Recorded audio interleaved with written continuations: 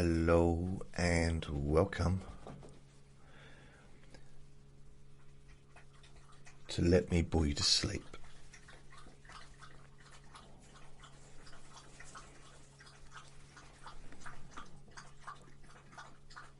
And Vinny drinking his water.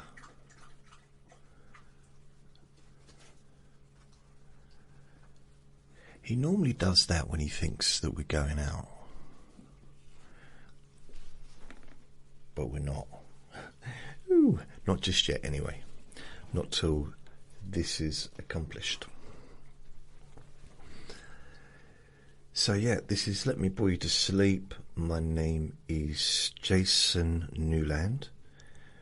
Today is Friday the 12th of June 2026. Please only listen when you can safely close your eyes. And what day is it? What day altogether now? Come on. Q&A, Q&A, Q&A. Friday.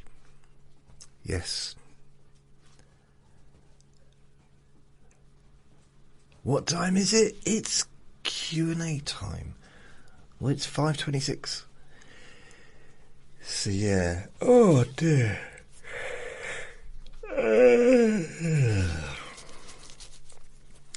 So my website is jasonnewland.com. All my recordings are uploaded there. You can stream them and you can download all 6 fifth versions of each recording. Everything's free. What else? I've got a YouTube channel. All my recordings are automatically uploaded to my YouTube channel, so that's easy to find. And every day I almost I also upload a recording to all 3 things. So it's TikTok, X and Instagram. If the recording is less than an hour, then it goes on the whole thing. If it's over an hour, then I can only put the first 59 minutes on there, which could be long enough for someone to fall asleep. I've still been continuing doing the Breaking Free from Control and Manipulation podcast. I've now got, I think, 22 or 23 episodes on there. So before I get on, there's a few messages I need to say. I got a message today from Katie. I'm going to read it out, and it's like a shout out, but I'll also, I haven't got her name to kind of mention, but anyway, I'll read the message out. Hi Jason. So this is from Katie. This is on Facebook. I hope you don't mind me messaging you, but hoping for a little favour. My mam adores you and listens to you every night to fall asleep. She really speaks highly of you, and I enjoy your stories and wisdom. She's had a fall on the holidays at the weekend and is doing amazing recuperating. And I just wondered if you could send her a little message on here for encouragement. I will send a separate message with her name on here for a message, if possible, please. Now, I can still, in my next recording, still say her name, but Katie's mum, hello, hi.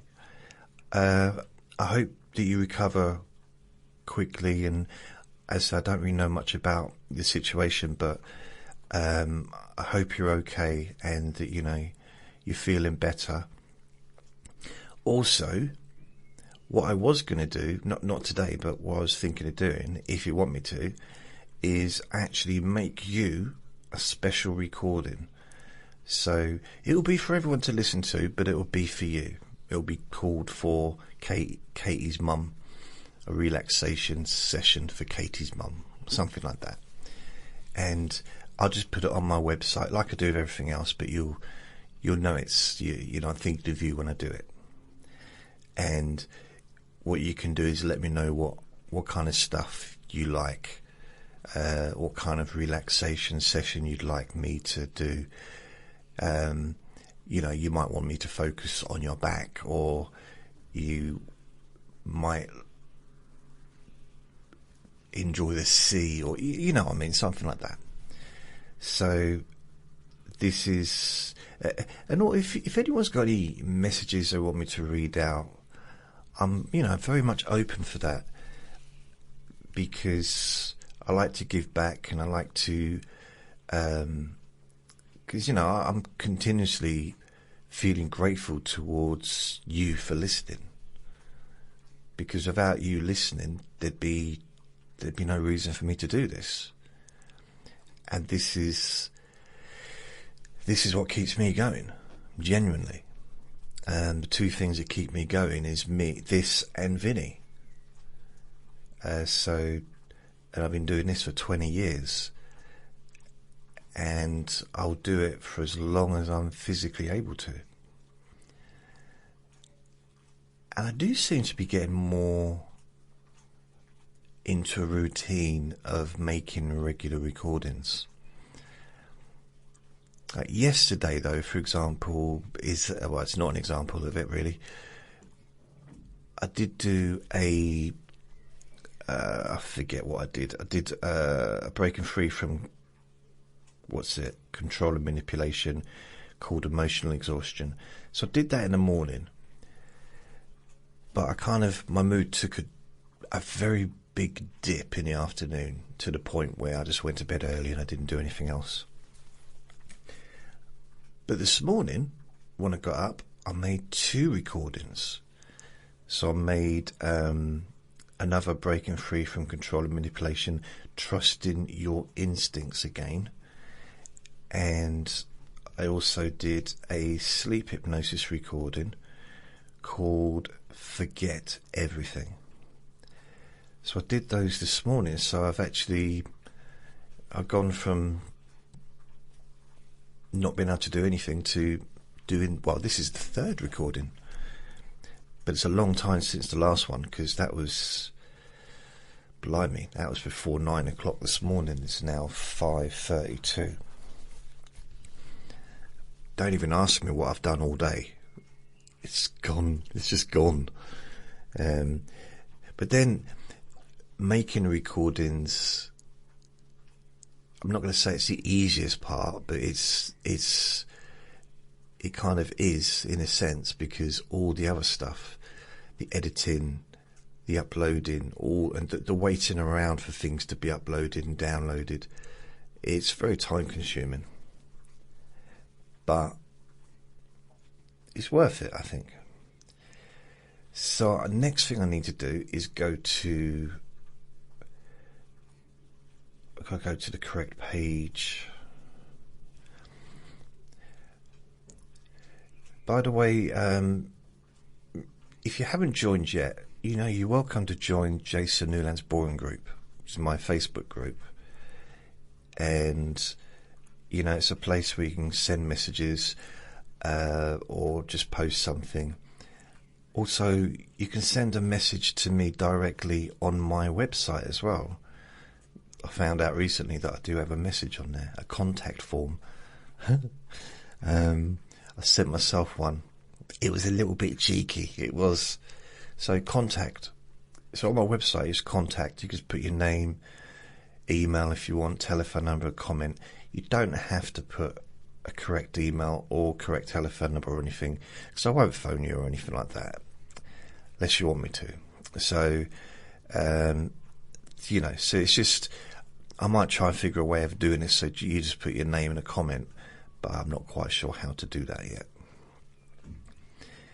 So the next thing is to go to my Facebook page. please, please, please let me go to my Facebook page. Okay, it's going to take me there in a minute. God, it's a bit windy out there. It sounded like... Ooh. So, I need to say thank you to 2 people who sent me PayPal gifts, because I did post something on my Facebook group. I can't even get onto the Facebook. Why is it not allowing me to get onto the Facebook group? It's ridiculous. Where are you? Facebook. Right, because the thing is, I've got 1, 2, 3, 4, 5 different Facebook pages and a Facebook group.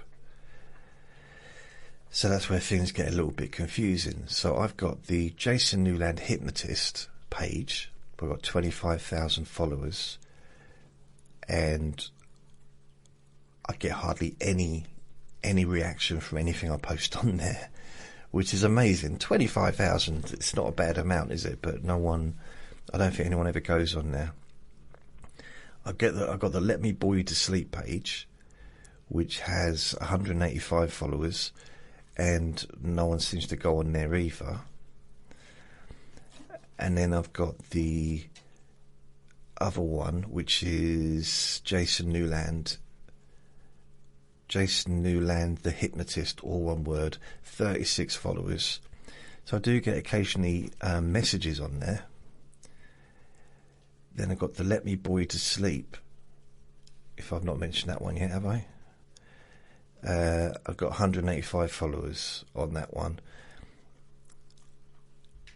And then there's my own normal page, Jason Newland, and I got 3.99 thousand followers on there. And again, I don't get much. I get the occasional like on stuff, but very little on there. And then I got my Facebook group. Where is it? My Facebook group. So if I come out of there, there it is. So my Facebook group is Jason Newland's Boring Group. And at the moment I've got 248 members. So, I did post, I thought I'd make it a bit snazzy. I don't know why, but I put a thing yesterday, buy Jason a virtual cup of tea. Smiley face, a little cup of tea. Looks more like a cup of coffee, really. Mind you, I remember, like, when I was a kid, we used to be mugs of coffee, cups of tea. Mugs of coffee, cups of tea. Not a mug of tea. You never get a mug of tea. Tea in a mug. But a cup of tea. I personally, I'd go for a mug of tea. I haven't drunk coffee in ages, really. Not myself. I sometimes used to have a coffee with a friend, but I haven't had a coffee at home for a long time. And then it says, if my boring voice has helped you fall asleep, relax, or escape the stresses of life, and you'd like to say thank you, you can send me a small PayPal gift. No pressure at all, and everything will always remain free, blah, blah, blah. Your kindness helps me continue making these recordings and keeping the podcasts online, which is true.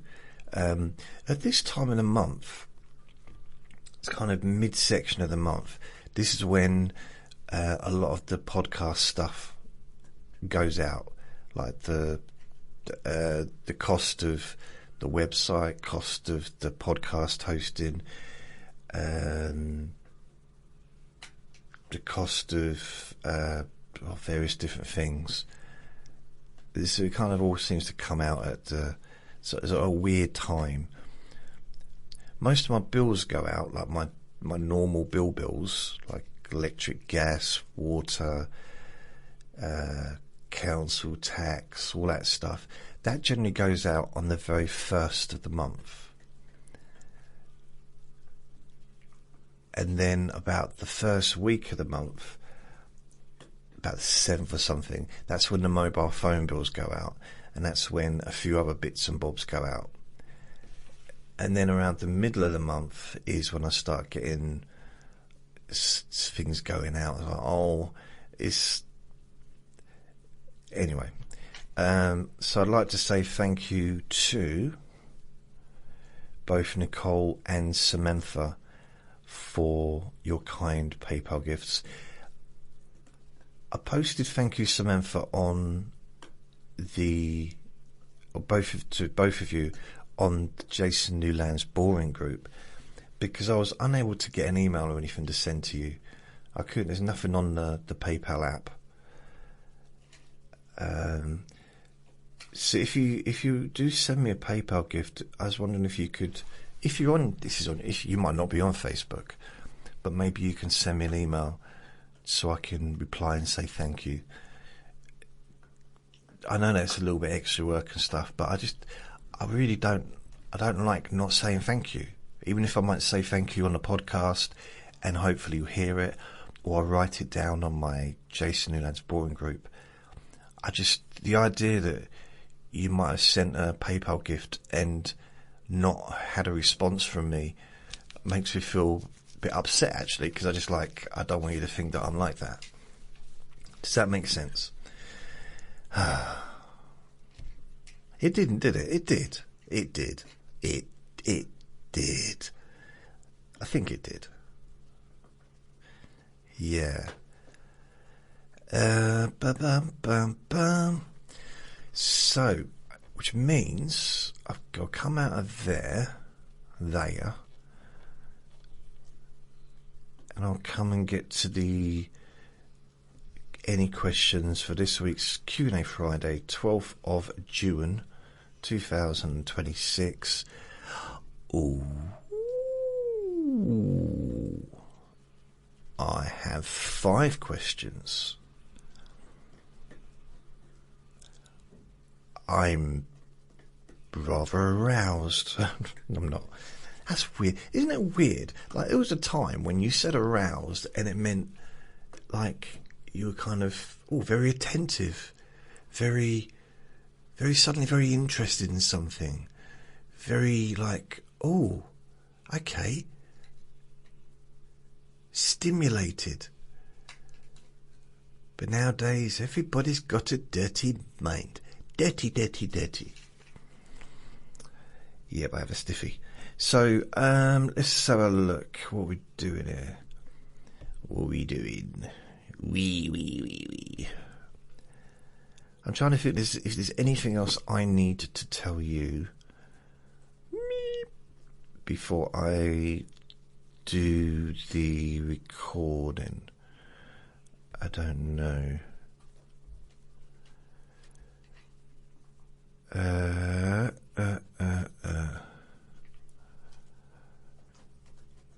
No, I can't think of anything particularly. No, that's it. So I've got my window closed, my door closed, and my curtains drawn closed.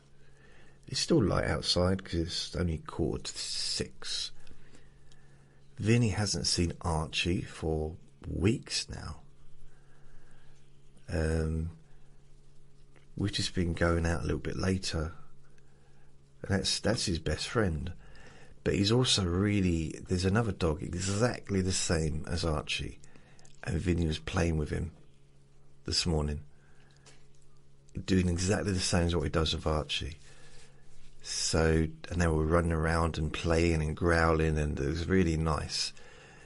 They were getting tangled because neither of them are allowed off the lead. He was like, okay, I wonder if Vinny thinks he's Archie. But I don't think dogs are like that, are they? It's more about smell, isn't it, I think? I might be wrong. But it's like the same type of dog. Looks the same to me. Just one of those cute little fluffy dogs. I don't know many dogs, breeds really, types, makes. I know you got whatever Vinny is, and I didn't even know what Jack Russell was before him, really. But then you've got different kinds of Jack Russells, because Vinny's very short-haired, he's ginger. If you look at Eddie on Frasier, he's got long hair and he's white, or white and grey or whatever, and he's got long, straggly hair. So I guess Eddie on Frasier's one of Vinny's best friends. Although occasionally he does bark at him, and I say, look, it's Eddie! It's Eddie, you see him every day. Sometimes, I just, it's been quite windy. It was rainy yesterday, proper rainy. Rainy. And do you know that kind of wind today? It's been... Do you know when you turn a corner and suddenly hit by the wind? But previous to that, it was completely quiet. Like, there was nothing. But you turn a corner, like the wind is just blowing in one direction. Or just down one road for some reason. It's a bit like that. It seems like it's just suddenly hitting my windows and then going away. It's weird. You're weird. So, got the boxing on tomorrow. Got the boxing on... I realise I need to get on with the questions. Is it annoying, people, that I perhaps don't do the Q&A, the questions? I do the questions, but perhaps I don't do them as quickly as I should be, considering I'm asking you to give me questions and then I'm answering them. Maybe not answering them as quick, like as early in the recording as I should, perhaps. I don't know. But I do always answer the questions if I can. Occasionally, I think there's been the odd one where I just didn't really have an answer. Yeah. Generally, I'll answer anything. I don't. Well, if anything, I'm an oversharer, aren't I? So I'm not really too bothered what I get asked. So I'll start with Shanthony. Shanthony asks, I did get a message on my, this is on one of my PayPal gifts. I'll read that out. Oh, wow, blimey, what's going on? Okay, right. This is from Samantha. Hey Jason, I have been listening to you for 7 years now, and you feel like an old friend in some ways. I instantly feel comforted when I hear your voice. I love hearing your stories, even if I never hear the end because I fall asleep. And I always enjoy your cheeky jokes. Ooh. I'm just wondering, is Samantha... Are you the person that I was taught from the message earlier? Is that you connected to that early message? See, I'm like a... Well, thank you for those kind words. I'm like a really bad Inspector Clouseau. And he was bad, wasn't he? Like a Sherlock Holmes, but without the violin. Shanthony asks, what is your favourite concert you ever saw? What were you like as a kid? Wow, how long is that recording going to be? Honestly, what was I like as a kid? You'd have to ask other people. I think annoying comes to mind. I've never been to a concert. But if I think of like a show, like I've never been. I nearly went to see Michael Jackson in 1988. So on my birthday, one of my birthday presents from my auntie was Michael Jackson tickets.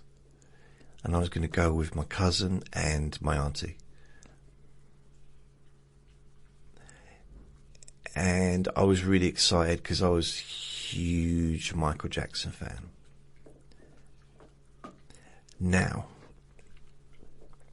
this is how my mind used to work. I'd literally... I was starting a new job just after my 18th birthday, because I had to be 18 to even apply for this job, and I got the job instantly, and I started like on the Monday, and it was in a factory that made meters. And what I did, my job was to put meters into boxes and package them onto pallets, stack them on pallets and spin wrap them, put the wrapping around them to make sure I didn't fall off. And that was it, really. That was my job. Now,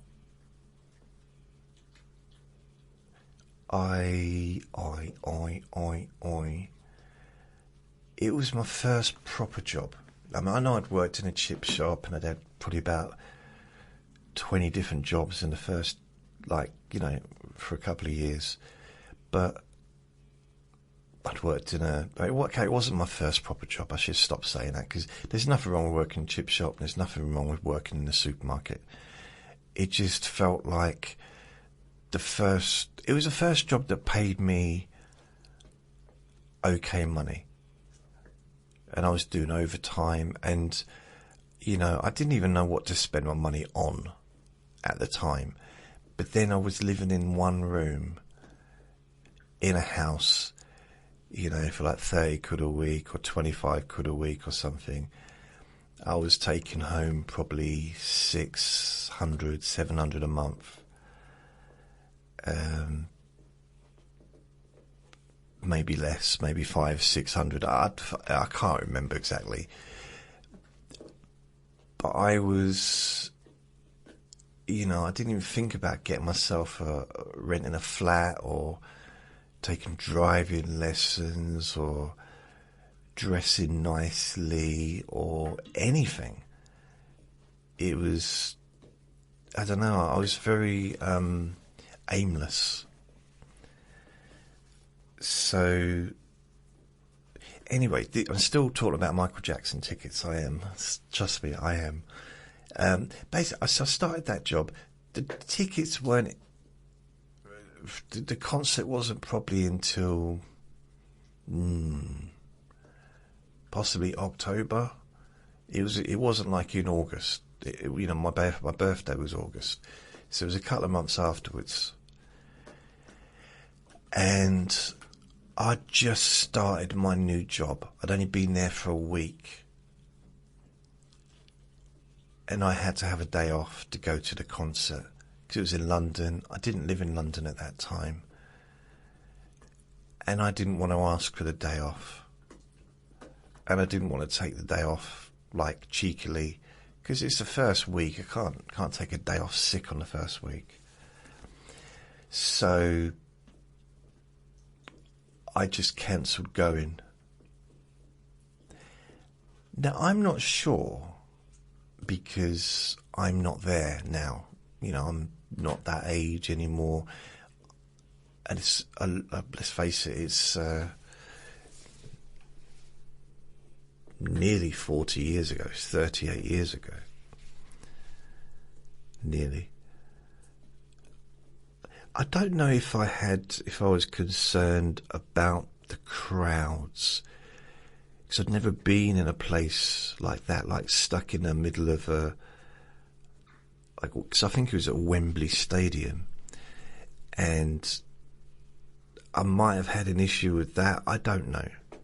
It might have been an anxiety thing, so I used my work as an excuse. I'm really not sure. Like now, I wish I'd gone, because it might change my life. But, And you might think, how would it change your life? Well, when I was, not just 18, but right the way from about the age of 8, I wanted to be a singer. And I used to write my own songs. I'm not saying they were good, but I used to write my own songs. And I used to, when I was around 14, I fell in love with someone, and I used to write poems and write songs for her. And she told me to go away. And then that's when I realised that not everybody appreciates somebody singing their own songs as like a love ballad to them. Not everybody appreciates a stranger doing that, especially through a letterbox. So, yeah, even at school, I was really into. I wanted to learn the guitar, but I never did. I bought a guitar, but it was a bass, so that was no good. And I thought it was. I wonder why. On the screen, because I got it from them, like a catalogue. And I forgot that guitars have 6 strings, like lead guitars. And it was an electric one. And this one had 4 strings, which meant it was a bass. And I couldn't really see how learning the bass would be useful if I was going to be a singer. It might have been, I don't know. I just couldn't figure it out. It was heavy. It was blue. That's all I can tell you. So I used to sing a lot when I was on my own. When I was upstairs, like when I was working, I used to sing a lot, and I used to listen to Michael Jackson. When I wasn't working, I was listening to Michael Jackson or Stevie Wonder, or trying to think, George Michael. People like that. I used to sing their songs. So I wanted to be a singer. I'm not sure if I wrote any songs during the period of leaving school, and I mean, really, the first time I remember writing a song after leaving school was in 1996. When I went around my cousins and we wrote a song. He was a musician, so we wrote a song called I Miss You to try and get my girlfriend back. And that was 96. So it was literally 10 years between me leaving school and writing my first song with music. All the others were just me singing. And I'd record myself and stuff like that. But I hadn't done anything for about 10 years, really. I played around with it in the early 90s, at home and that, and I got a 4-track. Actually, none of this is true. No, it is true. But I had a 4-track or an 8-track, and I used to sing bits and then put it together to make it sound okay. But I wanted to be a singer. That's kind of, I think the 2 things that I would like to have done, going back to the age of 16, or even 18, but 16, there was 2 things, and I just thought, I can't do them. I'm too old now. One was be a boxer. So I was 18, and I thought, I'm too old. Now, I could have gone to a boxing gym. I could have fought as an amateur for another 10, 15 years if I wanted to. I think is it 36 the cut-off point is for an amateur? So I could have fought for, 18 years. But I just thought, I'm too old for this. I can't do it now. And being a singer. And because I was in this little town in the there was nothing really there. There was no, I don't know, just, I don't know how to explain it. If I'd have been in, I don't know if it made any difference where I was really. It's just the people I was around. I wasn't around anyone that was into, if I'd have been around someone that was into boxing, it was boxing, so come to the gym. Or if I'd been around someone that was into singing, like they had a band or something like that, maybe I would have I would have kind of spread my wings a little bit and attempted to do it. Although I did used to, I just remembered, I'm not lying, but I'm just remembering memories now. Is it remembering memories? You don't have to say memories, do you? I'm just remembering. Because you can only remember memories, can't you? You don't need to say the word memories. I remember a memory. No, it's unnecessary, isn't it? So, two things actually that I remember when it comes to the music is, well, three things, but it's the same person, two of them. I went to, oh, wait a minute. I applied, I don't remember when it was. I think it was about 88, 89. But I applied to be the lead singer in a band. And I went to the next town, I think I got a taxi there. And I sung a Buddy Holly song. And they were like a 60s band. And they didn't want me. I failed the audition. I personally think I failed the audition because they didn't relate to me. Because they were all people in their, I'm not saying middle-aged, but probably at least 30s, maybe 40s, I don't know. And there I was, 18. And I don't think they thought they'd have much fun with me. They wanted to be with someone, like, I guess they didn't class me as an adult, maybe. They wanted to be around someone who was older. That's what I'm thinking. I might be wrong. It might just that they all thought I was rubbish, but I don't think I was. I don't think so. Another time, this is after I left school. Actually, when I was at school, there was this bloke called Sid, and he was... Can you flap your ears, please, Vin? Oh, thanks. My oldest brother was close friends with a bloke called Sid, who owned the Wimpy Bar in town. So me and my friends used to go into the Wimpy at night, like early evening, have a cup of tea and some toasted tea cakes and stuff like that. And we got to know Sid as well, and he'd chat to us. But we weren't drinking with him or anything like that, like my brother, because he was a lot older than me. But once, like, my brother wanted to, I think he had a guitar and he wanted to be in a band as well. Didn't want me in his band, but he wanted to be in a band. But I went round with him to play some songs I'd written. And I think Sid lived above the Wimpy. So I went up there with my brother, and I think there's a couple of other people. So they were all adults, and I was like 14, 15 maybe. And yeah, I'm not sure if they were laughing at me, but I think they laughed a little bit.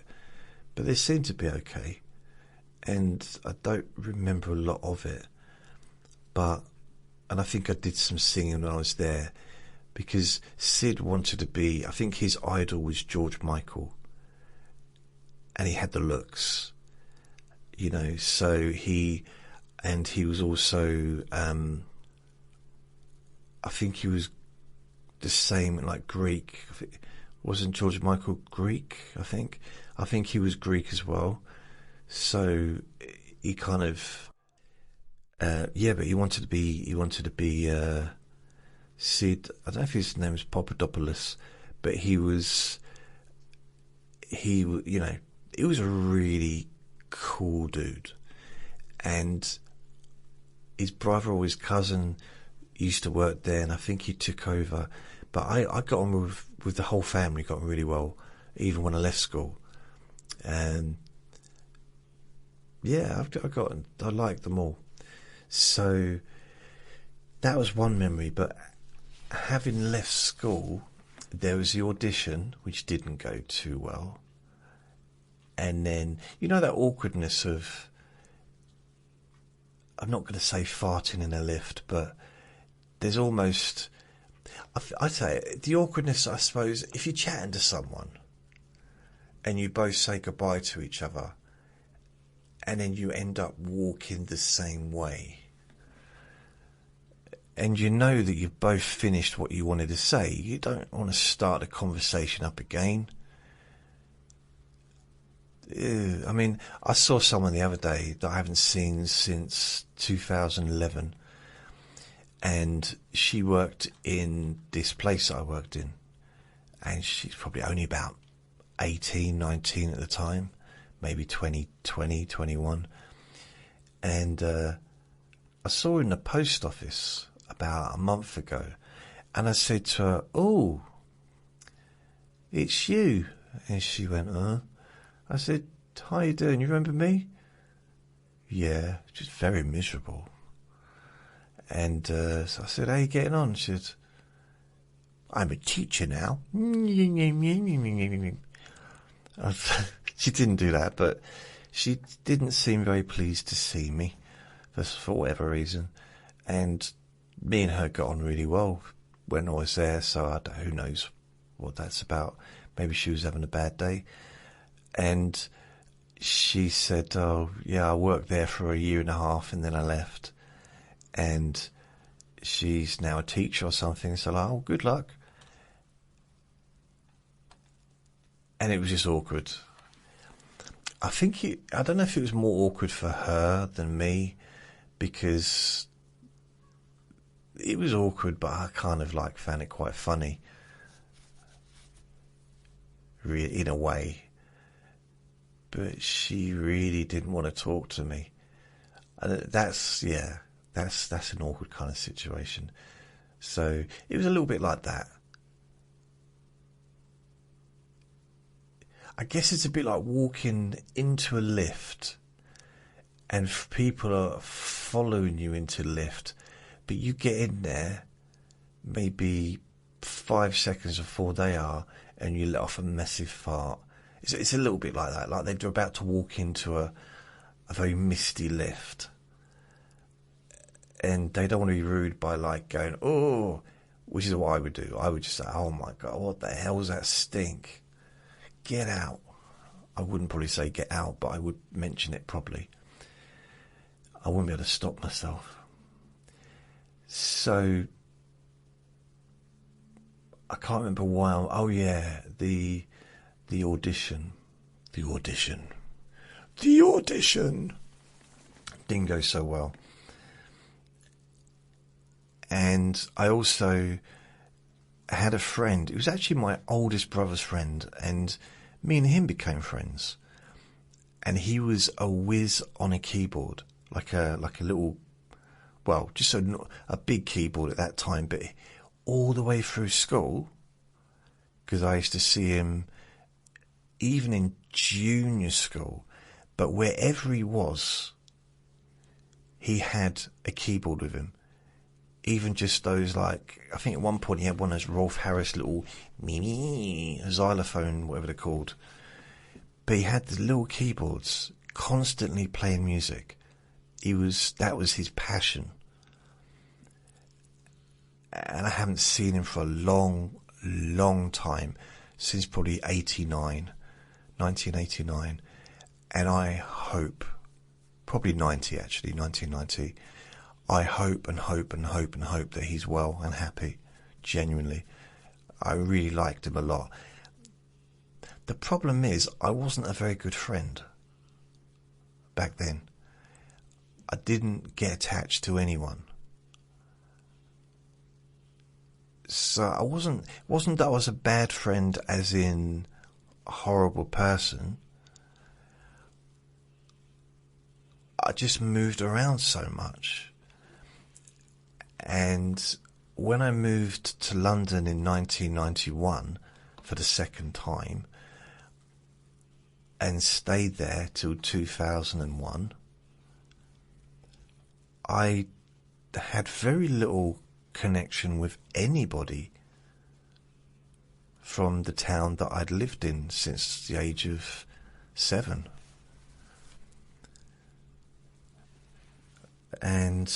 But we used to I used to go into his house and we'd jam, and we made this song. I used to remember it, but I forgot it now. And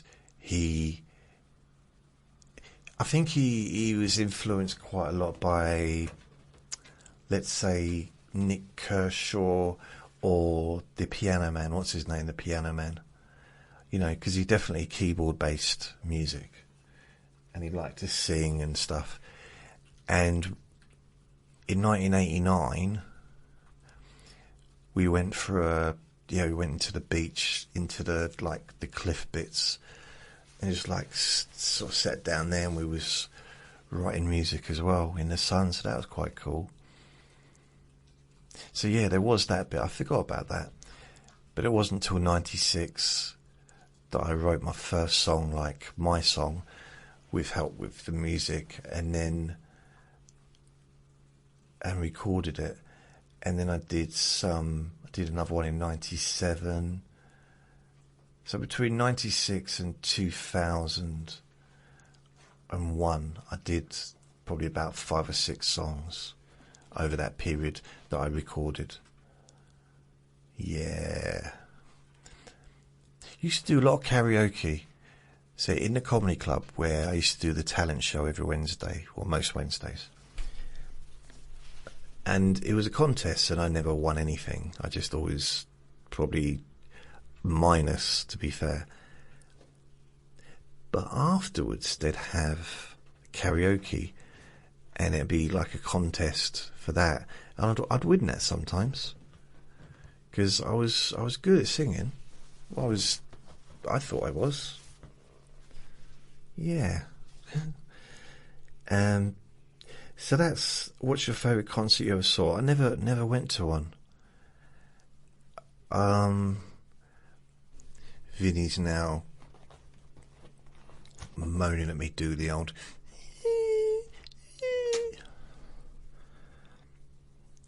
I know he can't help it. And I know, well, I guess he's extremely bored right now. But still, come on. What I do now is in the mornings when I make my recording, because it's the only time where it's quiet. I mean, it's not always quiet outside, but it's the only time that it's likely to be quiet outside for the entirety of the duration of me making a recording. And I just realised I didn't need to say entirety and duration, did I? Man! What I do is I leave him in the bedroom. So he's in bed, I get up, I close the door. And I close the door in here. And then when I finish the recording, I open the door. Which gives me... Well, I can't make a hypnosis recording with him scratching and running around and just doing his thing. But when I do a Let Me Bore You to Sleep, he's part of this. He is the co-host. Although I don't like it when he hassles me. But, you know, his little sounds he makes when he's chewing, or if he's running around, or he's just snoring or whatever. Occasionally he does do farts. I mean, I would never do that, but he does it. I don't edit it out because that is his contribution. See, I've never been to. I mean, I did go. My uncle. I told you, my cousin and my uncle my uncle was in a country band, and I did go and see him in concert once. So yeah, that was a concert, isn't it? So I'd say that's the best concert I've been to, I guess. When I was on the Isle of Man, and it really is, there's only men live there pretty much. I was very surprised. I thought it was like, why is it called the Isle of Man? But after like 5 days, I realised. Because I saw, 3 women the whole time I was there. I mean, I wasn't looking for women, I wasn't like, that'd be weird. But it's just all men. Just what's going on? I don't know how true that is, but that's how I experienced it. And I think it was the week after the TT races. It's one of the biggest motorbike race courses, or the most popular in the world, in fact, I think. The Isle of Man. TT races. So I'm sure there's plenty of both species there, but I just seem to be men there. I mean, I was with 3 women as well, so I guess I shouldn't really say that, should I? But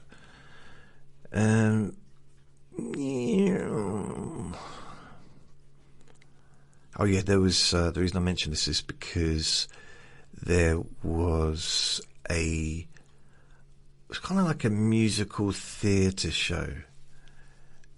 Lots of there was like an orchestra and people singing and stuff like that. So that was all right. That was nice. I felt a little bit, I don't know, there's something about just sitting there with people around me, behind me and in front of me and to the side of me, and I don't know where to look. Like, if it's a movie, obviously you look at the fire escape, but I do tend to look at the fire escape just because it's lit. It's like, I know it has to be lit, but it's a bit distracting. But okay, you look at the screen. But when it's an orchestra, do I look at the trumpeter? Do I look at the drummer, the violinist, the bloke with the stick, who no one's really making any attention to anyway? What's that about? It's called the conductor. I know what it's called, but really? Don't they rehearse? And they've got the music in front of them, so they're going to know when the violin comes in and when the trumpets come in. And a lot of this music is hundreds of years old, so they've probably been listening to them, heard them hundreds if not thousands of times,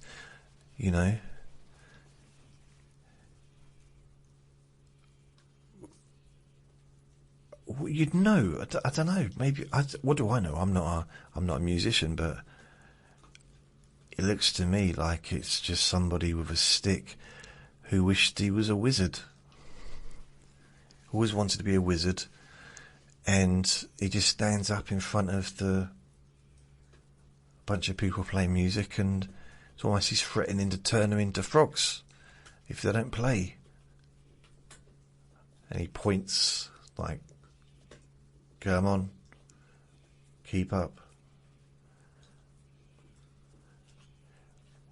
I was going to say my favourite song really as far as orchestra goes is the Frog Song by Paul McCartney. But then that makes sense, doesn't it? If it was a wizard conducting it, well, they were all human when they started, but he just was turning people into frogs by accident. Bomb, bomb, bomb. Bomb, bomb, bomb, bomb. That was a great song. See, yeah, I've never really seen a concert. I mean, that was a concert kind of. I've seen a pantomime, in 2005, went to a pantomime with a girlfriend and her kid. I think it was something, I don't know, Captain Hook or something. And when I was a kid, when I was like little, probably under the age of 7 anyway, living in Southend, the children's home, we used to go to Southend Pier because there was a theatre, probably still is, and I imagine we used to get 3 tickets and we'd be on the balcony, and we all held on so the nuns didn't push us over. But it was really, I quite liked it because there'd be pantomime every year, and sometimes we'd go to, because there's probably 2 things I remember. I remember Swan Lake, which would have been ballet, and then I remember seeing a pantomime which was Jack and the Beanstalk, because I fell in love with Jack. And even at that age I was confused. It's like, I love Jack, but, and I think one of my friends, or, well, to be fair, if you live in a kid's home and you sleep with them and you work with them and they're your family, they're not really your friends. Some of them you don't even like, but they are your family because you live with them. You're with them all the time. So one of the lads that I lived with, he said, "You don't love him, it's a boy, it's a boy." I'm like, really? I said, but this, I was probably 5 at the time, like 5 or 6, like, huh? I didn't really know where he was going with that. And it turned out it wasn't a boy, it was a girl. And I did point that to him, like, it's a girl, because boys don't have them. And it was an adult woman playing Jack. And he said, "Oh, okay," because there was a brochure, and I think her name was like Tiffany, or I made that bit up, but you know, it was a female name, and she was female. You could see that she was female, but it's Jack and the Beans, like with pantomime. If you don't know what pantomime is, by the way, I think it's quite a British thing. So you have men dressing up as women, women dressing up as men, people wearing horse costumes, silly songs, comedy. Like a standard thing is, have you seen Pinocchio? He's behind you. That's the audience would shout out, and they'd look around, and Pinocchio would like move around as he looked around, and he sort of kept behind him the whole time. "I can't see him. Come on, ladies and gentlemen, have you seen Pinocchio? He's behind you." And that would just go on and on and on to the point where you just, like, you'd have to get on stage and say, "Look, that's enough now. Yeah, he's there." You're like, "Here he is. Look, Pinocchio, meet Doris," or whatever the person was, Captain Hook, Pinocchio. We're not dumb, you know, we're kids, but we know that you know he's there. You know how we know? Because you do this show every day, twice a day, for about 6 weeks, leading up to Christmas. Or this is the one night that you forgot that he was there, is it? None of that happened, but it does sound like it could. Swan Lake was lovely. It's a lovely scent. I'm sure we watched the Nutcracker as well. And then I remembered, no, we didn't. I was in the Nutcracker. At school, I think it was junior school, me and my friend Dean, we played the kids in a Nutcracker. So we had our own pantomime kind of thing, or play, Christmas play. And it was families turned up, parents and all that stuff. And me and Dean, all we did pretty much all the way through was laugh. So I think we pretty much ruined it. Not on purpose, but we just laughed because we were in it a lot of the time, because we were just, as the little kids, we weren't even have a speaking part, I don't think. And yeah, that was fun, I think. I mean, I was in a concert, like a musical concert, where I played the violin with another person, but that was like just not a solo. Whatever a solo plus one other person is, you know, that was that, and that was just like a one-off thing in a night of music at my junior school as well. But favourite concert I ever saw? No, I haven't really seen any. I mean, I've not been to any. If I was going to say my favourite concert, I'd probably go for Delirious, which was Eddie Murphy's concert, his live performance. And when I saw that for the first time in 1988,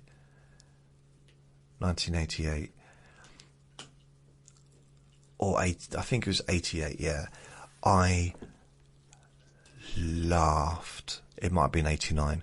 I laughed so much through watching that. And it was a concert, but it was like they released it at theatres, but it was a comedy concert. So I guess I'd say that concerts that I really loved have been comedy rather than music. But I haven't seen really any live bands. But I nearly went to see Michael Jackson. I could have gone to see him, but yeah. The next question, Shanthony. What was I like as a kid? Annoying. I'll go back to that same word, annoying. I was tiny. So the thing is, in my mind, my child is broken up into different parts. Some parts I don't remember anything about. So the part where I lived with my dad and my mum for the first 6 months, I don't remember that, obviously. And then the part when I was living with foster parents for about 1.5 years, till I was two or whatever, I don't remember that either. And then the part where I moved, I went to Newcastle with my mum. She came and got us between that age, so between 2 or 2.5 and 7. I remember part of that time. And that time's broken up between living with her, and she moved around a bit, and then living in 2 different children's homes. And then the next section of my childhood is at 7, or just before I turned 7, moving in with my dad and his new wife. So there's that part. And then that's broken up, so that between 7 and, I suppose, leaving school at 15, that's when the family kind of stopped. So for those 8 years, is that 8 years? 7, 17, 8 years. So for 8 years, we lived in 3 different houses. So the first house we lived in was my stepmum's mum's house, and that wasn't for long. And then we got a council house. Lived there till I was about, just before I was 9, I think. And that was my favourite place I've ever lived. And so that's broken up, those 3 sections by where we lived. And that was the first time I'd ever had my own room. So that was cool. And then my little brother came along the day before my 8th birthday. So that changed everything. And then we moved into this big house that had enough rooms for all of us, which was 1979 to 1985 or 1986, because I was 15. So for 7 years, or 6 years, sorry, 7 years? 6? I lose track. But anyway, it's so we was there for that period of time. So I kind of think of my childhood like up to that age, pretty much, sort of 15, 16, 15 really. When I left school, as far as I was concerned, the childhood ended when I left school. Some would argue my childhood ended at 6 months old, but hey, depends how you look at it. So I break it up. So what was I like? When I was very little, I was very premature. That's when it wasn't an insult. It's really, really premature as a kid's fine, but you get called that as an adult. It's an issue, isn't it? So I was... God, now it's like raising a Titanic. So now, I was thinking... I don't mean old and rusty, but, you know, it's not far off it. I was trying to think, probably... I think I was quite quiet, I think. But at the same time, here's something I do remember. I wasn't scared of other kids. Even though I was little, I did have 2 older brothers. And we had lived on a very rough council estate in Newcastle. And we'd also lived in 2 different children's homes, which could get rough at times. So I didn't have any fear of other kids. So that's one thing when it came to, I didn't kind of worry about other kids, you know, generally. But I think I was quite a nice kid, I think, when I was little. I was rough. I guess I was rough when I was like living in Newcastle and in children's homes. I didn't give in. So I used to have like a standoff with the nuns in Southend, because they were determined I was going to eat the food they gave me. I was determined I wasn't. So they would leave me and make me stay at the table for as long as it took me to eat the food. So I stayed there for hours, and eventually they let me go. I wouldn't do it. And I'd say to them, I just want beans. Beans on toast. I didn't like the stuff they gave me. Not all of it. I must have eaten something, otherwise I wouldn't have survived, would I? But I didn't like a lot of the stuff that they gave me to eat. And I wouldn't back down. So I don't know where I got that from. At school, when I was little, I suppose really I can't remember much about school before the age of 7. And then I went to 3 different schools, junior schools. I went to one at 7. I was at a different one at 8. Really, Vinny? So I was one at 7, I was at a different one at 8, and then I went to another one at 9, which I was at for 2 years. So my memory of junior school is I used to be quite protective towards other kids that had, we could say, disabilities or disadvantages. I'd look out for people. I don't know why, but I just did. And it wouldn't matter how big the person was that I was dealing with. If they were out of line, I would kind of tell them off.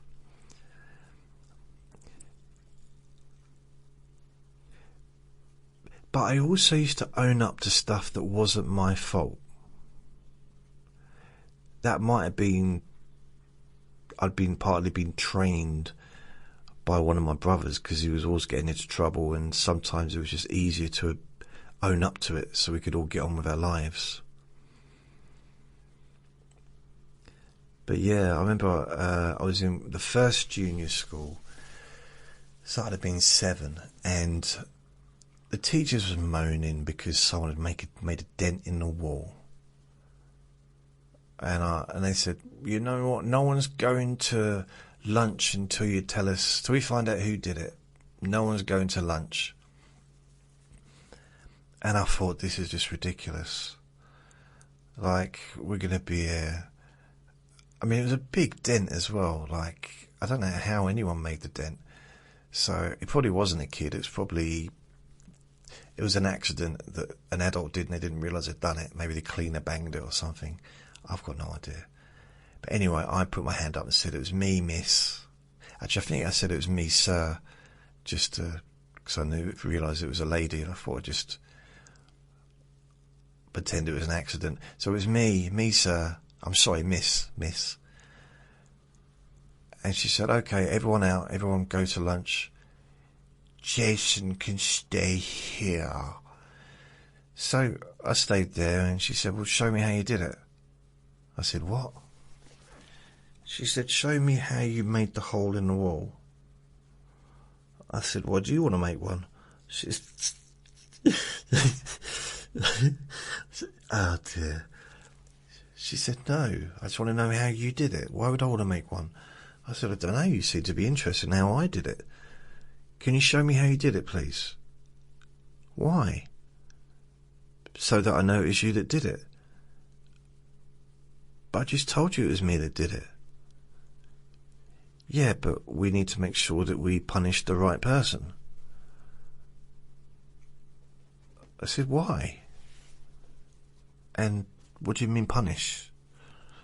So I don't know what they had planned for me. Anyway, I said, okay. They said, show us what I said, I used something out of the cupboard. Well, show us. So I went in there, but bearing in mind I hadn't done it. And I went in there and pulled out a bit of Lego. But it was one of those big plastic block of Legos. Not like the little bits, but which actually probably could scrape a bit of the thing. But these ones couldn't do anything anyway to anything. That's a sentence, isn't it? Can do anything anyway to anything. So I said, yeah, I used this bit of Lego. This big block of... I don't think they were called Legos, but, you know, it's a similar kind of thing. And she said, show me how you did it. So I kind of scraped the wall. And she said, you didn't do it, did you? I said, yeah, Gov, honest, I did, honest. You've got me banged to rights, honest. And she said, go to lunch. And she just sent me to lunch. So I'd never heard anything more about it, actually. I reckon one of the other teachers, they're probably in the wherever they all hang out at lunchtime, probably discussing it, and someone said, oh, boy, that was me. Yeah, I backed my car in there by accident. Why the car was doing inside the school, I don't know, but it was like, oh, better not mention it then. It's all right. Little Jason has admitted to it, so we can just let it go, really. Doesn't matter. But that did happen. The part of it happened anyway. I used to admit to things that I hadn't done. Just sometimes just easier, that whole tension of like, well, you're all staying here till we find out who did it. Someone did it. It's got to be one of you that did it. Ooh. And the amount of times that my brother would do stuff and I'd see him do it, and then the three of us, like me and my oldest brother and my other brother, would be standing there and we'd be getting told off, and told, well, one of you did it. We know that one of you did it. And we'd all have to just stand there and not say anything. It's just hard work, it was. Because I was a good kid. I think I was a good kid, generally.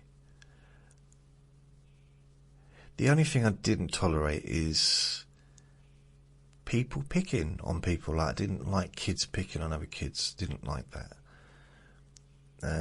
Or picking on me, or attempting to. So, I don't know, just rudeness. I mean, I got into a punch-up with a kid that was swatting bees. Like, messing with, like, a bee that was, like, just on a sniffing. I don't know what do bees do, sniff flowers and stuff, don't they? So, well, that got stopped by a teacher. I just didn't like it. It's like, don't stop doing that. Yeah, I don't know. I was just tiny. I was like I don't know, just trying to think. I was a reader. I was quiet, but not always. I was romantic. I had much more romance in me when I was a kid than I ever have done as an adult. I was very, very romantic. I'd write poems and songs, literally like from the age of 8 onwards. I wrote this song to Mandy, who was in a caravan site, and I met her. She was about the same age as me. Maybe she was 9. Maybe I was 9, but I think I was around 8. And wait a minute, was I 15 and she was 20? I don't know, but I felt I was quite young. And I met her and we got on really well, and then she left. And though that was the period when I was really cute, before I got all acne and teenage years, and I think I was like the cute kid. Oh, and my brother's girlfriends or whatever. Oh, he's so cute.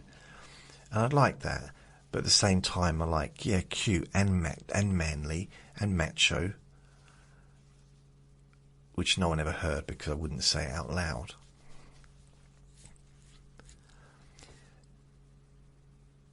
But yeah, I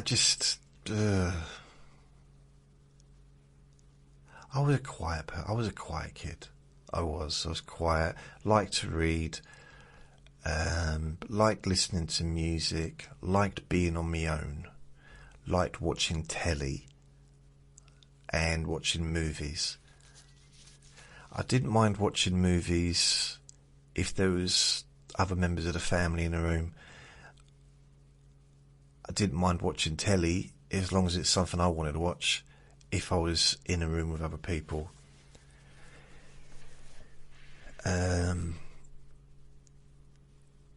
Yeah, I wasn't really sitting in the garden type, because back then it was like normal if it's sunny. In the garden, everyone, in the garden. Let's sunbathe. Like, I was a kid. Why would I want to sunbathe as a kid? But especially with my skin, I haven't got the right skin for sunbathing. And it's inside out. And I used to read, and I remember once my dad shouting up to my bedroom saying, "Oi, Jason!" Oh, here we go again. So what would you want? I didn't say that. I said, "Hello, hi Dad, Dada, how can I help ye?" He said, "Come on down, it's summer, come in the garden." I said, "I'm reading a book." And he just looked at me. I was like, okay. I took the book with me, but it's like, the sun was shining in the room. I was happy just lying on the bed reading a book, which is what I like to do. I loved to read. One of my top things in the world was to read. I just loved it. I do also like TV and all that stuff, but I like to read. It was just me and my own, me, myself, and I love books. It's hard to know what I was like as a kid because no one's told me. I got nobody to tell me what I was like. My dad doesn't remember anything, really, about what I was like as a kid. He doesn't. You can ask him anything and he wouldn't know. Personality-wise, what I was like, nothing. You could ask my nan, but she's not here anymore, so you can't. You could ask my brothers, but they're not around. I don't know where they are, so they're not about. So, and my stepmom, that was my mum at the time, she's not about. She's gone. She's still around, but she's not near me. So there's nobody I can get any information about what I was like as a kid. So if I was going to write my life story, it would all be completely introspective from my perspective. Too many perspectives in that sentence, wasn't there? All through my eyes, without any kind of,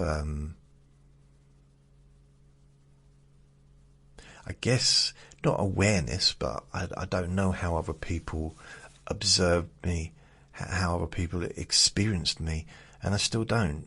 And I'm still making mistakes with people, even now at my age, thinking that I'm helping people, and sometimes it just turns out that I haven't helped at all. It's like, oh. I think that's why I prefer just to do the online stuff, because real life people, I just found it difficult. Yeah, but I think I was an okay kid. I was solitary. I was moody. I used to bottle things up. I know this is serious, but it's not super serious, but I didn't know why I was feeling the way I was feeling. And sometimes I'd go home and I'd go up to my mum, my stepmum. I called her mum, by the way. I didn't call her stepmum number one. I didn't. I called her mum. And I absolutely adored her. And I never loved anyone more than her in my life. She was the person that I loved most in my entire life. So although I do say, oh, stepmom, she was my life. Because from the age of 7, or just before I was 7, I attached myself to her. Like, really, really attached myself to her. And I wouldn't let her go. I think I was a little bit clingy, to be fair, but it was almost like I finally got a mum. And I wasn't going to let her go, and I just absolutely adored her. And also, obviously, I really, really loved my nan as well, but it was a different relationship. You know, my relationship with my nan grew as an adult. My relationship with my nan when I was a little kid, between ages of, I didn't know before I was 7 anyway, between the ages of 7 and 15, 16, I'd see my nan, but I didn't have that much in like conversations with her on her own. That happened when I got older. So what I was like as a kid, I wasn't a bad kid. I wasn't good at sports necessarily. I wasn't interested in sports. I felt as I got older, I noticed how small I was, because a lot of the other kids they were just getting older, going through puberty, and I was still a kid. You know, by the time I got into the 3rd or 4th year, I was surrounded by grown men. And I was still a kid, waiting for my voice to break. I mean, it wasn't easy, really.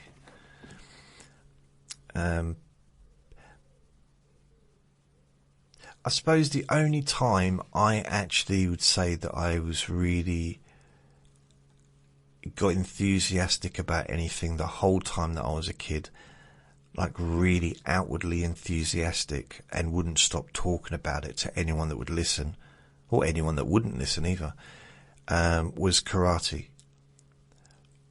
Once I went to karate, that was it. That was my entire life for the last couple of years of my school life. That was it. It's the only thing I thought about. It's the only thing I talked about. Pretty much that, and training and health and, things connected to karate, martial arts. So yeah, and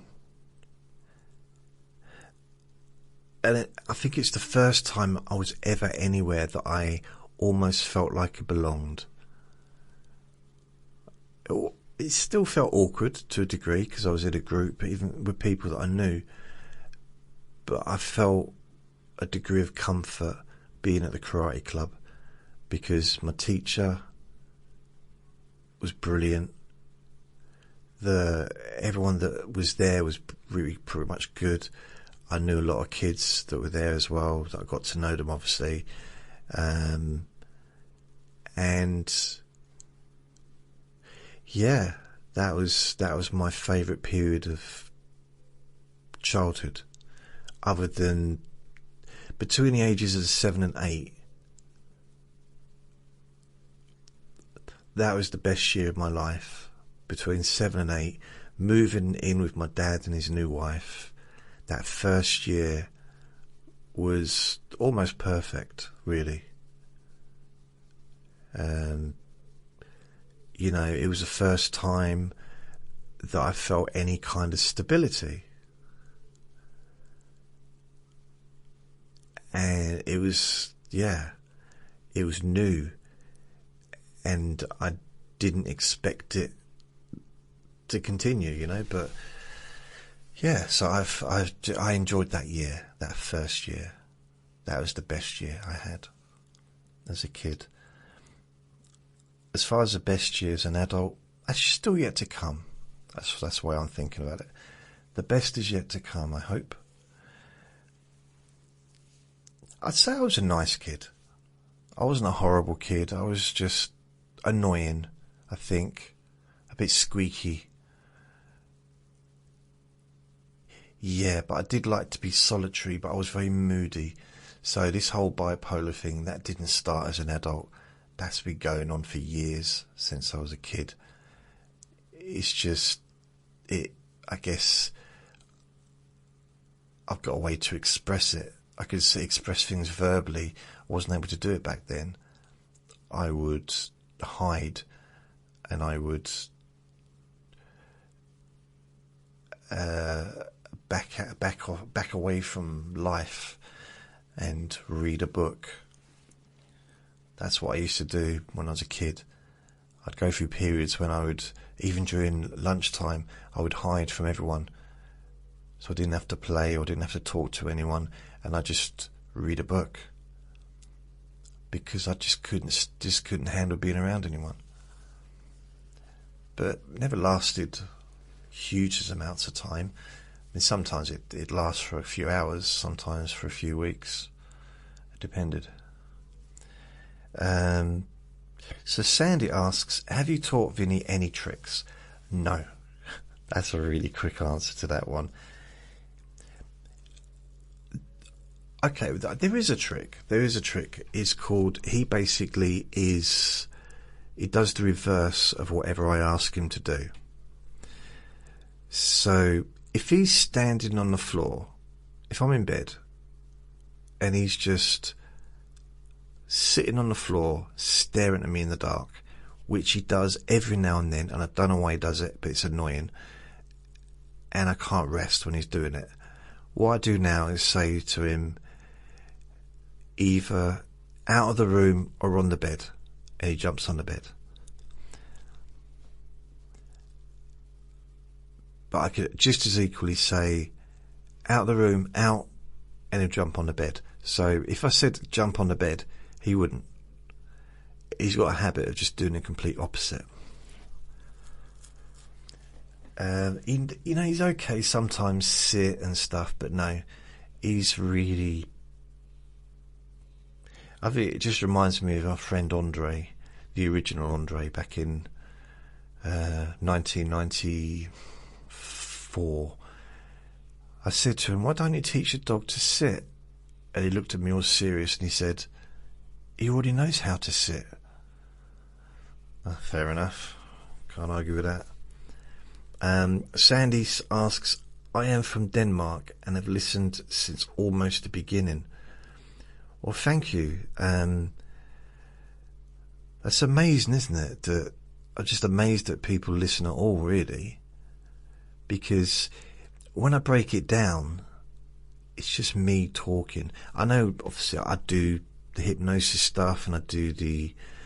I'm currently been focusing on the new podcast I've been doing. But the Let Me Bore You to Sleep ones has been 8 years, over 8 years now I've been doing this. And altogether 20 years doing all the hypnosis stuff. But I think a while ago, I started to think to myself, why are people listening?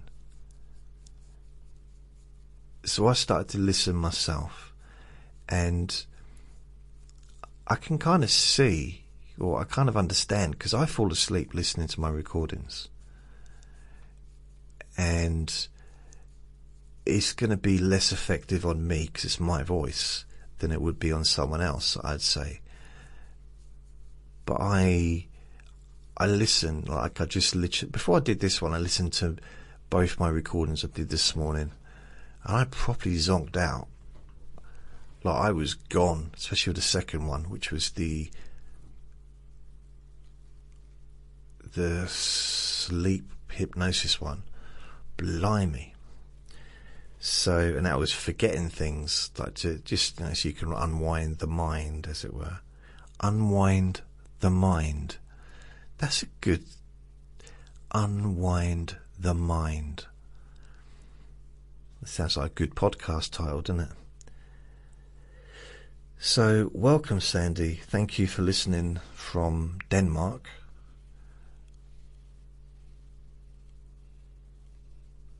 I've never been to Have I been to Denmark? Been to Amsterdam. That's not in Denmark, is it? Netherlands. Netherlands.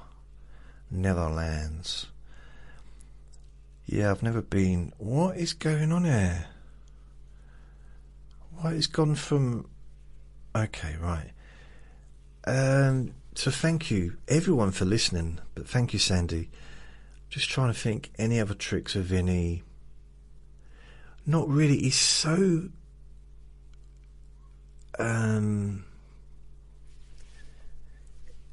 He won't do anything he doesn't want to do.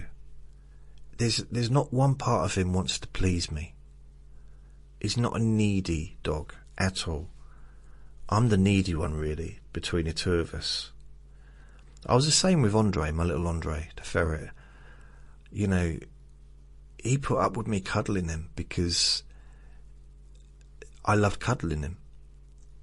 I remember I was downstairs with my friend Luke, and he said he could see that I looked a bit anxious, and he said, do you need to go upstairs and cuddle Andre? So he knew it, because like cuddling Andre helped me emotionally to relax and to, you know, de-stress. Vinny doesn't do that. He won't cuddle. He'll cuddle up to me and, you know, let me stroke him and stuff, but he won't let me cuddle him, like put my arms around him and stuff. Won't do that, which is a shame, because I'd kind of like to do that, but hey.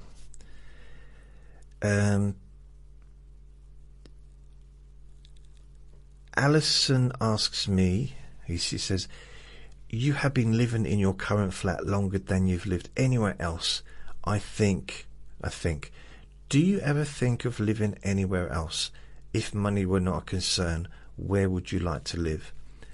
And then Alison added, haha, I just noticed a similar question was asked last week. I must have slept through it. I can't remember what I answered last week. Anyone?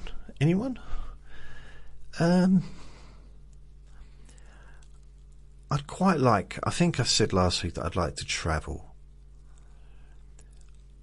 At this time of my life, I realised there's places I don't want to go, but there's places I'd quite like to go.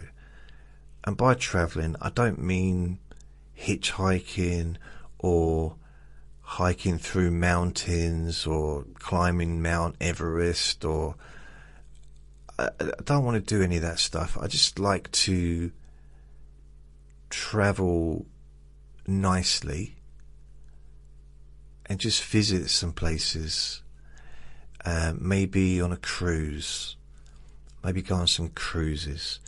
So I'd like to go on some cruises, and then it needs to be the kind of travelling where I can continue to make my podcasts. That's like an important part of it. Well, it's very important.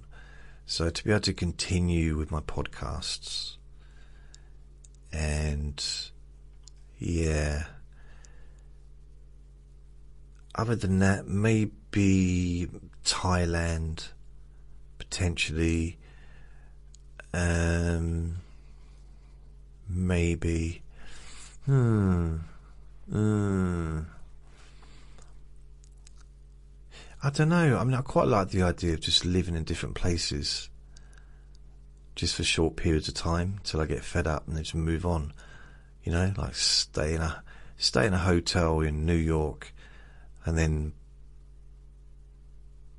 go somewhere else, Washington, or then maybe go to Canada and Montreal, and just maybe then go back to California, and then maybe to Mexico, Venezuela, or all the different places. Just it'd be nice, but not if I was going to do it by road. But I don't drive. But I don't know if they still have the Greyhound buses.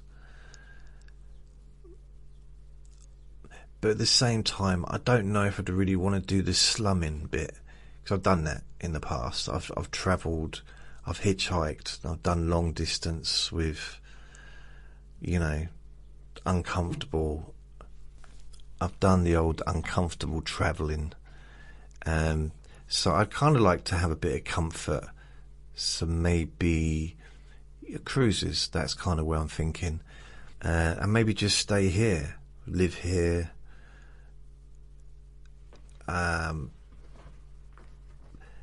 Get someone to look after Vinny for a week or two if I was to go away. But I would need, financially, I would need to have an income. I mean, I've been looking into the potential of, could I get a sponsor for what I do? Some kind of company. I mean, I think the ideal situation would be somebody that really, really appreciates what I do, and they listen, or maybe they've listened, in the past, and it means, they think, well, okay, I'll get my company to sponsor you, and to get some kind of like a 10-year contract sponsorship. That's probably asking a lot, but something where I can then just say, cool, I continue making my podcasts, and I can also live a decent lifestyle. So, but also, I might need someone to take care of these podcasts as I get older. There might be some things that I'm unable to do. There might be some things I might, whatever, life, who knows. But I don't really want all of my work to go and just to be forgotten. I know technically a lot of it can't really be classed as work because I'm just talking about farting and stuff, and I don't know if anyone would want to listen to this in 20 years' time, listen to a recording, Let Me Bore You to Sleep, Q&A Friday from 2026 in 2046, when if I'm still around, I'll be 76.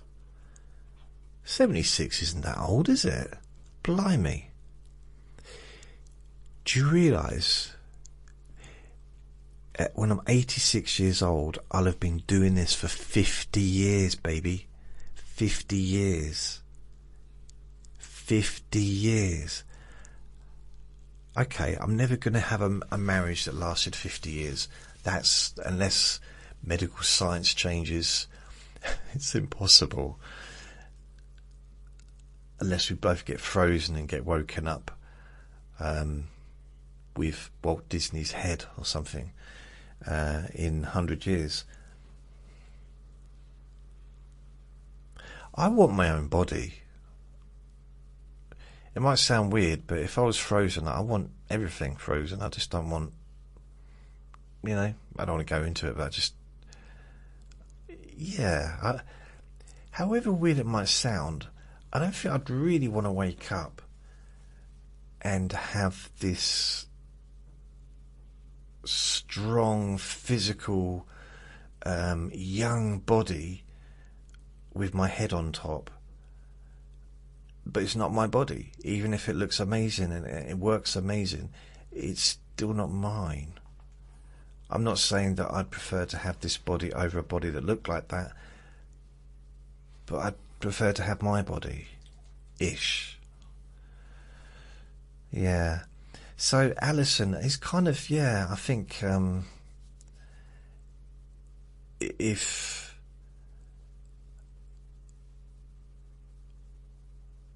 the whole if money was not a concern, that is the big part of it, really.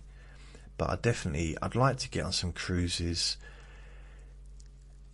and really, in all honesty, I'd like to have something to talk about and to do something, because my day-to-day life is there's just nothing really happening.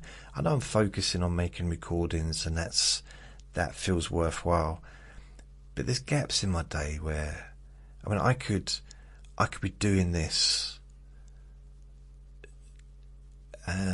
living or just travelling around the world. I could be doing this same thing from a desk in a cabin on a cruise ship. But then when I'm not making the recordings, or when I'm leaving things to upload, I can then go to the bar or watch a movie, or just watch or go on an excursion, or just look overboard at the sea, just look at the sights, or maybe even talk to other humans. I suppose that's a possibility.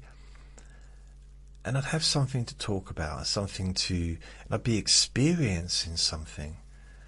Because these days I don't, other than making the recordings and having the odd conversation with other dog walkers, that's kind of it. There's not much going on. And I guess maybe that helps. Maybe that's useful for making boring content.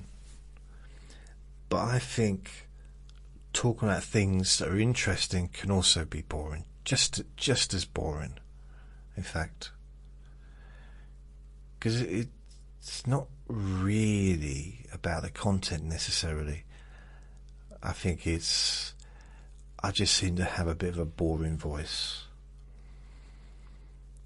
So thank you, Alison. I think that's what I said last week. I do. And lastly, I got Dawn. Do you have any tattoos? I got one in London when I visited from the States. Well, I'll show you mine if you show me yours. Yes, I do. I got one tattoo when I was 16, I do believe. And I was just travelling to the next town with my friend, Neil.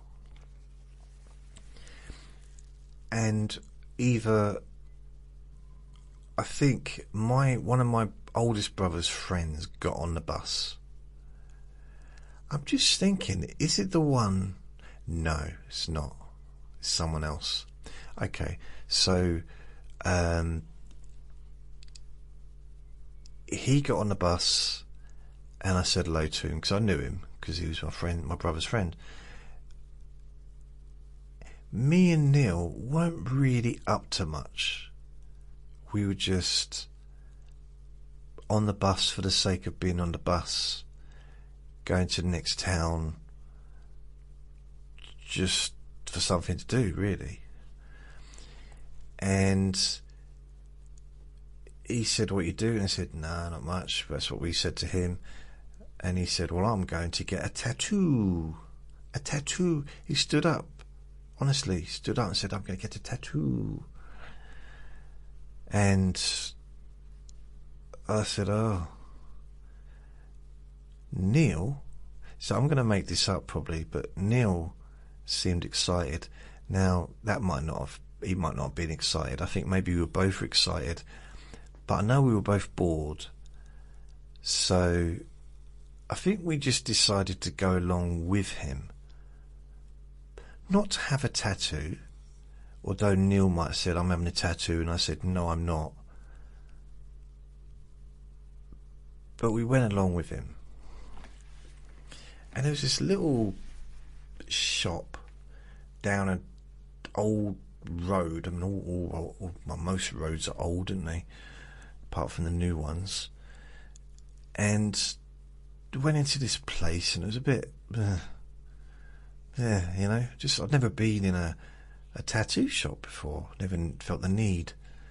Plus, I wasn't old enough to be in there. Anyway, he already knew what he wanted because he took a picture with him. And the tattoo artist came out and said, "What about you lads? Are you getting one?" I looked around thinking, he's not talking to me. I'm only 16. And Neil said, "Yeah, I'll have one of them." So he was looking on the wall, and there was, because he was Scottish, he chose to have a Scottish flag done on his shoulder. And then the bloke said, "What about you, Chuck?" I don't know if he said Chuck, but he did say, "What about you?" I think he did. And I was like, couldn't really decide. Never been great at deciding. One of those things over many years, like, oh.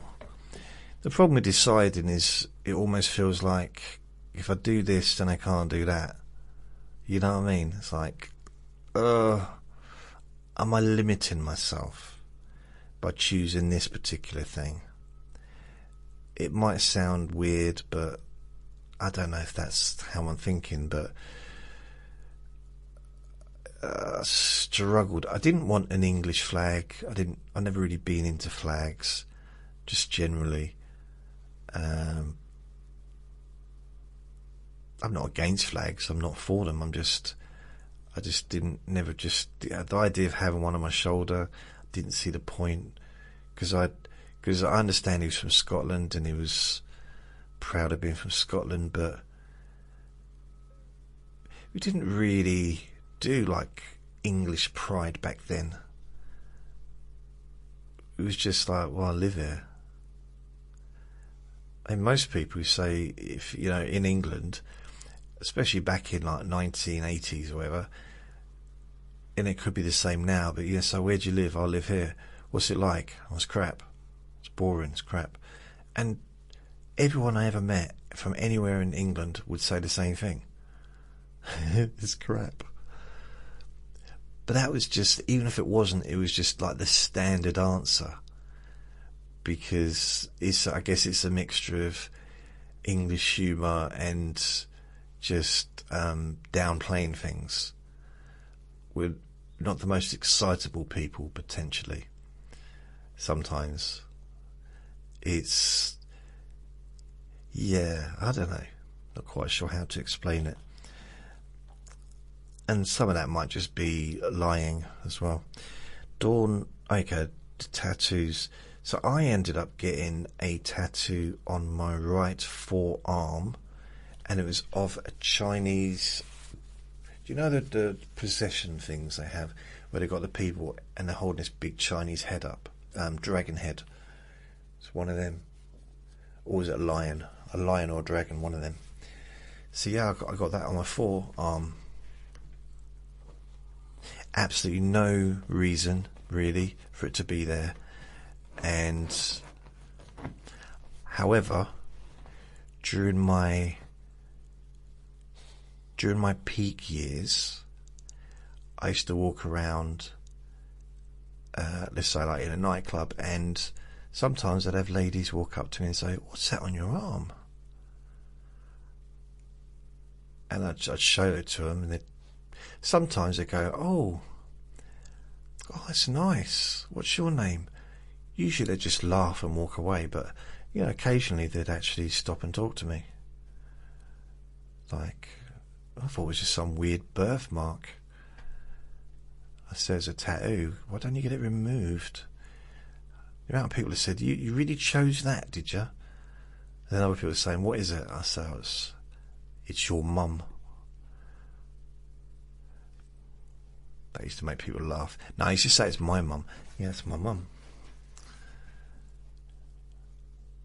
I was listening to this on TikTok. This person was talking about.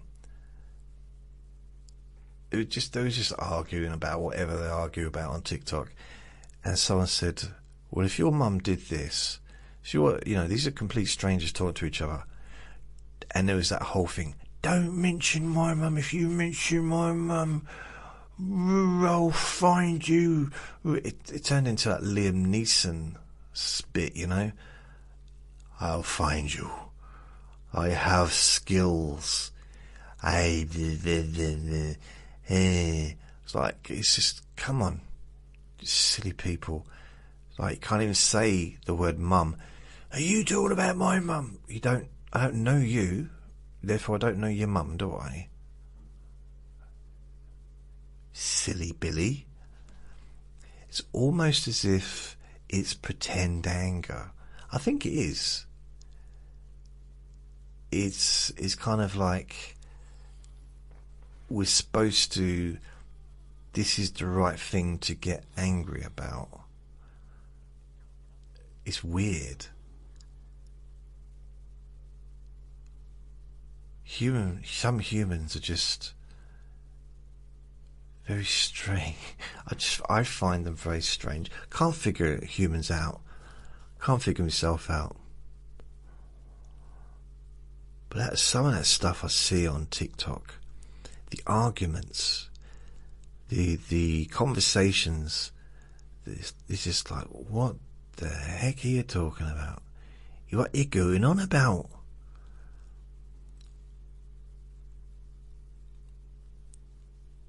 And there's this, was it the other day? It was, what was it? I had this idea, don't steal it though, but I had an idea of a news show. But it was all done like TikTok. And some of the language, it's all TikTok language as well.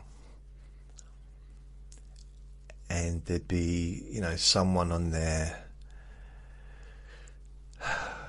I kind of outlined it in my head earlier. I don't want to ruin it by telling you what it is, because I think I'd quite like to put it together just as something to do, as a little project. But it'd be really weird, because especially some of the language there's certain things you can't say on TikTok. So you have to change the language to something else. Yet, if you was to describe that scenario, let's say it was a news bulletin, for example, and you described it in TikTok language, it would be so disrespectful to the victim and the families. Just because it's like you have to use weird, I don't know all of the different terms, but I know a few of them now. I haven't been watching TikTok for a few months now, on and off. I find it very, very strange. Very strange indeed. I wonder if I've had any phone calls. Oh, did I tell you that I had a problem with... Oh, I've now found... I've got a message from Catherine from earlier. My mum's name is Christine. She's a huge fan. Christine, yeah, isn't it normally Christine that listens to me? Yeah, she's a huge fan, listens nearly every night. At the minute, okay, so... right, I won't read it all out. Catherine, I'll reply to this. It's basically said, what I'll do is I will do a recording, even if it's not I'll just do a recording, even if it's only 5 or 10 minutes, just for your mum. Okay, Catherine? And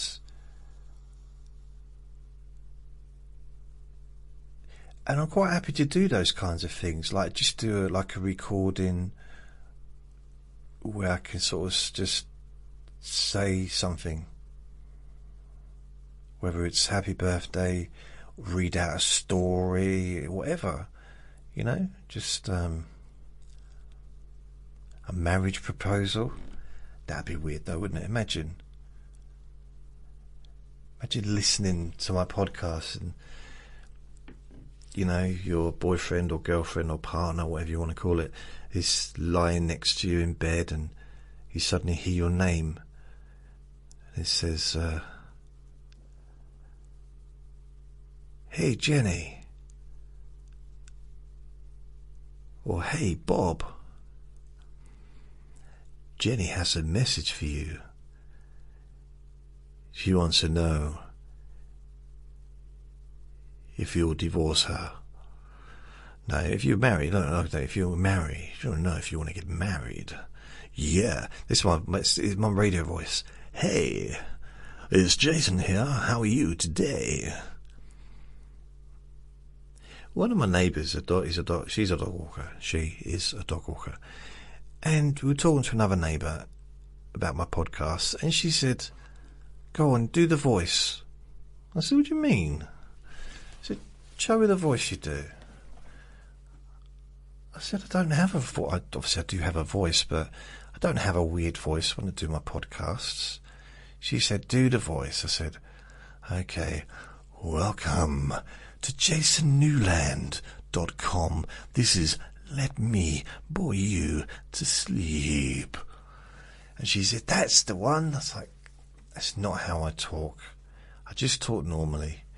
I just a bit slower. Well, I don't talk fast anyway, but it's just a bit calmer. Maybe, especially the hypnosis.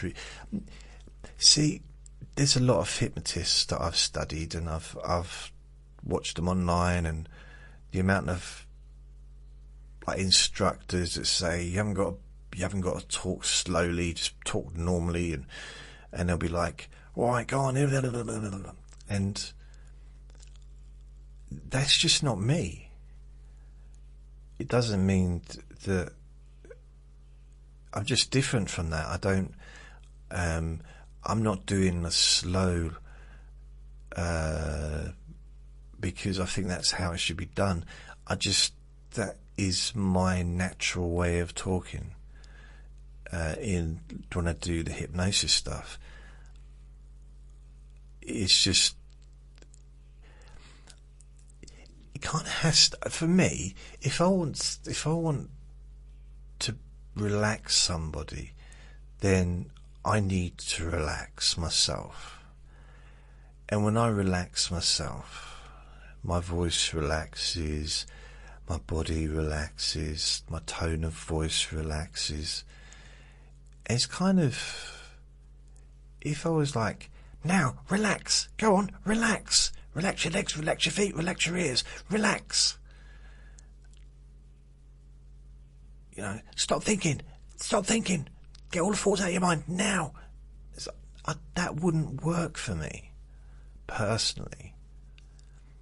But then, you know, there is a technique in hypnosis that can be where you what's the right word? You basically overload the mind, and then you can just say sleep, and they'll become, you know, they'll close their eyes, because that's what they want to do. They want to get out of the situation. You've almost got a spotlight on them, and everyone watching them, and they don't want everyone watching them. So they want to get out of that situation, and closing their eyes is a way out. But I just don't do that with these recordings. I don't. The Let Me Bore You to Sleep podcasts aren't hypnosis anyway. So, but the sleep hypnosis ones are. I don't know what my point is on that one, but what's my point? Do I have a point? Have I ever had a point? I must have had a point once. I got a pointy too.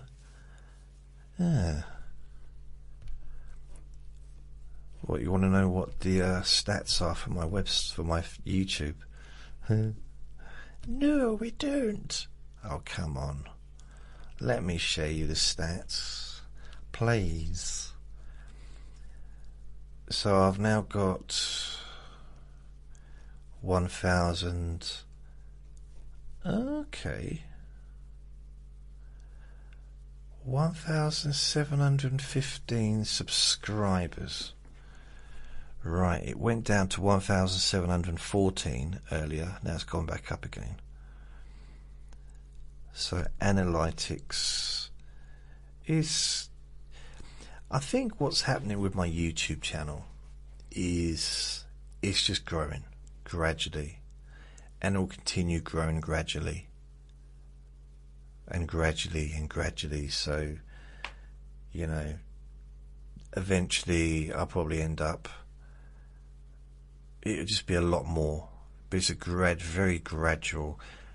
I don't know if it's ever going to take that big leap that sometimes happens with YouTube, where you can just be coasting along for months and months, if not years, and then suddenly you wake up and you look at your stats and they're like 10, 15 times more viewers than there was before you went to sleep. Or one of the videos, one of the recordings really becomes quite popular. So that can happen. Hasn't happened for a little while, but it's quite steady though. So I'm getting the watch time hours is 257.4 hours more than last month for the last 28 days.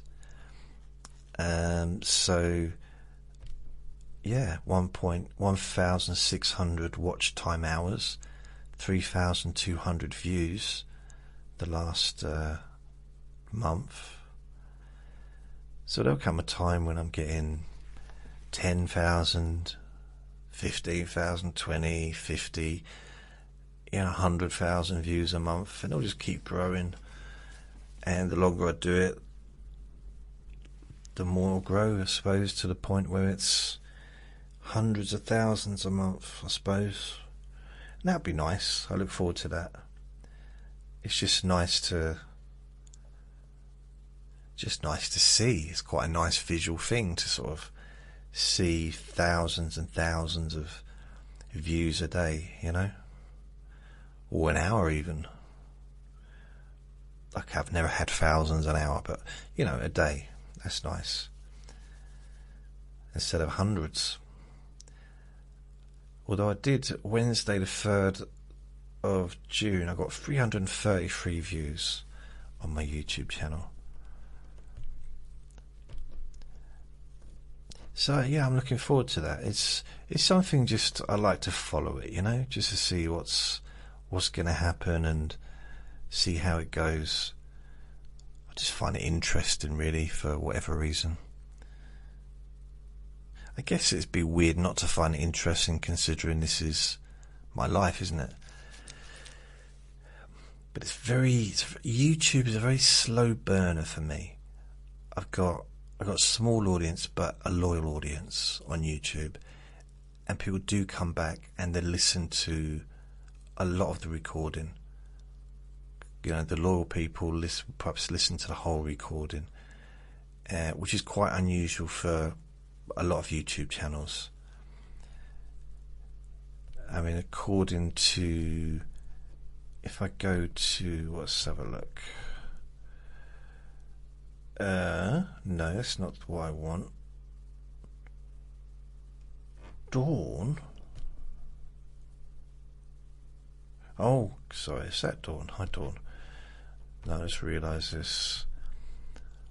I got something here. Where is it?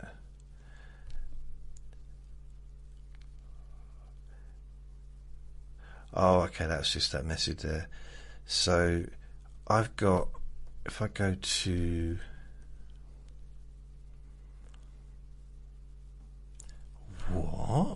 what the heck's going on there? Right. That's very strange. So yeah, the ads that I got going, I reached 4,608 views. That's for the breaking free from control and manipulation. I have 70 times that the podcast has been landed on, which is good. It's just, I thought it'd be nice to just try and promote it a little bit, just for a few weeks, you know. Don't have to pay for it until the 25th. And it's only a small amount. I remember I went onto ChatGPT, so sort of saying, what do you think of these results? They just say it's okay considering the minuscule amount you're paying for the ads. It's like, okay, you haven't got to be rude. I mean, yeah, of course, if I was forking out £1,000 a day, I'd be getting a lot of people visiting the podcast and the website and stuff. But there wouldn't be a lot of point in doing that, considering I don't make any money from the podcast or the website. You know what I mean? Innit? Eh? So, that's me done for the day. I'm going to take the little one out for a walk. So, thank you for listening. It's Saturday tomorrow. It's boxing in the evening. There's a chance I won't make a recording tomorrow. But I probably will do one early in the morning. But again, I don't know, because I don't know.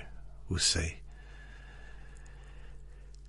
So I'd like to say thank you for listening. Remember to be kind to yourself, because you do deserve to be happy. And be gentle with yourself. You deserve to feel safe. Lots of love. Bye.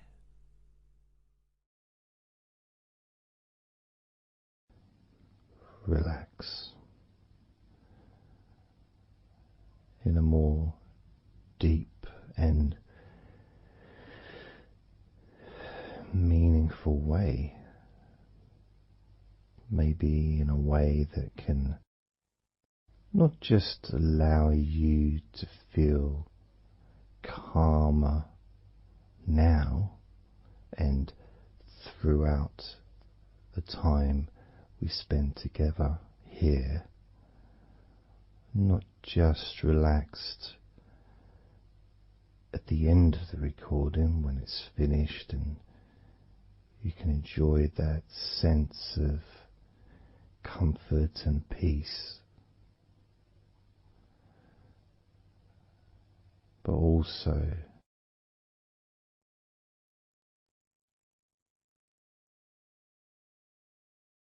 I think it would be nice to have those feelings of relaxation continue for longer after the recording is ended, so that you can still benefit from listening to my voice, maybe in a few hours' time, perhaps tomorrow.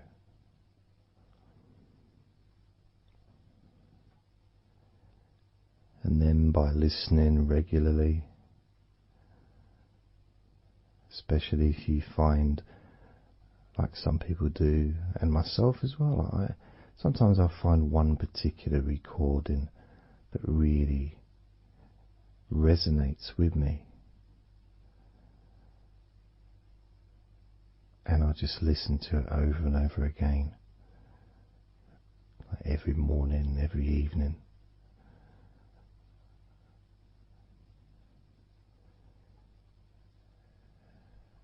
There was this recording from, we're going back to about 1999.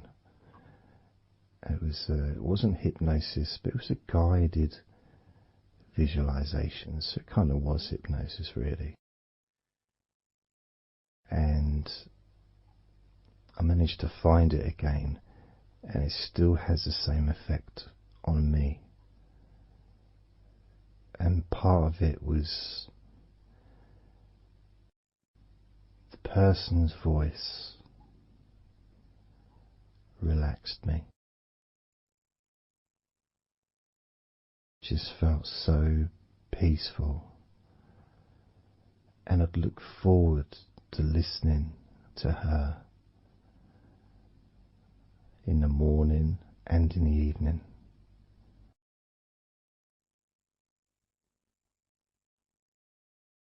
And I knew before even pressing the play button that as soon as I'd done that, pressed the play button, this was in the days of CD players, pressed the play button. In fact, it might have even been a tape recorder. I'd lie down on the bed, and then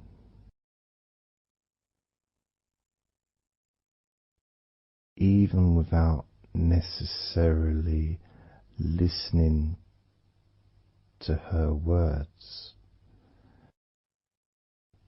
because I had them memorized really,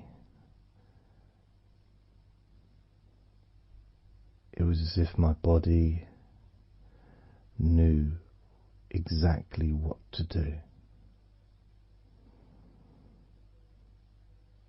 And the muscles just almost went into automatic relaxation.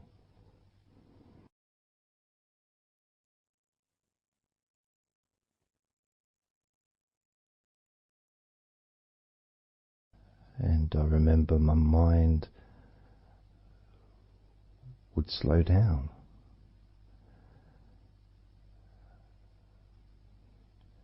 Now, I was listening to this recording in the early days of learning hypnosis, and long before I ever made any videos or audio recordings myself, because I didn't start doing that till 2006.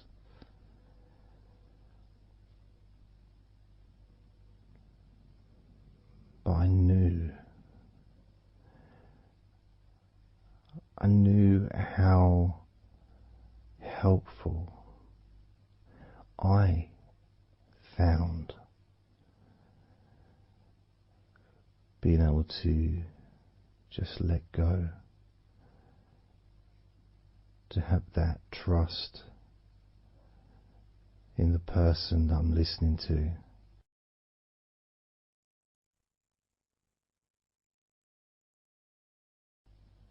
Knowing that it's going to be just as relaxing, if not more so, each time you hear my voice. You may feel the same.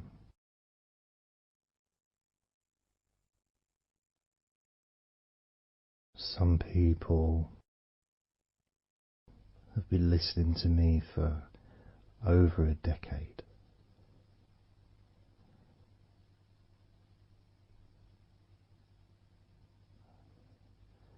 Maybe not solidly, obviously not 24 hours a day, but maybe people come back. Some people maybe listen every day.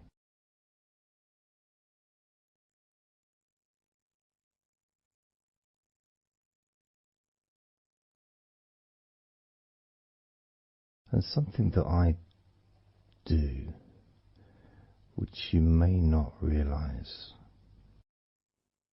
by listening, is when I record these recordings, now for example, I also am affected by the words that I say.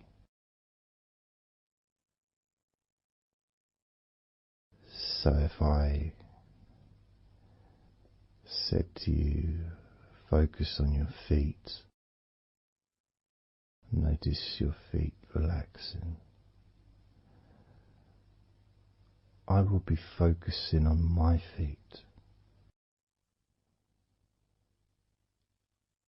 I will be noticing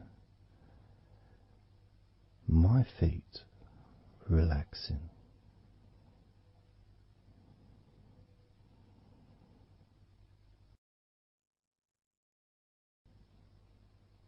If I said focus on your hands, and maybe notice the difference between each hand. Perhaps notice the air in the room, the temperature of the room on the backs of your hands.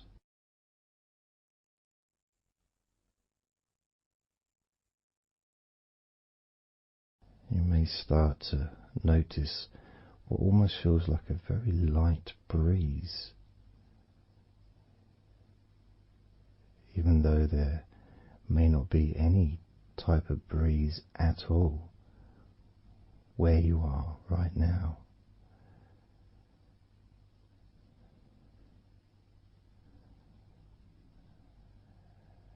And as you become aware of your hands,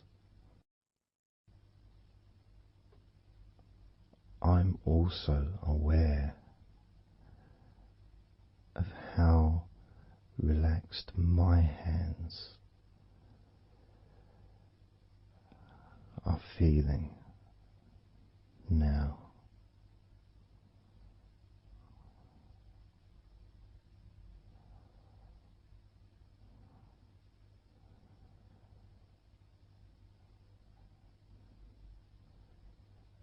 And when it comes to potentially drifting off to sleep, which may be the reason you're listening,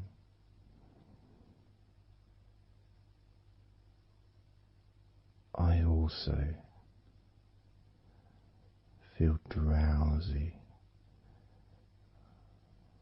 when I make these recordings. I also notice my mind drifting.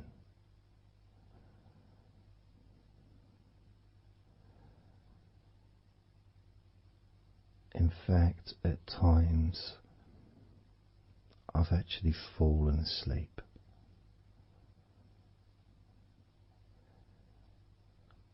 Without even noticing.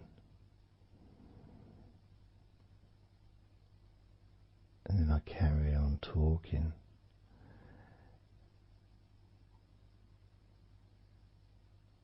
And it's only when I listen back to do the editing I hear snoring. And I think, I don't remember snoring. I remember talking. Is it snoring or is a pig turned up? That's what I sound like when I snore.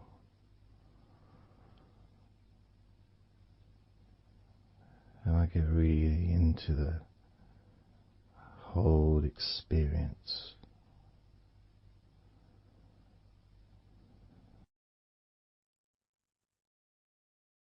I don't know how you feel.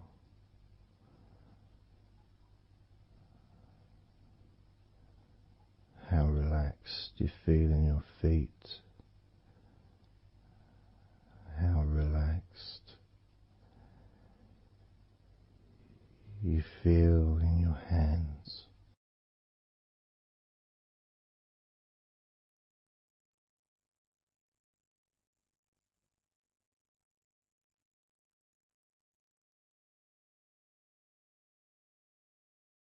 I have noticed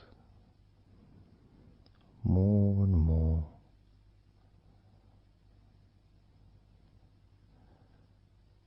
that the more relaxed, deeper level of comfort you feel, the easier your breathing becomes.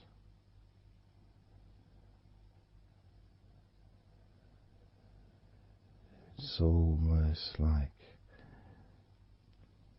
that additional muscle relaxation. So this allows you to breathe easier.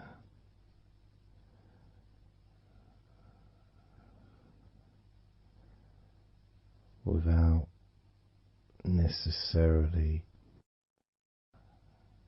focusing on your breath.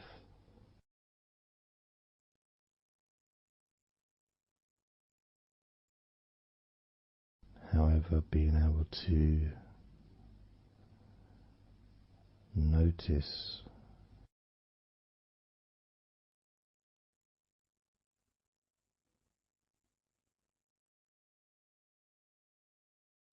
the ease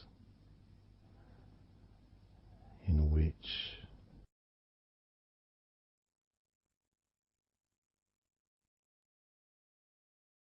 you breathe so naturally.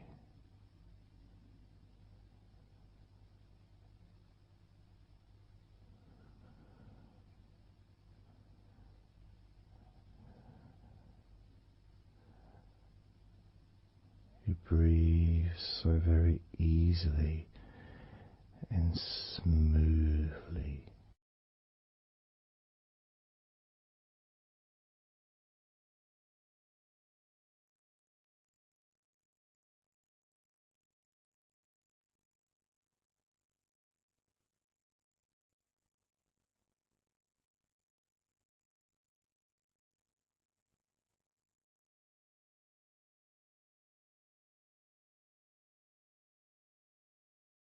Whenever I imagine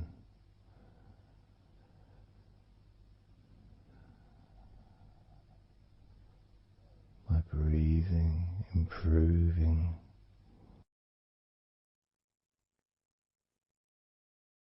when I've got my eyes closed.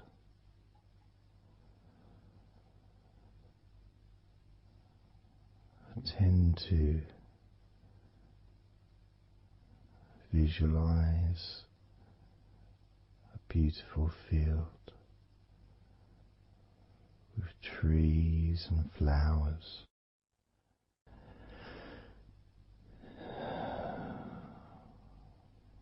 producing all that life-giving oxygen.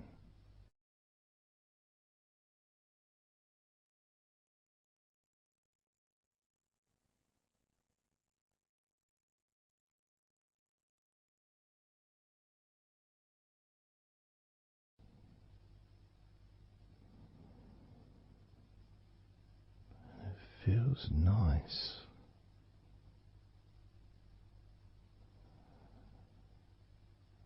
to, if nothing else, just taking some time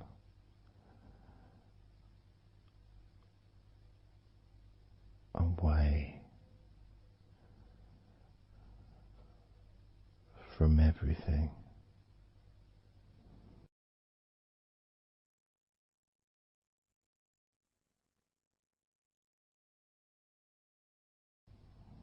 Enjoying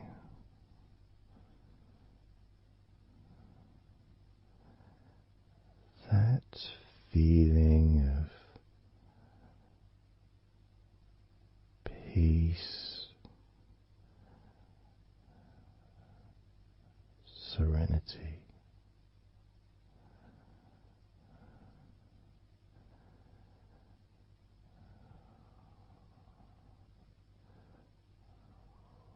with a joyful heart.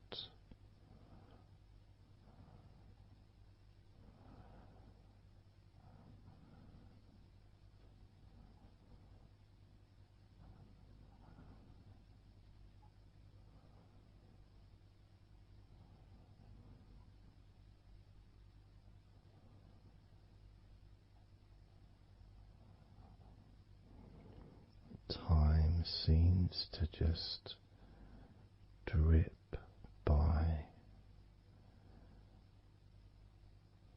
so very slowly.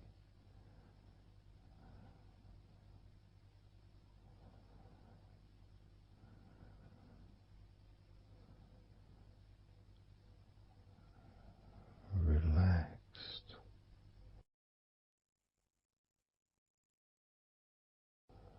so deeply peaceful,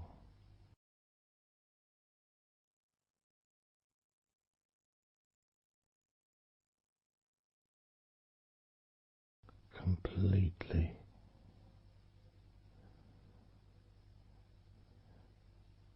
unattached to any thoughts whatsoever in this moment.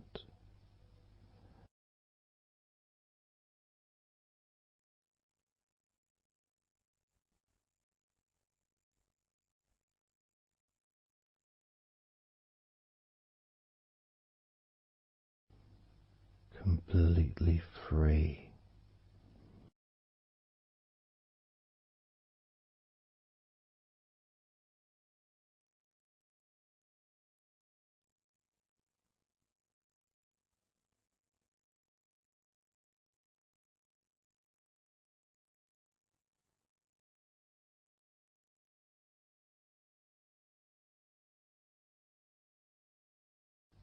Noticing that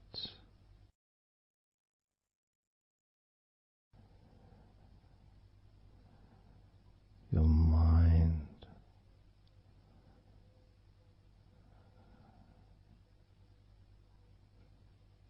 has slowed down,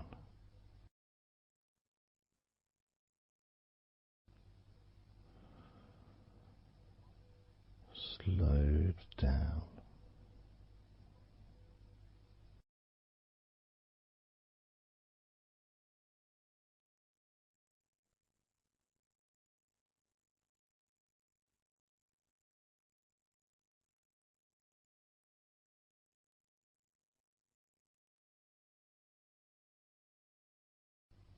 because nothing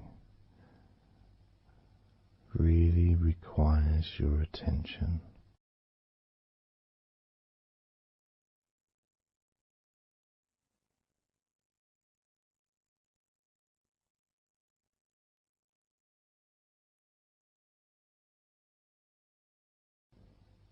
You can enjoy the physical sensations of allowing the stress to drip out of your body.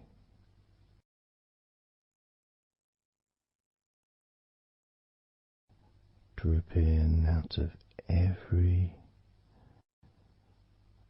part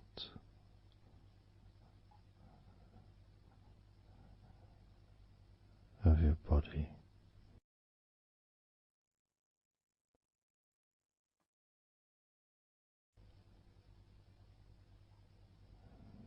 And being released from your brain and your mind.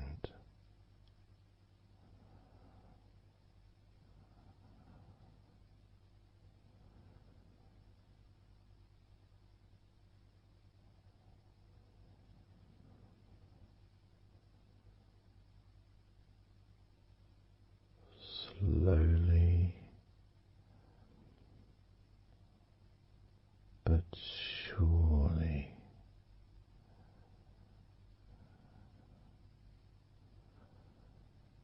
the muscles in your legs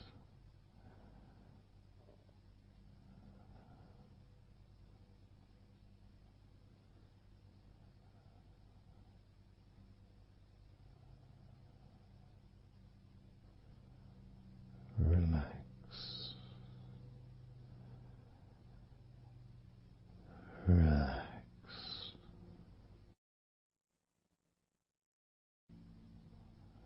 relax so very deeply.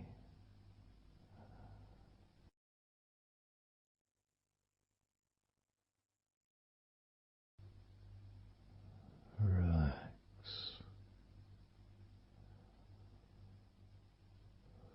so deeply.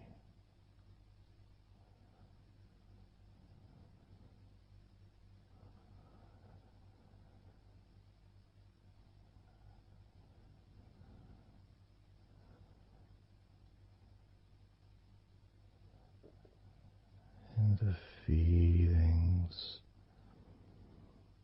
the pleasant feelings in your arms and shoulders,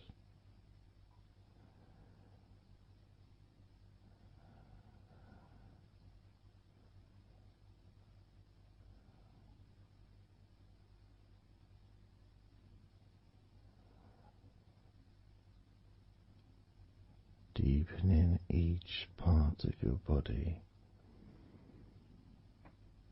further and deeper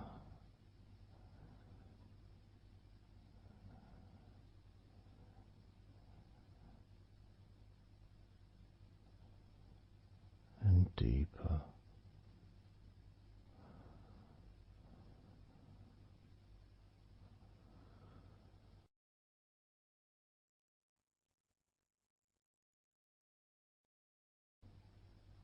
Noticing the feelings in the back of your neck,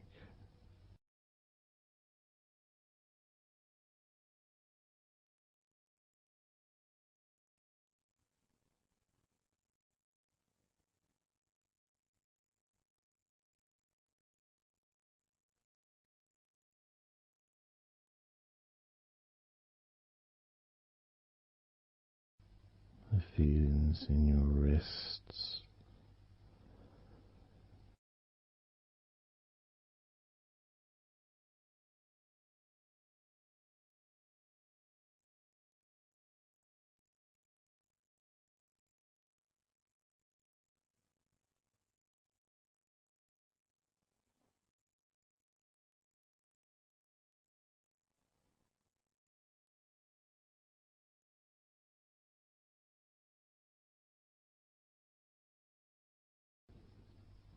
The muscles in the front of your body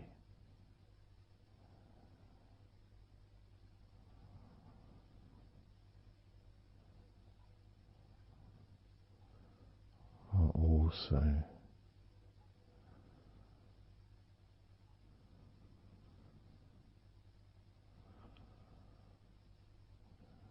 feeling peaceful.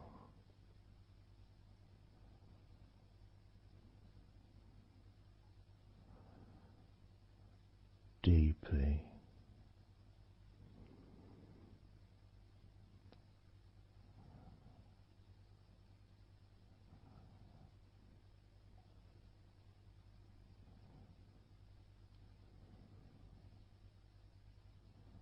there's a sense of peace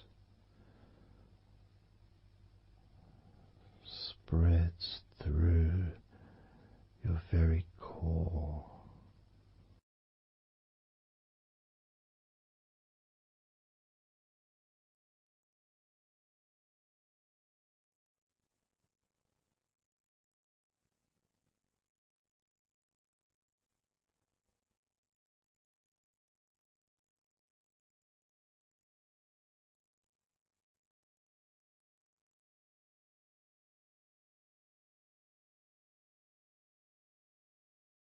Even when you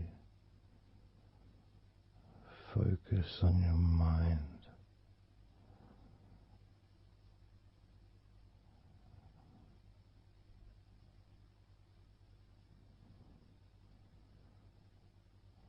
your mind becomes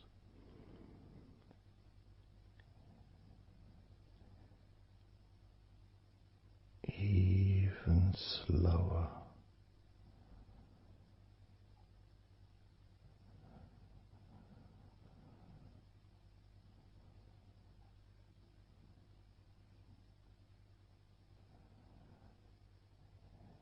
Even deeper.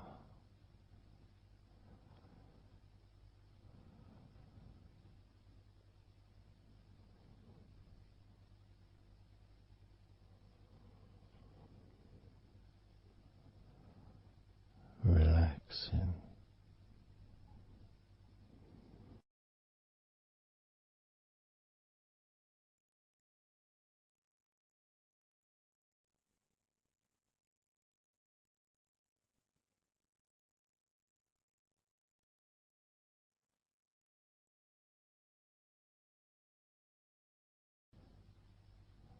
So very slow.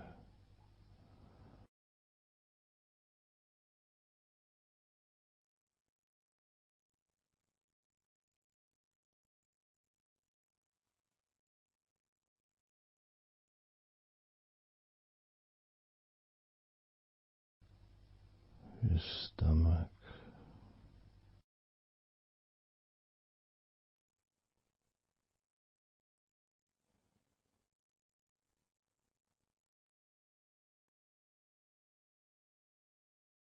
peaceful in your stomach.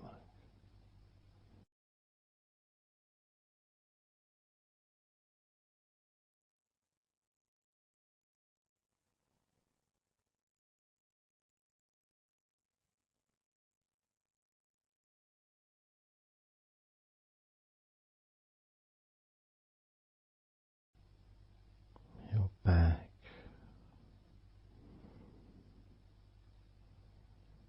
Notice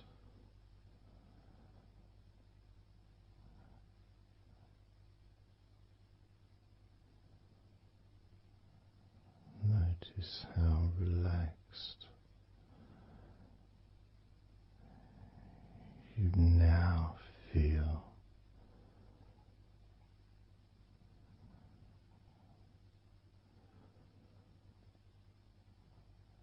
In the whole of your back.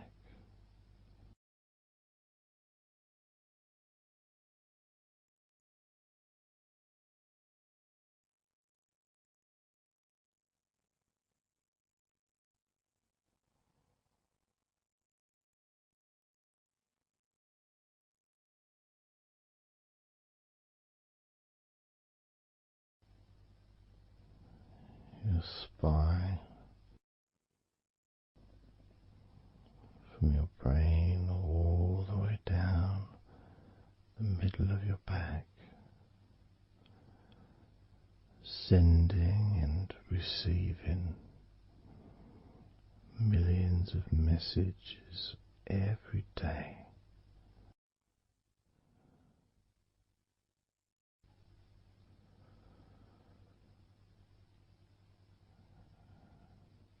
Deep comfort increasing.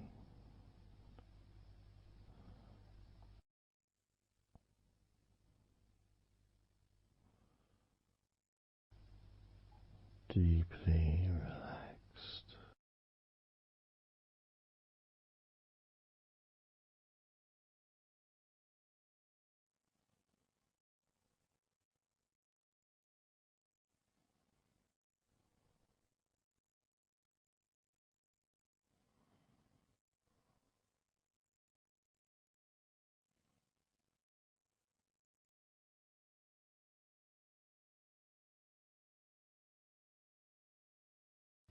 Your knees,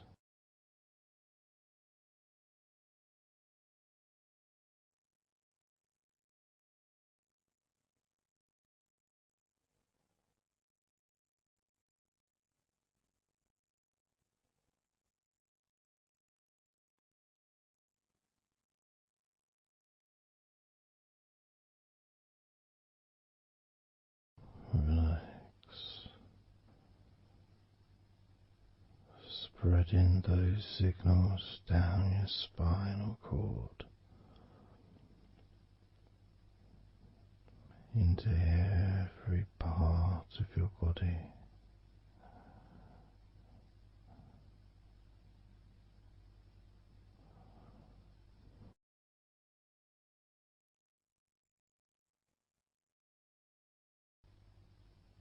Your shins and your calf muscles,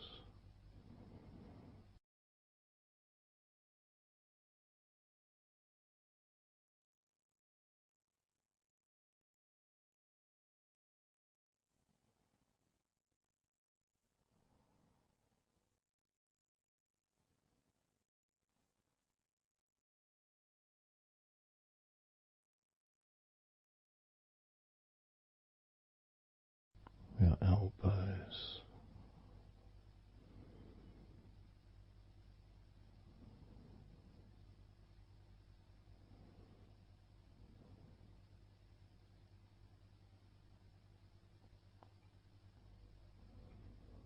feelings of peace and tranquility spreading through your body, tips of your toes to your eyes, your fingers all the way to your lower back.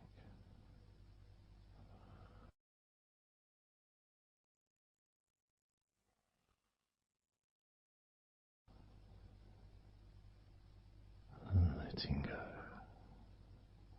really letting go.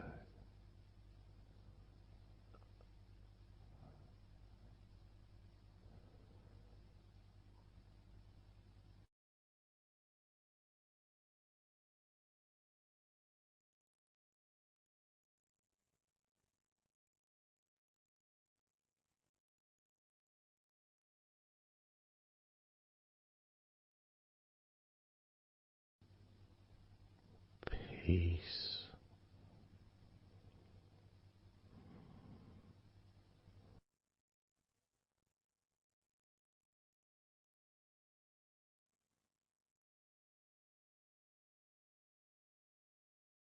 drifting,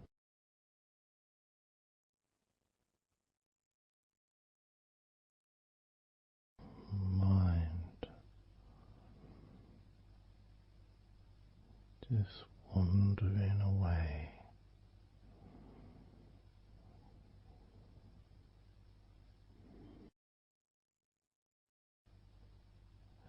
happy to let go. Let go. Completely let go.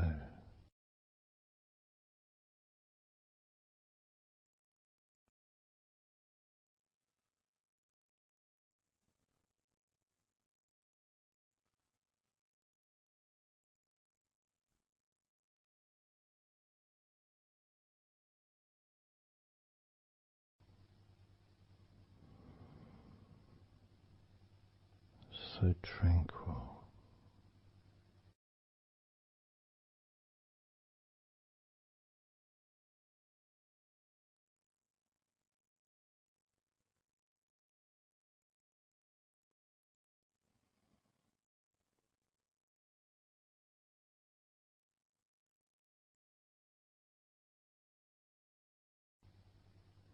Your whole body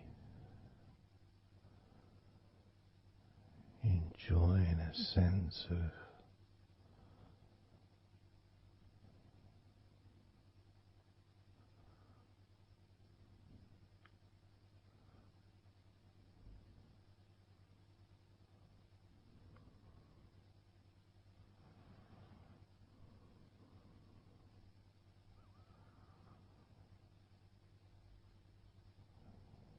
letting go even more.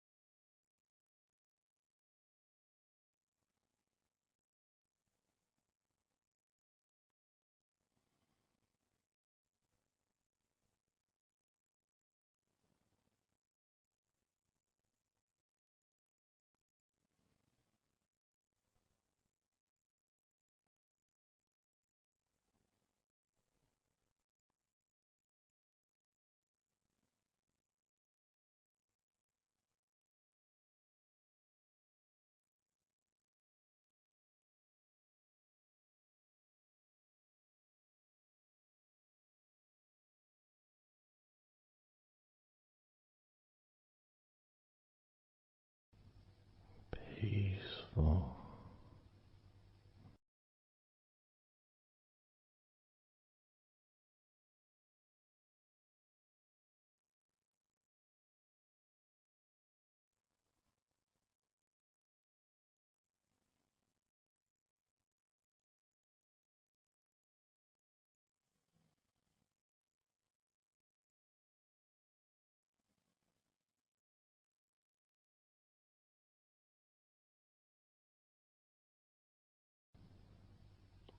Enjoying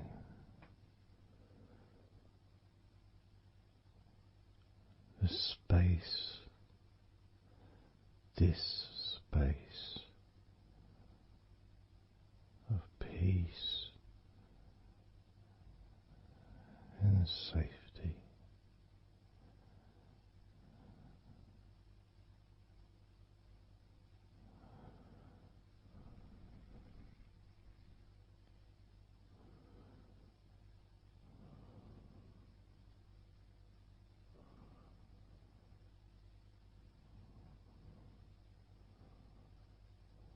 So very, very relaxed.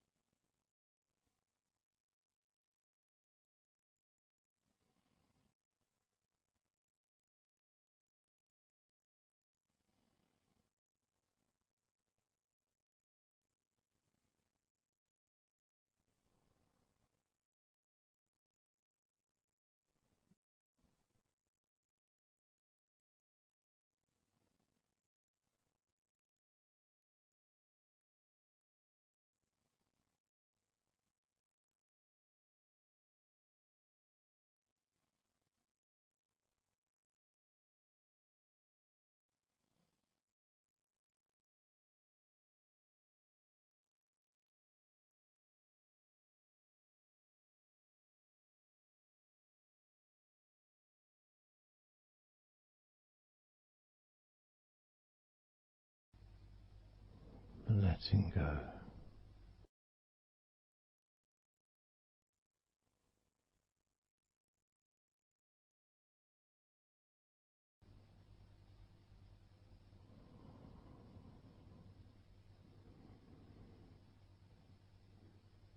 Maybe we can just focus on the different parts of your body, just to notice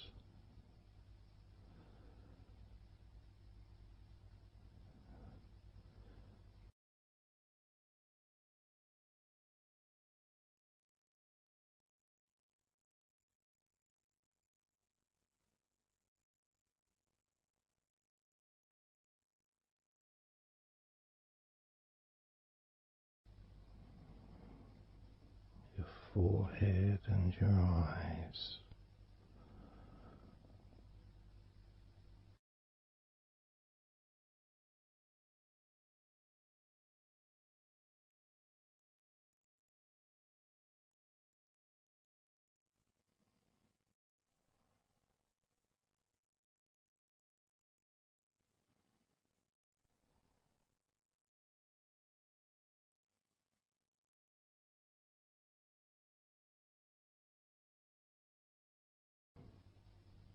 Your jaw,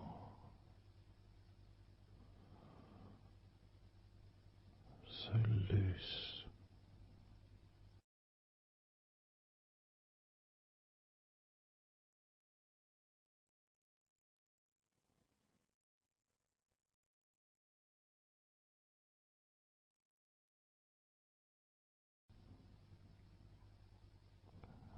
Noticing a sense of complete freedom.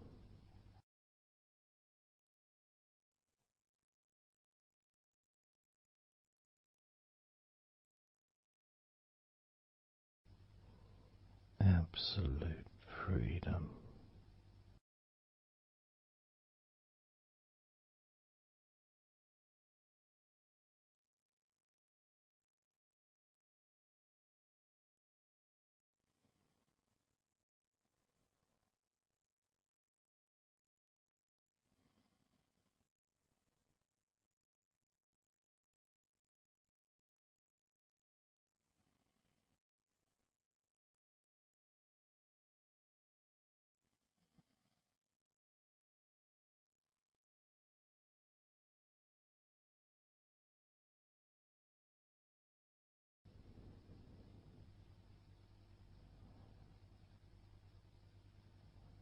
Drifting.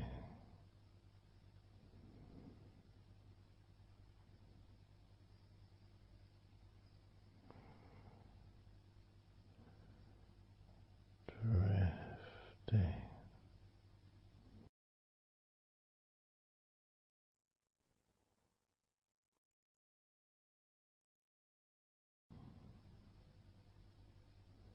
Peaceful energy.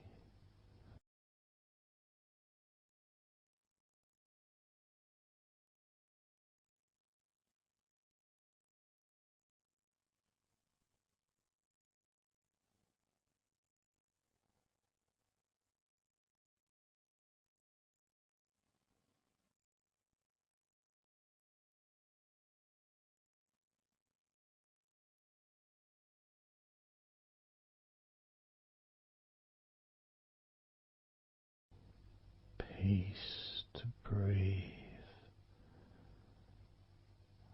So much easier.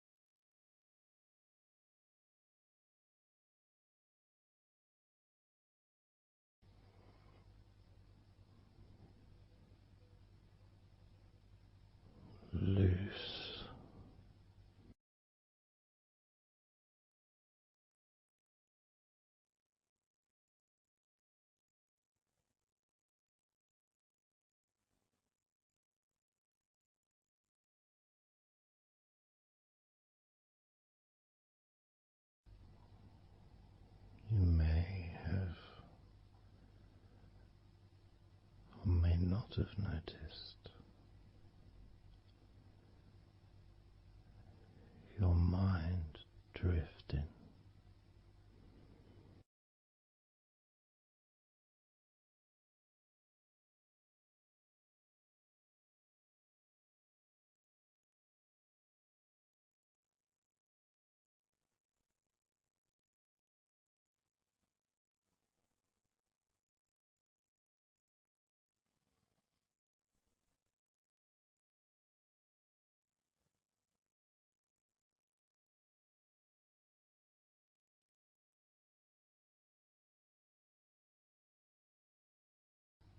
Peaceful.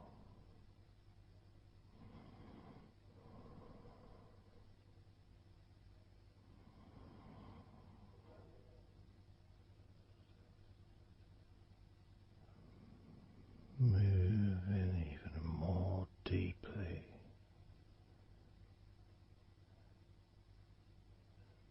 in the direction of total blissful peace. Blissful peace.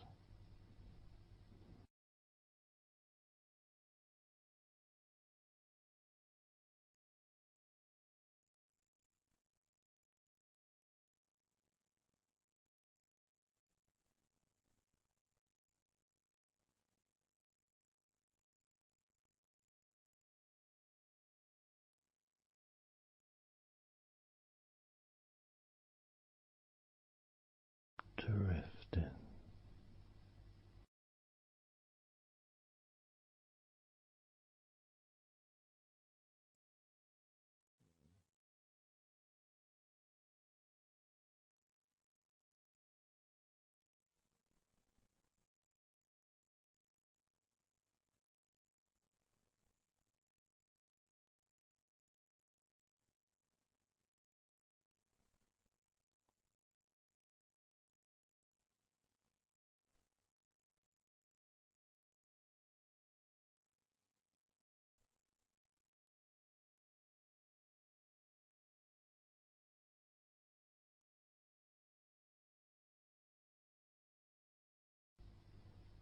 Total peace.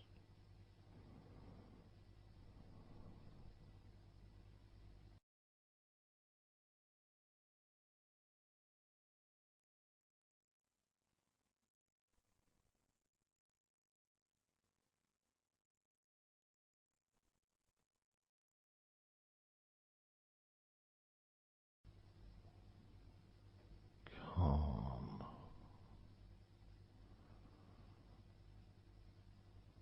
So calm.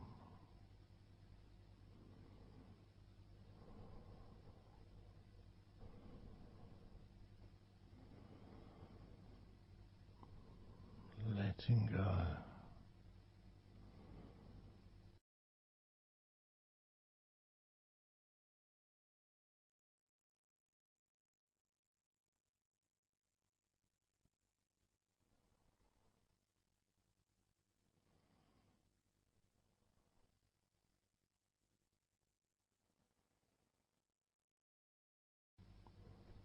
Peace of mind.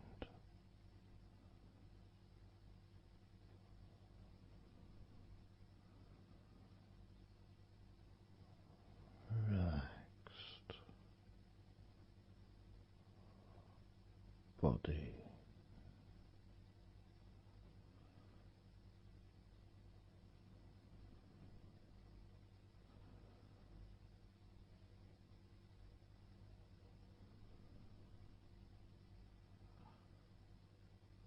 So relaxed.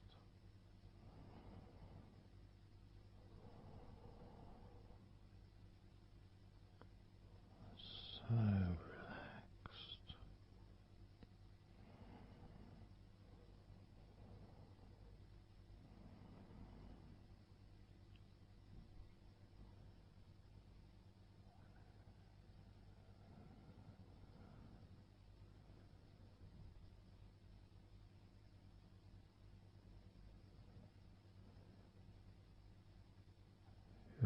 body feels almost invisible.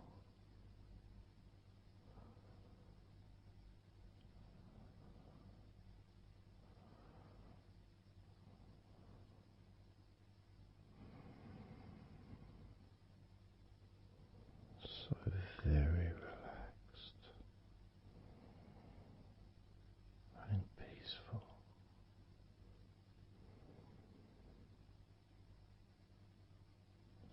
So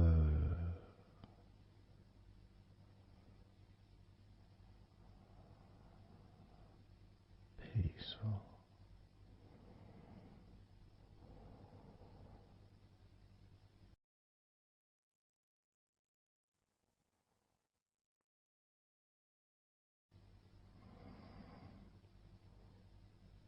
Relax.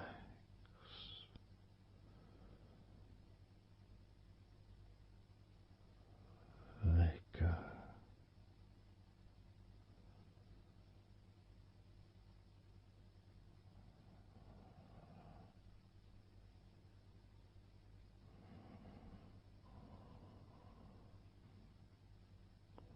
So peaceful.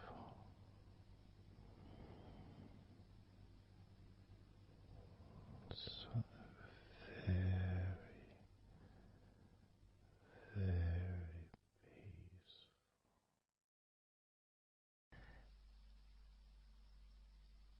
And you could start to notice that you are feeling more relaxed. Even though I've not purposely focused your mind upon that sense of physical comfort that is growing within you throughout your body. And your mind starts to slow down. And that could be almost in recognition of, I guess, my speech not being particularly fast.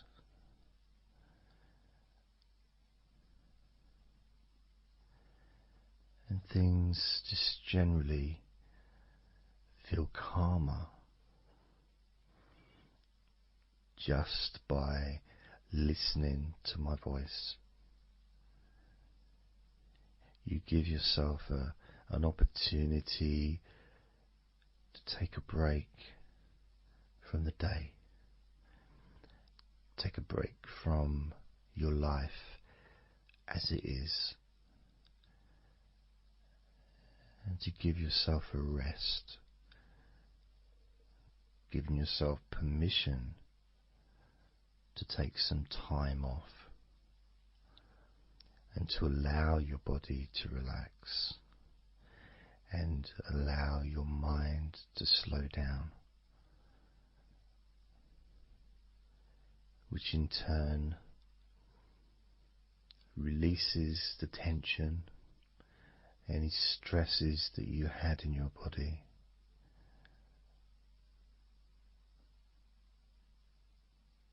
It's almost as if the parts of your body just open up, allowing the negativity out.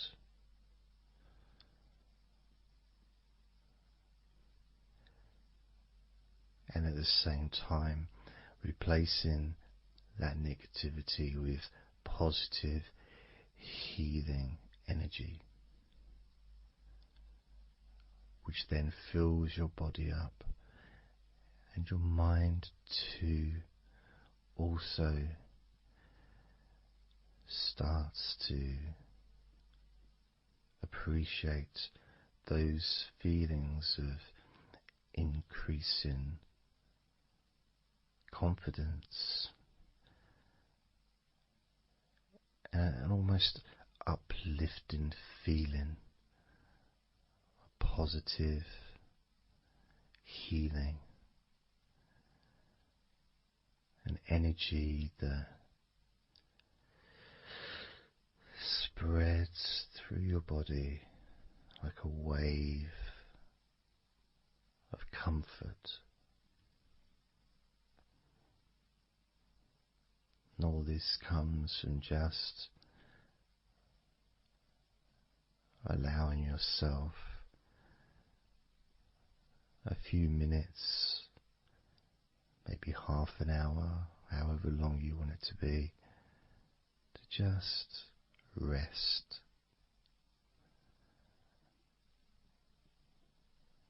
And allow your mind and your body to almost reset itself to the settings of comfort and relaxation, calmness, which allows more room for feelings of pleasure and happiness to move around your body and into your mind, almost as if your mind and your body are sinking together, almost mirroring each other with that growing positivity and calmness. And it feels nice. It really does feel nice to know that you are the one that has allowed yourself to feel more comfort and to experience more of this deep relaxation spreading throughout your body.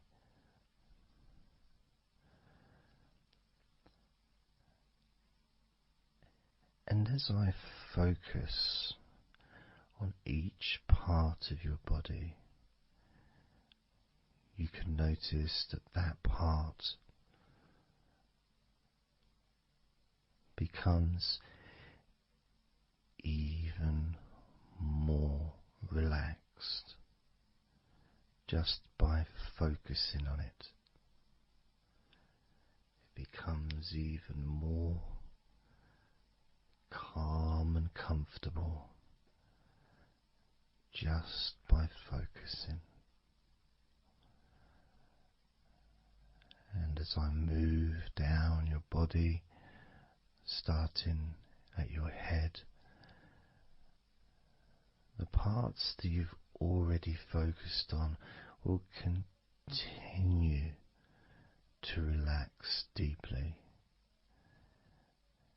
And those parts that we've not yet focused on will just automatically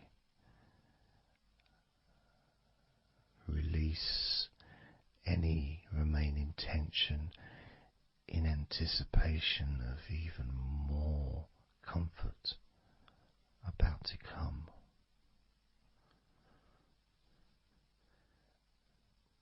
Now, I'm going to start by focusing on your forehead. Just being aware of the feelings of your forehead. And any background sounds, like Mr. Herbert the pigeon, can just allow you to feel even more relaxed. It just means you're in the moment. This isn't a sterile environment. This is the world. I live in the countryside, so there's lots of nature sounds around.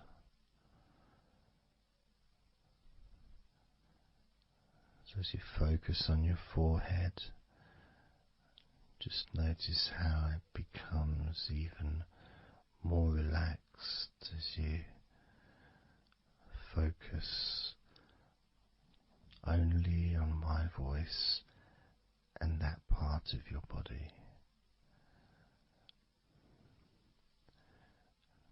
Moving down to your eyes, focusing on your eyes, noticing how your eyelids feel so heavy, yet so light at the same time, and all the muscles around your eyes relaxing completely. Moving your focus down to your mouth, your lips, your tongue, your teeth and your gums, and the whole of your mouth relaxing, calm and loose. As you focus now on your jaw, not just the part of your jaw near your mouth and your chin, but all the way up the sides of your face to your ears, that whole of your jaw, feeling more relaxed and calm.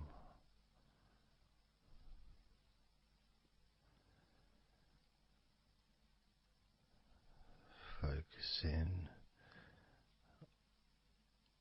on your neck, the front of your neck and your throat, relaxing and loose and calm. The sides of your neck, the right and left side of your neck, relaxed and loose and calm.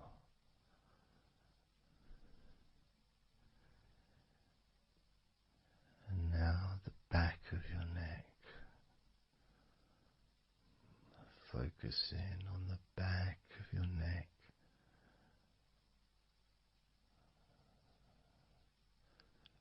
letting go of any tension that may have been there before, and enjoying that sense of increasing comfort and release that you can experience in the back of your neck.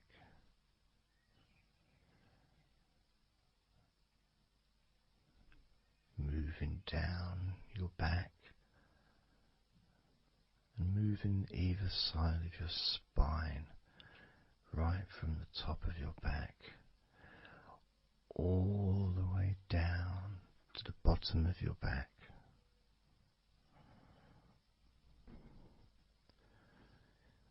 Down to your lower back.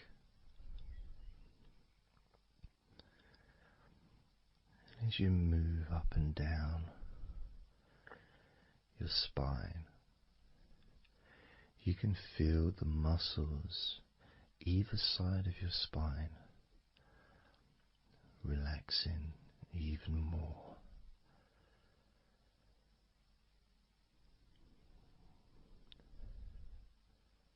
And as those muscles relax, that sense of comfort starts to spread outwards from your spine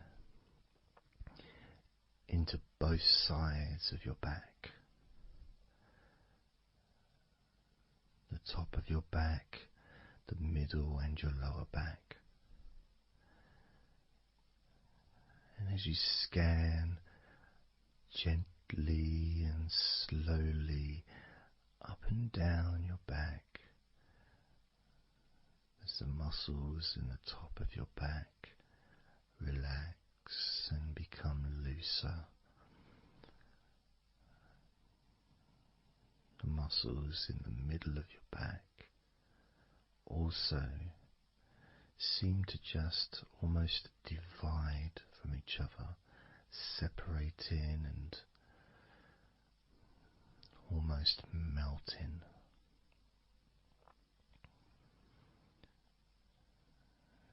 And in your lower back, there seems to be an extra special feeling of comfort that spreads into your hips, so down your lower back and into your hips, into the area where your coccyx are, and into your buttocks, and all those muscles that spread from your lower back into your hip area start to melt, start to really let go.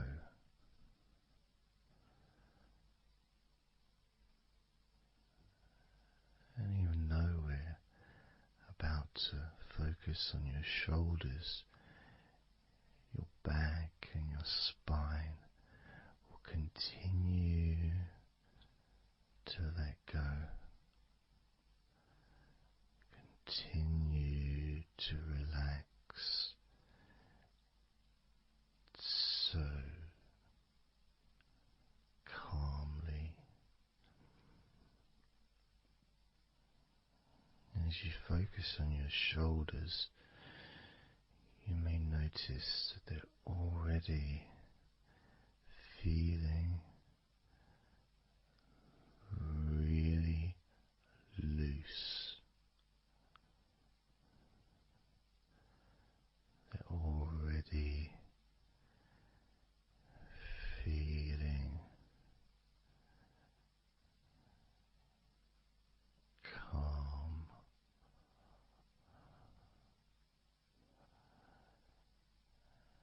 And that feeling of those muscles that move from your neck into your shoulders.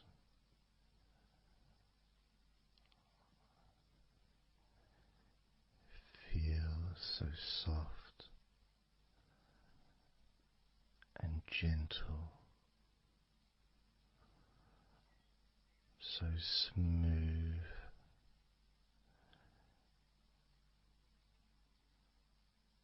and calm.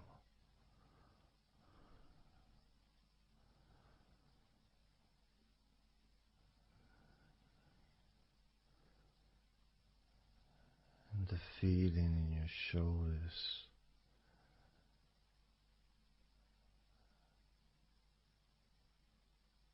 seems to spread deep into your shoulders. That sense of relaxation, not just traveling deeply into your muscles, but also relaxing the bones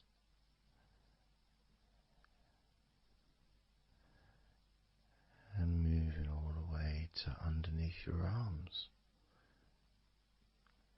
relaxing that whole area between the tops of your shoulders and underneath your arms,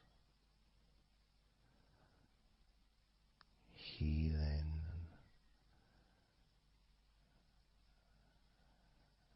You feel so relaxed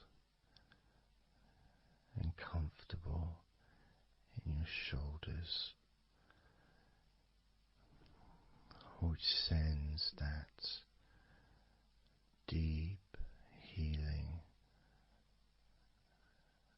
message into your arms.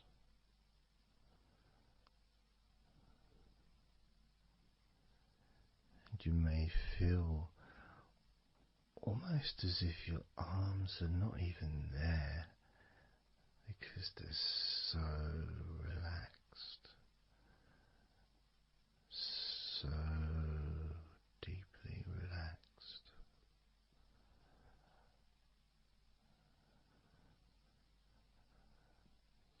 So calm.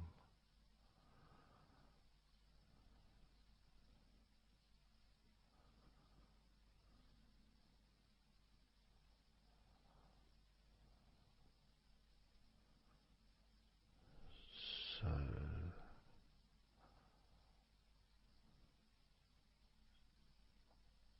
loose.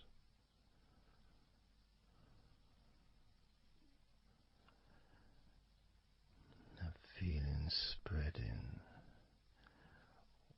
all the way down your arms to your elbows,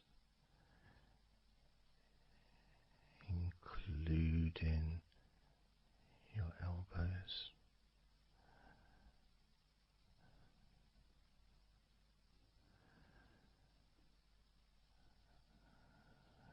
Circumference spreads all the way into your wrists, your forearms and your wrists,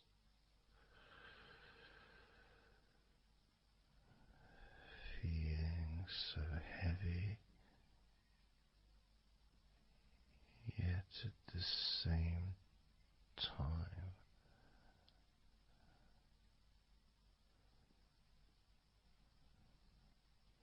so light and gentle.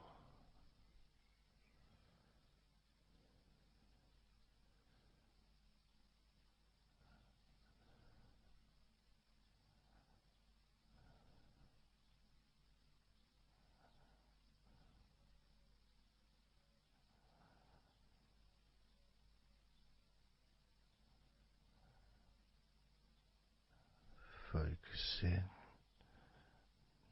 now on your hands,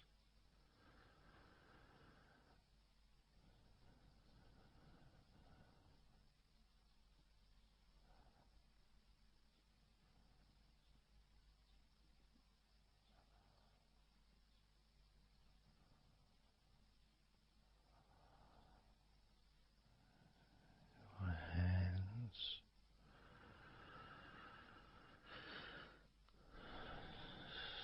so peaceful in your hands.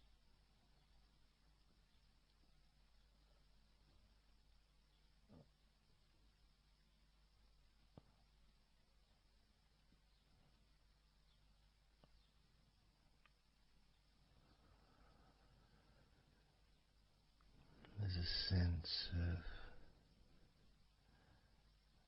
real peace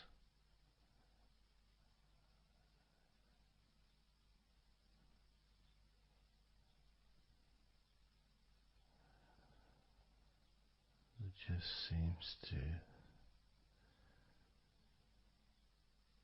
feel so familiar when your hands relax deeply.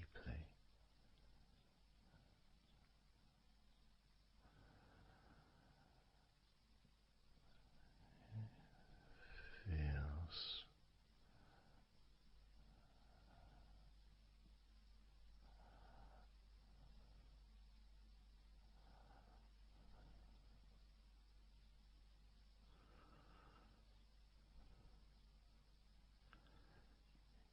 fingers,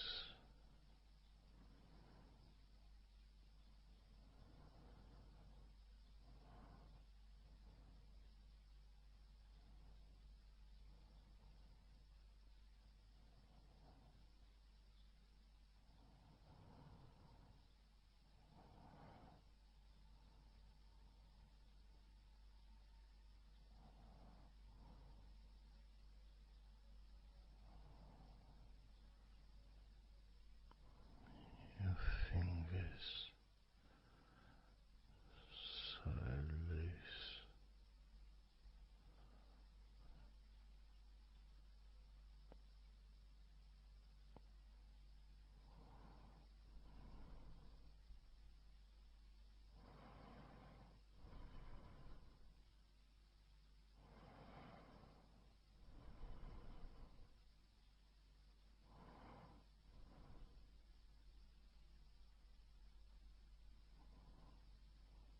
Your fingertips,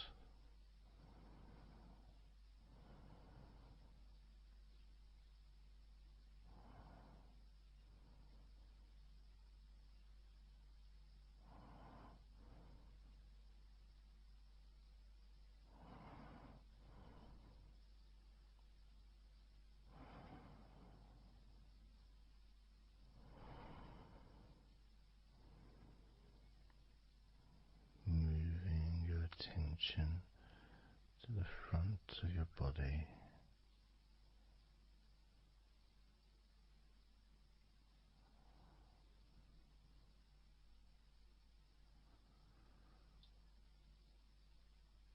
so comfortable.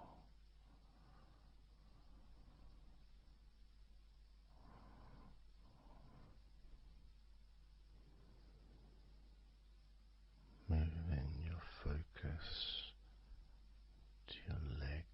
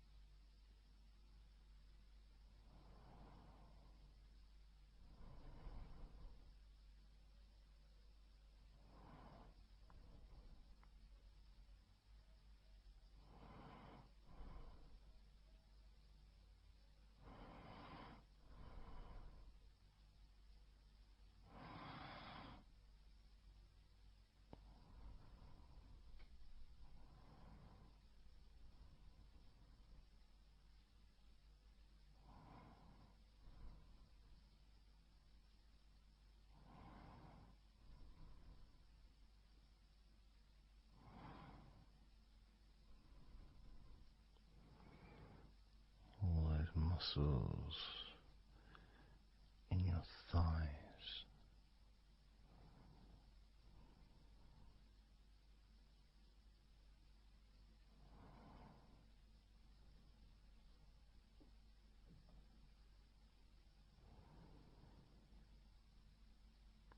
your knees, so relaxed.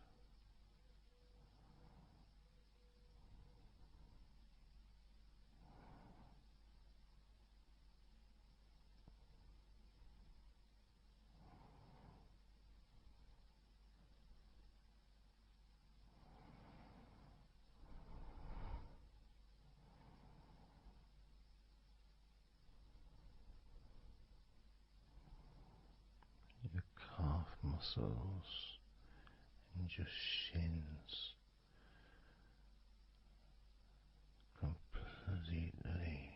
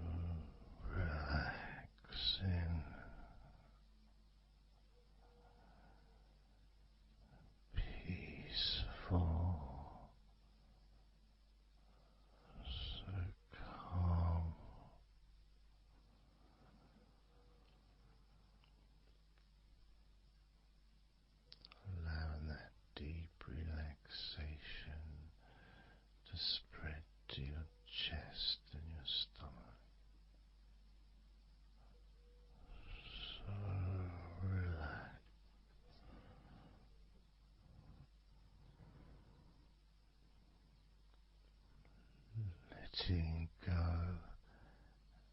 of everything.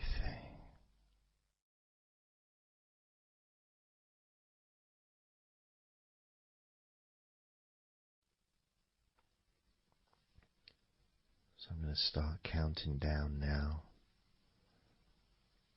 from 20 down to 1.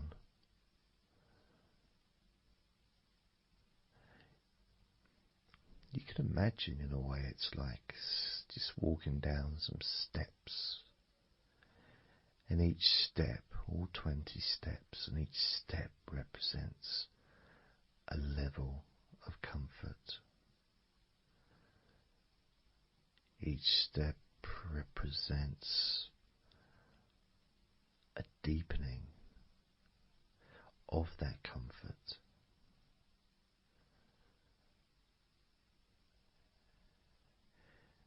And the further you walk down those steps, the deeper and more relaxed you feel.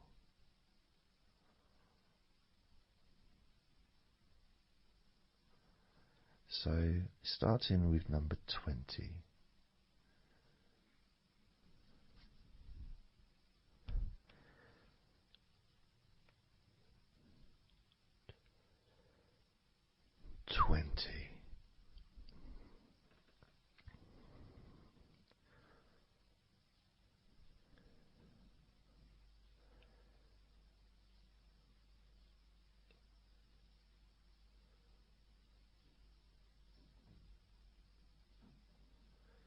$19.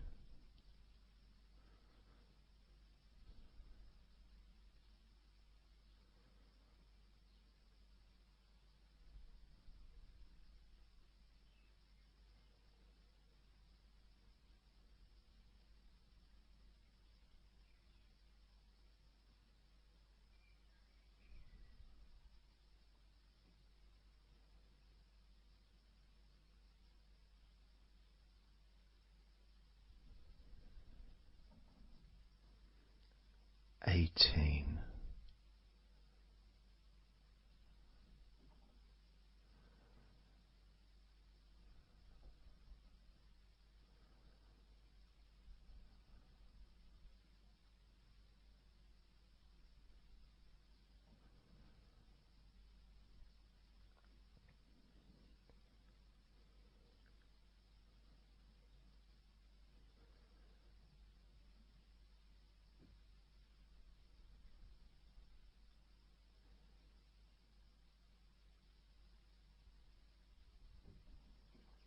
$17.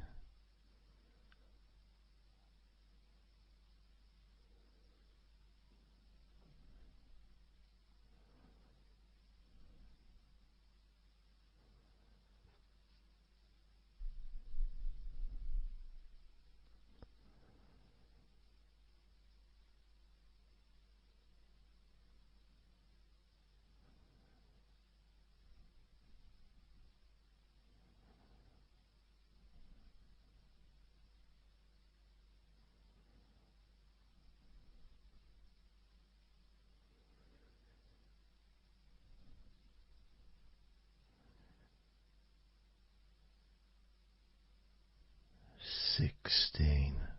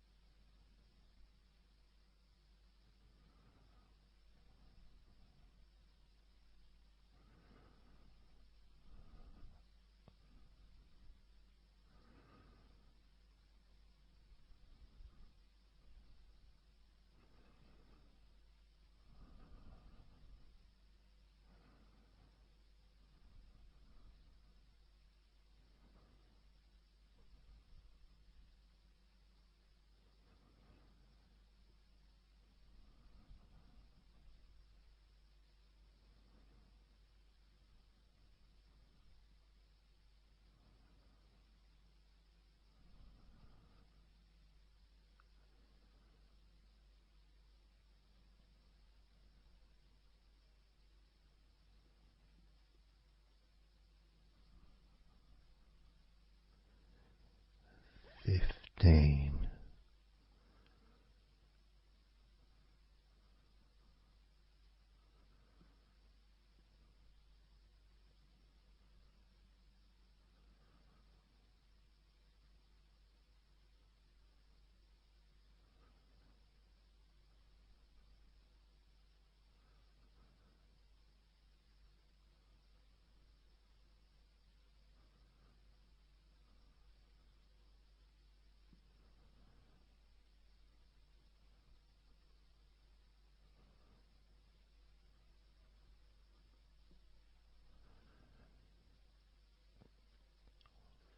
14.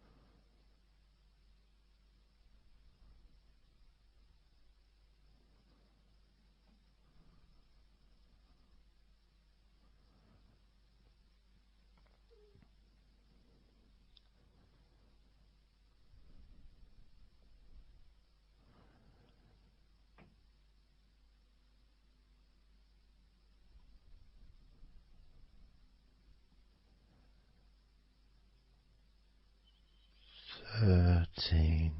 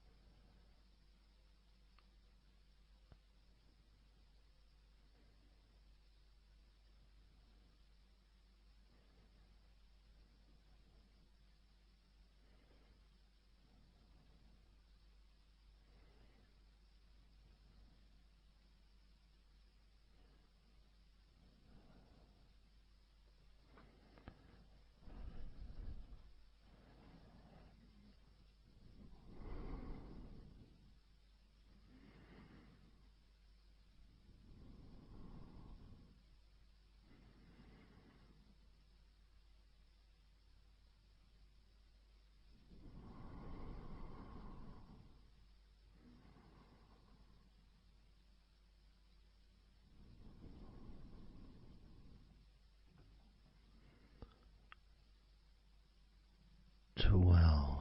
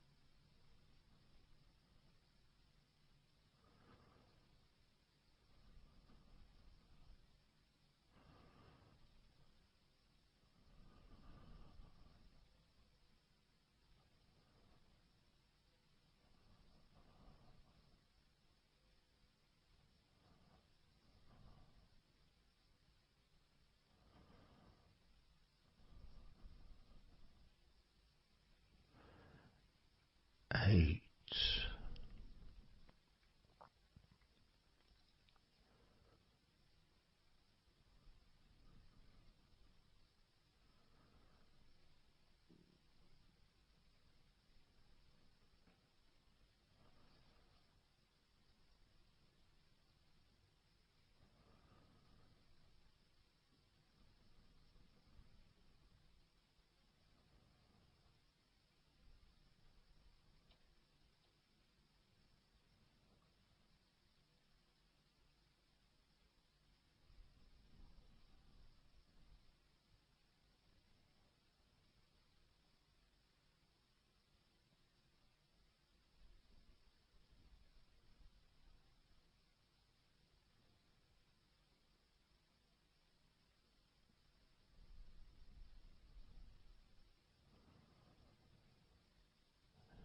7.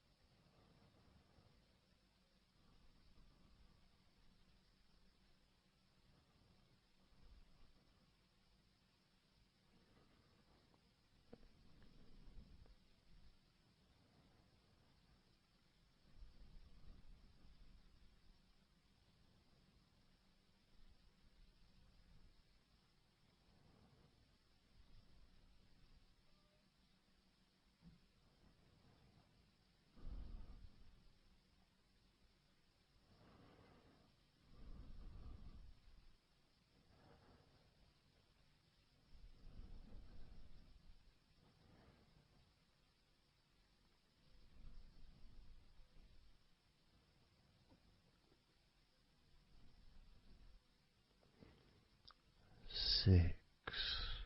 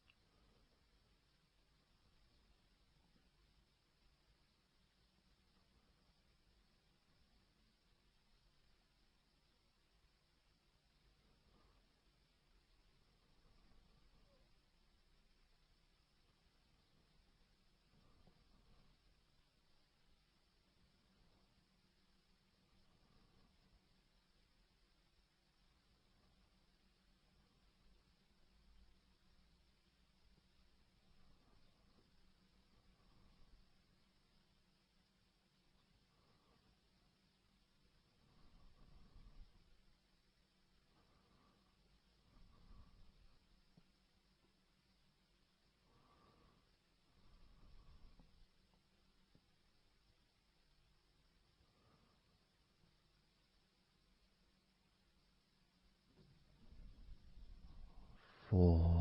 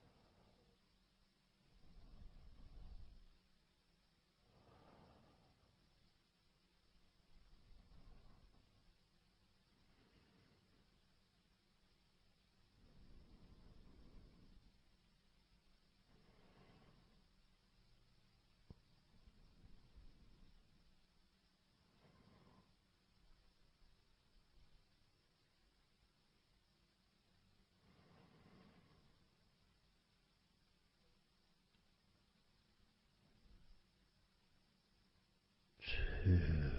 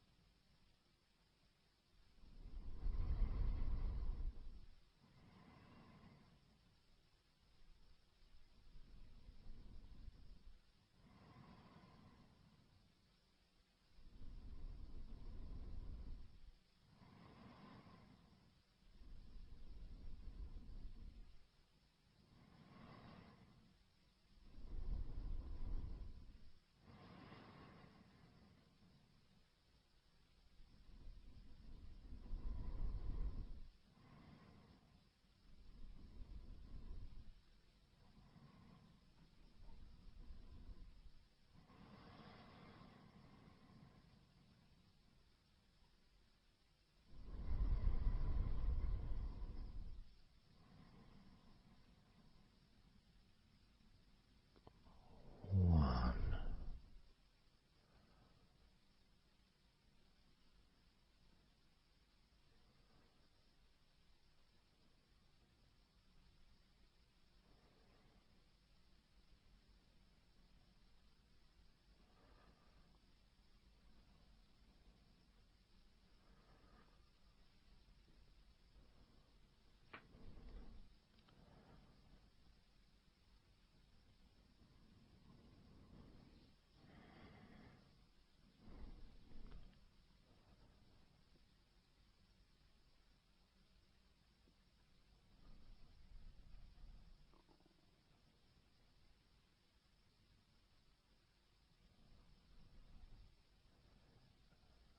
And now, as you focus on your eyes,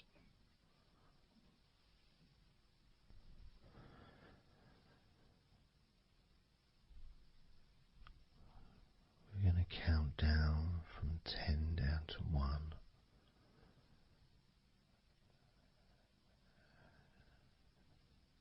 Focus in just on your eyes.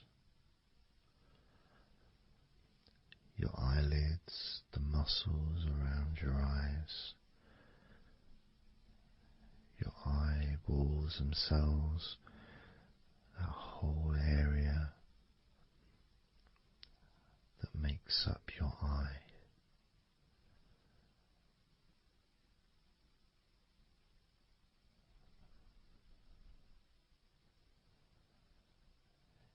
And as we count down from 10 down to 1,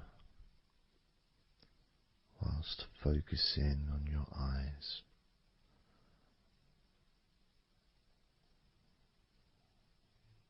you will become twice as relaxed with each number counting down.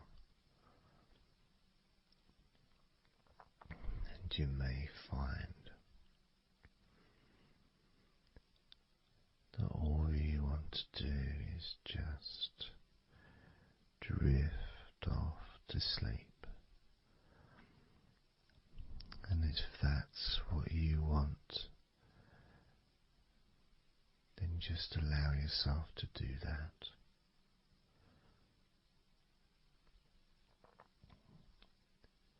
Now, focusing on your eyes, I'm going to begin counting down from 10 down to 1 right now.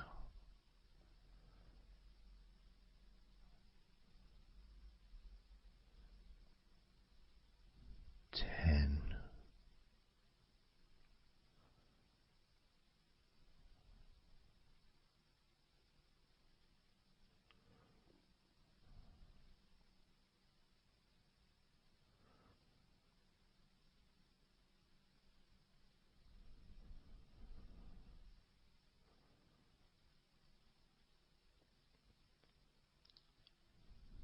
9.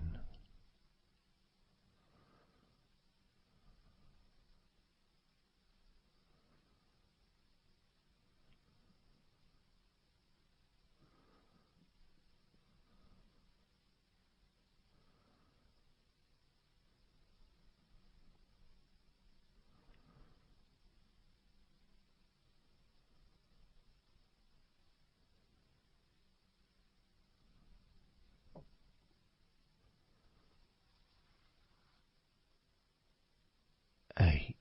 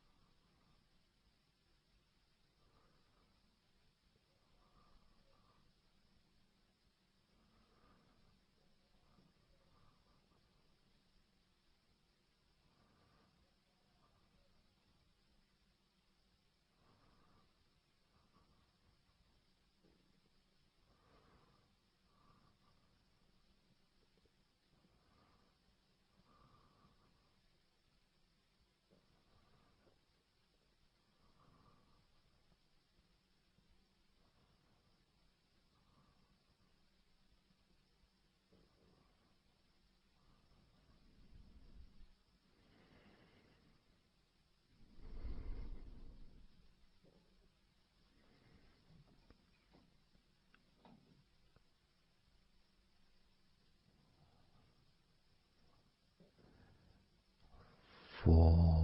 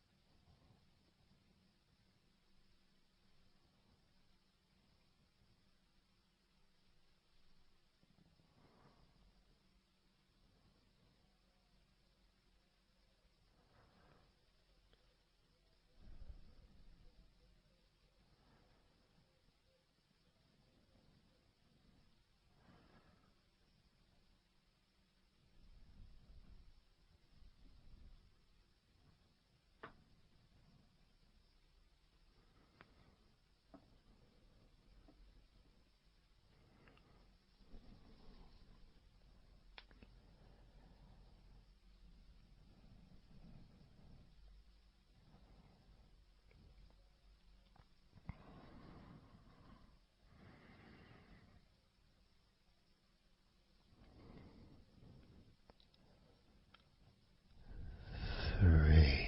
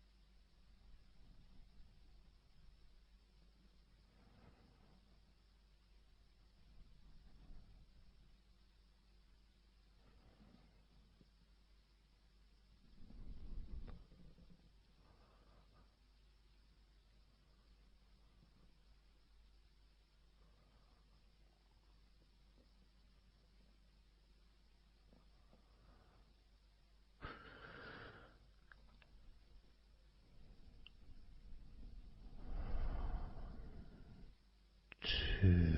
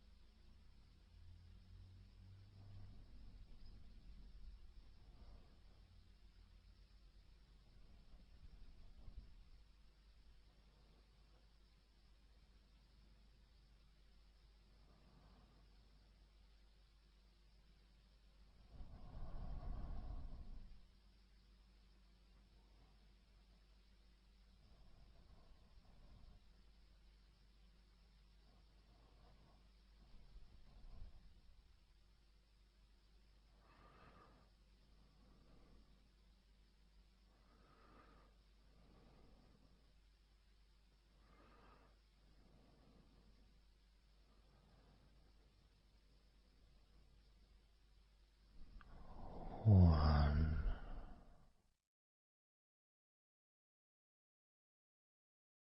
So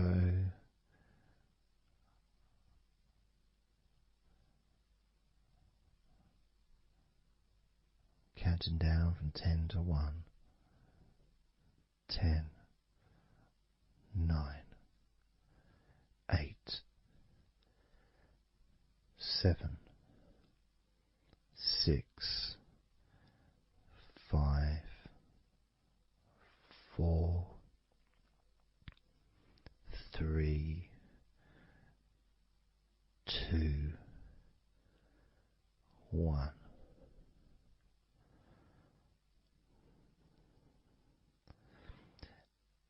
And maybe that was a bit too quick in order to relax. Maybe it's a bit too fast for you to notice the calming of your body. Maybe even a little bit of pressure there, like You're counting down from 10 to 1. What do you expect me to do, man? You expect me just to go all floppy just because you're counting down?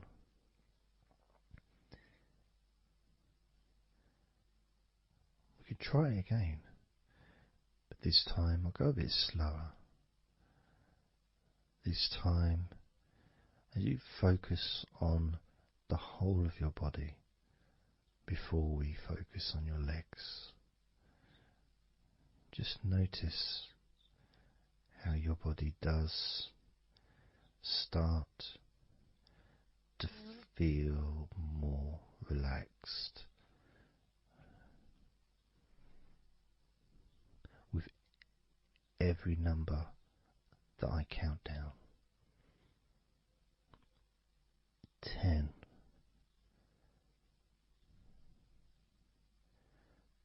9.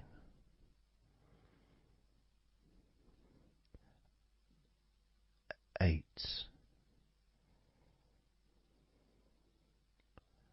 7.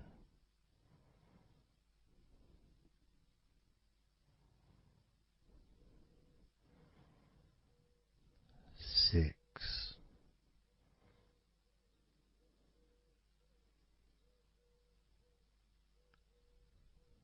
5.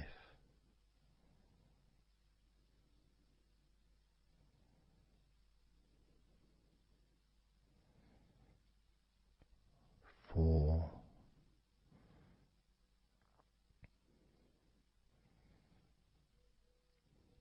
3.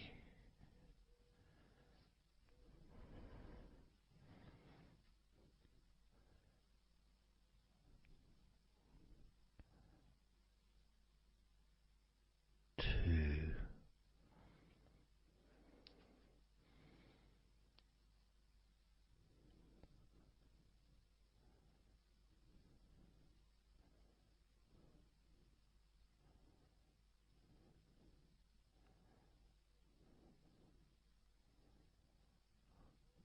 1.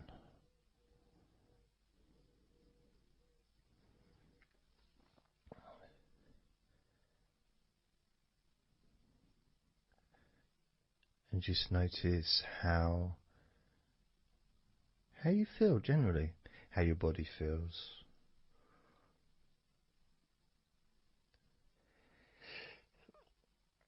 It's not necessarily even about counting down from 10 to 1. It's that space that you have, that space between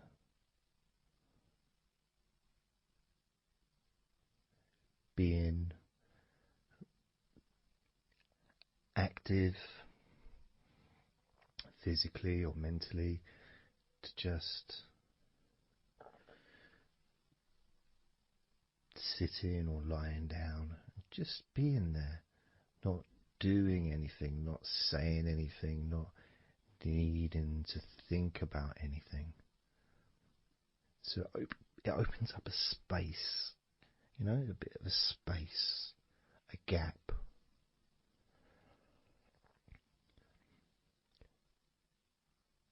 And the more I count down from 10 to 1, the bigger that gap becomes.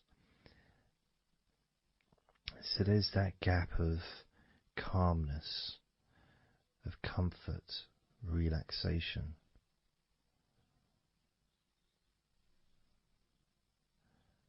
It's a nice feeling.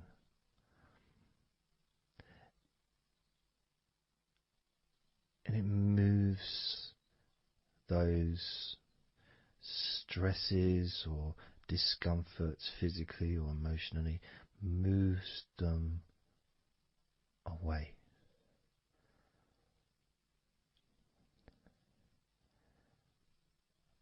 Allows you to just slow down. So I'm going to count again from 10 down to 1 and notice that gap widening. the gap. And as it widens, it's almost like the stress and attention falls into the gap.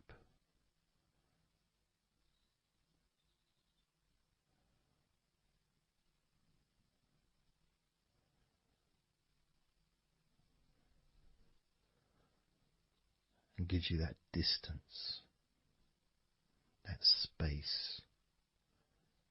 Now, 10, 9,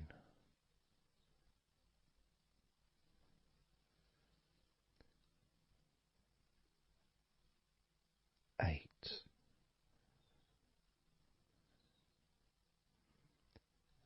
7,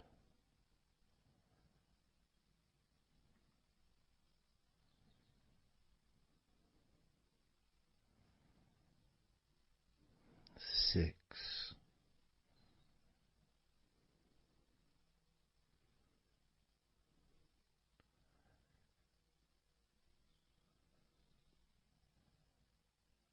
5,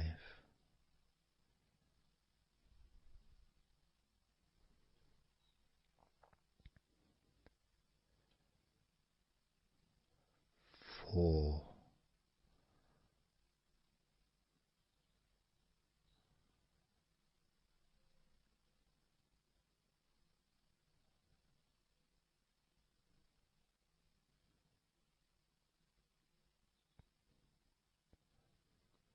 3,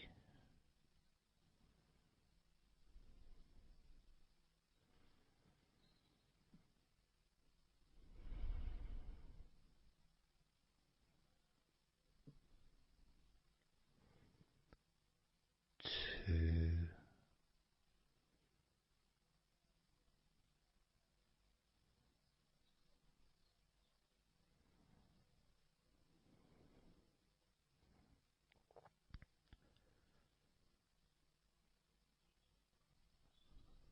1.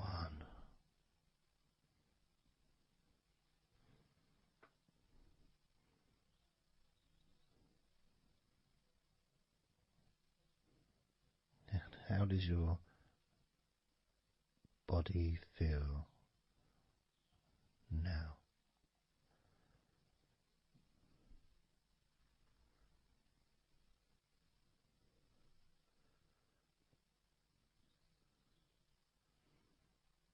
Can you notice that you're feeling calmer?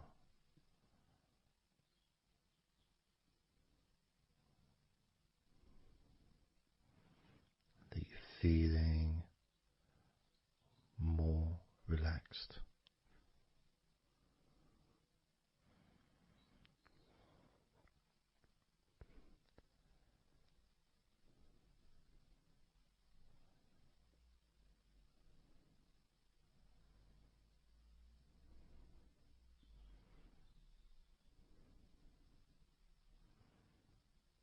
As we now focus on your legs, just your legs.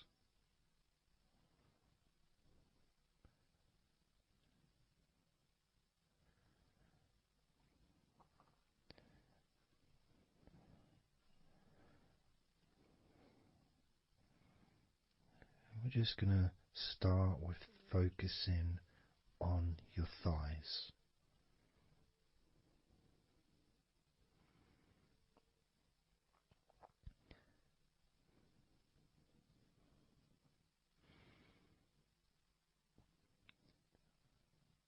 Of course, it's not the most exciting thing to be doing because I'm sure, like most of your body, there's not a lot going on right now.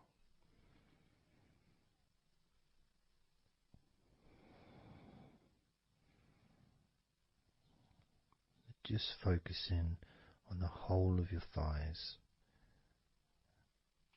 the tops of your thighs, the sides of your thighs, the bottoms of your thighs, your outer thighs and your inner thighs. Basically the whole of your thigh that leads into your hip. and then goes down to your knee joint.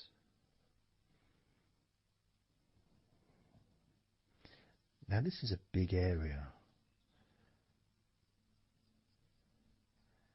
It's a very heavy area. It's very strong. Probably the strongest muscles in your body are in your thighs.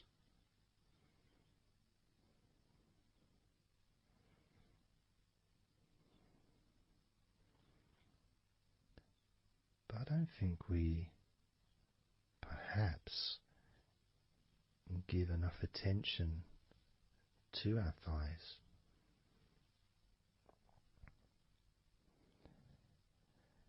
Perhaps we don't acknowledge how important our thighs are to our lives.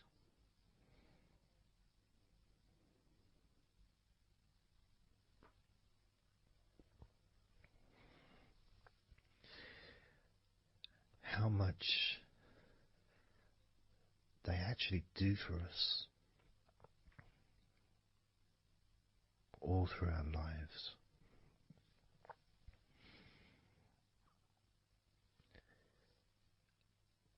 And it may sound really weird, but I think that all of our body parts, especially our thighs, need some TLC. A bit of love shown, a bit of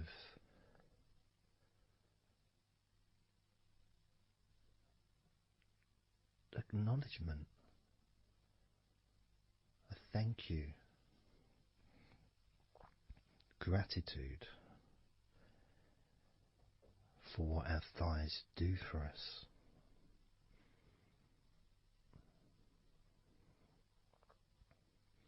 And I know this may sound a bit strange. Maybe you think, why am I? Surely I should be out in the garden hugging a tree or something. Well, it's hard to set a microphone up on a tree. That's why I'm doing this indoors. Otherwise I would be outside hugging a tree. No, I can't see the television from the tree.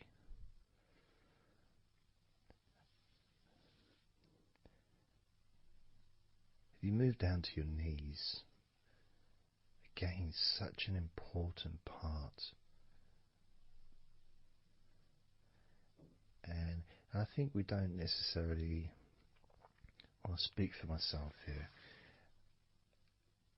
I don't necessarily appreciate all that my knees do for me until I have a problem with my knee. So occasionally if I ever, maybe I bash it or it's aching for some reason, it's then that I realise how much it does. You know, the benefit of being able to use my legs without any kind of physical discomfort is a beautiful thing that's possibly not appreciated until it's temporarily removed, you know, that comfort. But as you focus on your knees, regardless of how your knees feel, you can have that sense of gratitude and love to your knees for all that they do for you.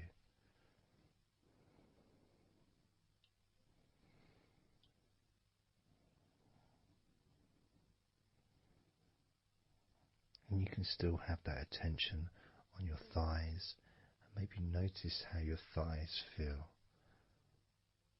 Maybe you've noticed that they are relaxing more deeply.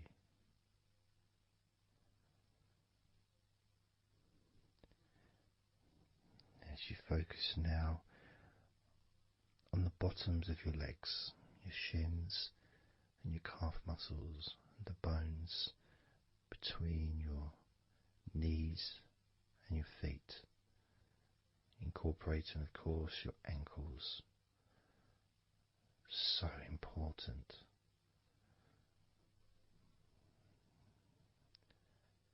Anyone that's had even like the slightest sprain of an ankle knows how much we take our ankles for granted.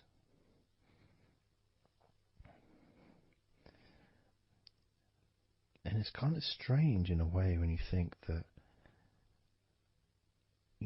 logically our wrists are a lot thinner than the rest of our arms, which is okay. Can't see any problem with that because we're just picking stuff up. But our ankles are so much thinner than the rest of our legs.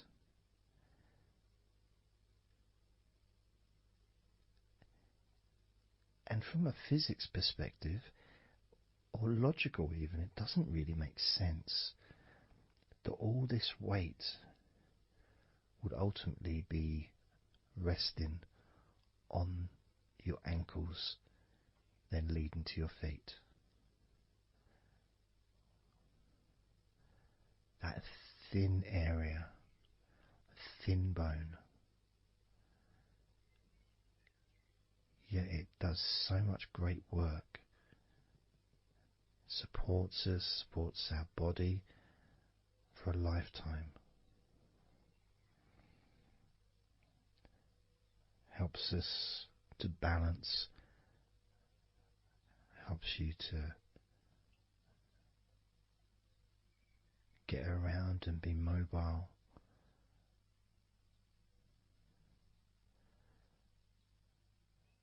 And there's the calf muscles, of course. When I was younger, I couldn't see the point in calf muscles. It didn't seem to do anything. Okay, if I walked around on tiptoes, then my calf muscles get some work. But of course that's not true. The calf muscles are being used whenever we use our legs.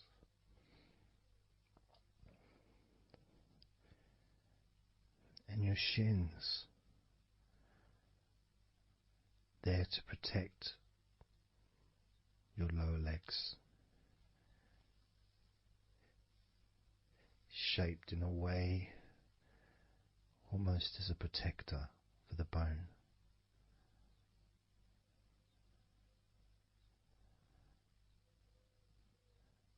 Leading, of course, to your ankles and your feet. But we're not going to focus on your feet, we're just going to focus on the legs. And I realise that now that I've mentioned your feet, you're probably focusing on them anyway. So maybe I should focus on your feet a little bit. You can have them in your awareness, the same as you have your thighs in your awareness, even though we haven't been focusing on your thighs for a few minutes. We've been focusing on your ankles,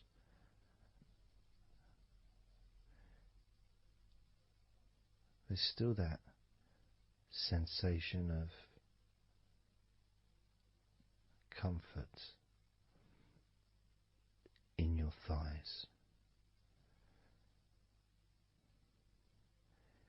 And there's that movement of energy, because the thighs hold lots of different sensations.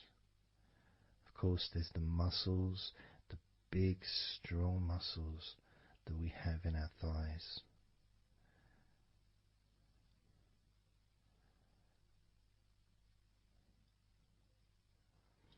But the skin on the outside of the thighs, as in the outside of all of our body, can be very sensitive.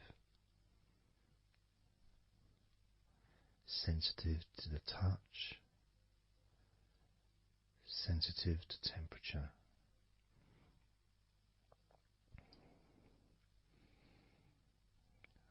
And inside your thighs,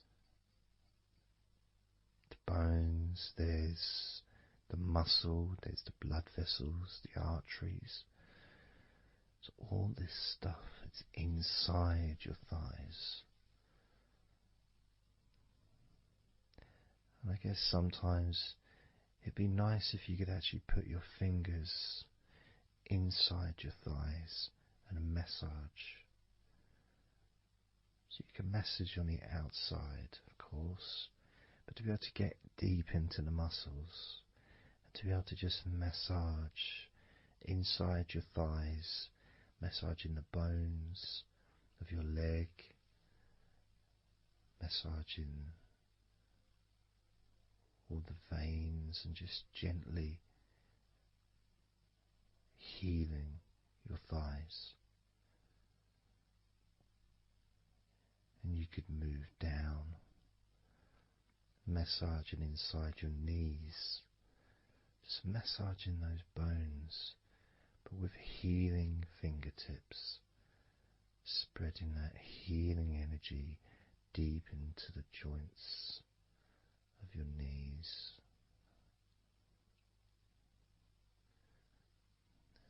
Of course, there's the back of your knee, you know, the inside crease where your knee is. It's a very sensitive area. Feels very nice when you stroke it. That might be because it's an area that's not really touched very often. It's almost like a hidden part, that crease in your legs. It's almost like a part that has a sensitivity which is a little bit different.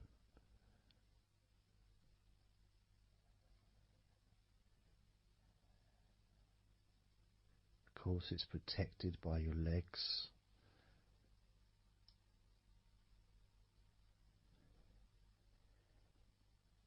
So you can imagine putting your fingers into that crease in your legs.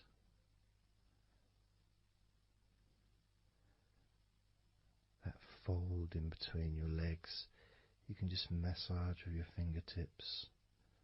Imagine your fingertips going inside, massaging the muscle tissue. You can of course feel the bones of your knees healing through your fingertips.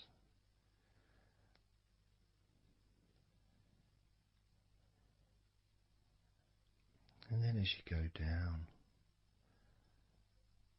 to your calf muscles, now that's a part I'd like to be able to really put my fingertips deep inside my calf muscles, massaging every single tissue of that muscle, healing every part.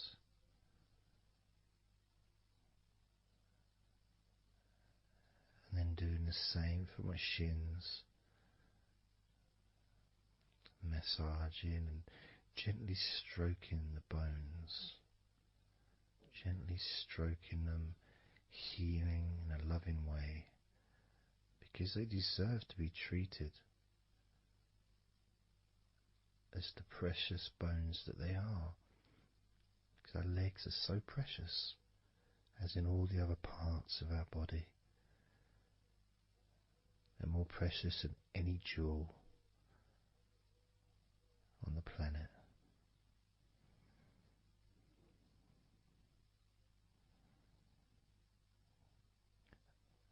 And when you start to think about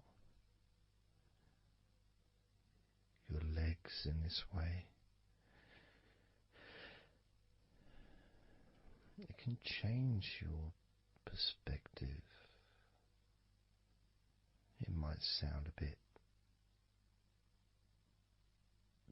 silly to start with, the idea of having love for your legs, showing appreciation for your thighs, wanting to be able to put your hands in your thighs and massage the muscles and the bones, and to get your fingers deep in there, releasing all tension, just to show how much you care about your legs, how much you care for what your legs do for you regularly. Your knees, your calves, your ankles, the strength of your ankles, considering how thin they are compared to the rest of your legs, especially your thighs. Yet they're so strong, so flexible. Absolutely amazing things your ankles are. Truly a gift because of what they do for you.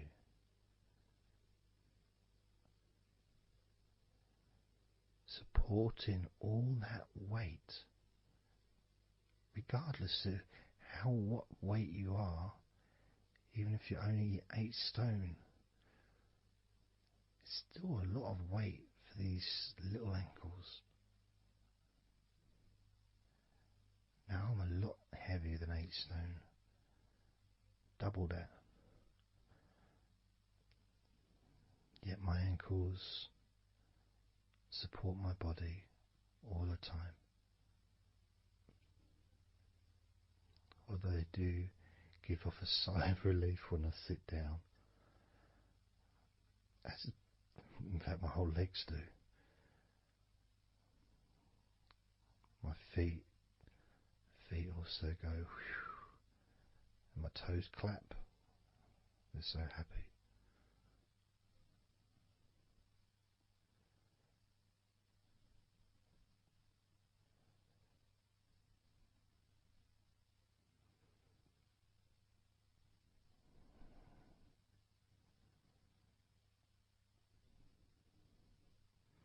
Your legs really are amazing.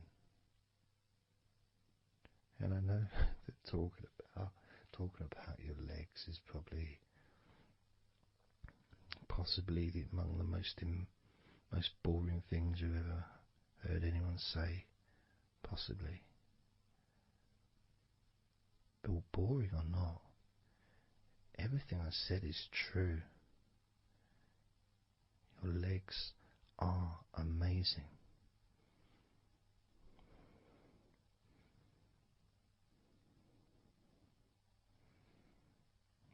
Your legs deserve not just respect,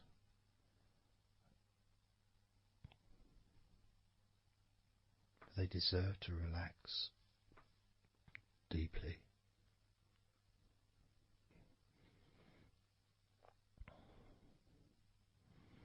They deserve to take some time out of the day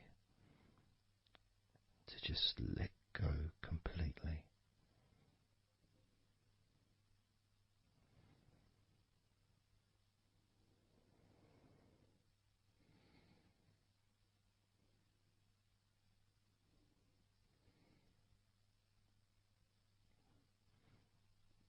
Your legs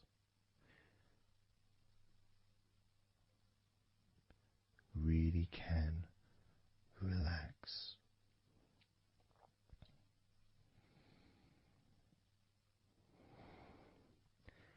And because the legs are such a very important part of your body, when you relax your legs, the rest of your body also naturally follows in that journey of comfort.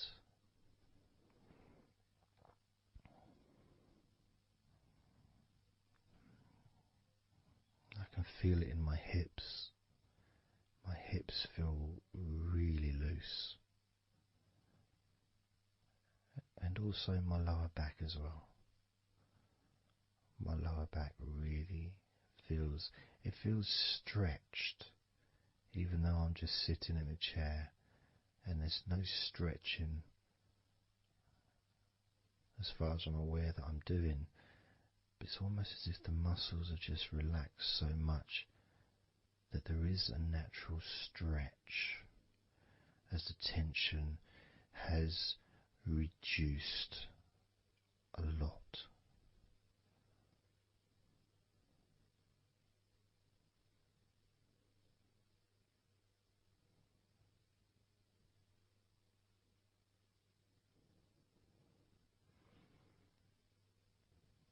And I'm now going to count down from 10 down to 1. And you can continue to feel wonderfully relaxed. 10, 9, 8, 7, 6, 5, 4, 3, 2, 1.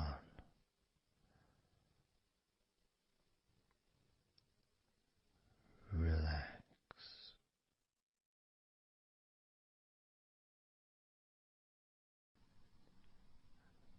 So I'm just going to count down from 5 down to 1. And as I count down, if you just focus on the numbers, just the numbers, counting down, and notice how you feel in this moment as you hear the numbers counting down, knowing that those numbers counting down represent you feeling calmer, not just in your body but also relaxing your mind. And just notice how you feel. There's nothing to do, there's nothing to say, there's nothing to think about. Starting with number 5.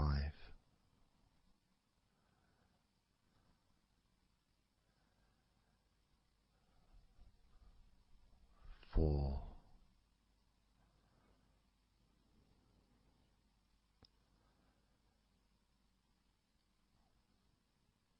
3.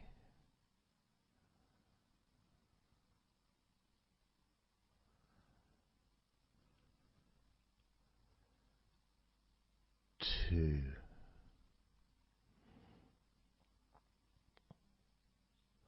1.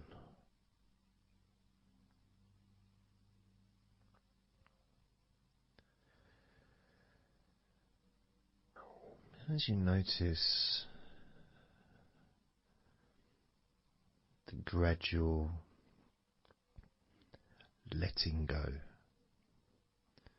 of the tension in your body, you may also begin to notice and be aware of how your mind is starting to slow down. This is just a natural thing that happens. It's not really a special procedure. It's just natural because as your body relaxes, your mind also starts to relax. And the more your mind relaxes, the more your body relaxes. It's just a continuous circle of relaxation.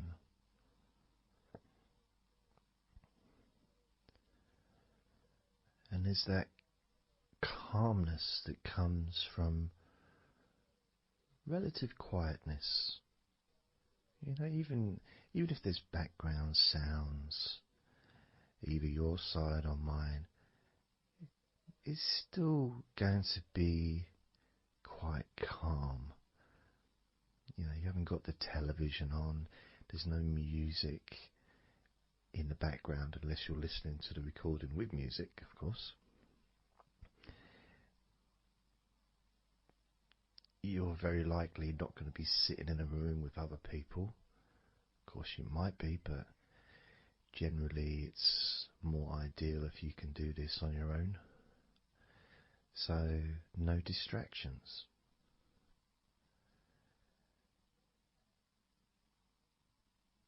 And when you stop thinking about stuff,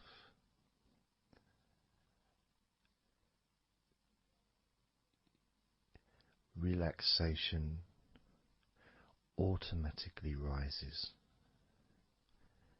A sense of comfort starts to grow. And without trying to build it up into something fantastical or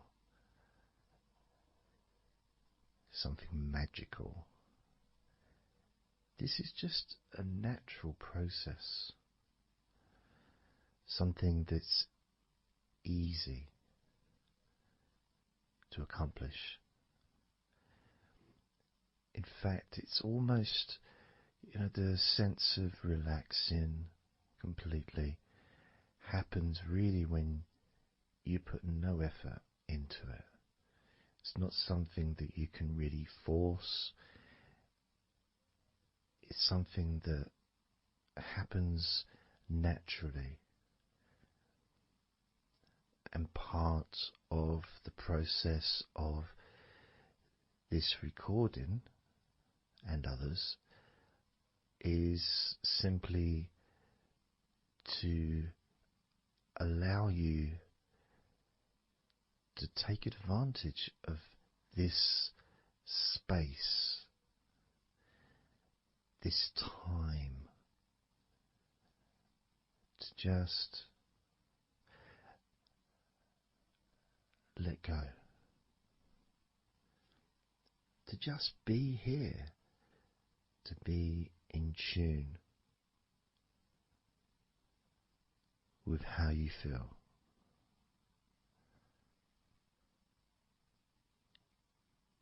Yet with the intention of wanting to relax deeply. And maybe even to fall asleep, depending on what it is that you wish for yourself in this moment.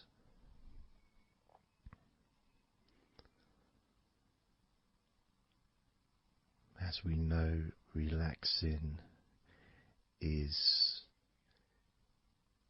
the majority of the process of falling asleep.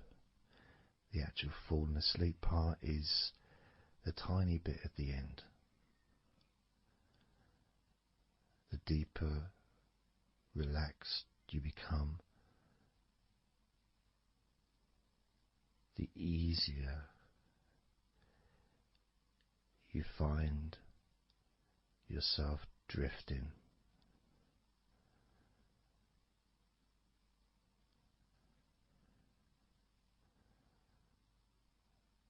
But you can also, if you choose, stay focused on my voice and really enjoy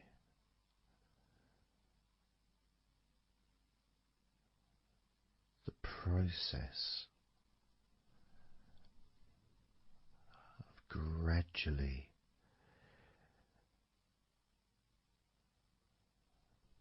relaxing each muscle in your body effortlessly,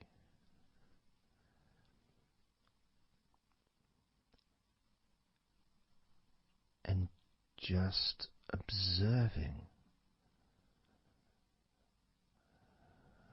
the sensation of letting go.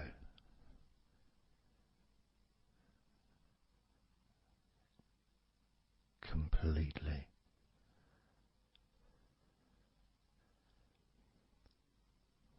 This time I'm going to count from 6 down to 1.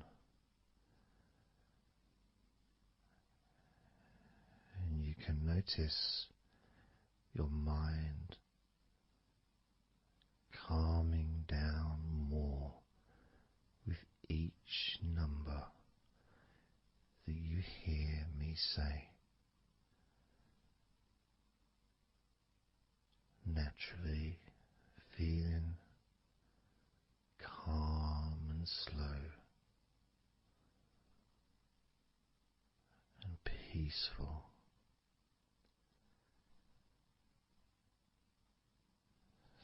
6.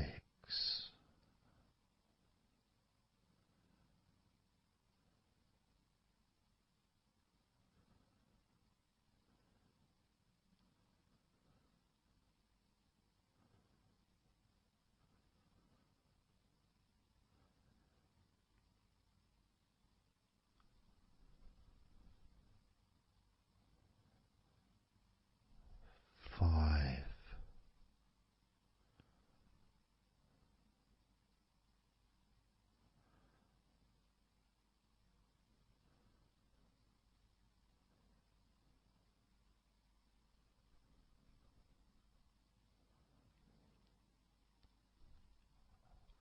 4.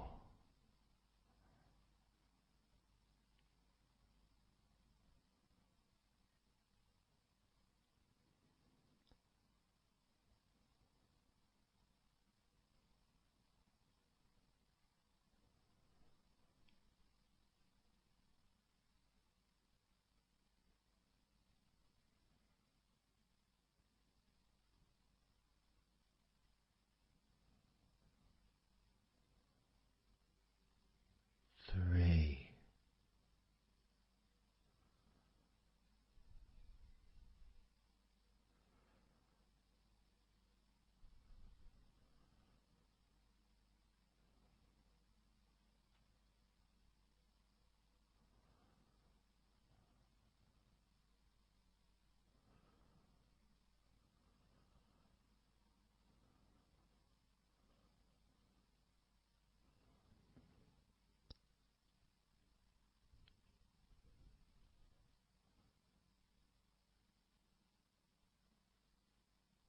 2.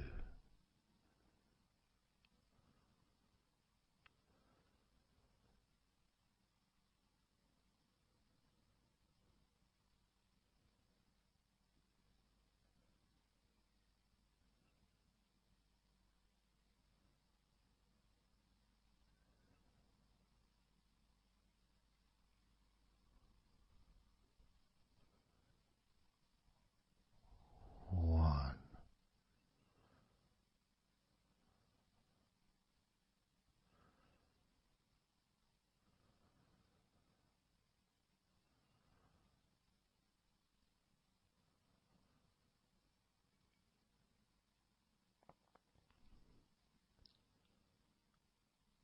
Being aware of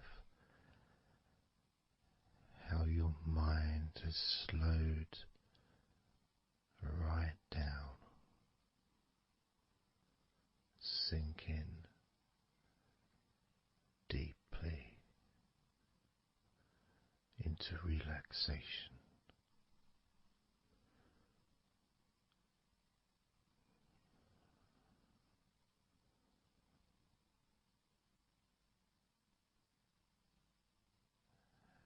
And as you focus on your mind, you may notice notice that there are some thoughts still there, maybe some stubborn thoughts that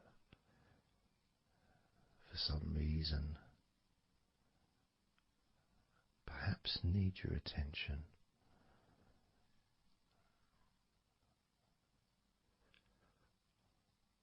So what you can do is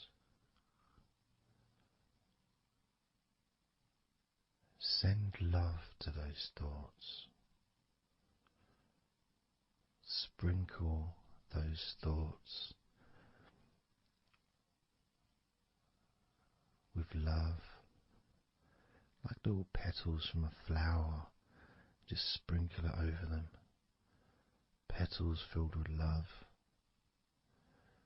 towards those thoughts, to let those thoughts know that you're not abandoning them. You just need them. You require them to just calm down, slow down, quiet down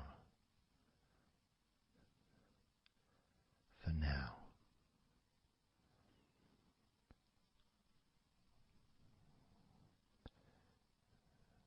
So as you focus on those remaining thoughts, as we count down this time from 7 down to 1, with each number, just imagine sprinkling those flower petals of love, kindness, gratitude over those thoughts, which will allow them to just melt away and relax deeply. With every number,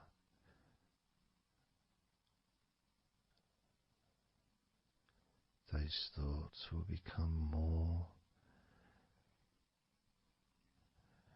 and more relaxed.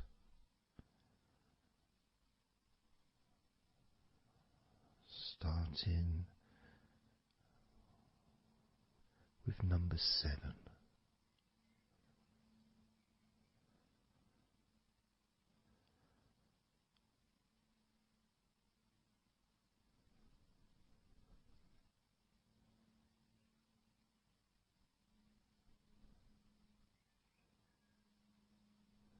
6.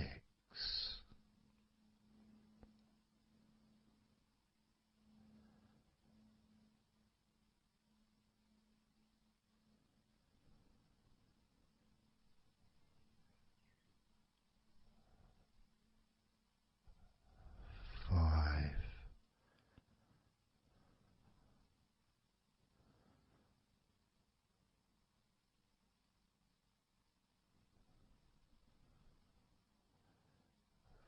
4.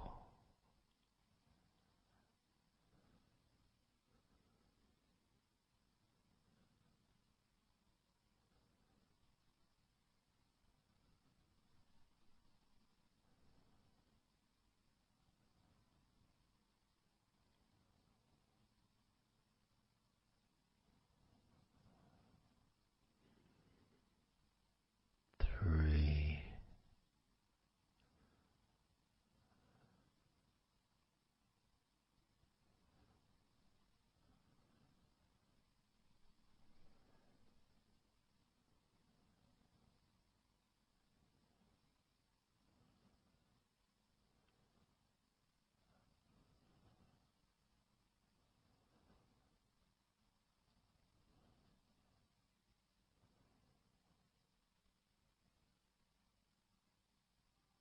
2.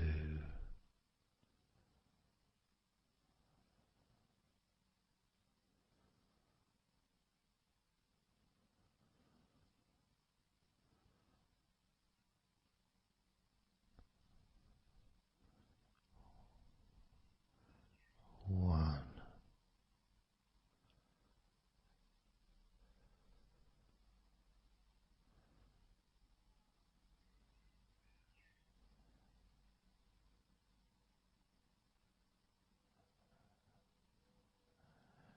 as you now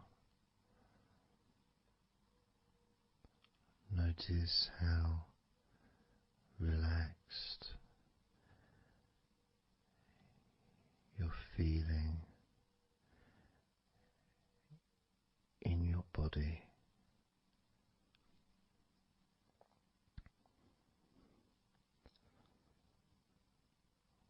We're going to focus on your hands.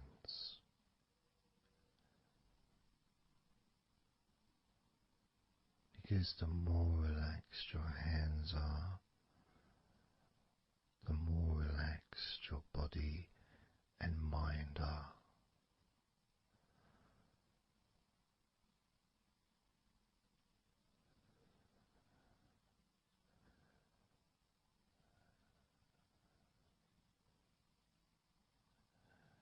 And as you focus on your hands and your fingers,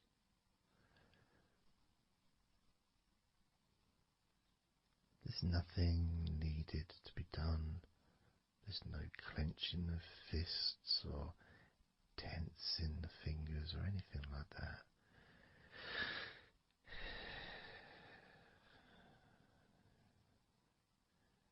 It's just noticing and focusing on your hands.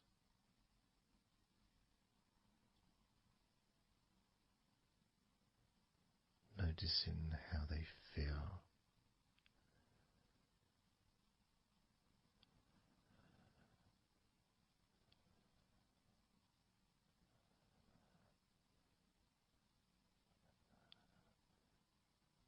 Because the more relaxed your hands feel,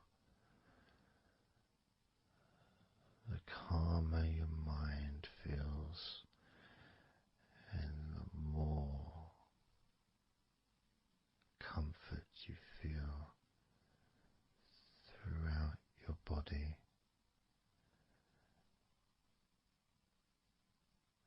And you may have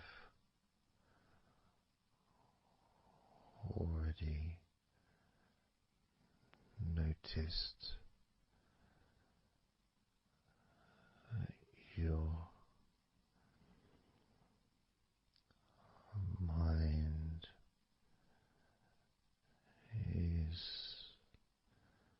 starting to drift.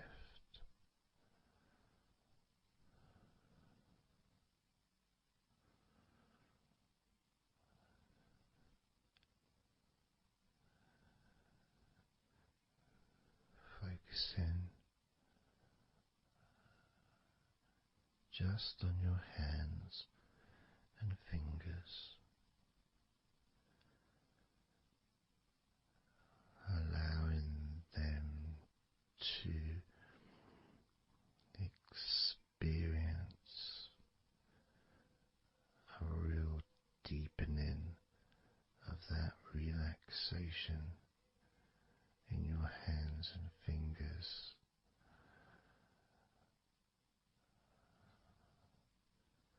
More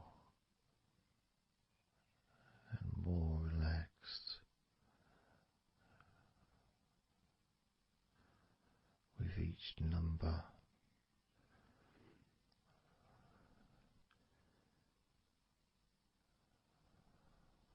From 8 down to 1. You can almost feel that healing and relaxing energy spreading into your hands and fingers, becoming even more relaxing with each number.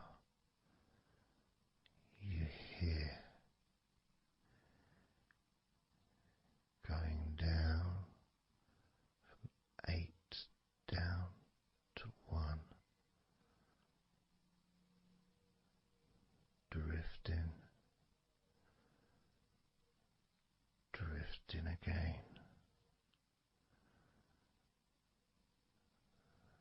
Starting with number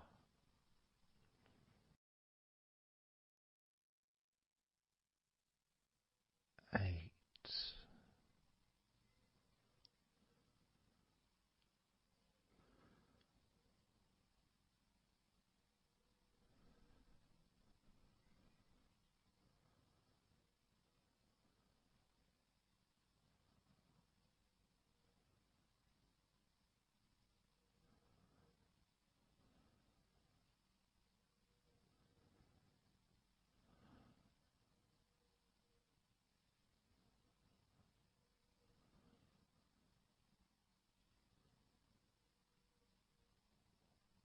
7.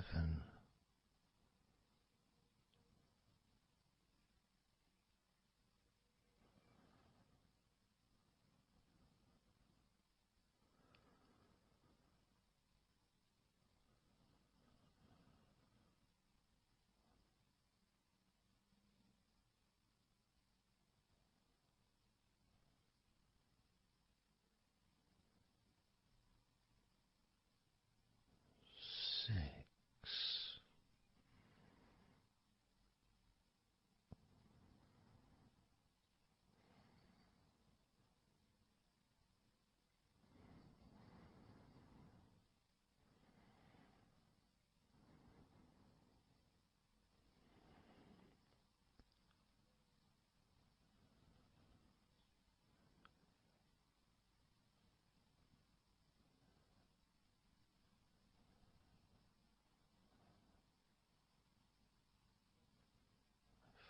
5.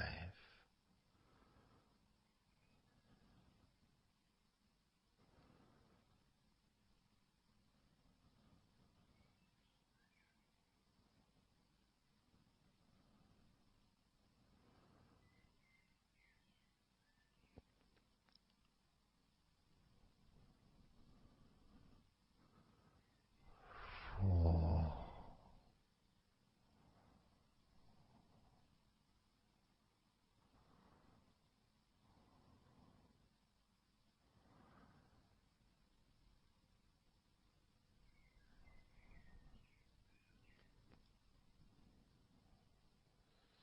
3.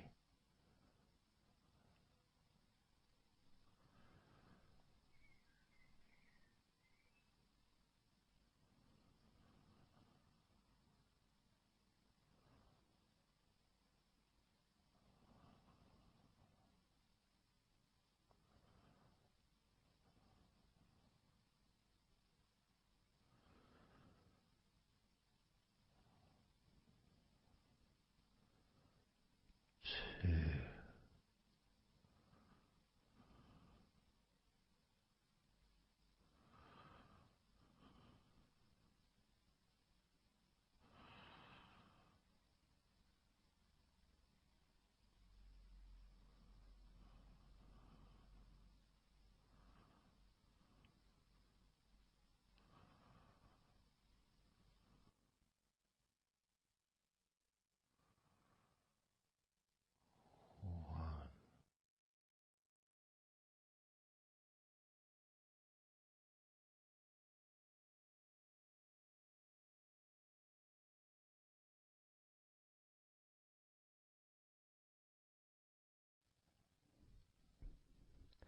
Just being here now. Nothing to think about, nothing to do, nothing to say. And everything just feels calmer. And this is your natural state of being. This is how you just normally feel when you take away all of that other stuff that we add. You know, things like stress and worrying and overthinking and anxiety, tension, just generally thinking about stuff. When you take that away, which is what we do, what we're doing now,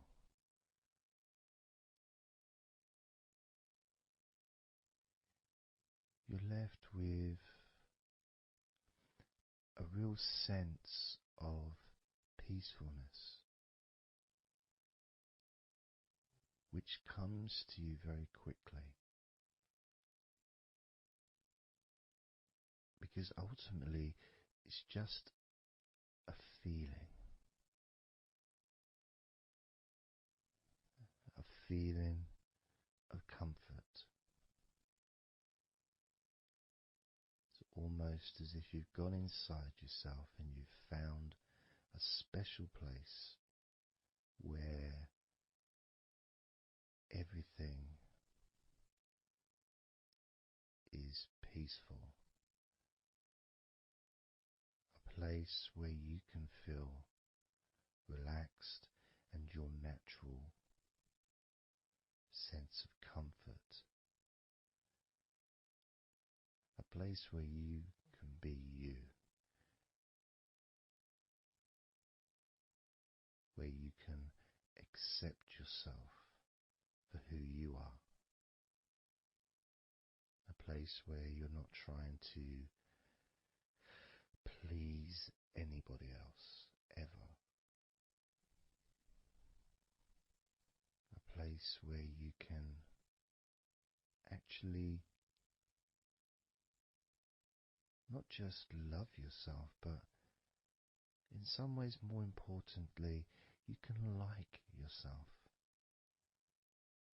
Appreciate who you are.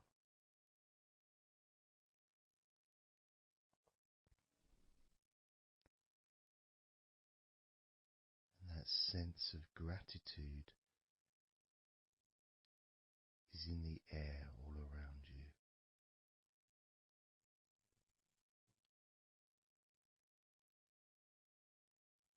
And that's also a place where you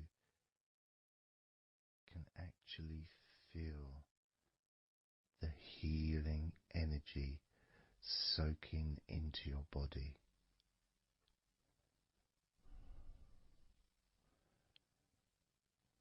Healing energy soaking into your body. And that healing energy spreads through your veins, traveling to each and every single part of your body.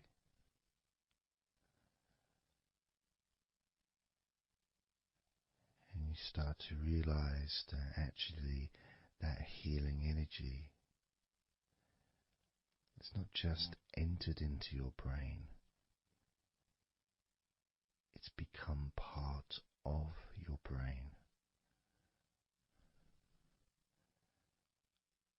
And that spinal fluid is now mixed with healing energy.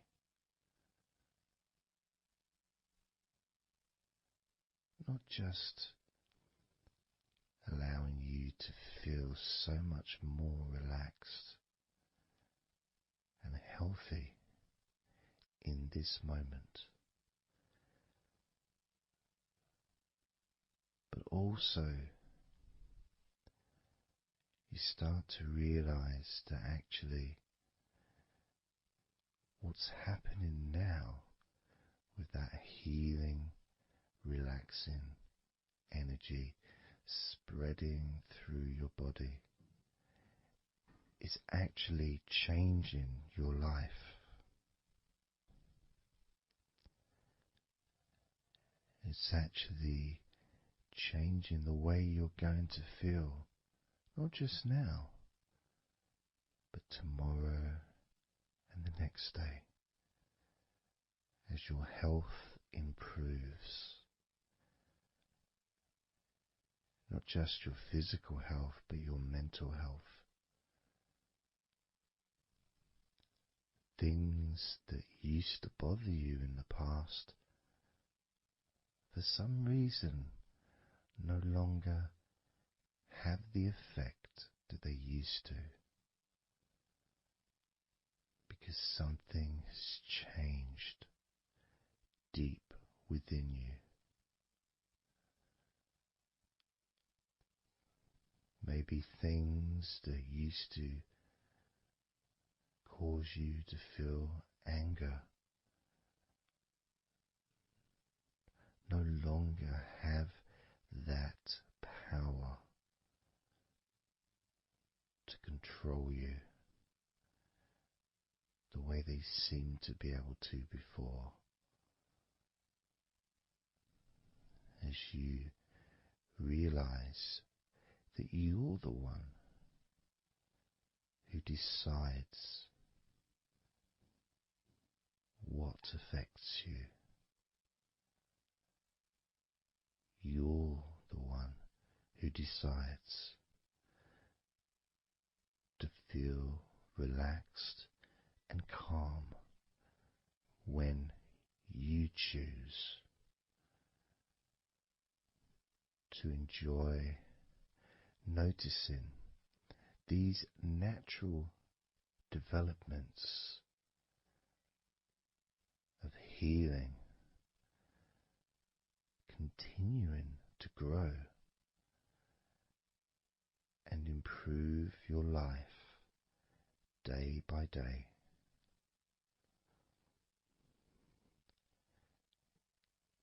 Including, of course, your ability to relax so much easier and sleeping is the most natural thing in the world to you, because falling asleep is something that you've done so many times in your life, and you know that you were born, as we all were, with the ability to fall asleep naturally. We were born with that ability to just drift off into a deep, healing sleep.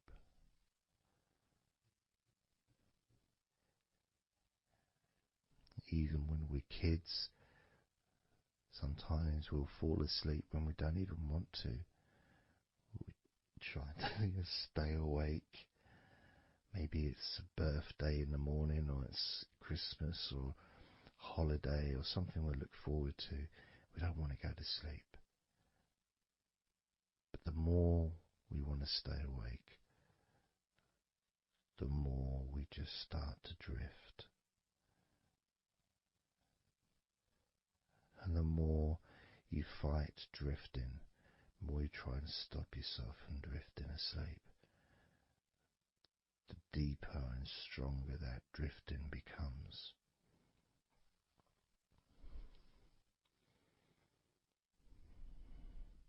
Because we're born not just with the need to relax deeply and to naturally fall asleep, but it's our birthright. It's part of our DNA.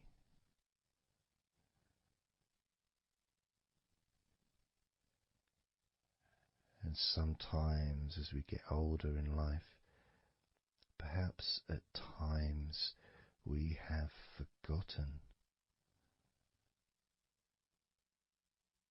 that relaxing completely is not only a wonderfully pleasant experience,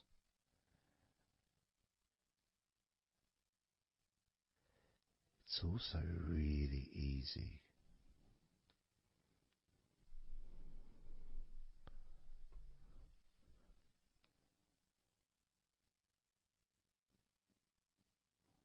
very, very easy to let go, because that's all it is. It's just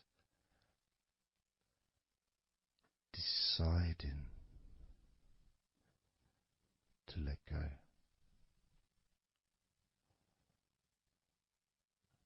And when you press the play button on my recordings, you have given permission for my voice to relax you. When you press that play button, you have given me permission for my words to affect you in a positive, only a positive way, opening up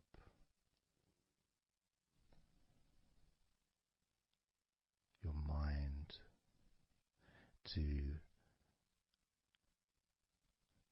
useful and healing suggestions that can have such an amazing effect on how you feel right now,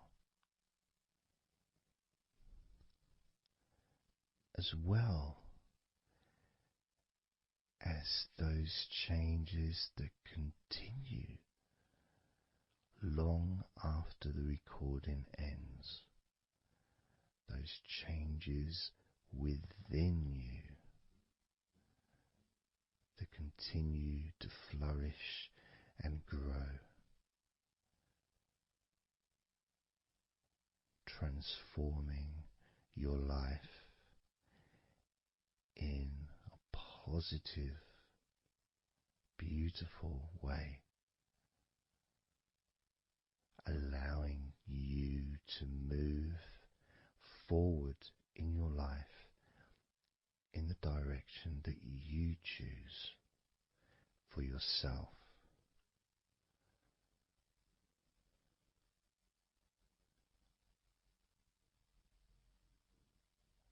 And this feeling that you can experience of safety, comfort, calmness,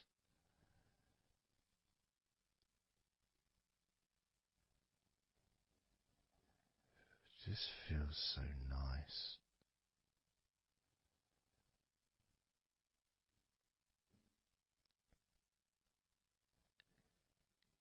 It's such a healthy place to be.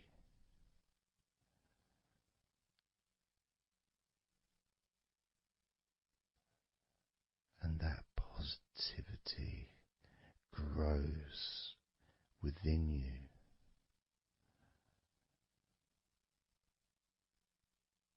Each and every day, moving forward, you're going to find that you're more relaxed physically and in your mind is more relaxed. And it's not that you're thinking slower, it's just that your mind will be less clogged up with unnecessary negativity. Because from now on, your mind rejects negativity. From now on, you're going to start noticing when negativity arises, and you can just say stop. Stop.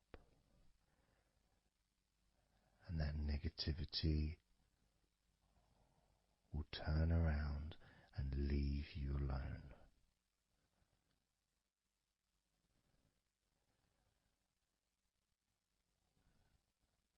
Stop, and that negativity will disappear.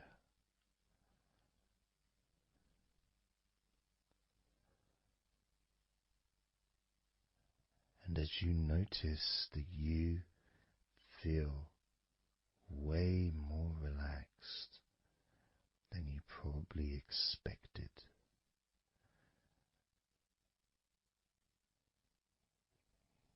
you can now congratulate yourself because you're the person that has done this. You are the one that has opened your mind up to the simple facts that you can feel more relaxed in your body and in your mind.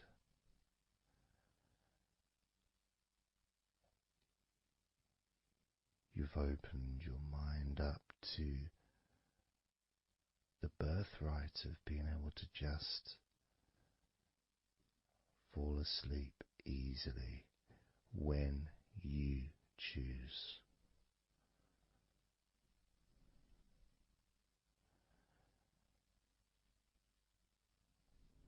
And that's a nice feeling, don't you think? Feels nice, doesn't it? To feel calm with all that healing energy spreading through your body and your mind.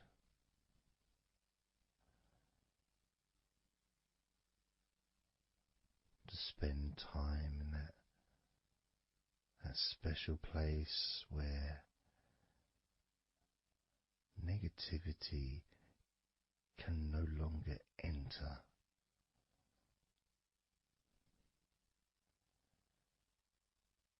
Negativity is banned, it's barred, it's not allowed entry. It doesn't deserve to be here, it doesn't belong here. Negativity has no place in your life.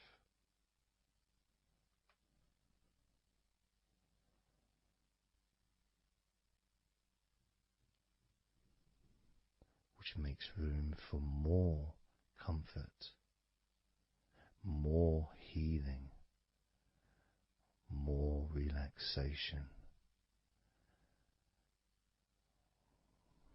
more peace.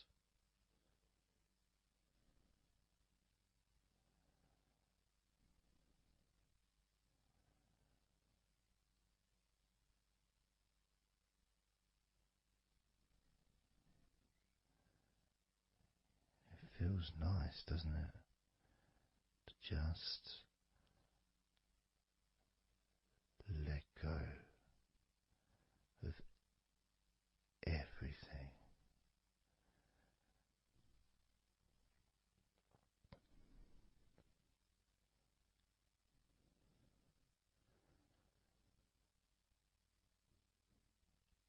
And I'm going to count down now from 20 down to 1. You can continue to relax. If you choose, you can drift to sleep. With every number you hear me say, you can feel twice as relaxed. Or if you choose, you can feel twice as sleepy.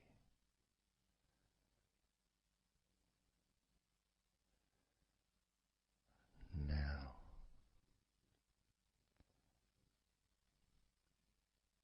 20.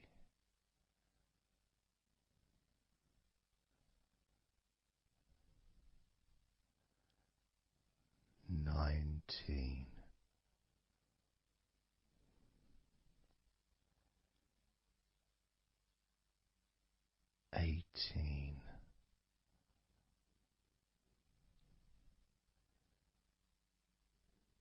17,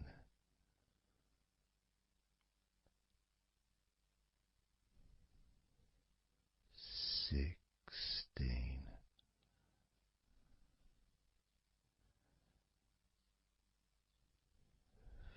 15,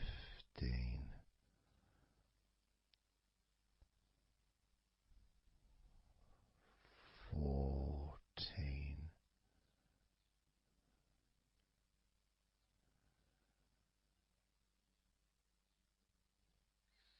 13,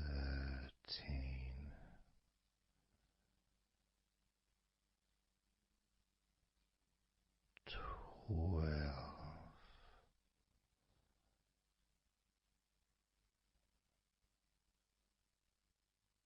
11,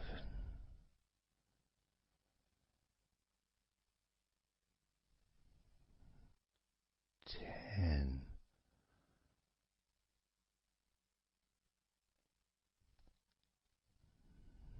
9,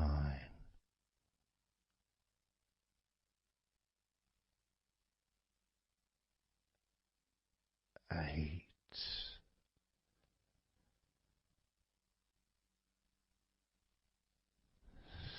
7,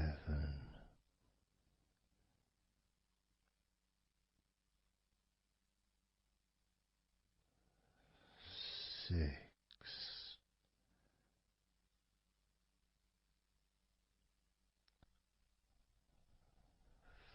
5,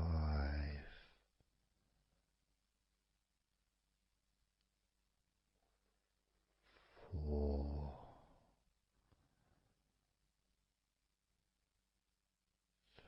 3,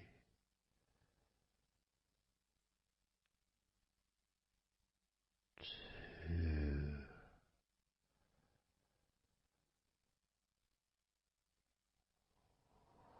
1.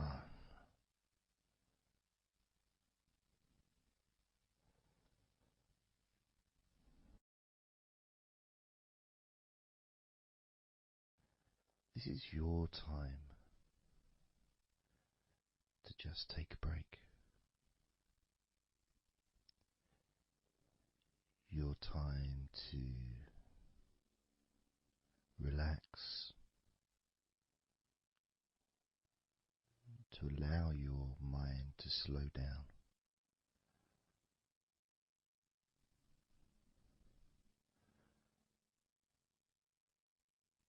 to give yourself permission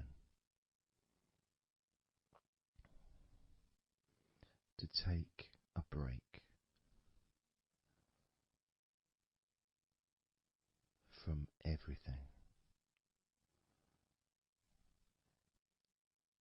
And you're the only person that can make that decision. You're the only person that can actually tell your mind to just relax.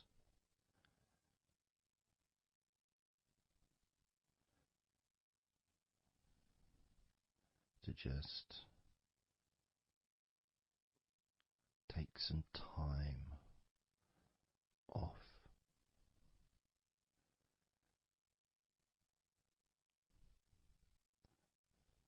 So that you can focus on your body, getting in touch with how you feel physically.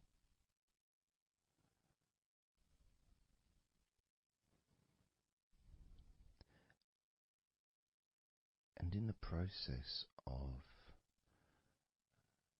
this body scan, where you focus on different parts of your body,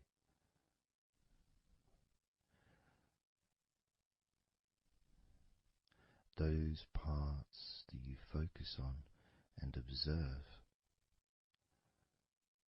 even though you're not purposely requesting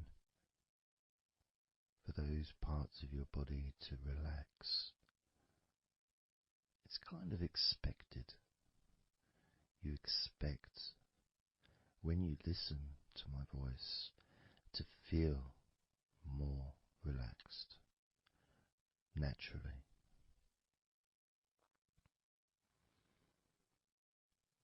Because when you're listening to me, your attention is focused on my words. And as my words guide you to focus on those parts of your body, your focus increases.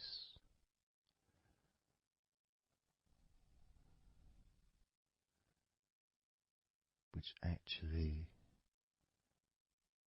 calms your mind.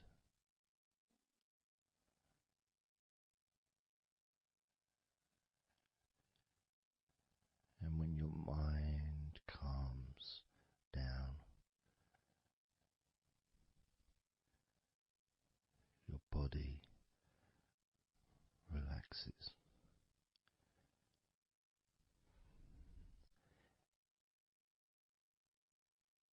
And when your body calms down,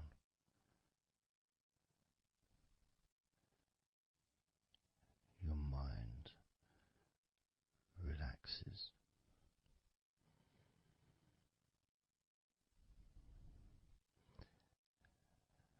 And even though we've not really started to focus on your body, you can already feel that healing energy spreading through your body, pushing out stress and tension,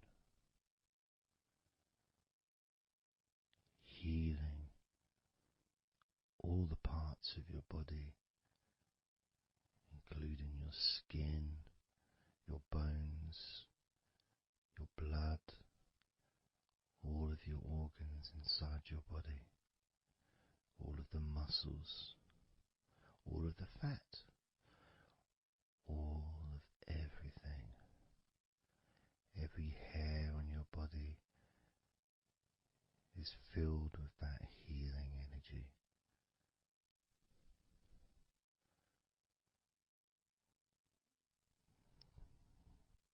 And when your brain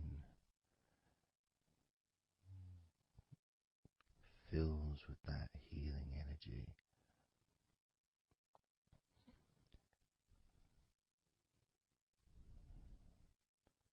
the feeling of comfort and relaxation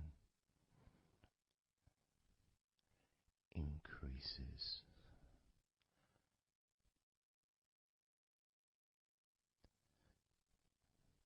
Deeply increases.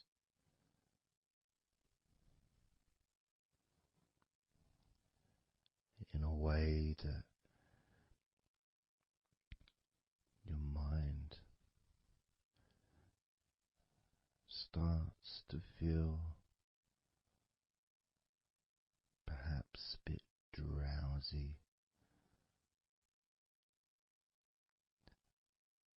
because it's not needed,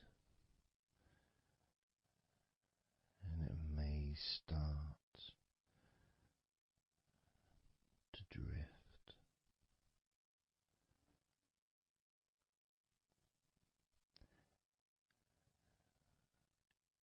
If that's what's needed. So if you're listening to this and what you need is deep relaxation, that's what you'll get. If what you need is to fall asleep naturally and easily as your mind drifts, that's also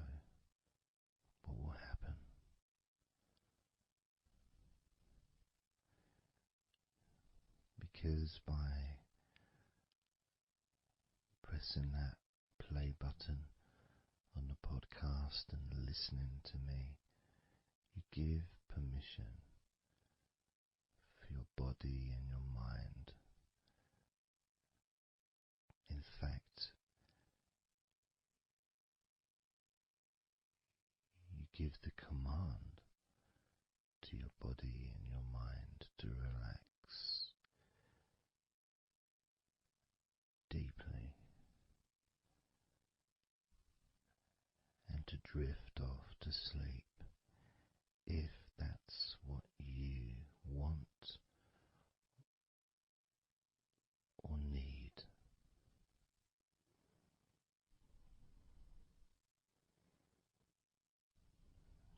And as I focus on the different parts of your body, you may start to just drift, and then you come back again and you hear me talking, and I'm focusing on a different part of your body. And you may find yourself drifting, but you don't realize you're drifting until you stop drifting and you're alert again to my voice, focusing on a different part of your body starts to relax even deeper. Because that drifting is basically you already in the sleep zone.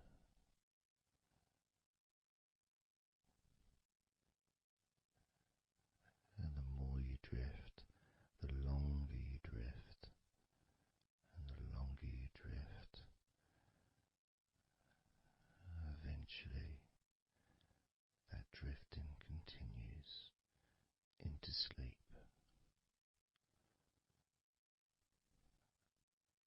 And that's the last you remember until you wake up in your own time when you experience the right amount of sleep for you. Because when you do, and if you do fall asleep, it's extremely pleasant, so relaxing, so deep, healing sleep.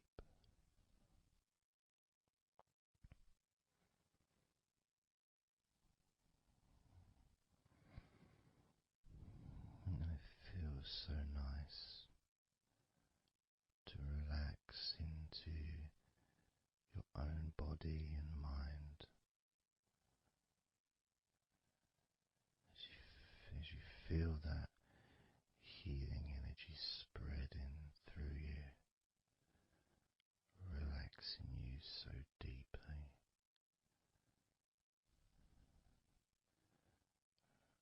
relaxing you so deeply.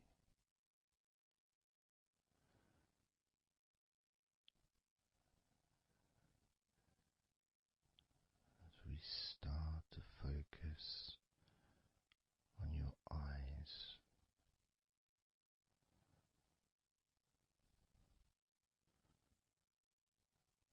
moving down to your jaw,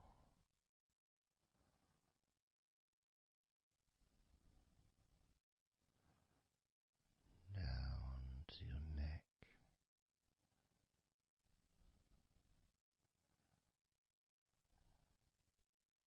your shoulders,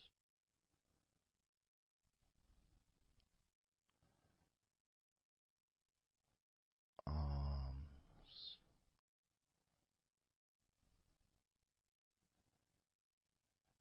hands,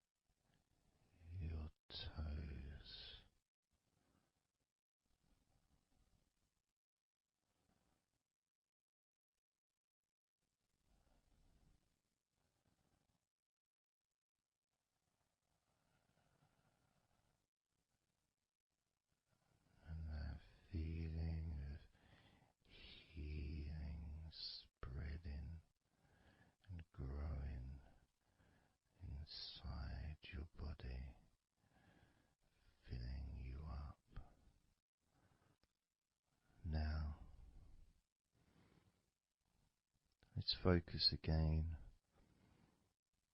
on parts of your body. Focusing this time on your forehead.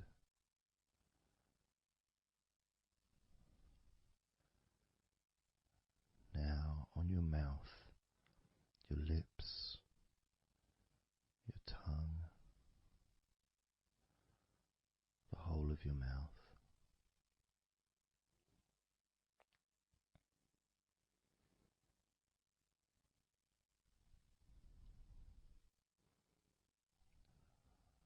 Focus in on your fingers.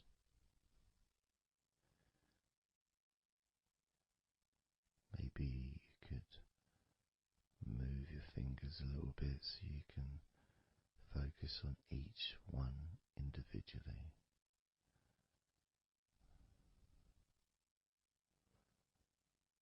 Both hands. And even though as you focus on both of your hands now, they almost seem to just melt into one.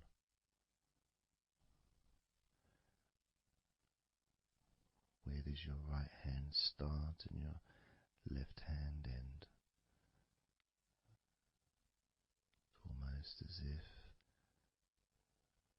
it just mix together.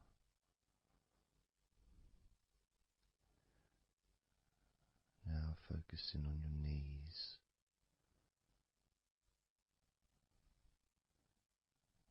Just noticing how your knees feel.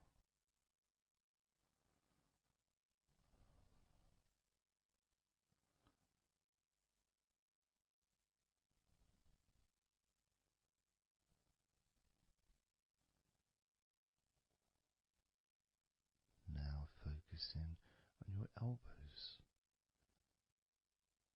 Focusing on both of your elbows.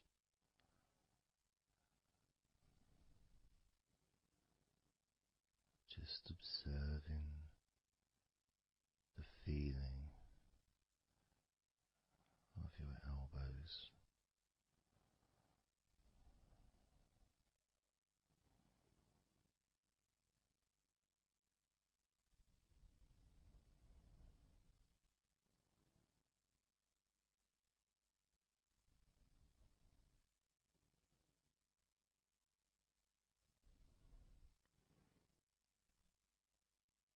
Now focusing and observing the back of your neck.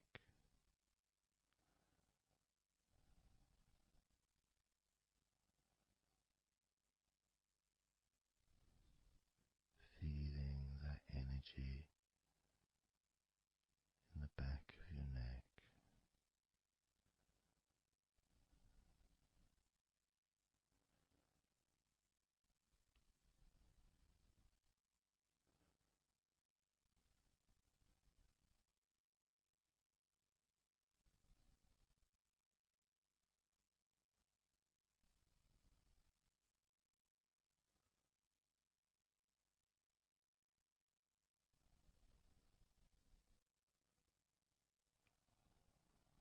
Observing your ankles.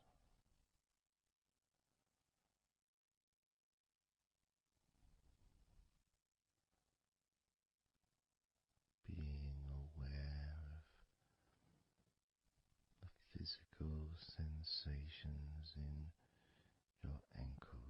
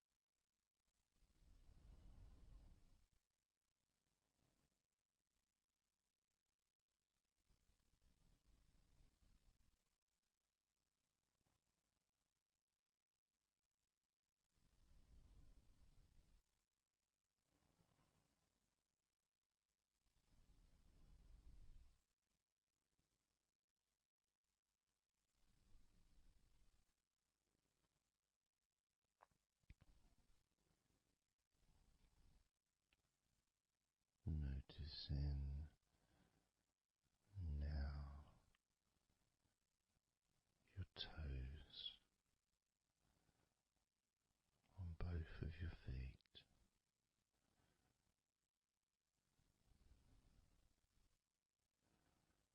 Being aware of how your toes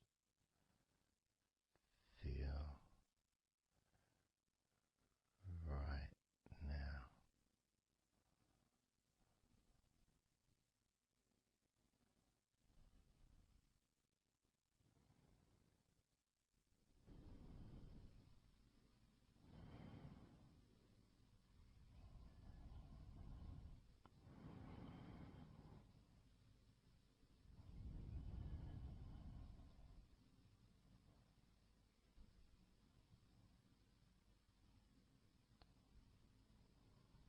Noticing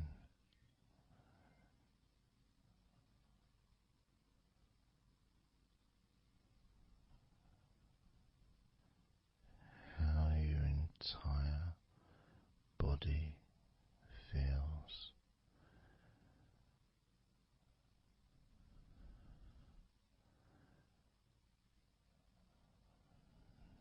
Noticing how your mind feels now.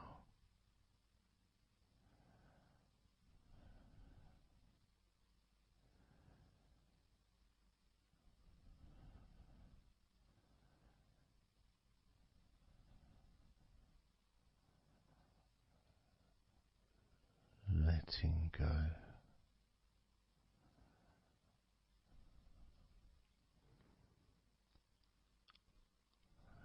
Letting go.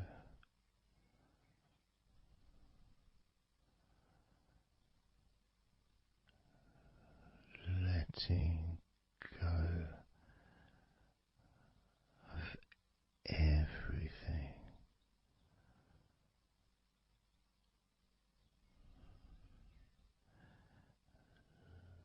Letting go.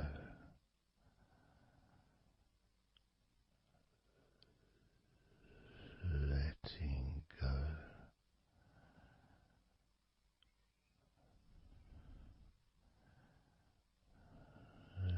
Letting go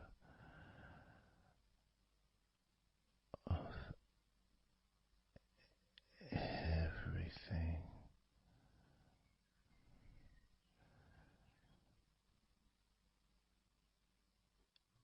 Everything.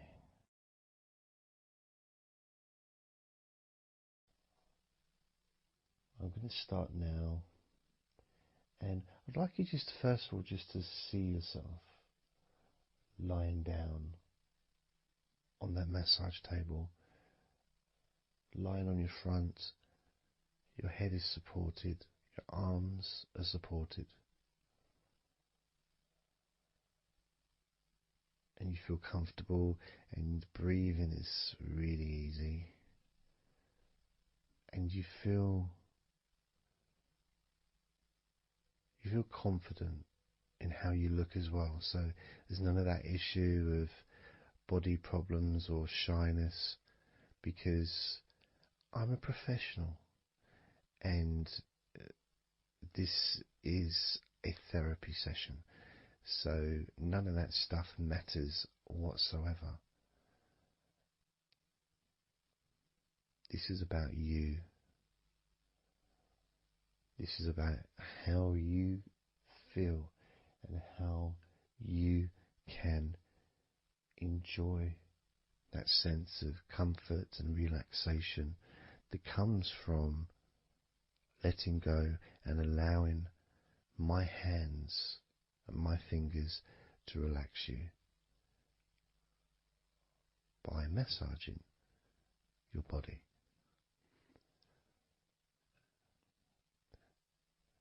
So I want to start off just by placing my hands on the back of your head, just gently. just so you can feel what my hands feel like really on you. So you can maybe feel the warmth of my hands on the back of your head. And I'll move my hands to the side of your head, not pressing, but just holding them there very gently. Maybe over your ears and a little bit on your face, just so you can feel my hands, so you can become accustomed to them.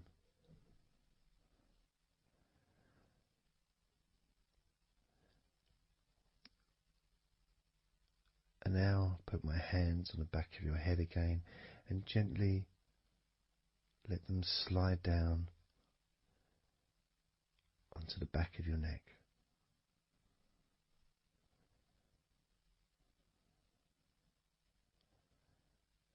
You can feel my hands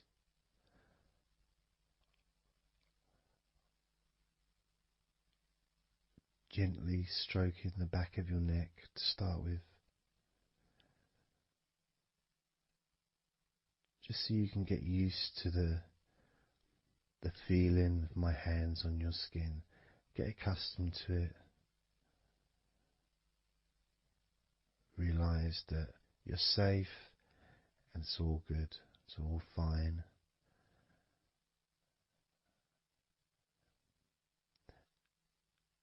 And I'm going to start gently massaging the muscles in the back of your neck.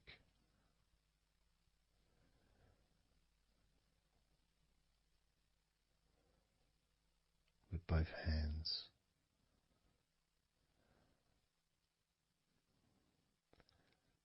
Now this is a very trusting situation really, because our necks are so fragile, and to have someone have their hands around your neck in that way can sometimes be problematic for people, which is why massages are quite good, because it allows you to relax and to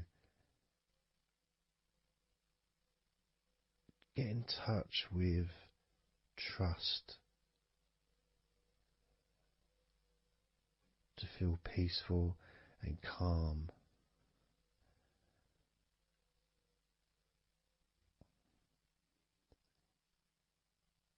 There's a massage the sides of your neck gently, moving from the bottom of your neck, which would be sort of near where your shoulders start, I guess, all the way up to your jaw, your ears kind of area, that side of your neck. Of course, is a lot longer than the front of your neck.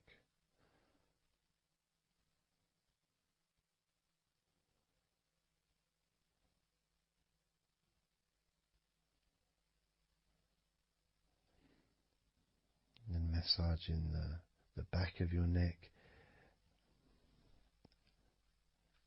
especially that area where perhaps we hold tension. And as that area is massaged, you can actually feel a sense of release in the back of your neck.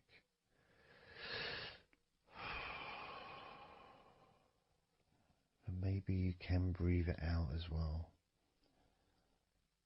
Notice how it feels. Notice how you feel.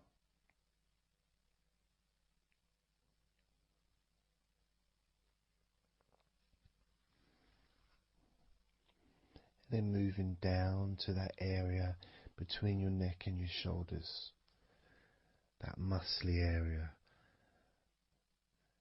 starting to massage that area on both sides. I mean, this would be the area that a lot of people would massage if they were going to give you like a shoulder massage. Even that's not technically the shoulders, but it's all the muscles that lead to the shoulders, from the neck. And again, that can hold tension and stress And when massaged, sometimes a nice deep massage is useful. And you decide how deep that massage is.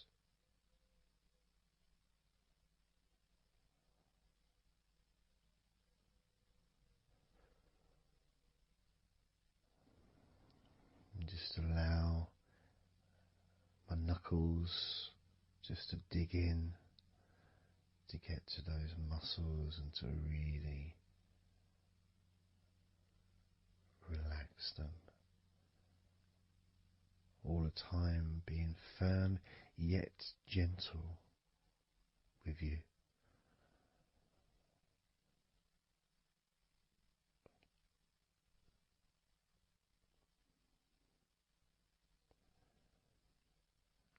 And just stroking down that area to your actual shoulders, moving to the muscles of your shoulders.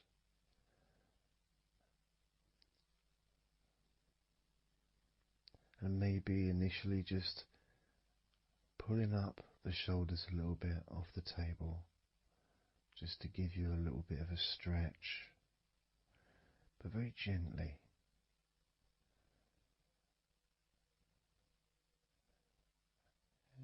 And you've got the muscles at the front of your shoulders, the sides and the back.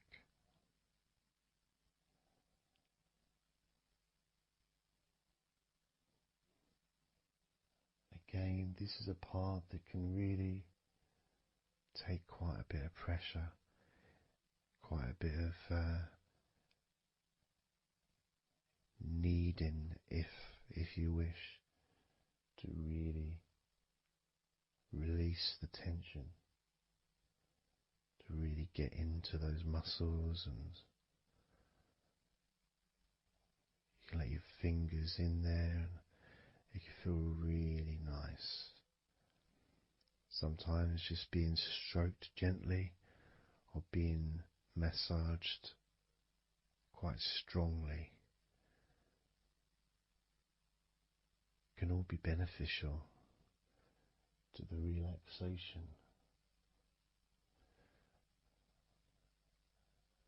of the muscles in your shoulders.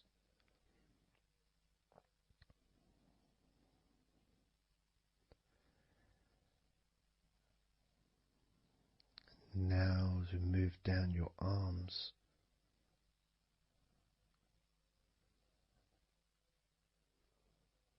we'll do one arm at a time, starting with your right arm.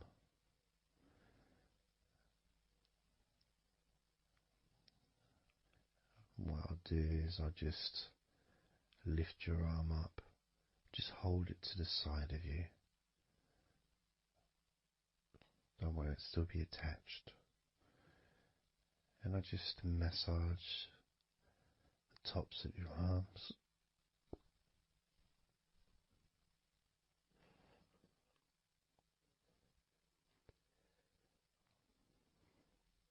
All the way down to your forearms, into your wrists.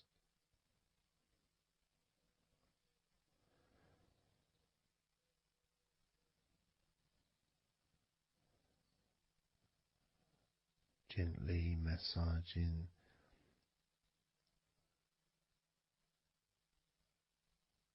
that part, the softer part, which is the under part of the arm, which leads to the crease in your elbow, the inside. It's much more sensitive skin.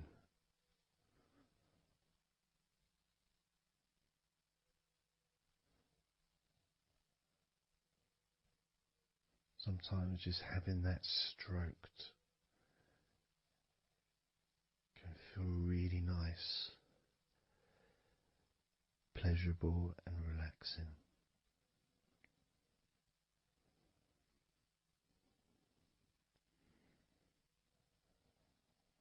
Now moving down to your right hand.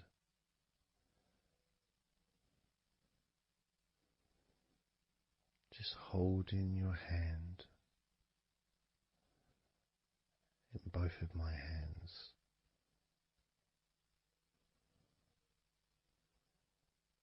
Just pressing gently on the back of your hand and stretching your fingers ever so lightly. At the same time, pressing down and massaging each finger.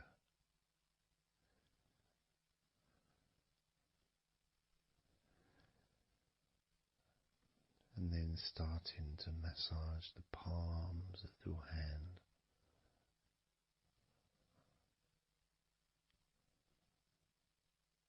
Just turning the hand gently, stretching it gently.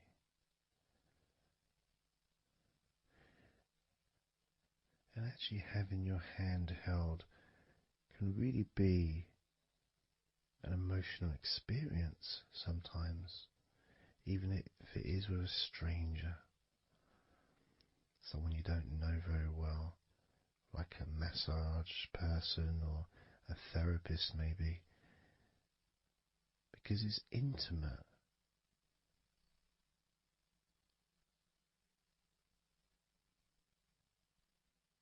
And it can feel nice, and you can feel safe.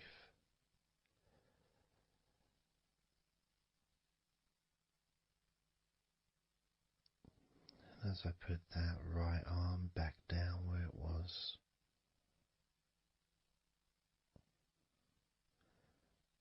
we're going to do the same with your left arm. Exactly the same. Massaging the muscles in your arm all the way down to your wrist. Stroking the inside of your arm.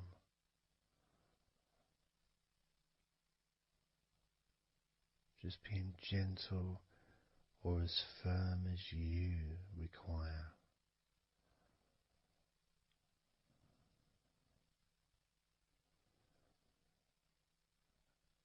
And then massaging your left hand.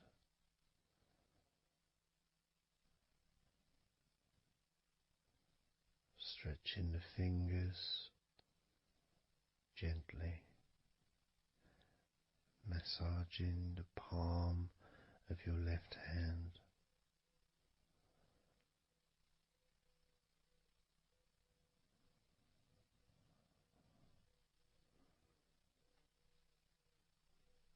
You can feel so relaxing.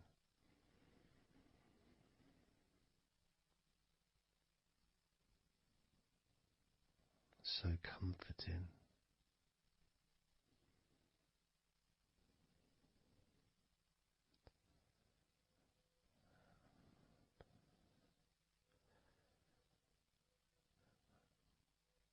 Now just rest your left arm back down.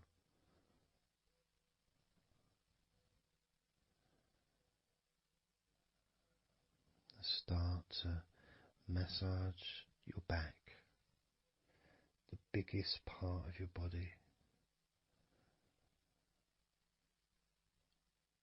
Starting at the top, starting again where we already have been, that area at the top, in between your shoulders, near your neck, going back and massaging that area again, but this time moving downwards.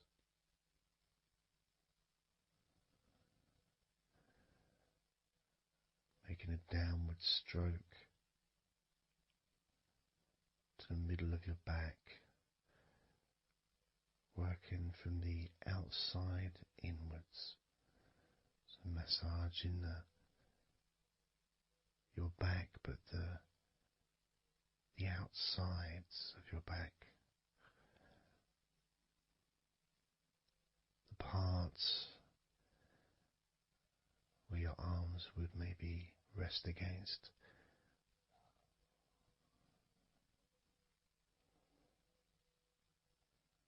almost the part that connects your front to your back.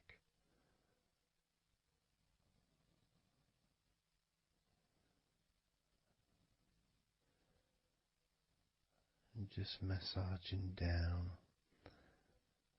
firmly but gently, as firm as you want,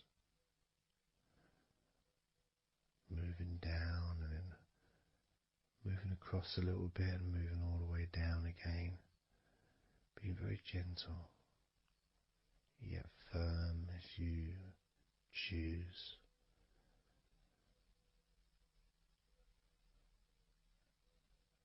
Eventually we get to the spine. We can massage the muscles on either side of your spine, from the top of your neck all the way down to your lower back.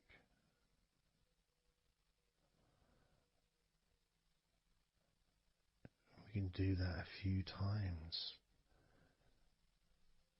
Sometimes people would use the knuckle or the, two fingers and just go either side of the spine, almost just push down and go all the way down to the bottom of the spine. Each time releasing tension and opening up the body, stretching your body so that you feel more relaxed, but at the same time rejuvenated.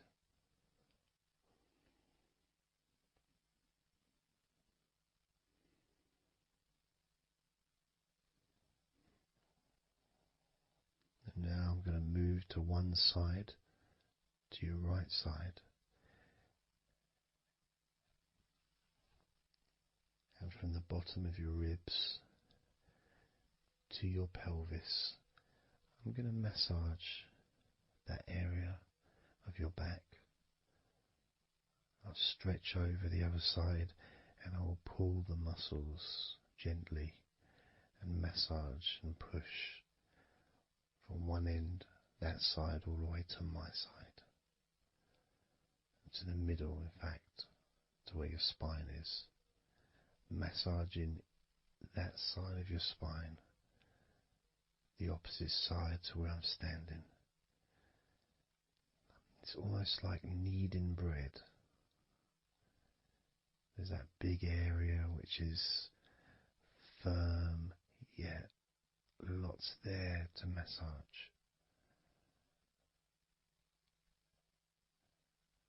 Potentially one of the most important places to actually have a massage, because you really feel it.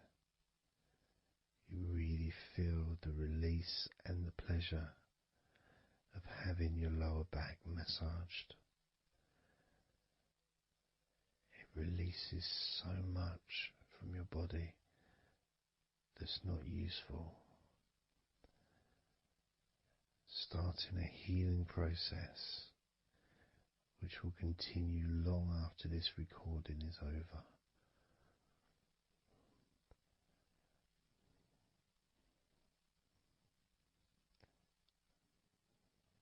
And massaging this part of your body not only feels really good for you, but it's actually fun to do, because it is, as I said, like kneading bread. It's a part that you can really get a hold of and really massage deeply, if that's your choice.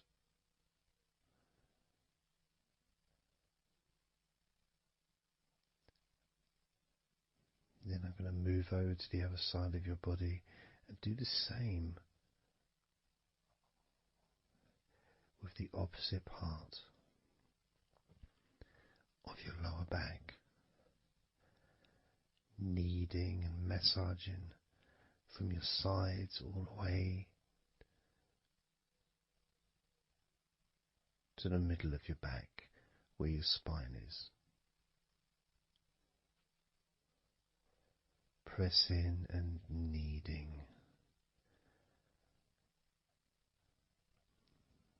firm and gentle at the same time.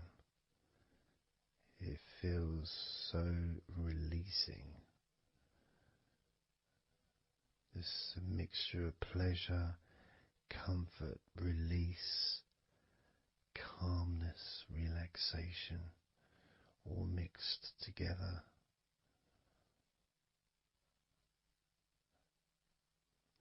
Plus there's that feeling from your stomach as it's being stretched. Even though you're on your stomach now, you can feel it being stretched because that whole area is connected to your stomach.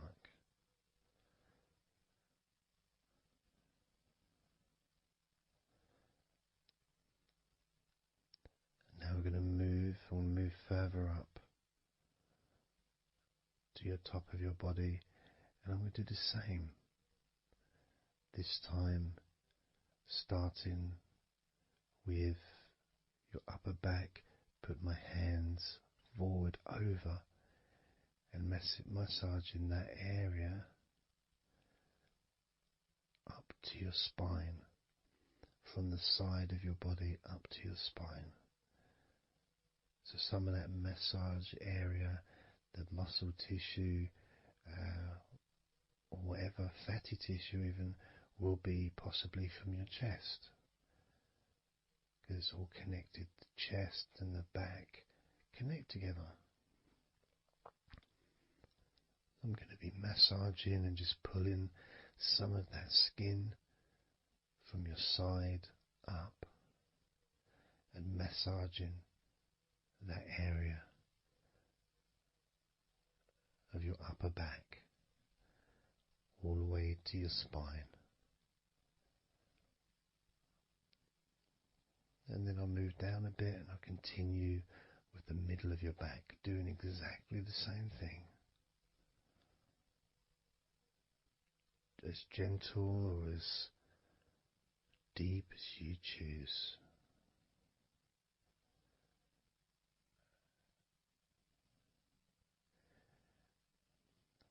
Now I'll move the other side again and do the exact same thing with the top of your back on the other side, from pretty much underneath your arm area really,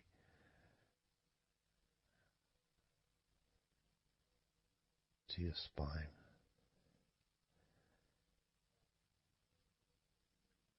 And then continuing that all the way down, including your middle of your back.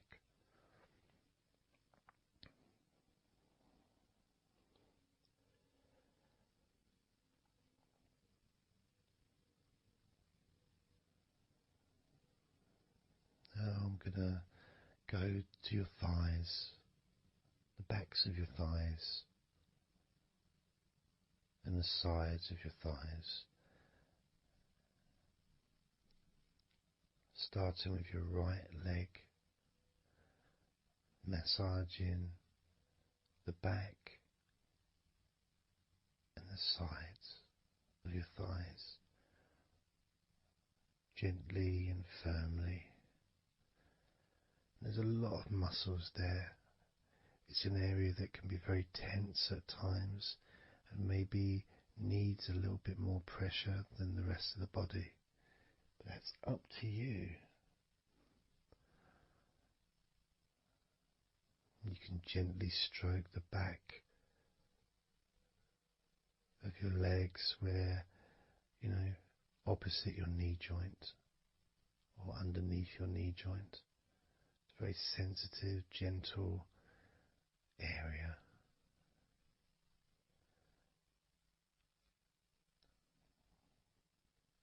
And working down to your calf muscles, massaging your calf muscles thoroughly and deeply if you choose, using both hands and fingers digging deep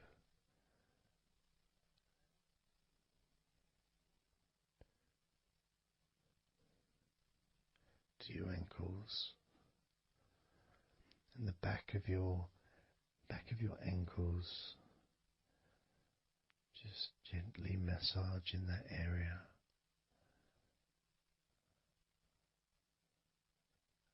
Maybe lifting the leg and stretching it a little bit.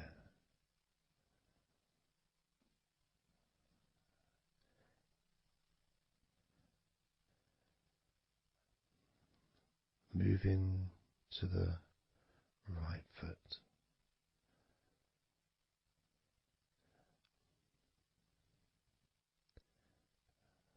Massaging the bottom of your feet and the sides of your feet.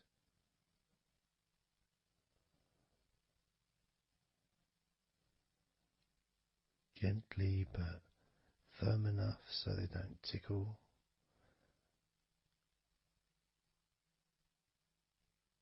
And just allow the pleasure that you get from having your feet massaged to just overtake you. As I continue to massage your feet, the bottoms of your feet, the sides, your arches, your heel. You can put a lot of pressure into your heel and it feels amazing. Yet the arches need to be a bit more gentle. Stretching your toes gently and massaging the bottoms of your toes with my fingers, each one individually.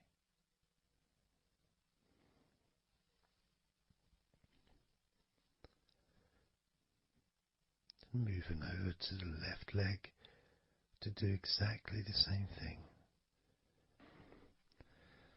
Starting at the top of the thighs, working the back of the thighs and the sides, massaging deeply and gently that whole area, working all the way down.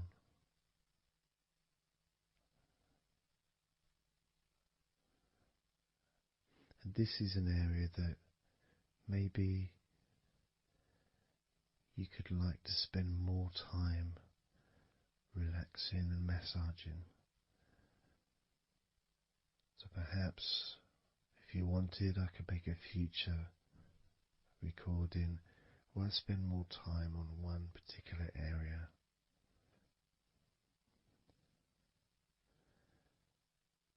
As you move down to your calf muscles,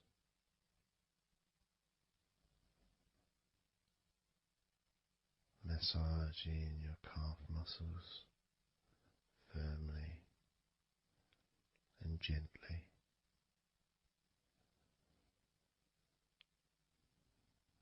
Moving down your ankle and to your feet, massaging the backs of your feet, the bottoms of your feet, stretching your toes and massaging each toe individually. And that feeling of pleasure and release that you experience when you're having your feet massaged feels really good.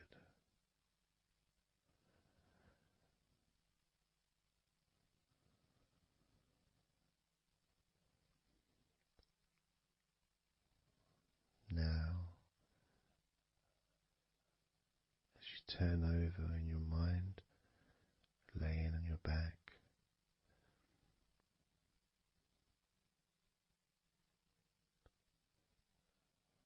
just going to start again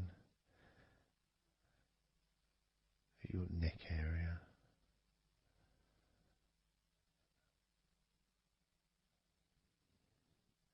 In your shoulders, just to get back in touch with that area.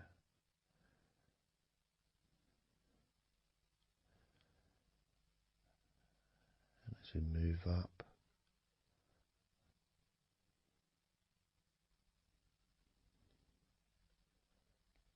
I can clean my hands, make them all fresh, because now I'm going to massage your face gently. Starting off with your forehead,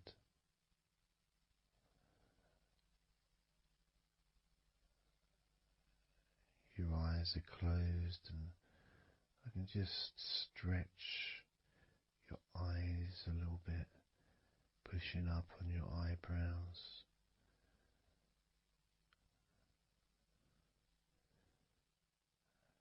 Just massaging around your scalp.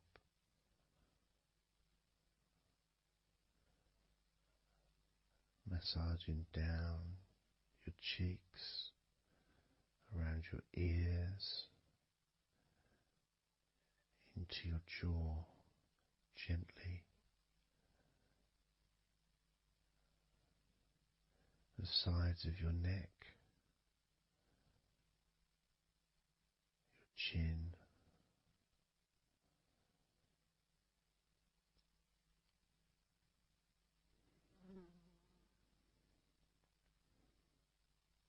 then just moving down from your neck down to your chest, starting by massaging the very top of your chest, where the collarbone is, either side of the collarbone.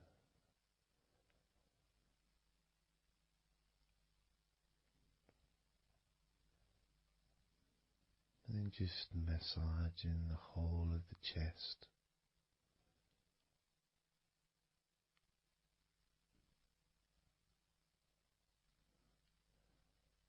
Moving the chest around.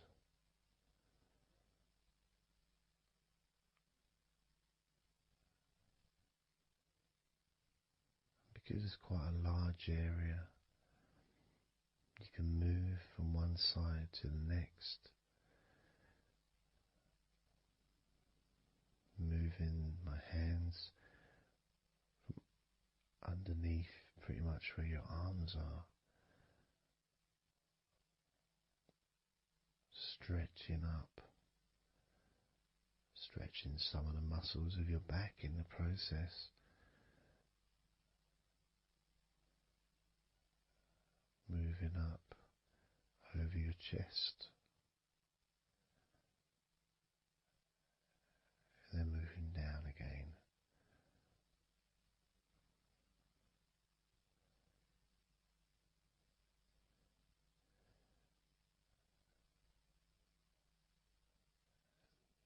Then allowing my hands to just massage gently and slide down towards your stomach, starting in the middle of your chest.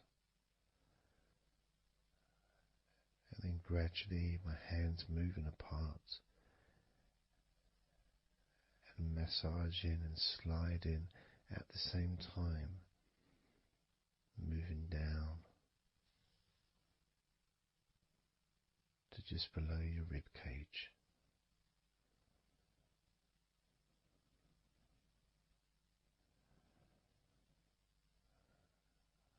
Moving down, then massaging up again, giving your chest all the attention that it needs to feel completely relaxed.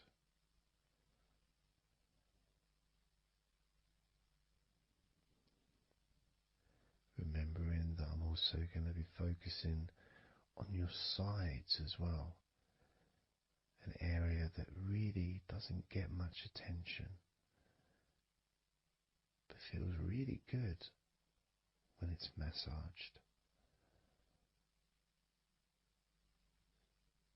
Just stroking my hands down the sides of your body, just below your arms, all the way down to your hips.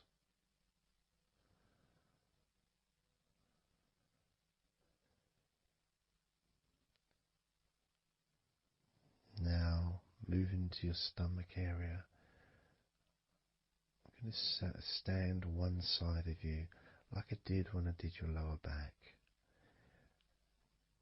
I'm going to do a similar process of just stretching the muscles from your side gently, massaging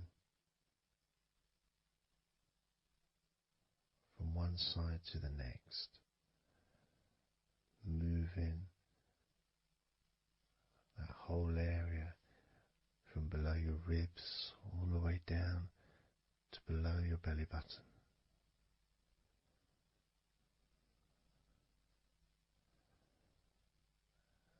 And then move round to the other side of you and repeat that.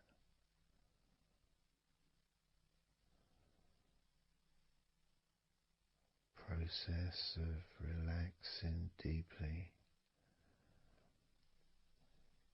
calmly. You feel loose, you feel free. And there's something about having your stomach massaged that's different from any other part, because we do have a tendency of holding a different kind of stress in our stomachs that we may not be aware of.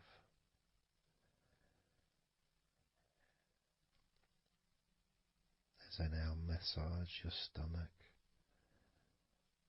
the front of your stomach, making circles around your belly button,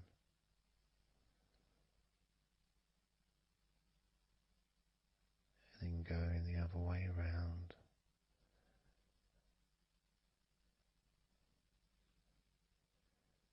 There's a gentleness and a freedom that comes from feeling how you're feeling.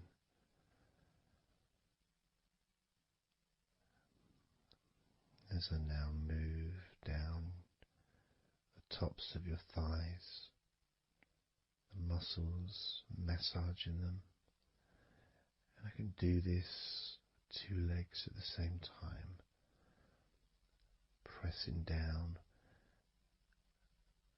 massaging deeply those muscles in your thighs, the front of your thighs.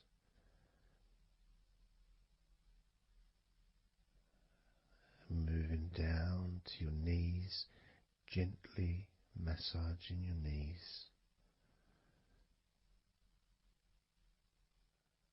Sliding down your shins, putting pressure on either side of your shin, gently, softly but firmly. Moving down to your ankles, stroking the tops of your feet.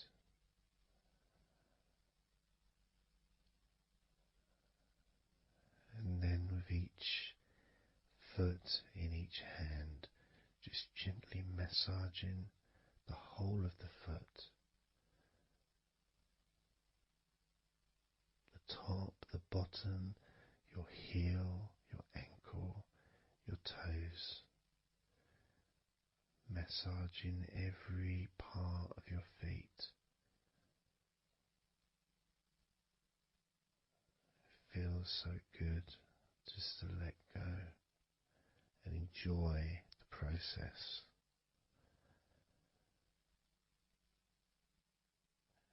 Enjoy feeling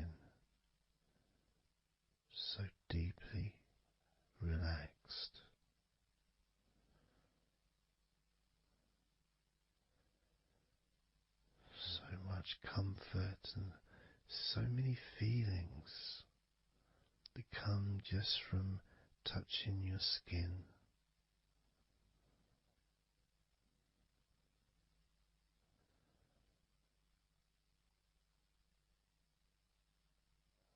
And you can just lie there for as long as you choose, enjoying the feeling of deep comfort from being massaged by me.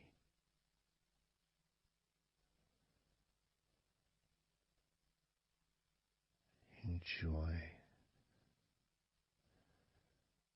feeling deeply relaxed.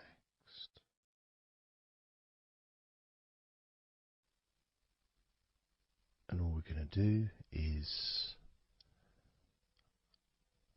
blow out some candles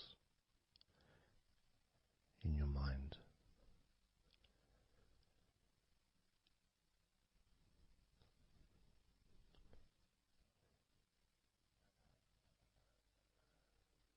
There are going to be 100 candles.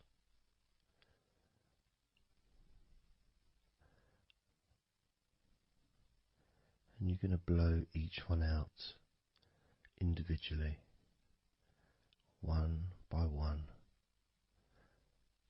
starting at 100 as I count down,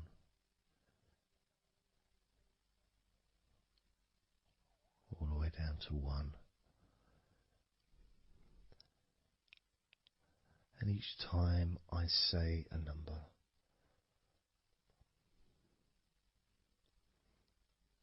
you can imagine that candle in front of you, and I'd like you to actually physically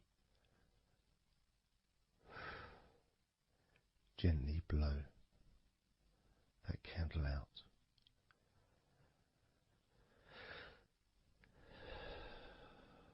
Just so it's not a big blow, it's just a gentle, and that candle will extinguish. And then I'll say the next number as we move down, and you can just blow that one out as well.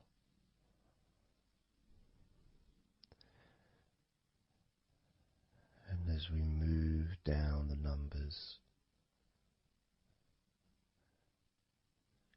you'll find yourself feeling more and more relaxed. And if you need to sleep, you'll also find yourself becoming incredibly tired and sleepy. In fact, you may struggle to blow out all 100 of these candles.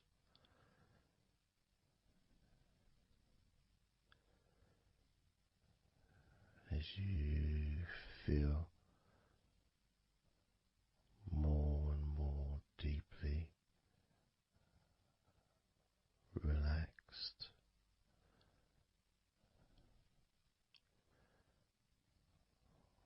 more and more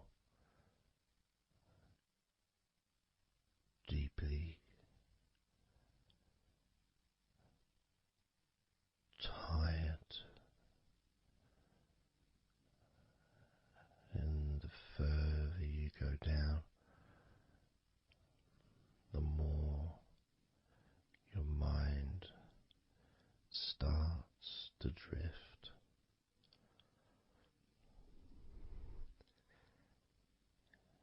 And you may find that you stop listening to me after a while.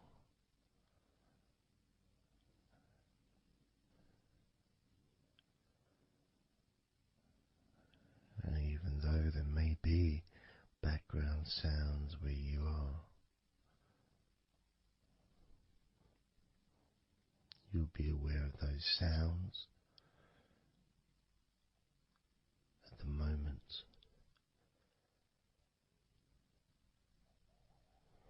You may start to just not even notice them at all because they're unimportant.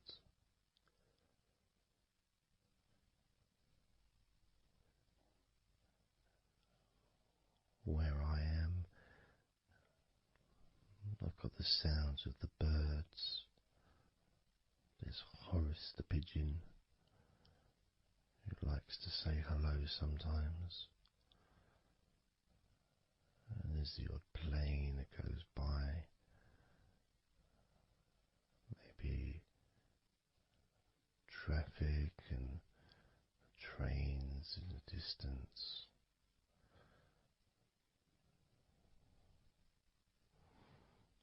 But none of that seems important whatsoever. The more candles you blow out, the less important anything is. The more candles you blow out, the further you seem to move away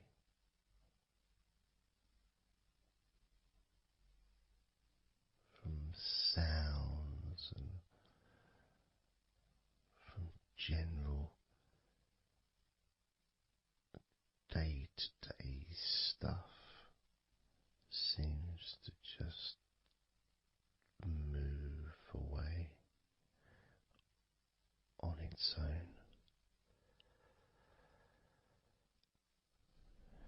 as you feel more calmer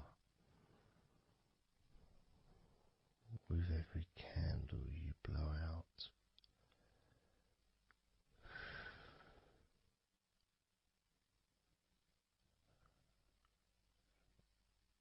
Guiding you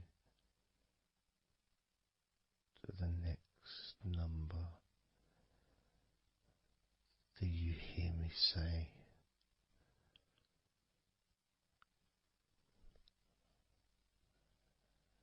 And then you blow that candle out too.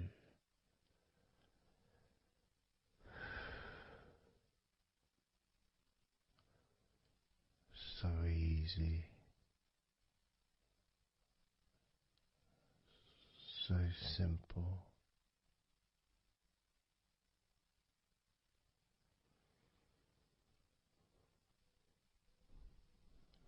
I'm going to start by introducing the first candle, which is 100. The first candle, which is 100. When you blow that candle out,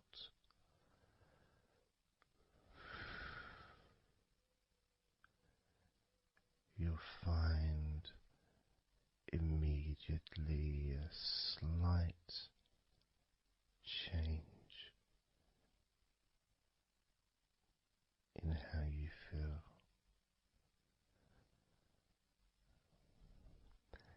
As well as a real sense of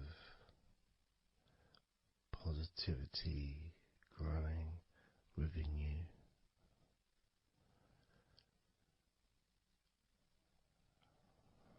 relaxation and sleepiness expanding.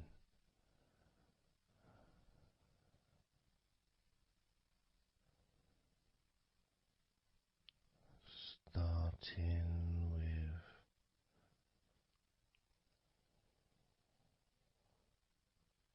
100. Blow out that candle now.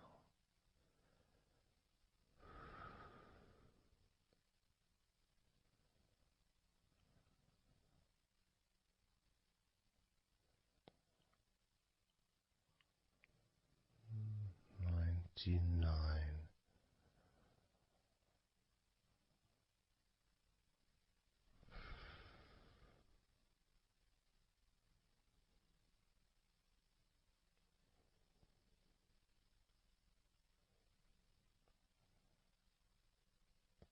Candle 98.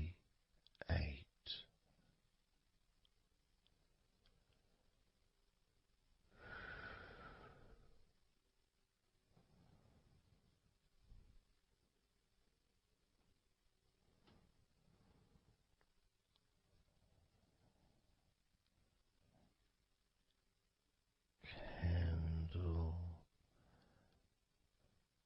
97.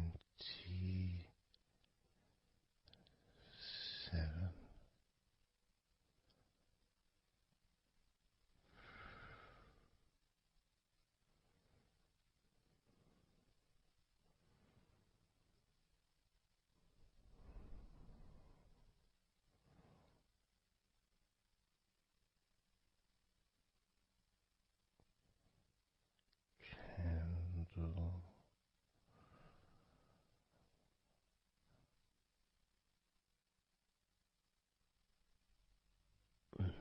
96.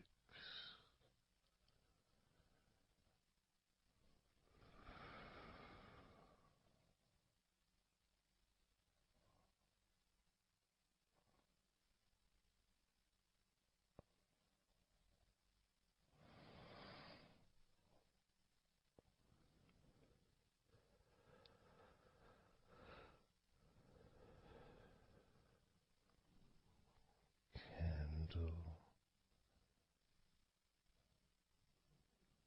95.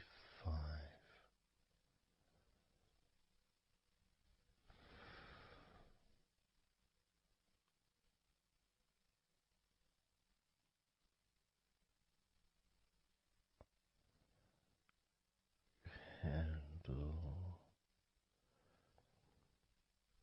94.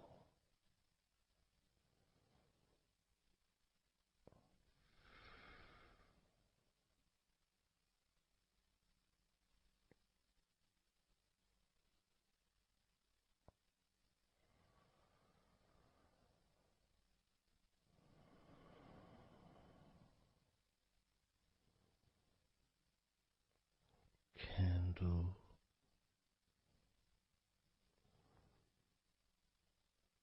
93.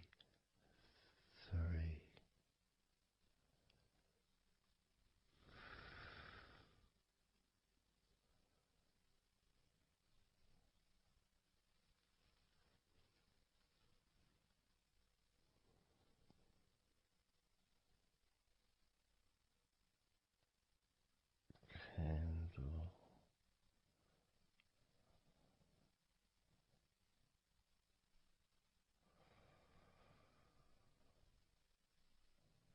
92.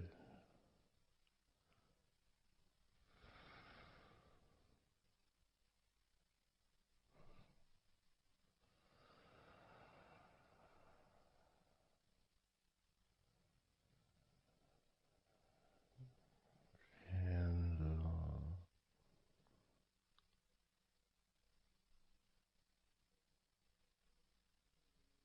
91.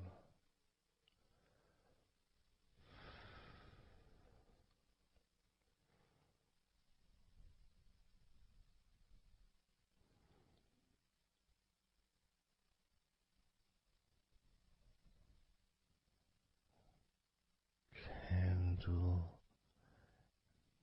90.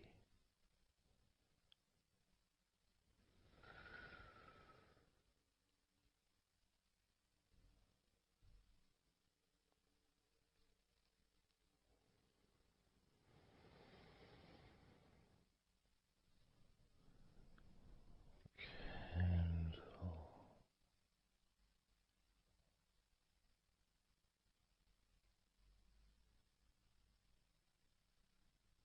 89.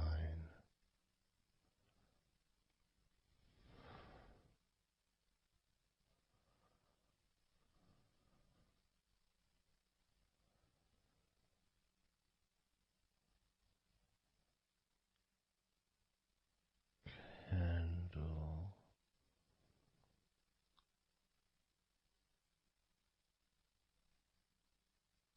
88.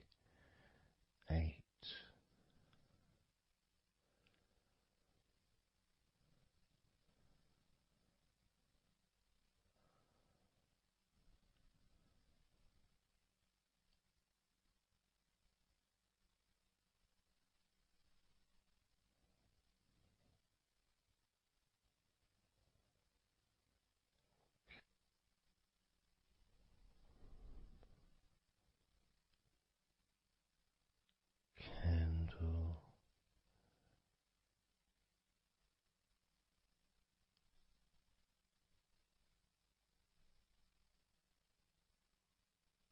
87.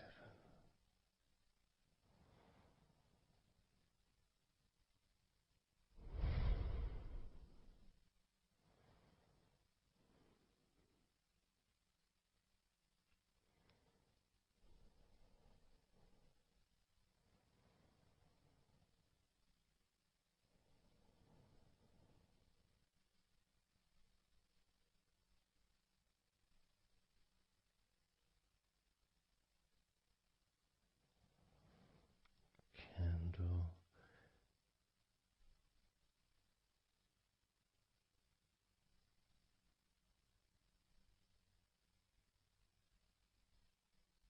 86.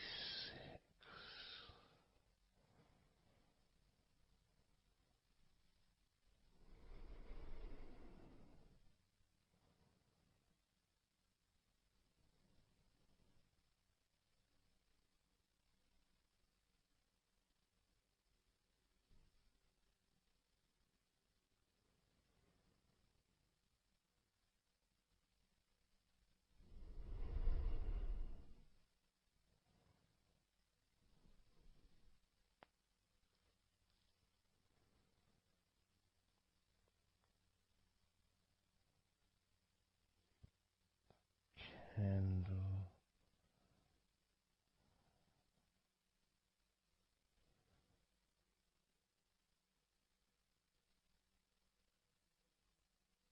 85.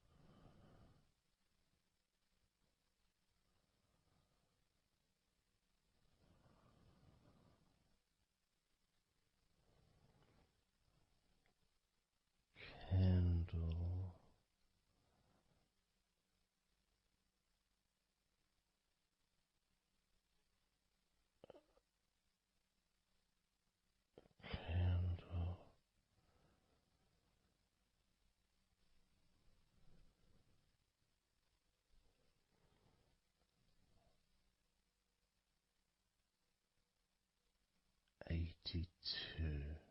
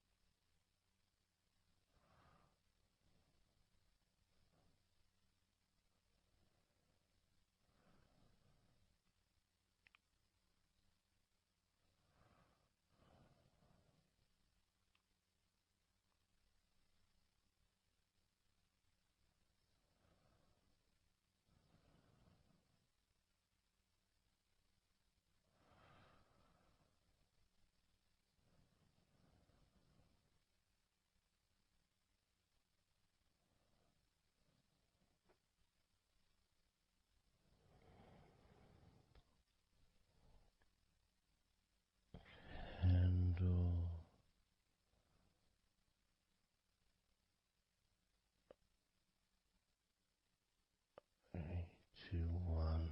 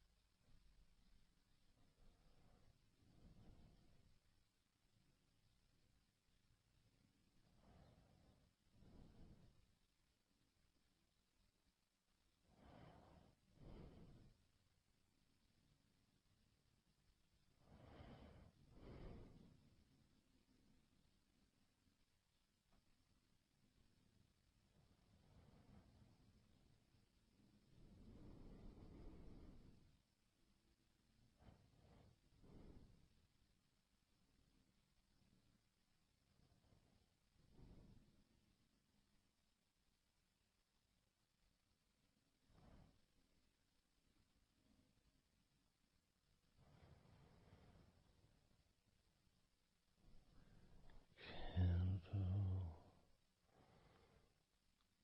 79.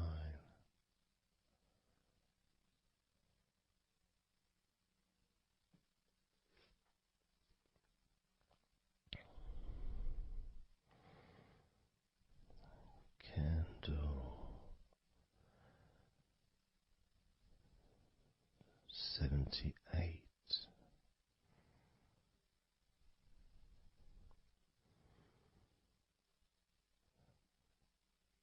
Candle 77.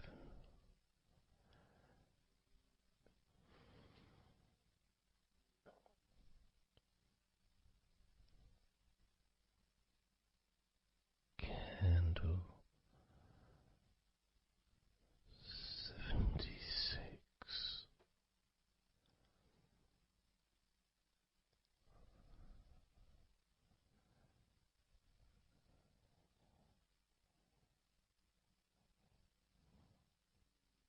Candle 75.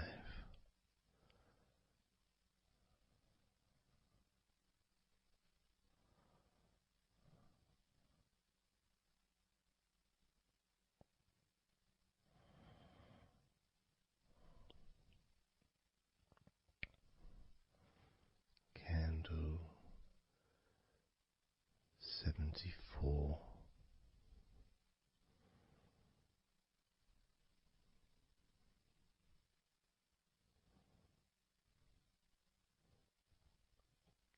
Candle 73.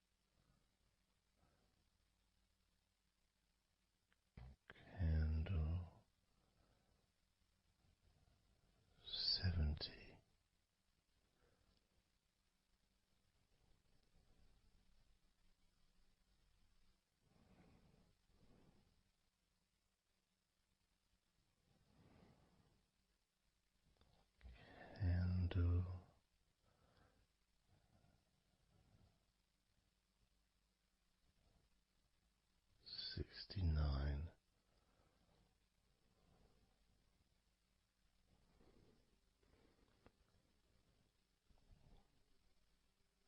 Candle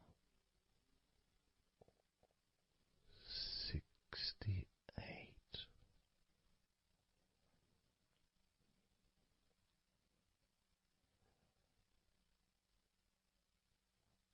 Candle 67.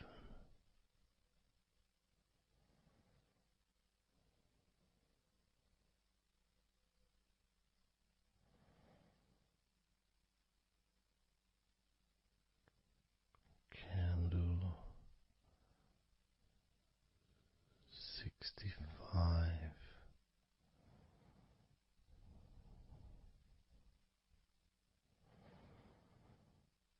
Candle 64.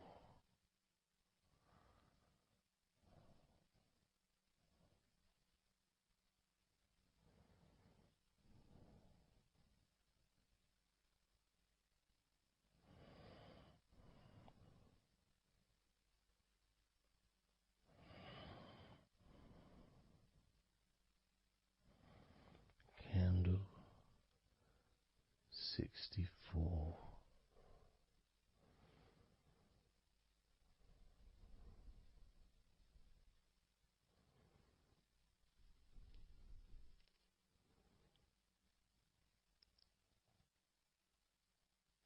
Candle 63.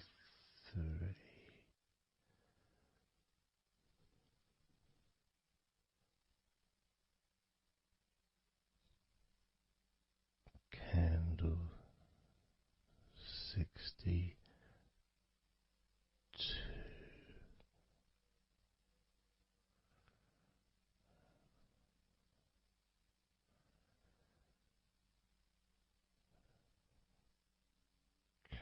Candle 61.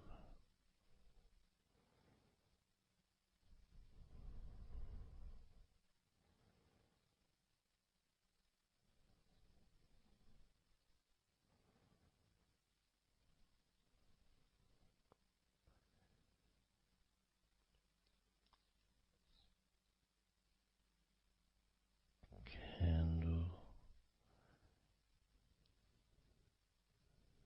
60.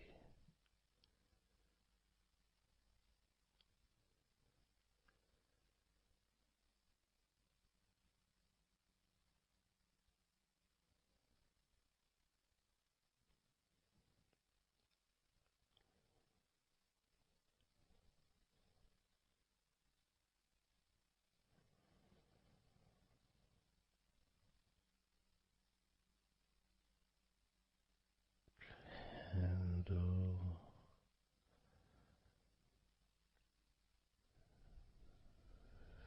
59.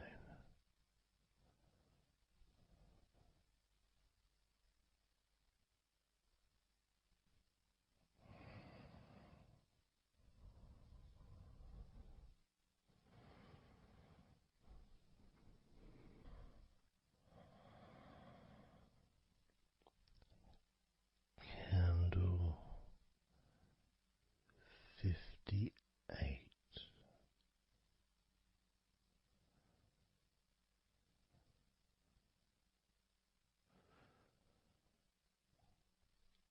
Candle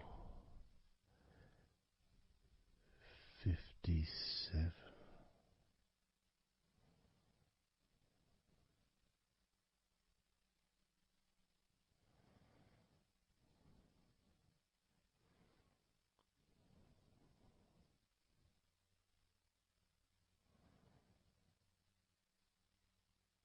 Candle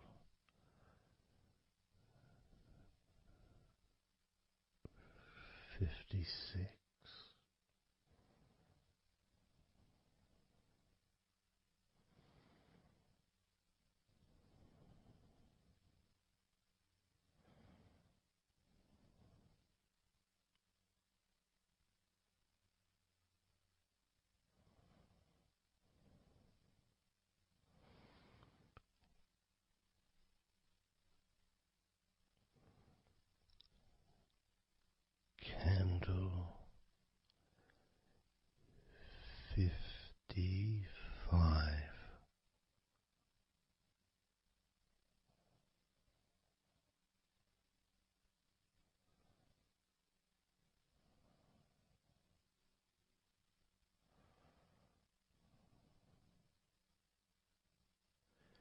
Candle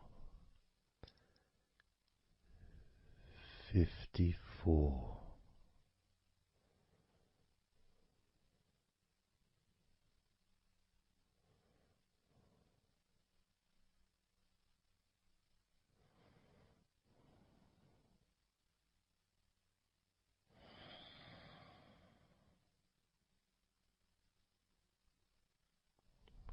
Candle 53.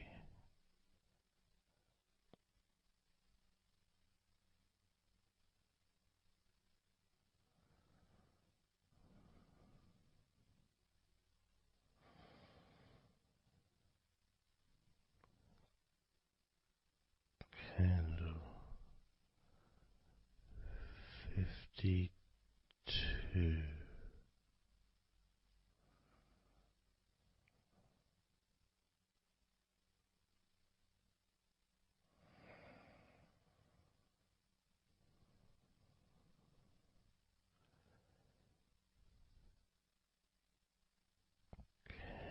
Candle 52.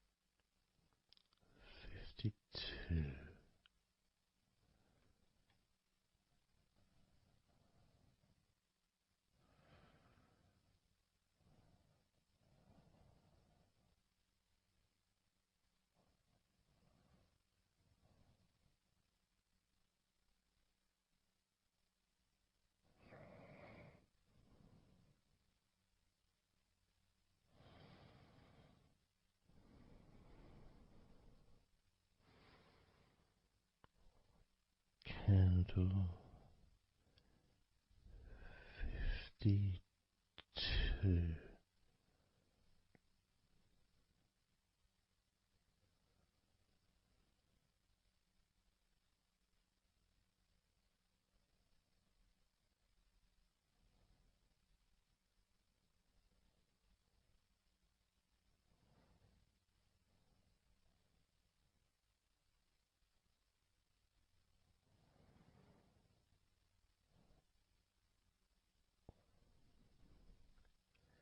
Candle 51.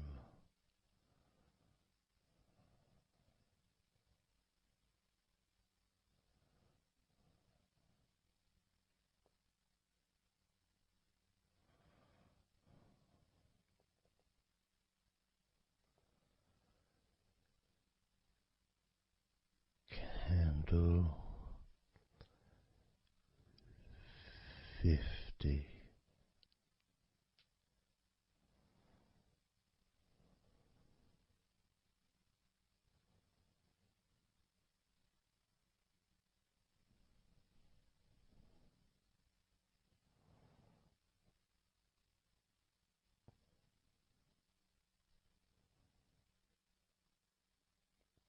Candle 49.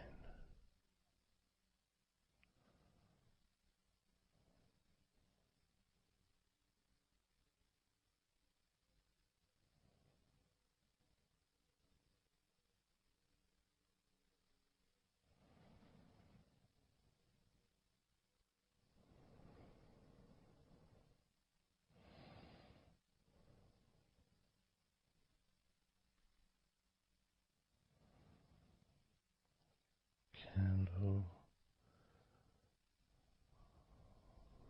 48.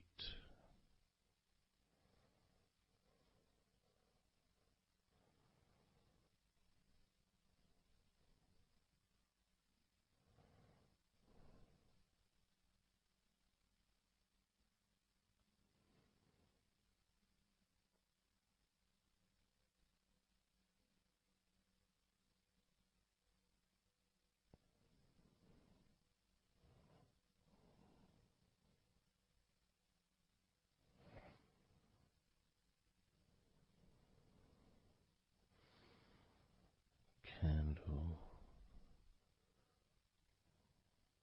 47.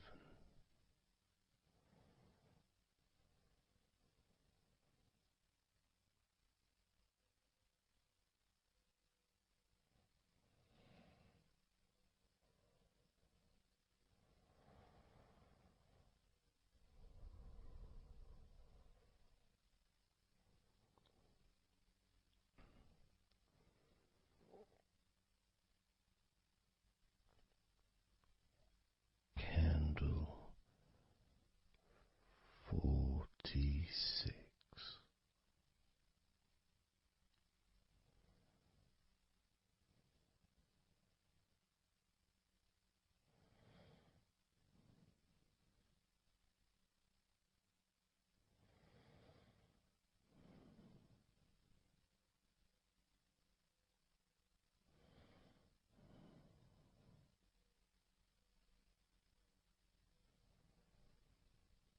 Candle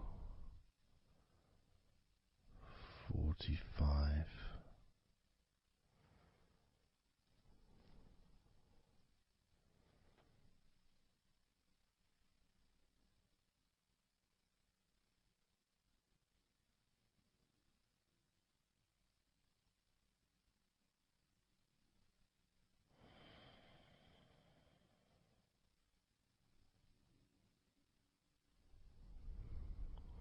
Candle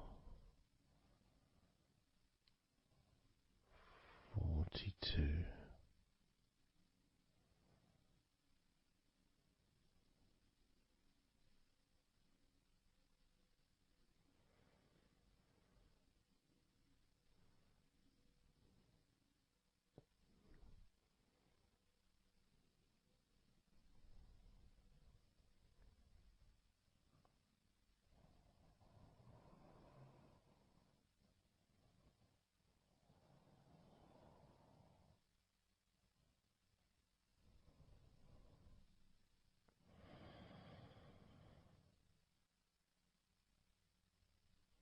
Candle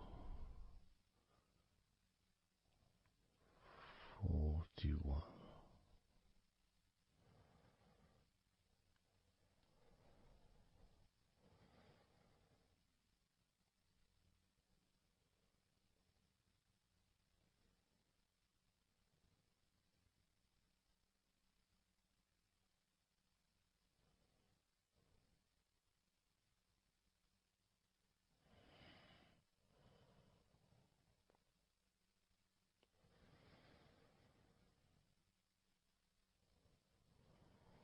Candle 40.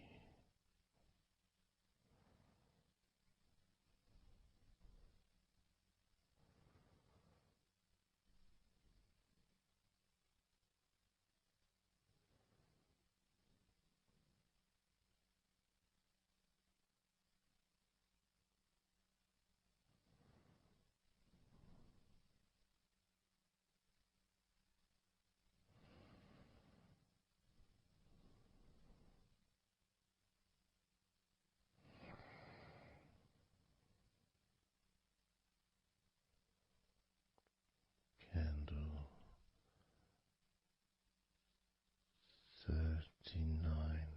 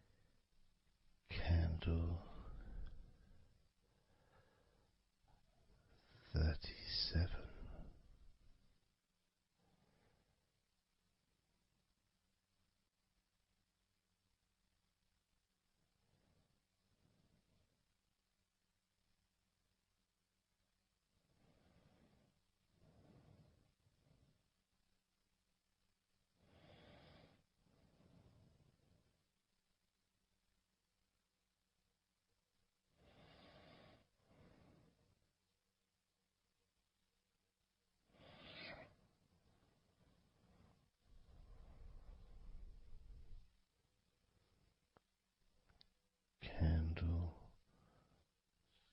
35.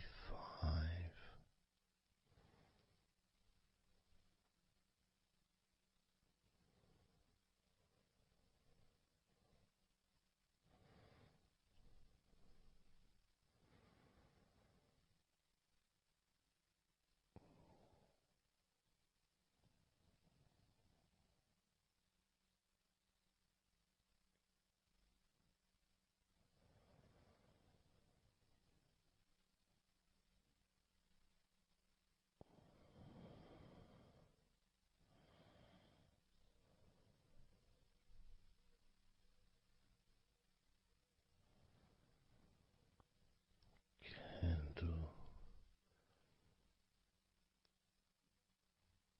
34.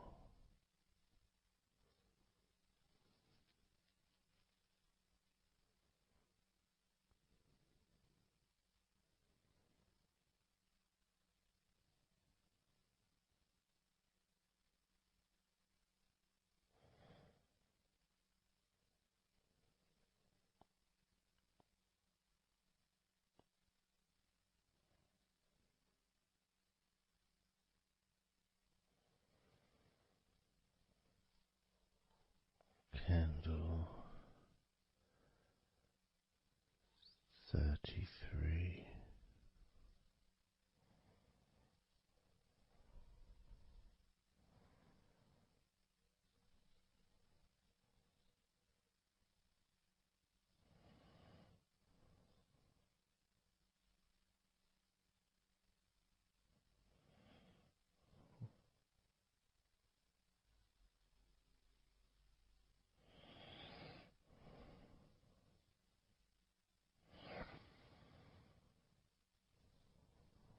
Candle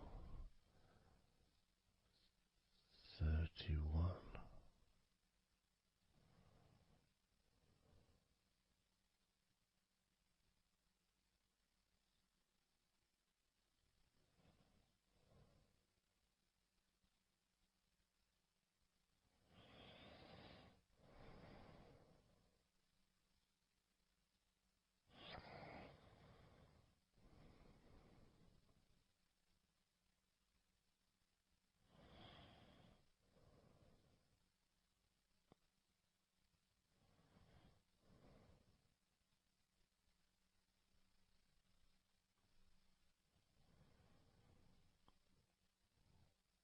Candle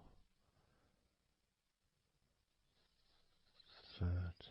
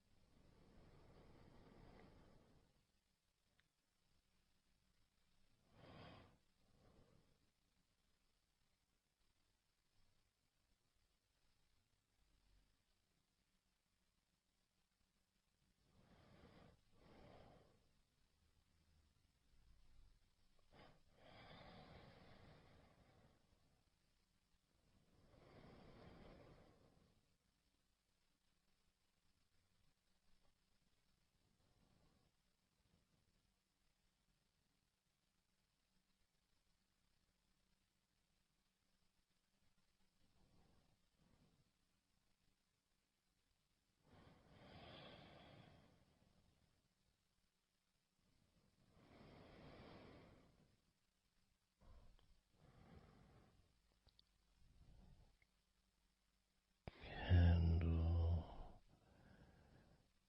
29.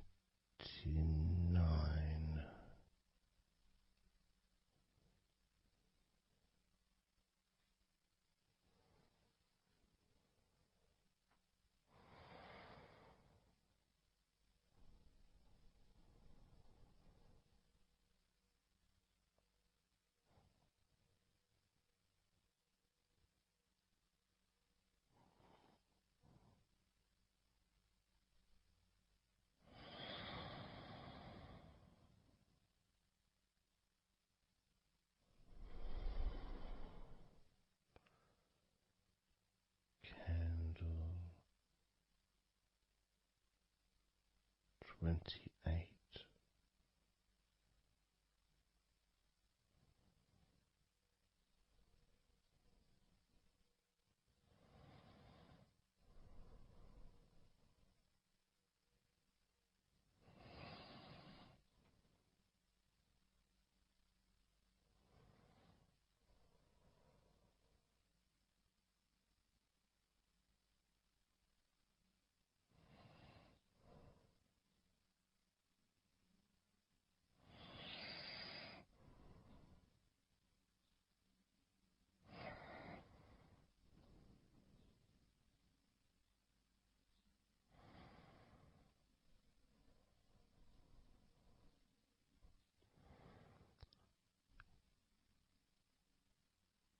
Candle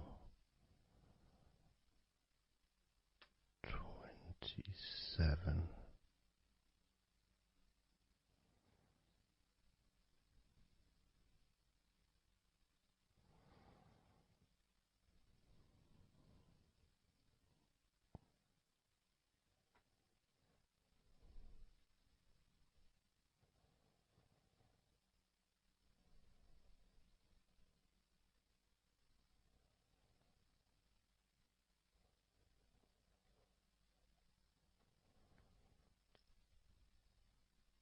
Candle 26.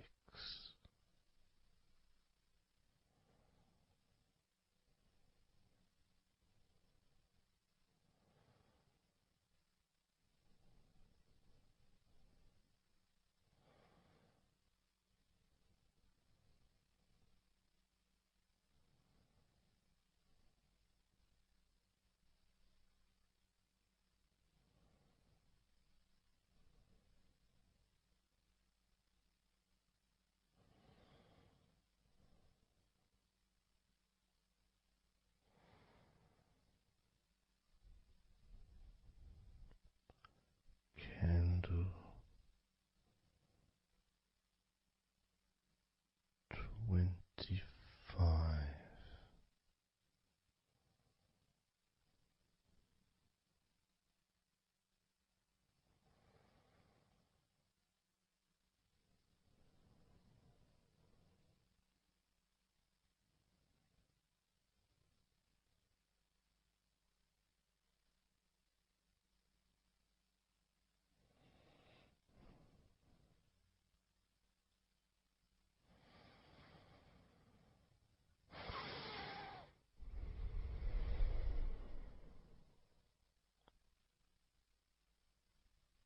Candle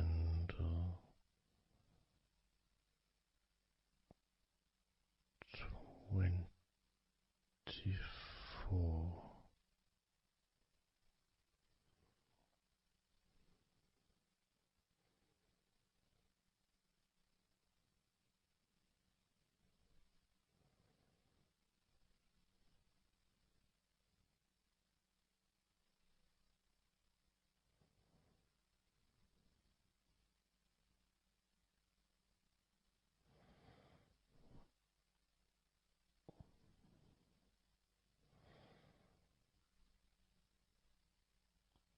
Candle 23.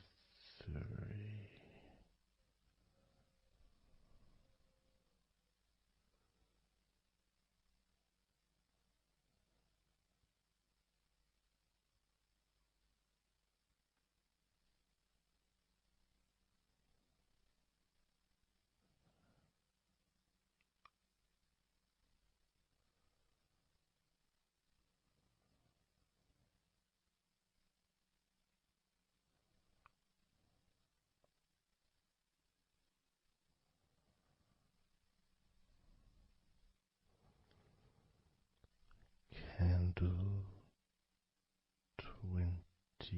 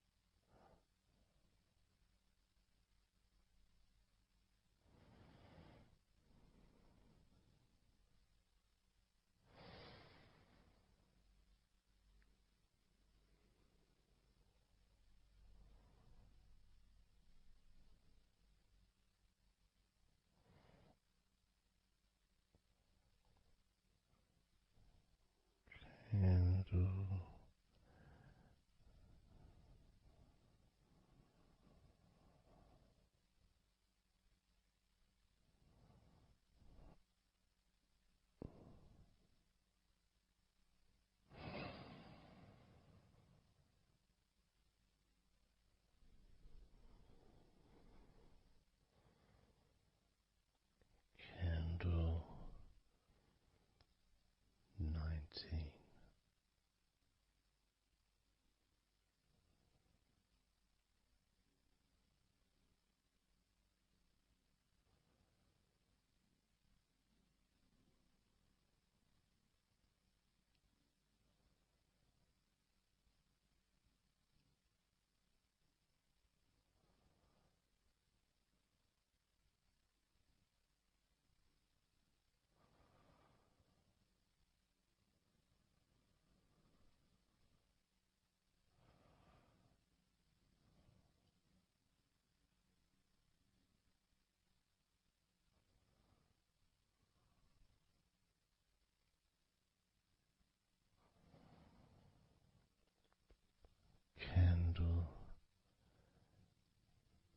17.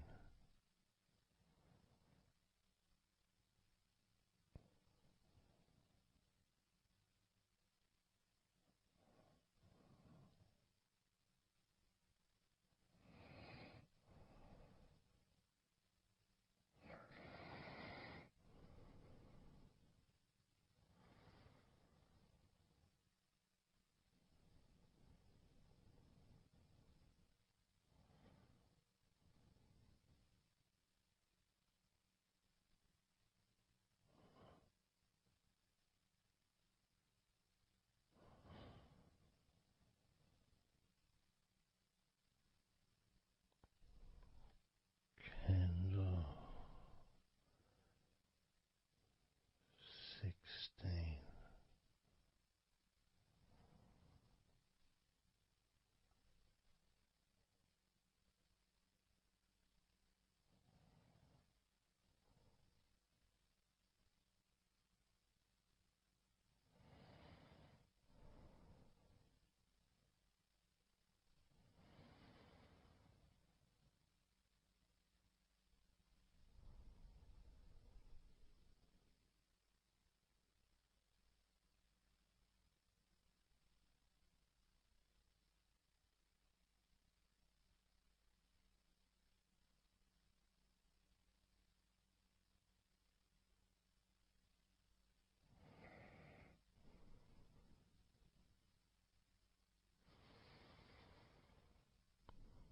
Candle 14.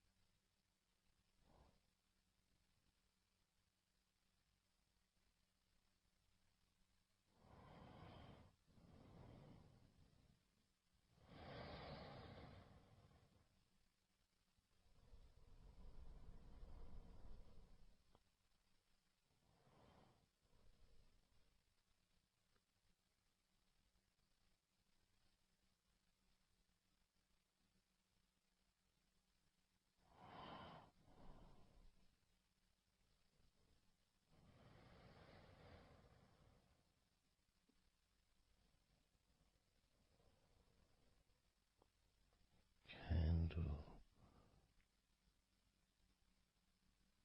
12.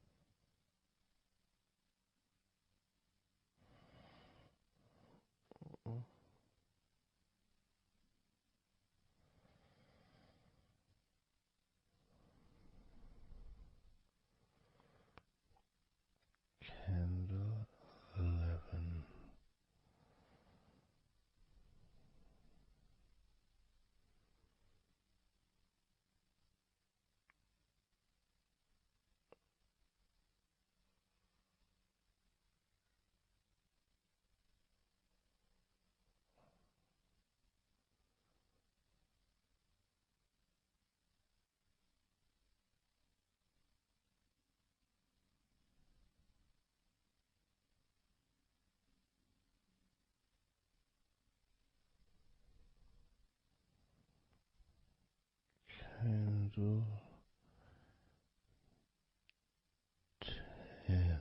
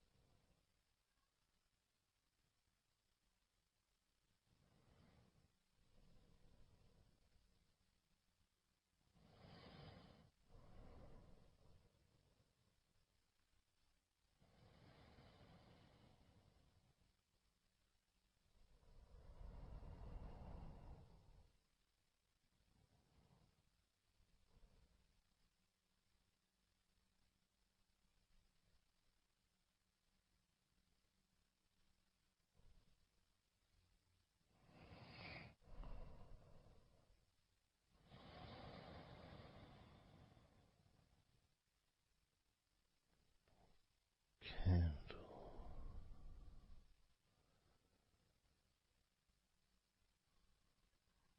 One.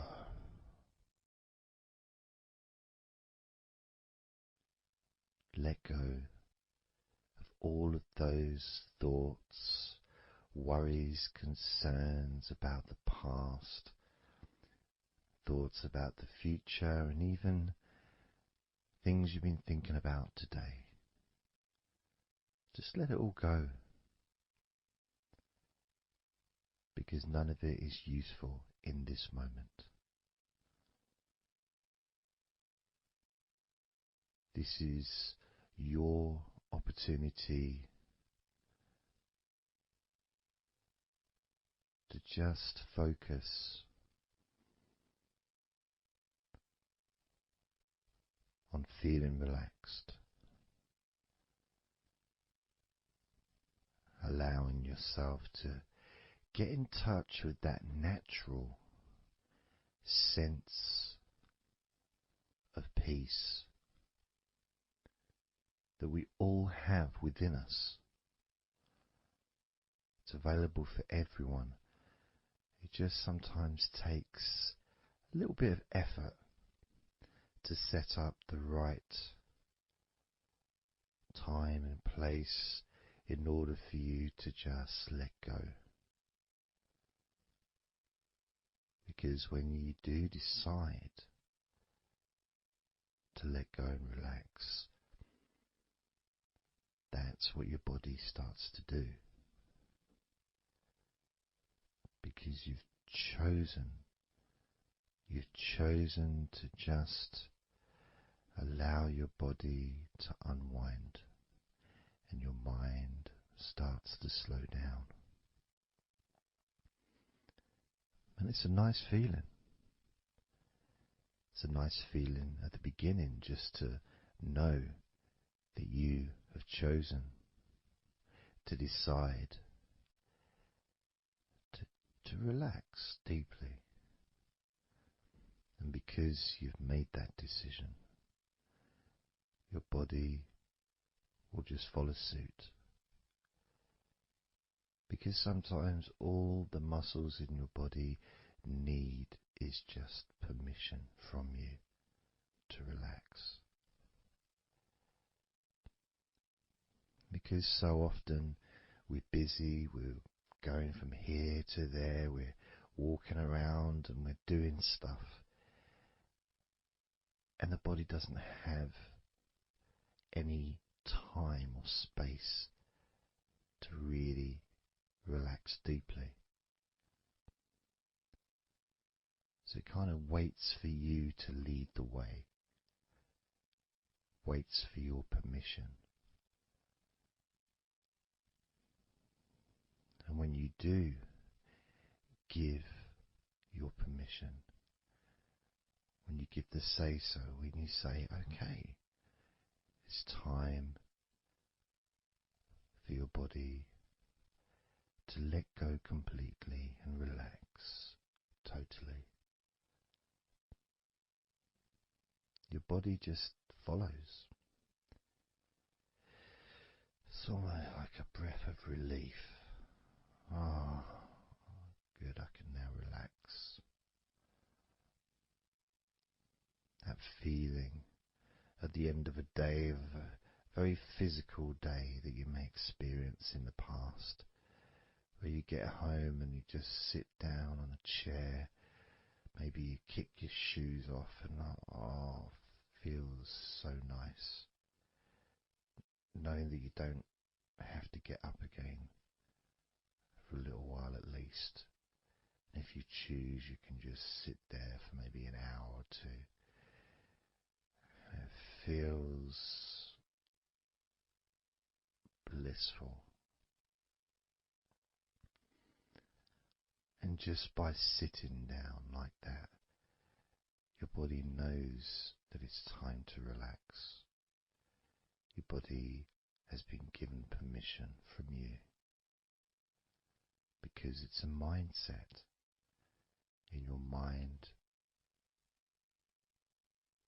you're prepared to to let go of everything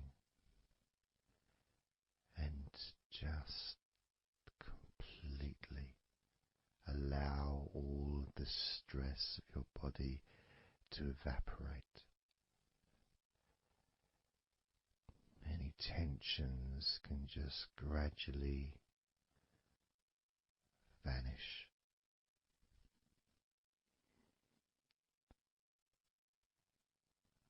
It's almost like magic, really.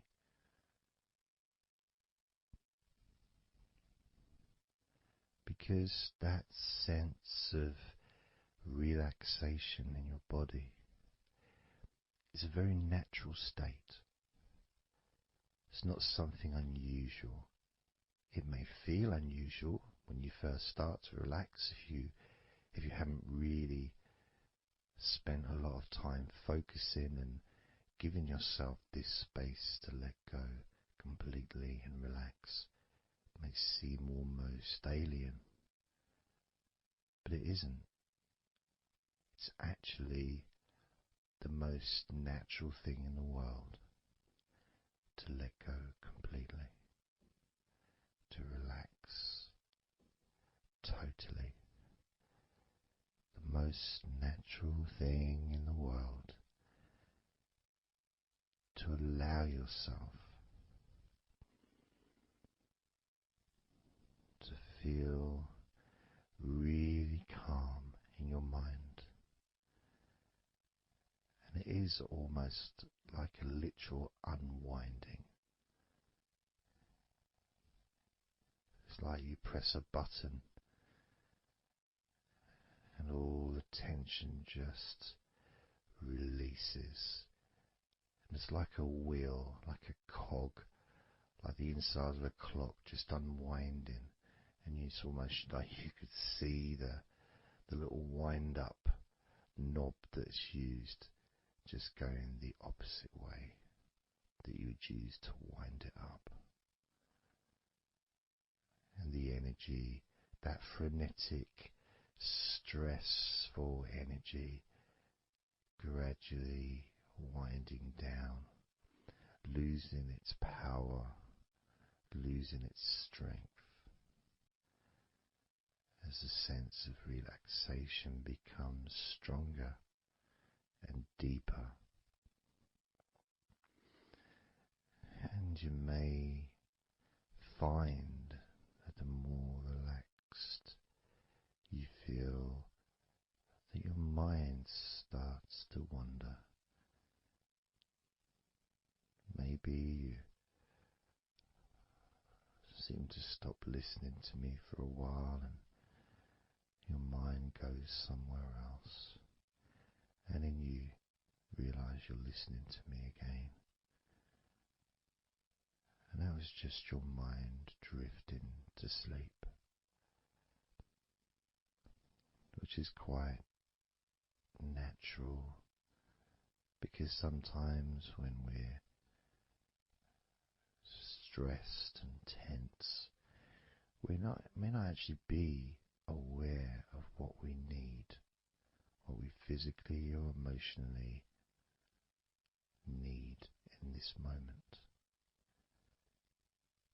But when you allow your body and mind to relax completely, and you let go of all thoughts, concerns, worries, ideas, all letting them go, allowing them to drop onto the floor,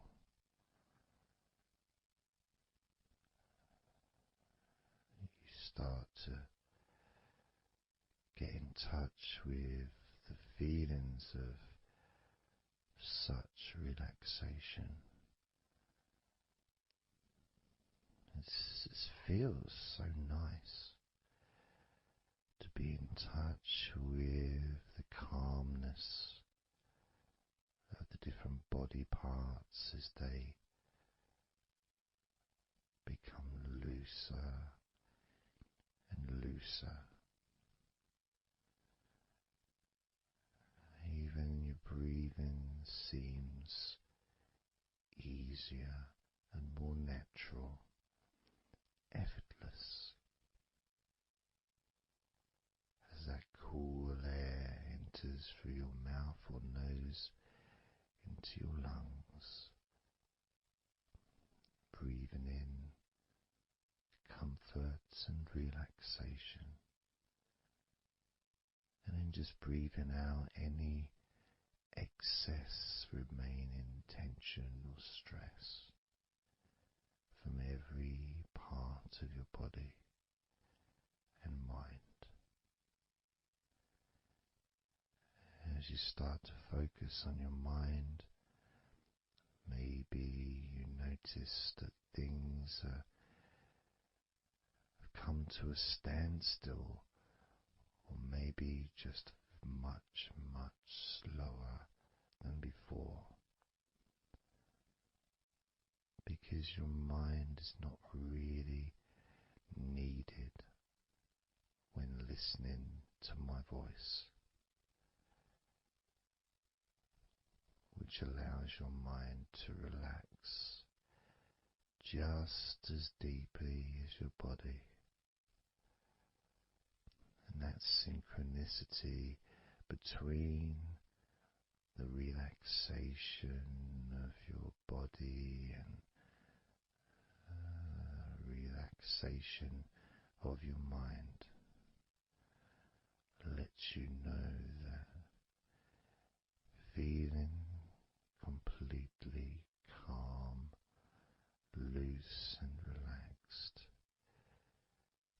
really is a great healing experience for you, and has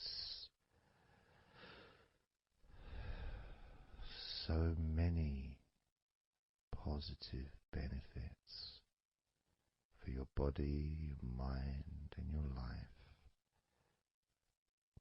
to be able to let go of everything and to relax completely in all parts of your body and mind. Even your bones are relaxed. All your muscles are relaxed.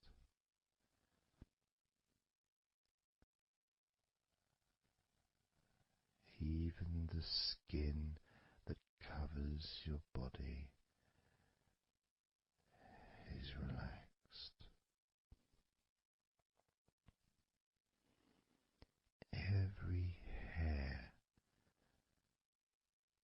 that you have is also deeply relaxed.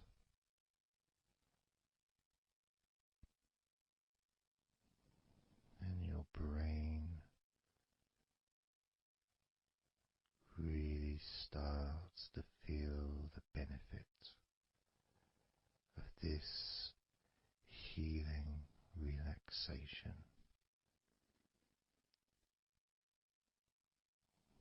And as you focus on the inside of your scalp where your brain is, you can start to realize and notice the benefits of your brain relaxing deeply. And as your brain continues to relax, it sends those messages to the rest of your body and your mind to really relax even more deeply, relaxing even more completely, letting go of any remaining thoughts or concerns. Allow them just to drop onto the floor because they're no longer necessary in this moment, this moment of deep relaxation and calmness, filling your brain with deep, concentrated healing,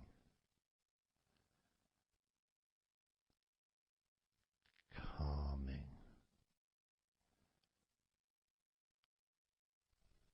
relaxing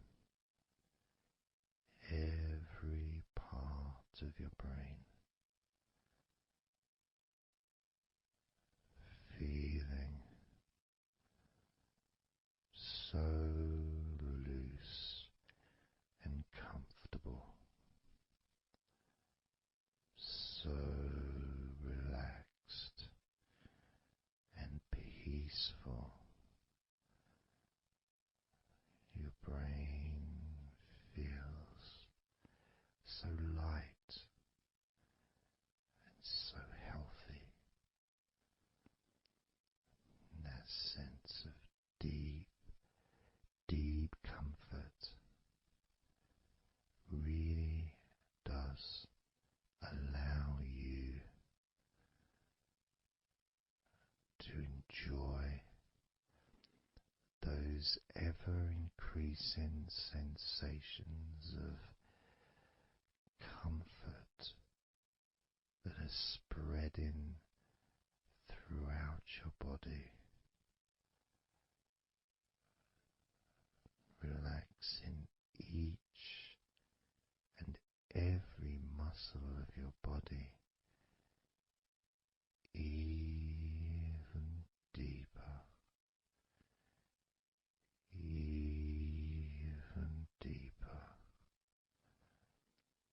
much more deeper than before,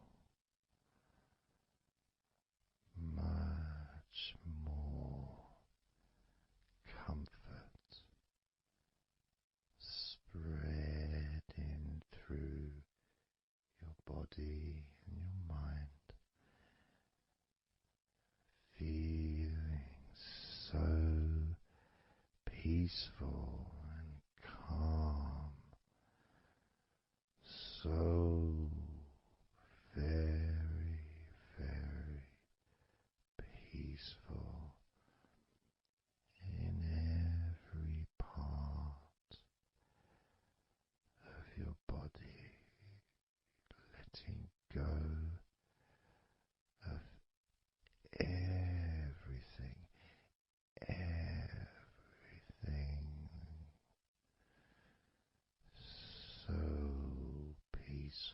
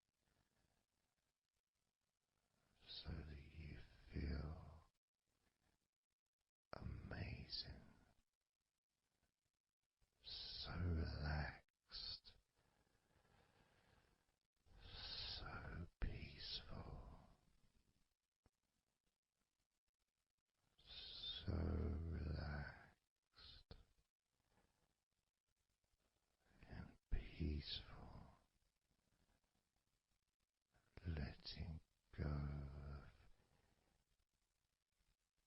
everything. We're going to do a body scan, focusing on firstly how you feel in your body, not trying to change how you feel, not trying to relax, not trying to move away from any discomfort or stress or tension, but just accepting, observing and accepting how you feel in the different parts of your body. Just allowing yourself to be exactly as you are, to notice, to get in touch with how you actually feel in this moment. So we're going to start off by focusing on your hands. Just be aware of your hands.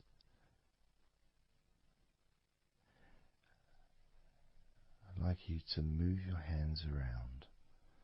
Just maybe move your fingers a little bit,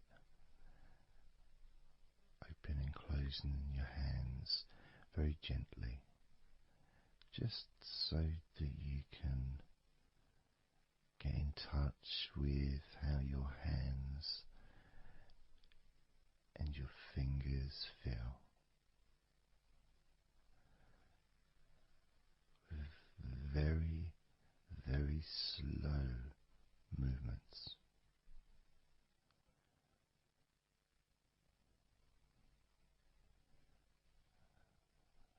Focusing now on your feet.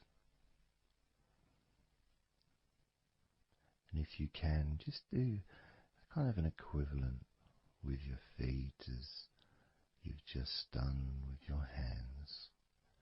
Maybe turning your ankles, moving your feet around, moving your toes gently, but only very gently and very slowly,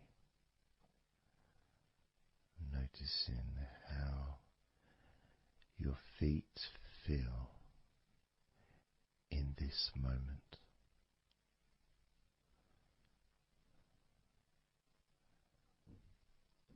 Focusing now on your eyes. I'd like you to just focus on your eyelids. Maybe you can open and close your eyes a couple of times to really get in touch with how you feel when you do close your eyes. The muscle changes in your eyes when you do close them. Maybe raising your eyebrows, which stretches the tops of your eyes. Perhaps squinting your eyes, scrunching up your eyes, just so you can really get in touch with all aspects of how your eyes feel right now.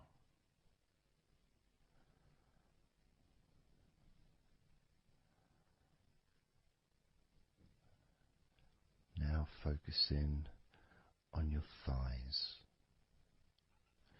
and I'm going to just ask you to gently tense your thighs, just very, very gently, just enough so you can become more attuned to the physical sensation of your upper legs, the front of your thighs and the backs of your thighs.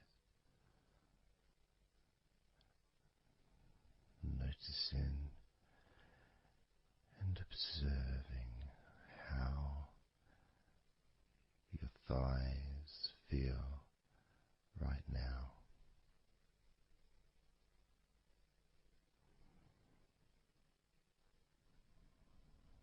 Moving your focus to the back of your neck, just noticing the back of your neck, the muscles, and of course they lead to the side of your neck. They also lead to the top of your back, which lead to your shoulders. So as you focus on the back of your neck, maybe you can move your head gently upwards as if you were looking up. Maybe moving your head down as if you were looking down. Perhaps moving your head side to side, right to left, but only very slowly and very gently. We're not trying to force anything. It has to be very, very gentle, just so that you can be more in touch with the feelings, with the sensations, the physical sensations of how the back of your neck feels right now.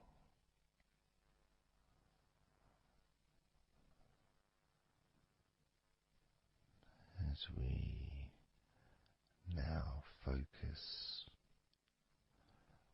on the tops of your arms, the parts where your biceps and your triceps are, between your elbow and your shoulders. As you focus on those parts, the tops of your arms, you may like to just tense them, but very, very gently and slowly,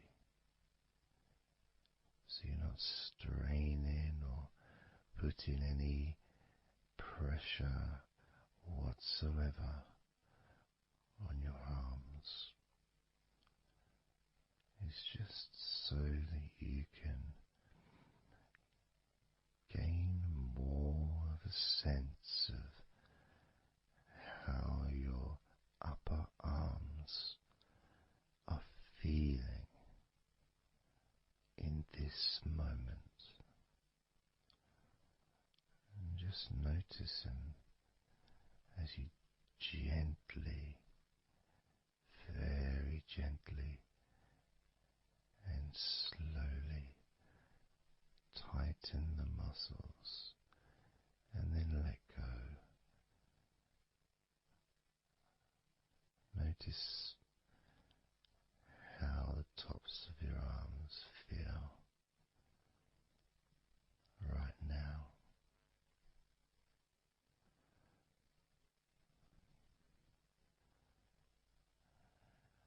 As we now focus on your stomach, the area, the lower abdomen area below your belly button, moving all the way down to your hips, just above your groin.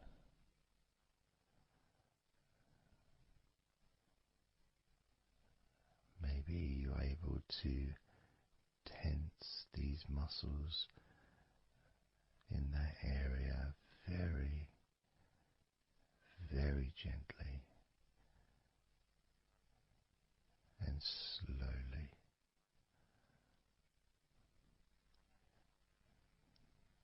If that is a difficult thing to do, then maybe you can just move your body pushing your stomach up, maybe moving a little bit to the side, using your hips, just so that you can get more in tune with how your lower abdomen area is feeling in this moment.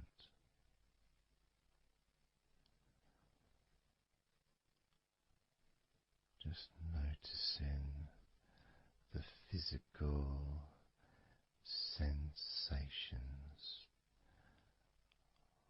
of your lower abdomen.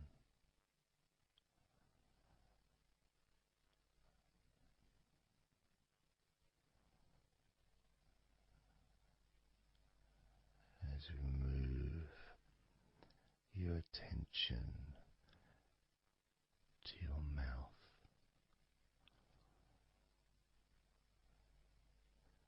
noticing your lips and inside your mouth, your teeth, your gums, your tongue.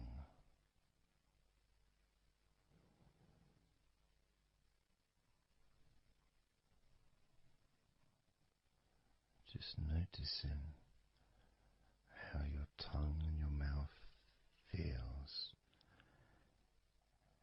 and it may help by moving your tongue around your mouth, moving it to your left, maybe pressing it gently against the side of your mouth, and then to the right, gently to the side of your mouth, perhaps pressing up against the top of your mouth, and then down gently against the bottom of your mouth.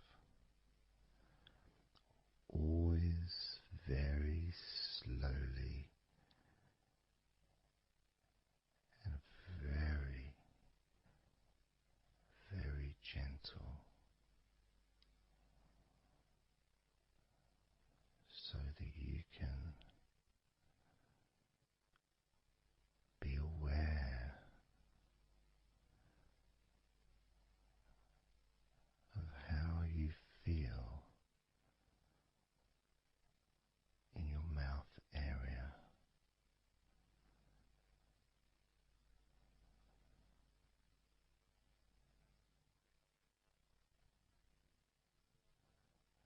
Now we're going to focus on your wrists.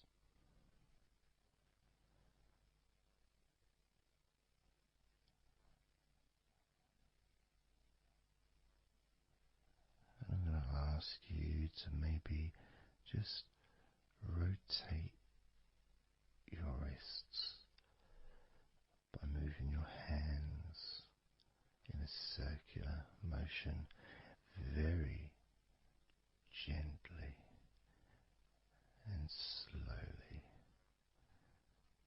just so that you can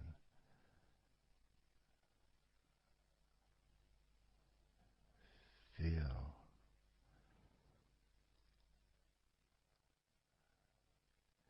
the sensations that you are currently experiencing in your wrists. Perhaps moving your hands up and down,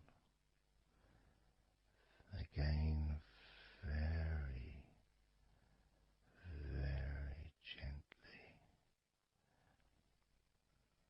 and slowly,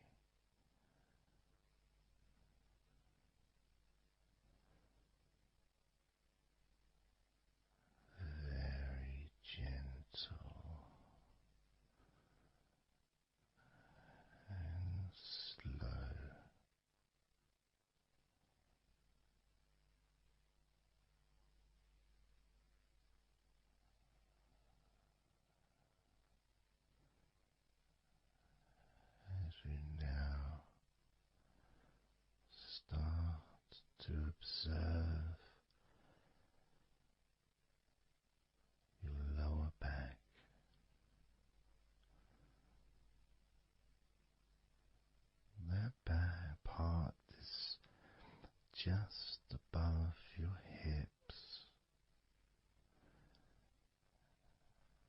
where your coccyx are,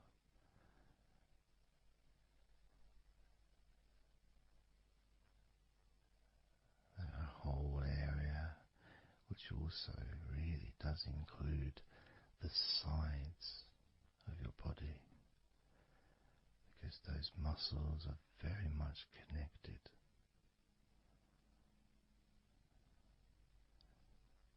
As those muscles also move into your hip area, connecting to your buttocks,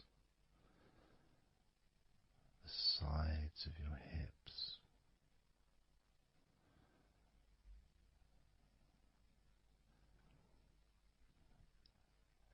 and if you're physically able to do so,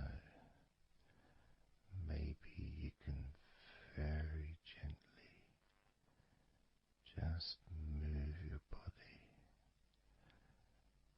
ever so slightly, very slowly,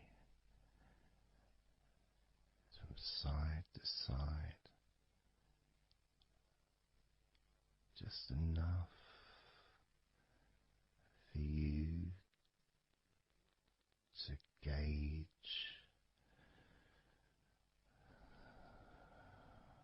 how you feel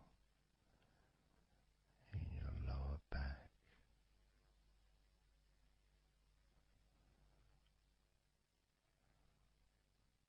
Perhaps you could even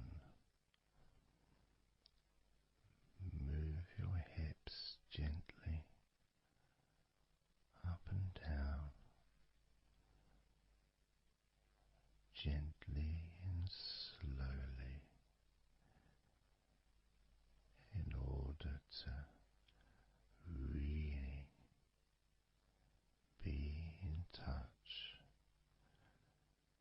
with the physical sensations of your lower back.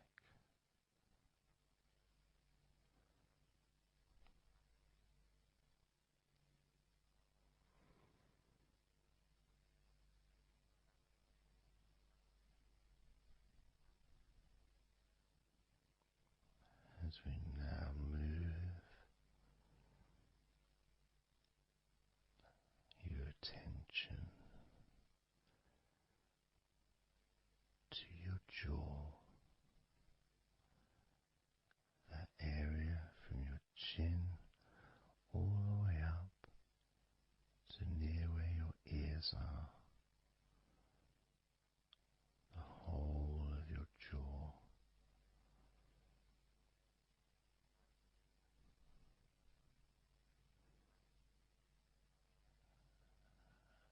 And you can just, if it's okay to do so, gently open your mouth, not wide, no stretching, just very gently and slowly opening your mouth and closing your mouth very gently and slowly.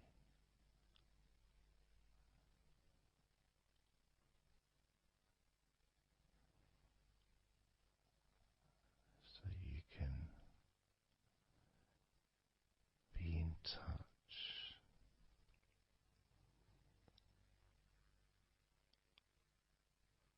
with how your jaw feels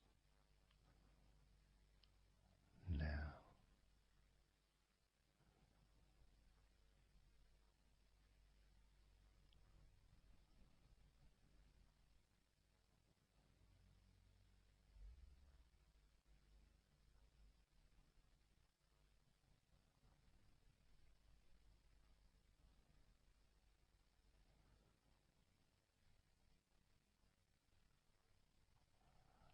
Noticing now your chest area,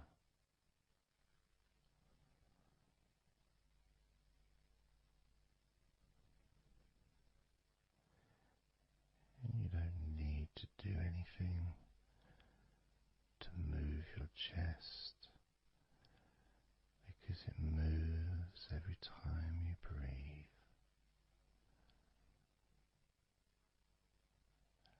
it moves very gently and slowly, automatically, with each breath you take.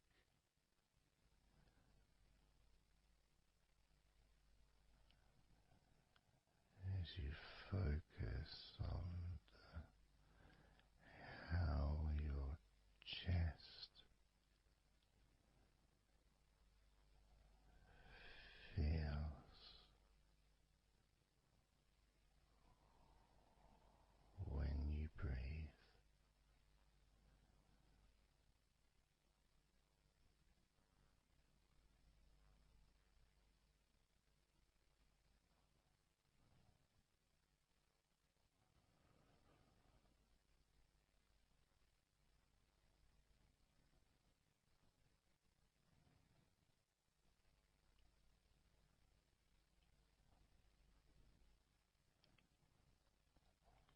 Moving your focus to your forearms and your elbows.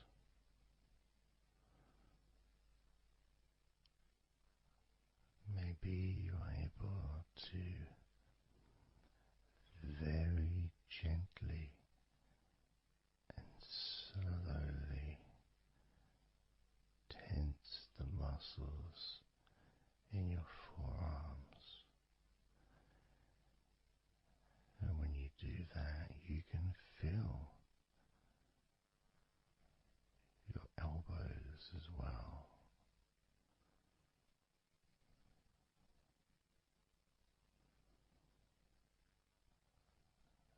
Very gently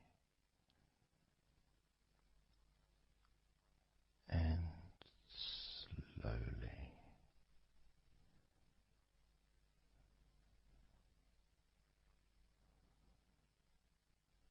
Gently and softly, observing your forearms and elbows.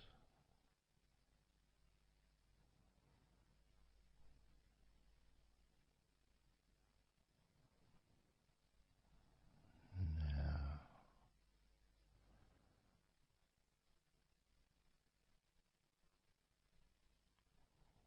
you can focus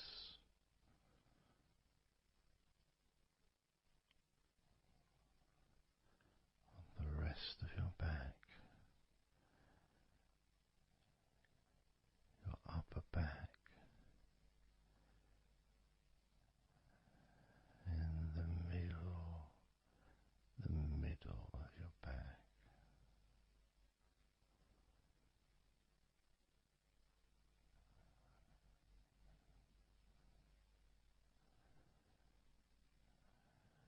Again, this part of your body moves also every time you breathe. You may not notice that usually, but as you observe your upper back and the middle of your back, you can really feel that gentle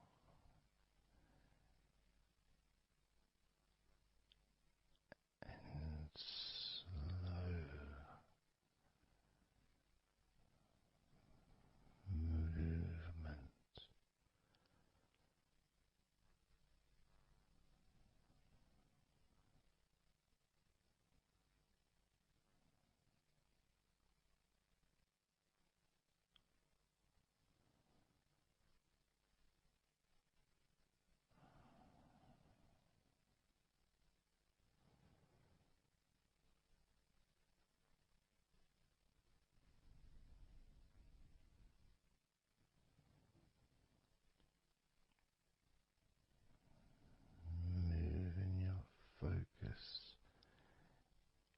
your hip area,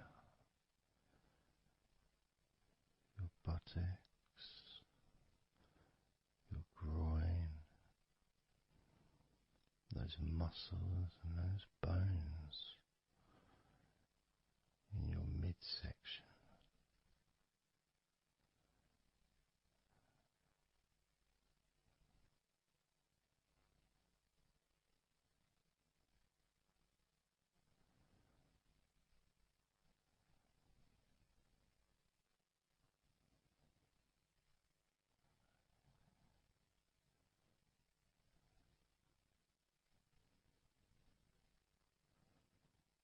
Just noticing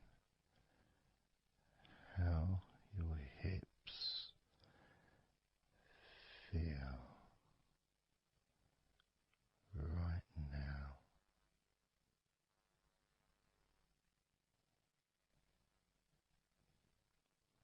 You can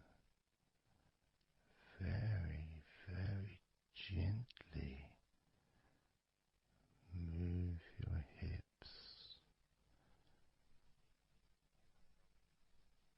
maybe side to side, very gently and slowly.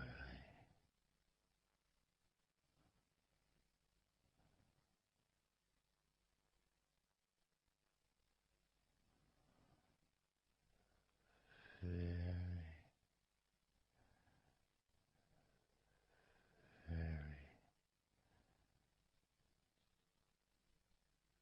gently,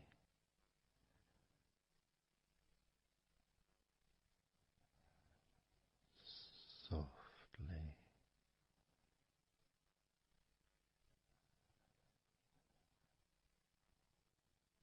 and slowly.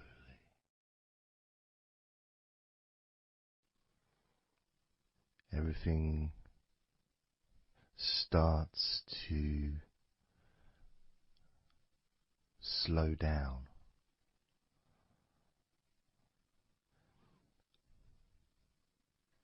including the thoughts in your mind and your mind itself just starts to gradually, it doesn't have to be instant, but just gradually starting to, it's almost like time is stretching.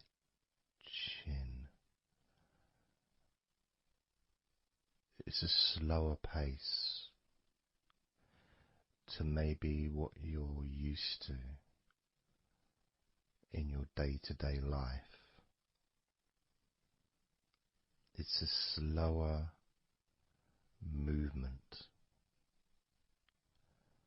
of energy.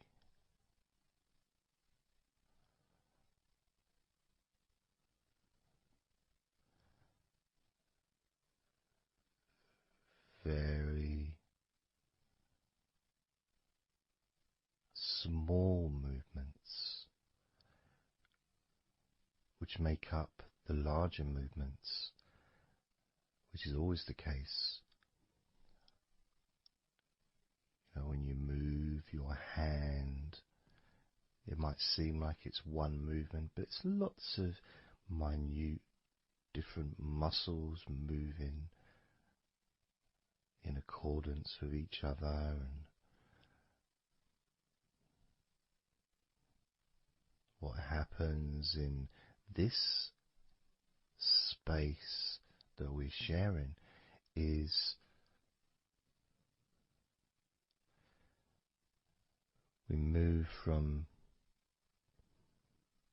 that big movement into those smaller movements.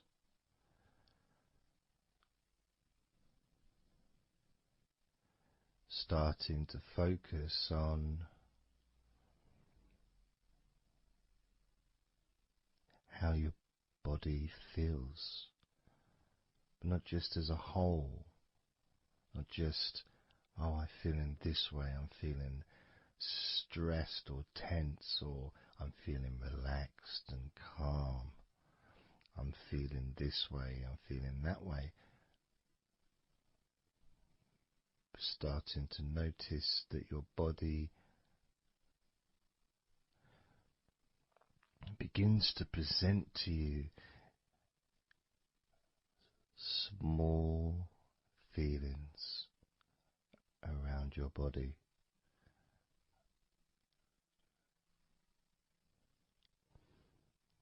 Small physical sensations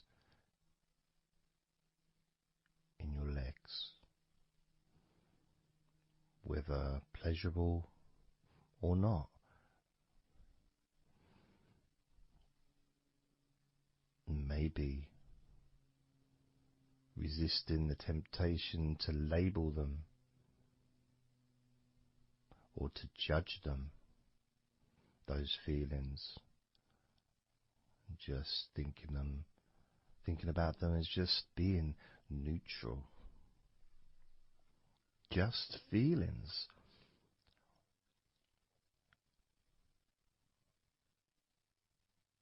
Not being particularly concerned, but just noticing what your body is telling you.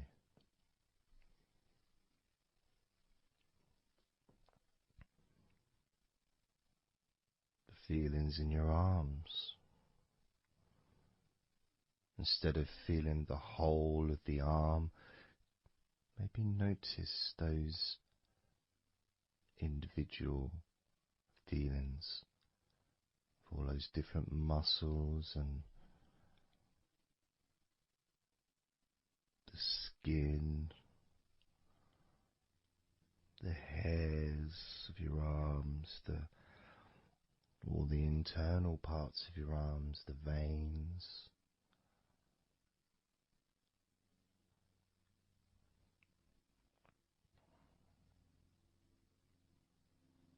the bones.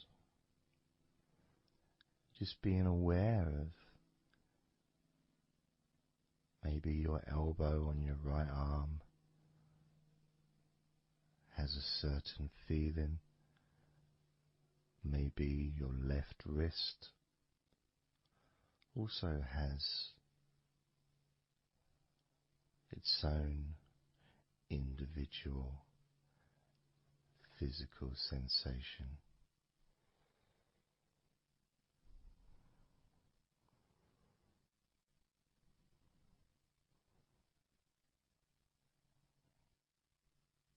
What about your forearm on your right arm? Your right forearm.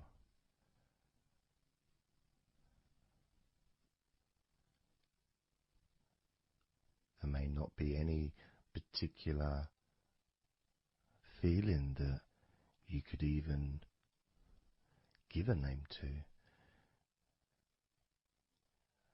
May not feel like anything other than just a feeling. You know, it's there.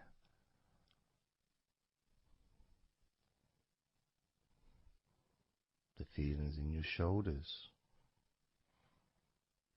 Perhaps your shoulders, when you think about them, kind of almost like they're the same, you know, the same feeling. Almost like both of your shoulders are just one thing. But of course they're not.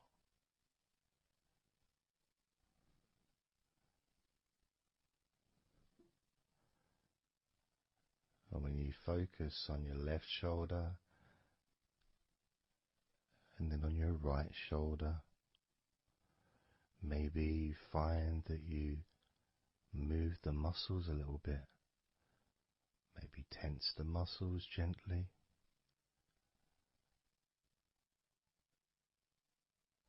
Noticing the difference in each shoulder.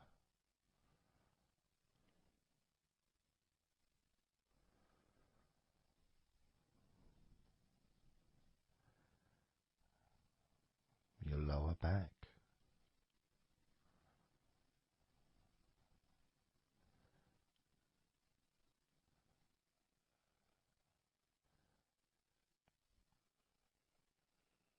left side of your lower back and the right side of your lower back.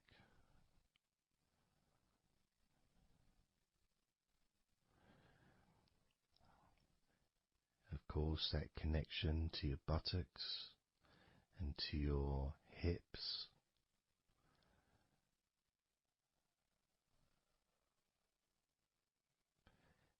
and also moving up into the middle of your back.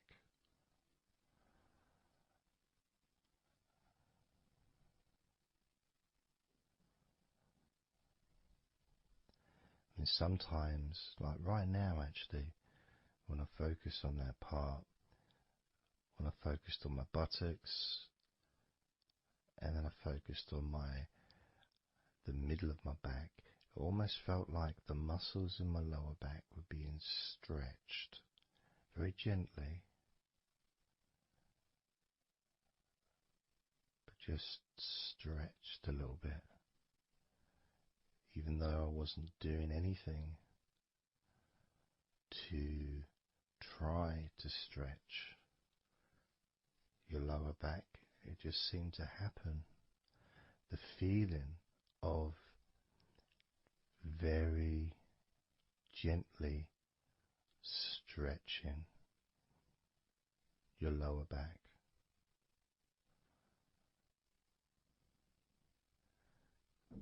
Comes along, that feeling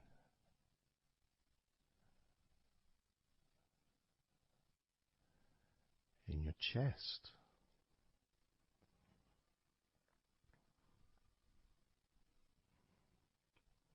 Just noticing what sensations you are experiencing in your chest right now.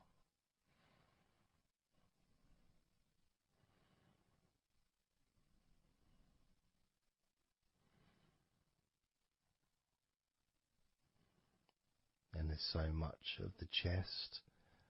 Obviously there's the collarbone leading to the chest. You've got the chest bone. You've got the muscles in your chest.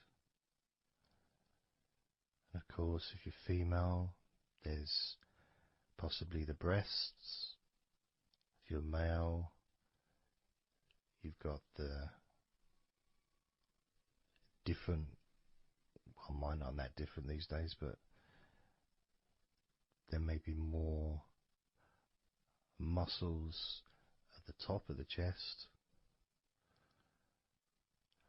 but at the side, underneath, it's pretty much the same.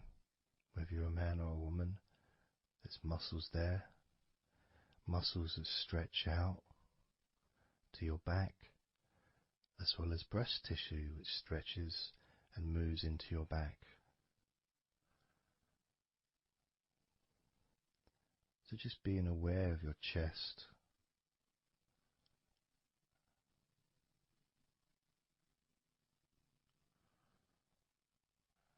being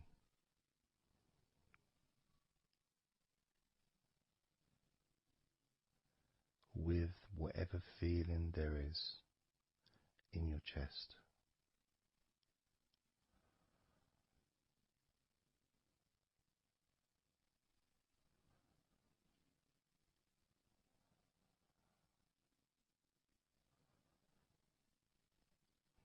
And when I notice that I focus on my chest,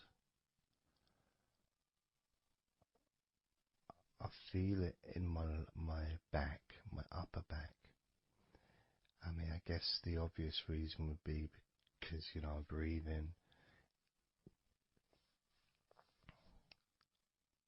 in,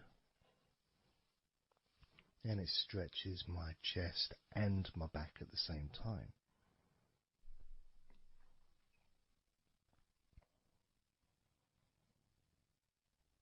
Yeah, it feels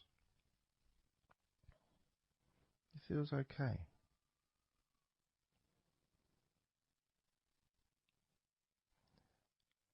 Doesn't feel I got a little bit of pain in my right chest.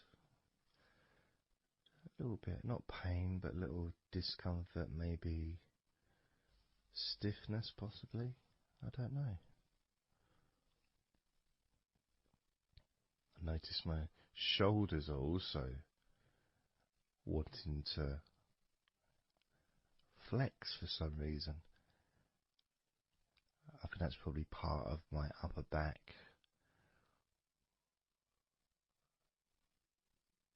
That connection between my shoulders and my upper back.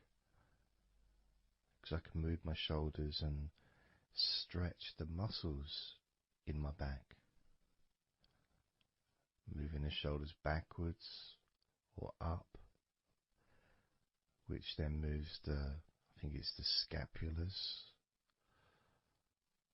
in your back.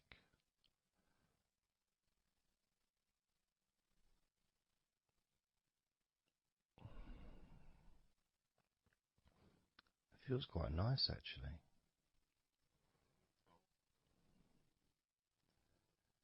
The good thing about this is you can, if you want to, you can just flex or stimulate the various muscles in your body gently in order to get more of a sense of how they feel.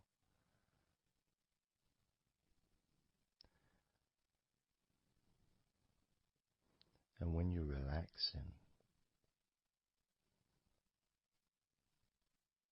when you do tense a muscle and you let it go and you let it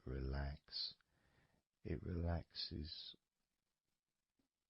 way more than it would normally. But you have to feel that you're able to do that.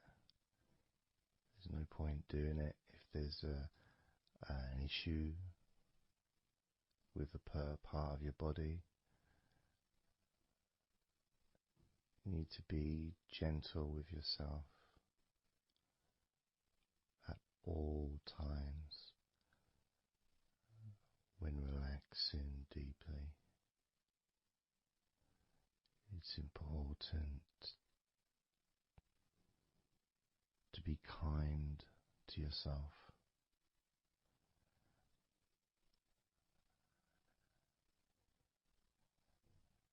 As you notice your mind, how much has your mind slowed down since we started this recording?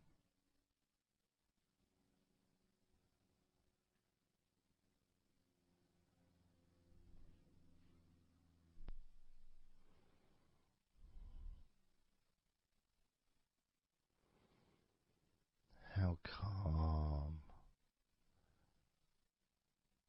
and peaceful is your mind right now?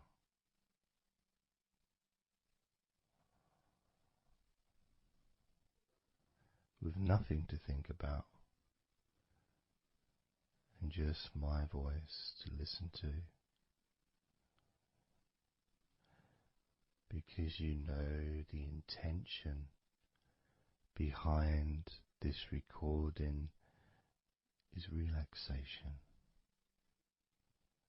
At the very least, for you to feel more relaxed at the end of the recording than you did at the beginning.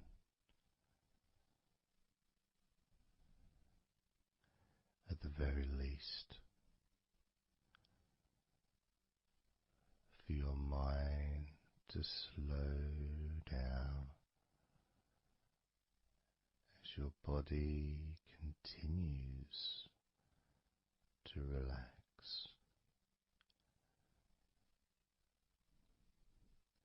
Because that's what you want to happen. That's what you expect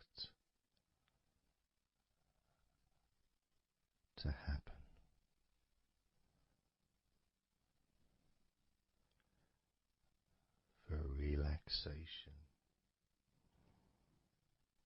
to feel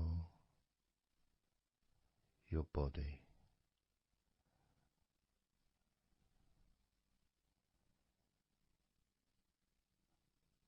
Maybe calming your mind to the point of boredom when you start maybe to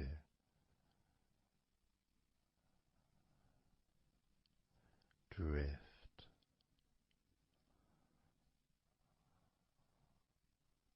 away.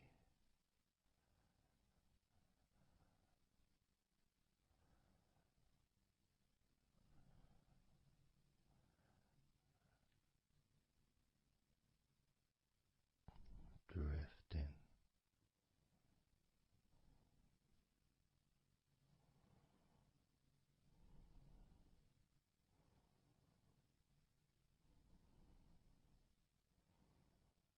It's almost as if you're moving further away from your body and your mind, just leaving that there.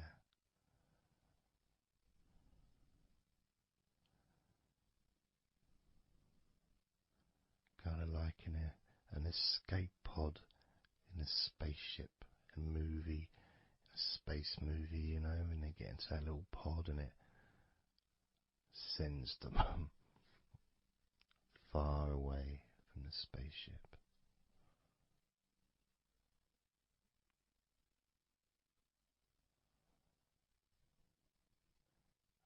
Safe to dream.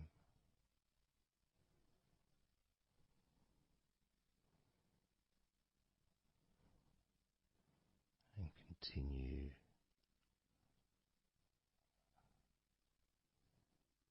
to relax.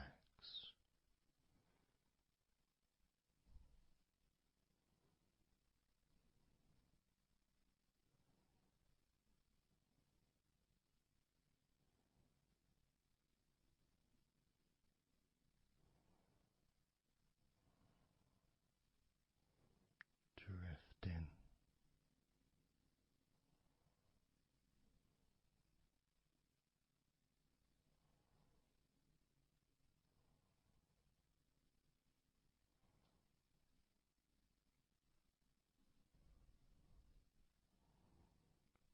So slow.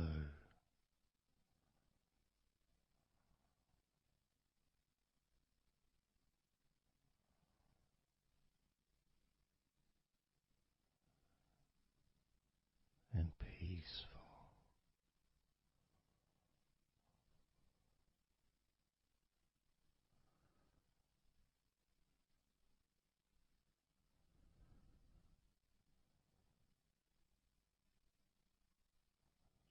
So relaxed.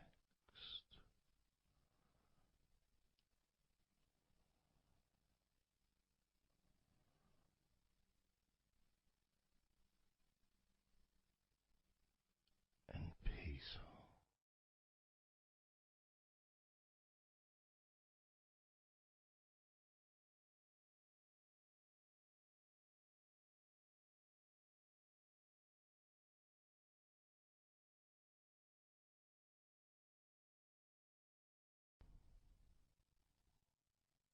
And focusing on the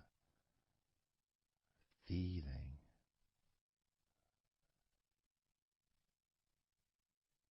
of those individual parts of your body that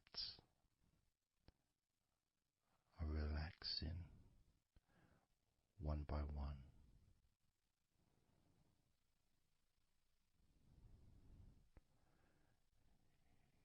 You may find that every now and then you realize that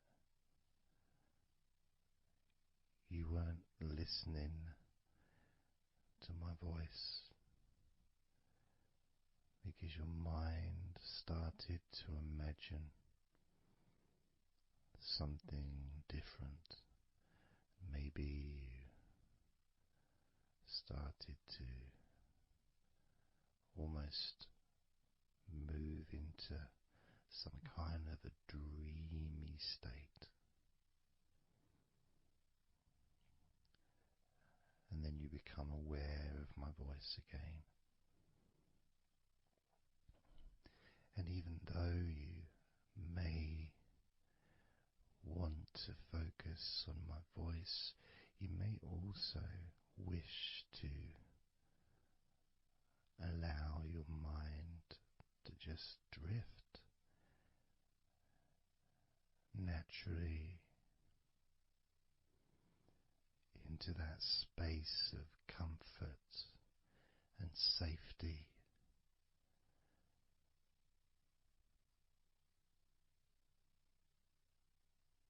As you feel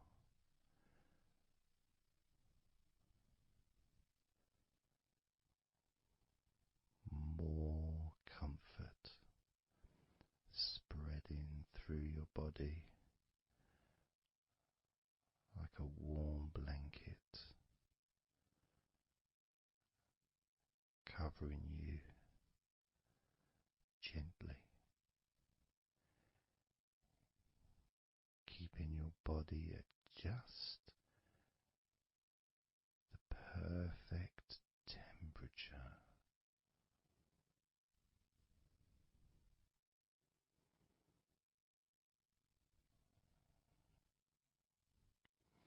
And even if you can hear background sounds,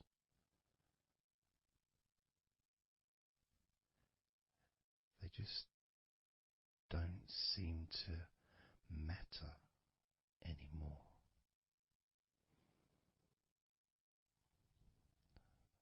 As that sense of peace spreads through your mind,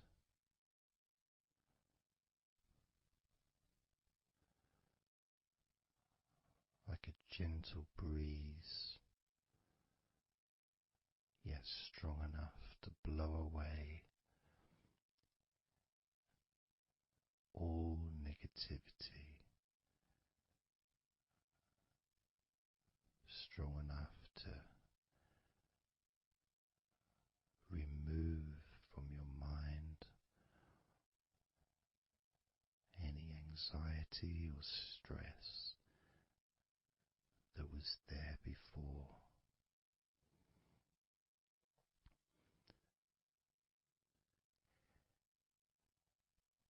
And blow away any other thoughts or feelings that just don't fit with the sense of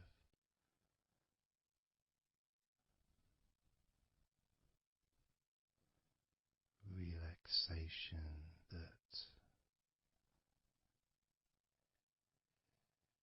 is filling your body and your mind.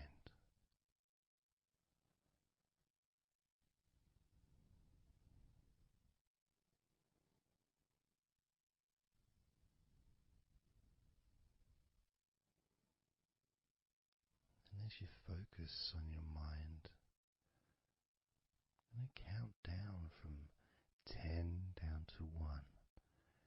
And with each number you hear, your mind will become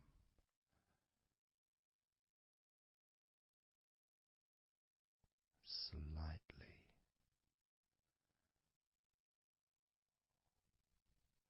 more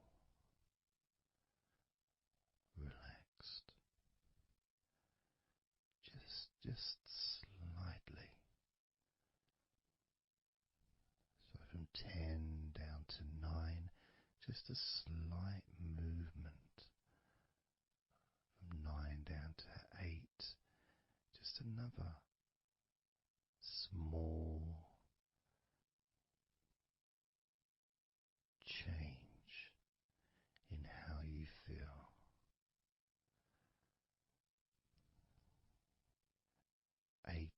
to 7.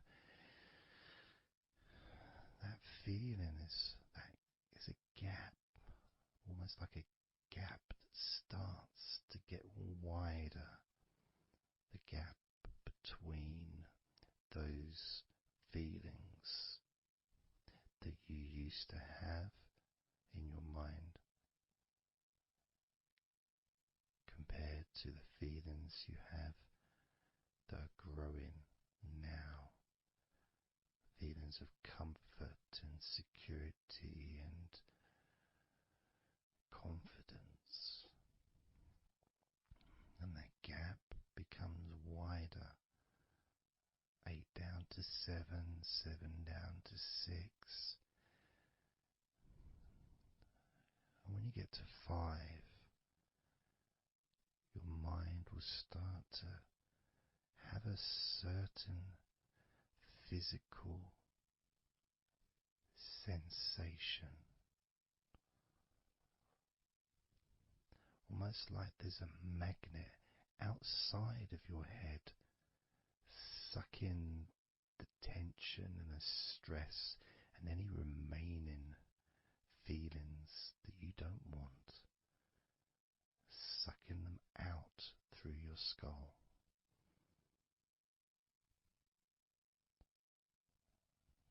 And then down to 4,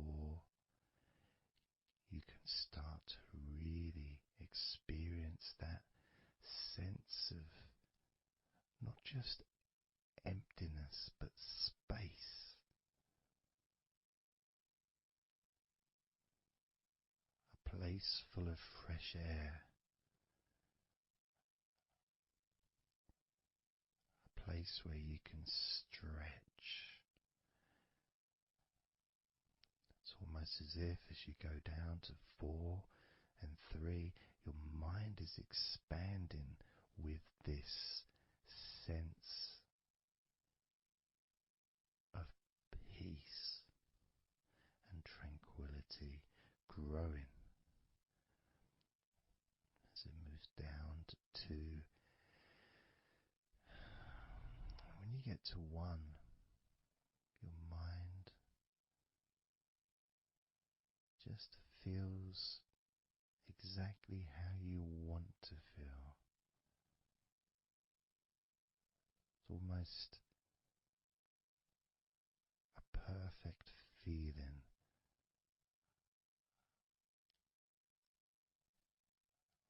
Maybe a sensation that you'd like to keep.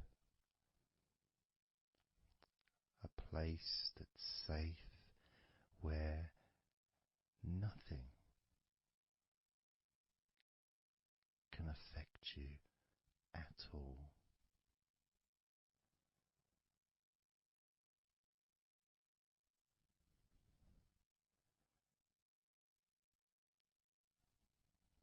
And you can stay in that space of comfort and confidence. Confident in your own ability to create this space and this feeling of comfort within your own mind, just by counting from 10 down to 1. And this is something that you can do yourself when you're on your own. A time when you can maybe sit down, maybe just for a few minutes. Close your eyes and just count slowly from 10 down to 1. And re-experience these feelings in your mind.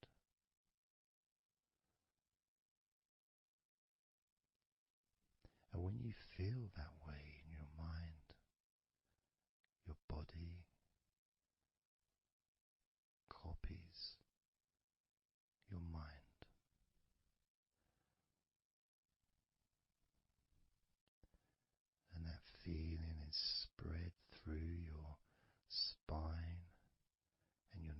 nervous system into every part of your body. It travels through your bloodstream,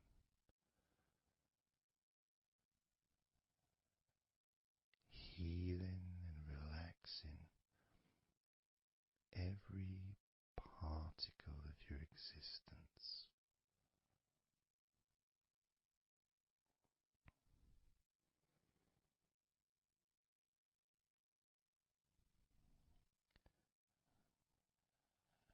And we can practice this a few times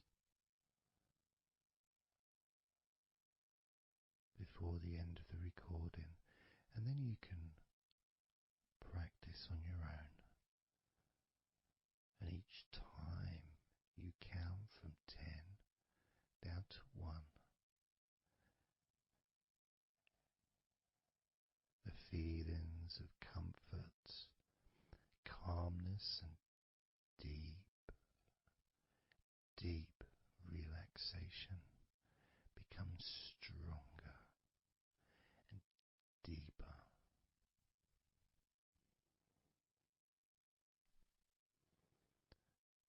Filling your mind and your brain with these positive chemicals that spread throughout your body, relaxing you so quickly, relaxing your whole body and mind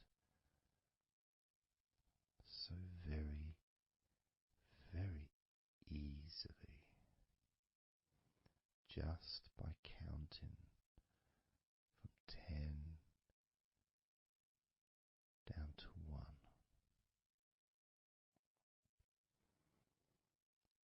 So we're going to do it now. I'm going to count from 10 down to 1, and I'd like you to repeat the number after me. So when I say 10, you can just repeat to yourself 10.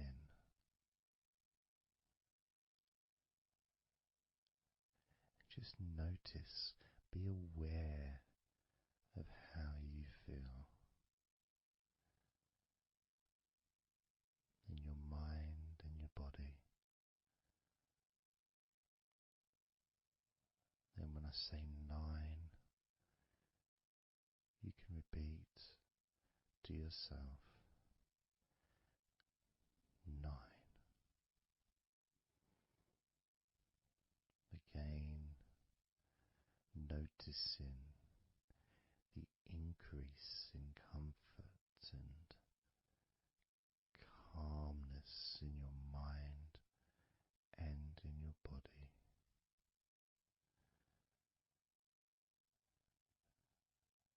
The same when I say 8, when I say 7, 6, when I say 5, 4, when I say 3, 2, and lastly when I say 1, you can repeat that number.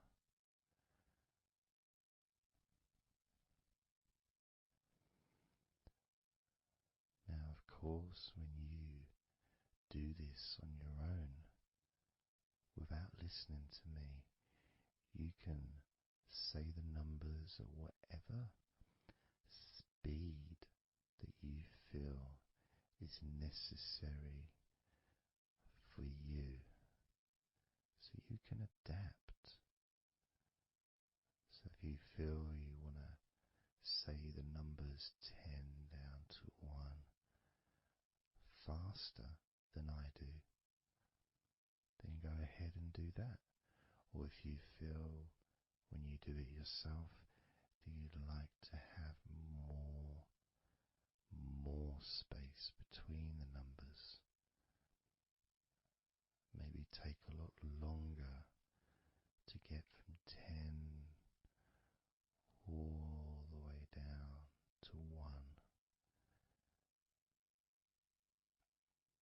It's your choice also to do.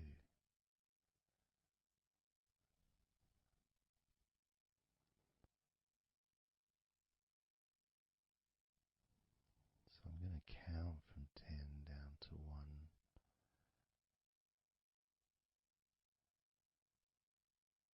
And when I get to 1, that will be the end of this recording. Unless, of course, you're listening with music, then the music will continue.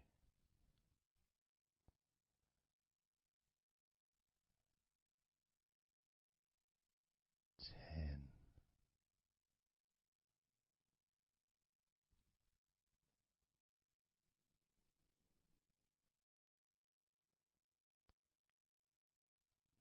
9.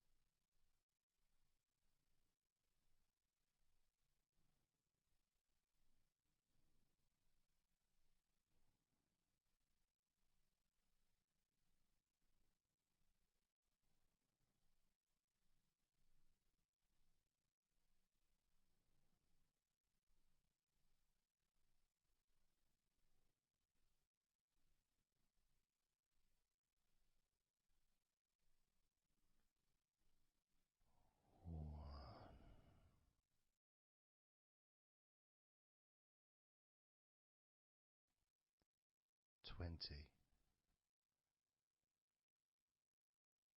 19,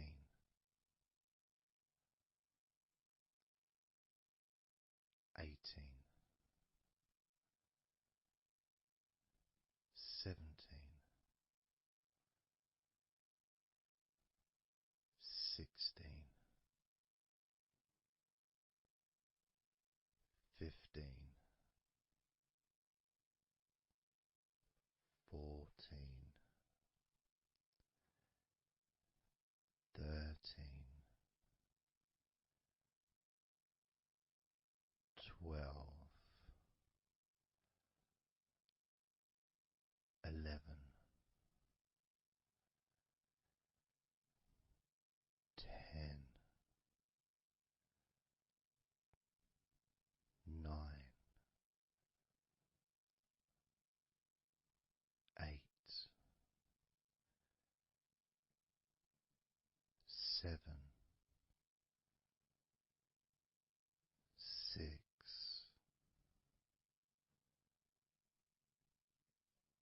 5,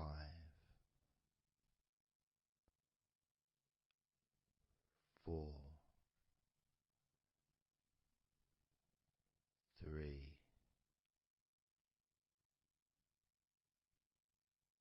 2,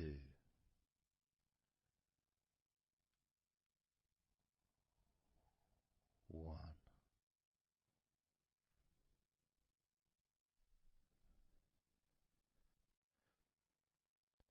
Now open your eyes, noticing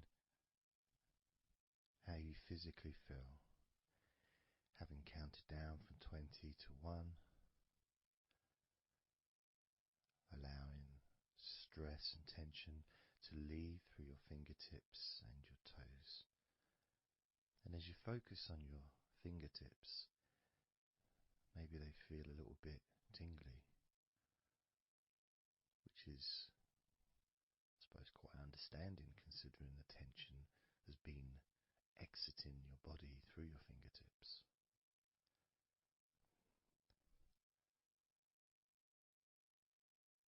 So now we're going to count from 20 down to 1 again. This time you're going to feel relief of tension and stress, any anxiety that you may have, leaving through your stomach. Just leaving through your stomach, almost as if it's just releasing the whole of your stomach, from your navel to just above your chest, or below your chest rather. So surrounding your belly button area, that whole area, you can feel the tension of your body, whatever's left, just releasing from that area.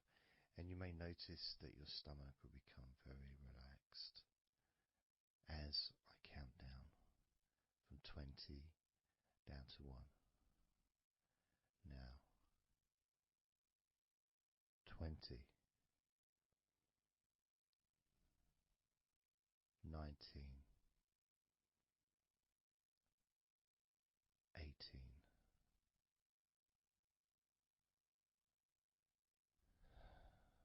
17,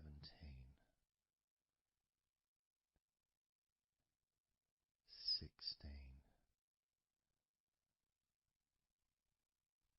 15,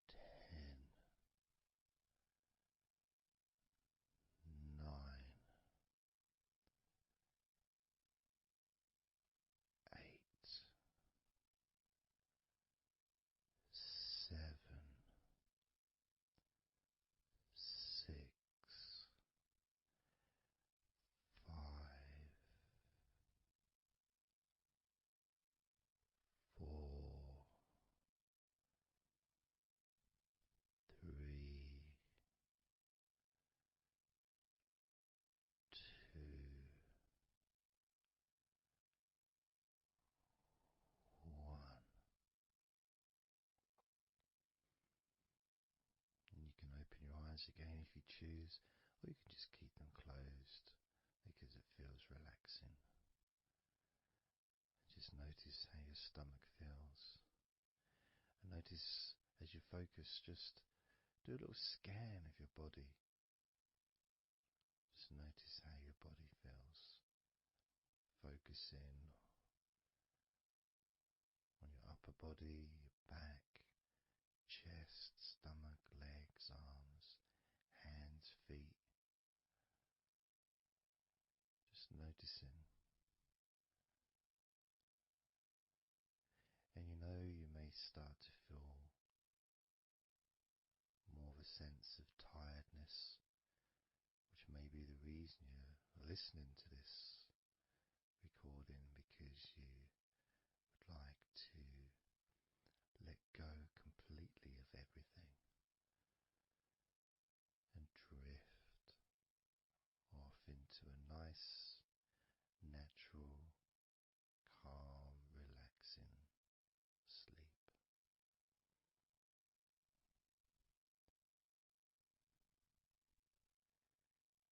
So now we're going to focus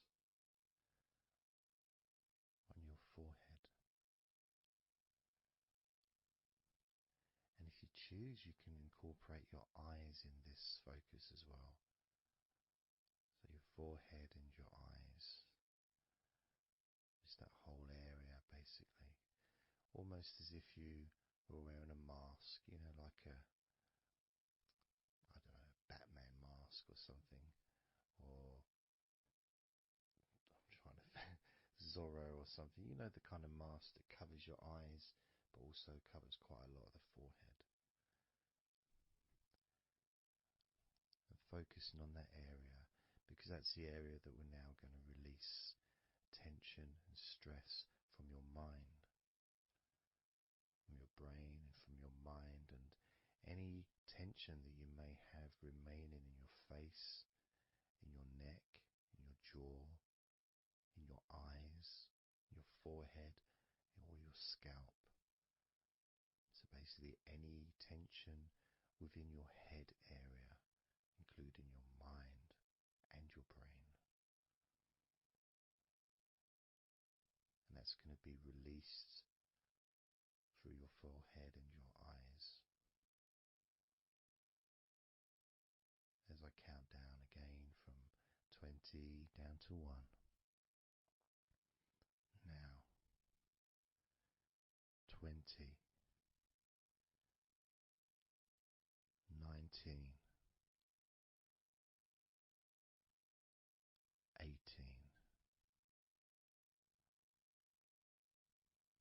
17,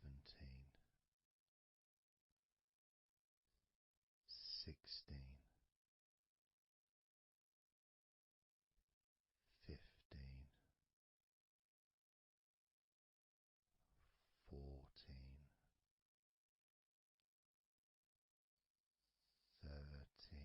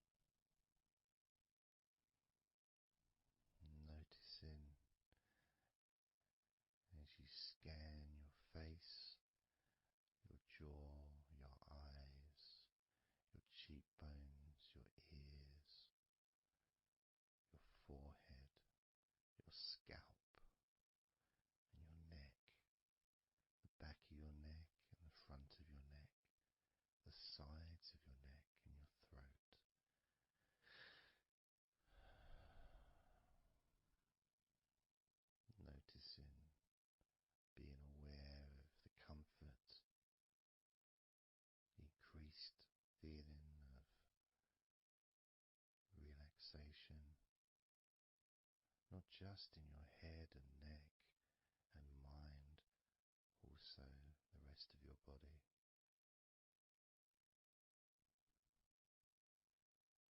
Just notice how loose and calm you feel, and how easily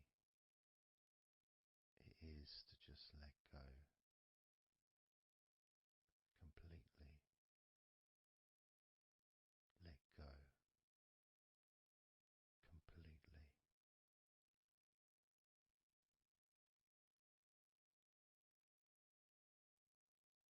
How easily.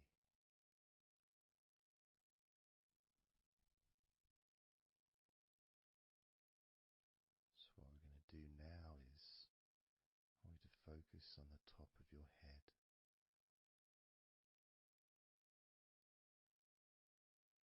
And we're going to allow every last piece of tension or stress that might be lingering or hiding in your body or mind or head to just be sucked out at the top of your head and released into the air, almost sucked out into the clouds. Imagine a big cloud above your head, almost like a whirlpool, and it's just going to suck that tension out of the top of your head and just take it away for good. As you focus, imagine an opening in the top of your head where that tension and stress and any remaining issues, maybe worries or concerns that are of no use to you now, can all be sucked out of the top of your head and taken away. As I count down again from 20 down to 1. Now 20,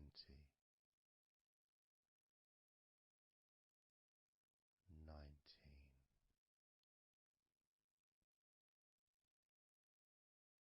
18,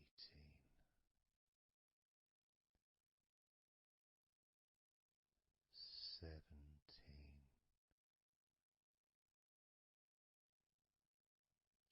16,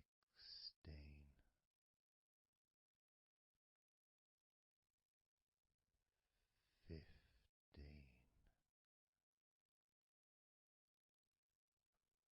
14, 13,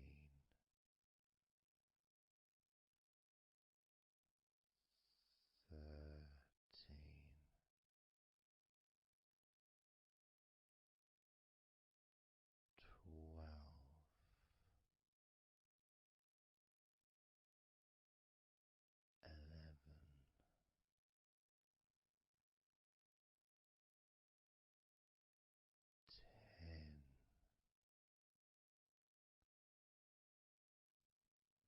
9,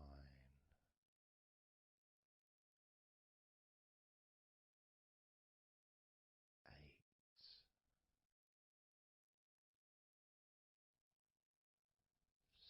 7,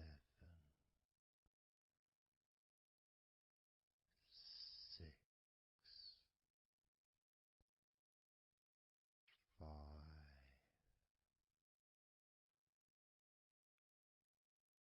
4,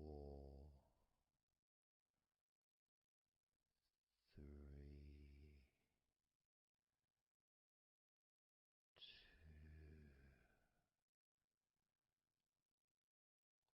2, 1.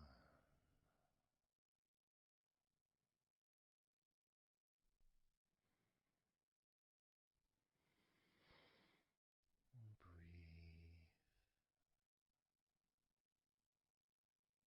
noticing how you feel,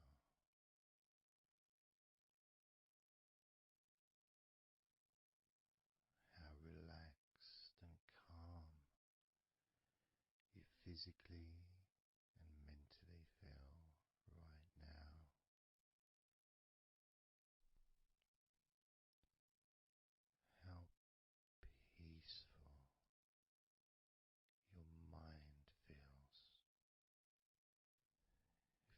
feels so nice to just let go, to give yourself some space to breathe easily, to think calmly, and just to take a break from all that pointless worry and concerns about things that you don't need to think about right now, because this is your time to let go. This is your space to enjoy feeling deeply relaxed, peaceful in your mind, relaxed in your body. It can feel so good, so nice to just not have to do anything,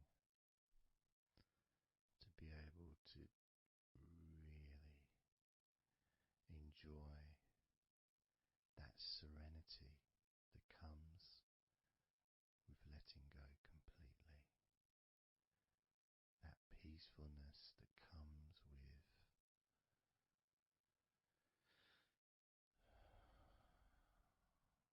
being in this peaceful space.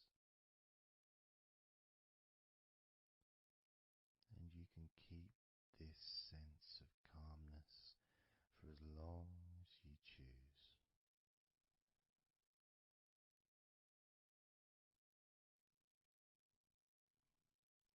If you choose to drift off into a deep, healing, natural sleep, then you can do that. It's completely up to you. And you can keep this feeling of calmness physically and in your mind for as long as you choose to feel completely relaxed.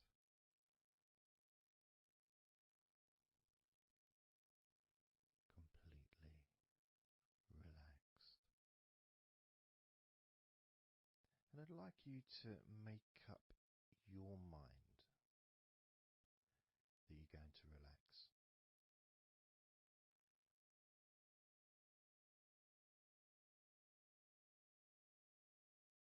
And I want to explore that with you, what it feels like when you actually decide that you're going to relax. Not forcing yourself, but giving yourself that. I guess it is a command, really, isn't it? When you're telling yourself, relax. In a gentle but firm way that only you can really tell yourself in that way. You can't really have someone else saying to you, now relax, relax, you know. It needs to be gentle, but someone else can't really have the same kind of influence or power that you have over your own physicality, over how you feel.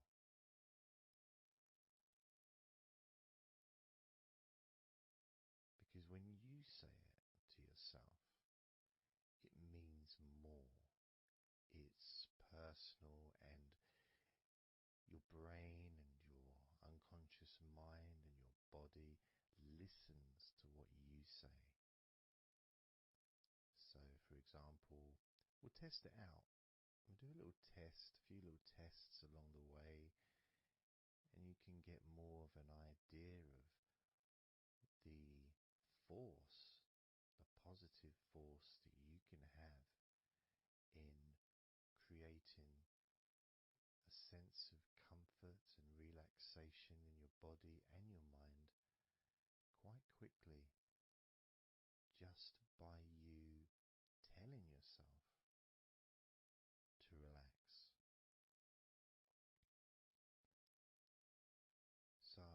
to start by, let's focus on your hands. So focus on your hands and just tell your hands to relax. So just say relax as you focus on your hands. You could say, my hands are relaxed, or I want my hands to relax. But I think if you actually do it directly, by focusing and imagining that your hands can hear what you're saying, like they've got little ears, which is a bit weird. So talking to your hands and just say, relax.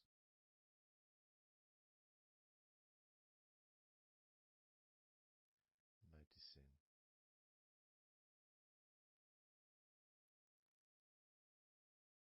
how your hands start to relax.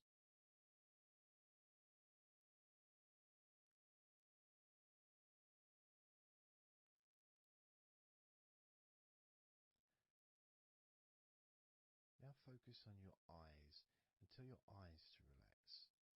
So you're just saying the same word, relax. And find the right tone for you. I might say relax, but you might say relax or relax. You might say it differently to yourself, and that's important for you to gauge what feels right for you.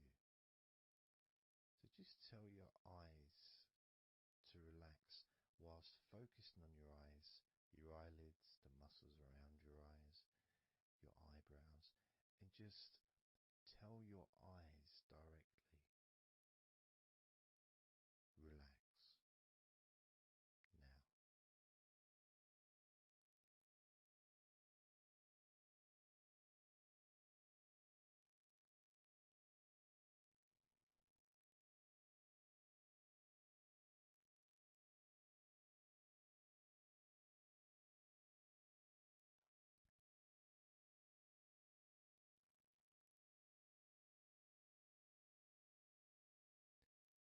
Now I just did that myself, and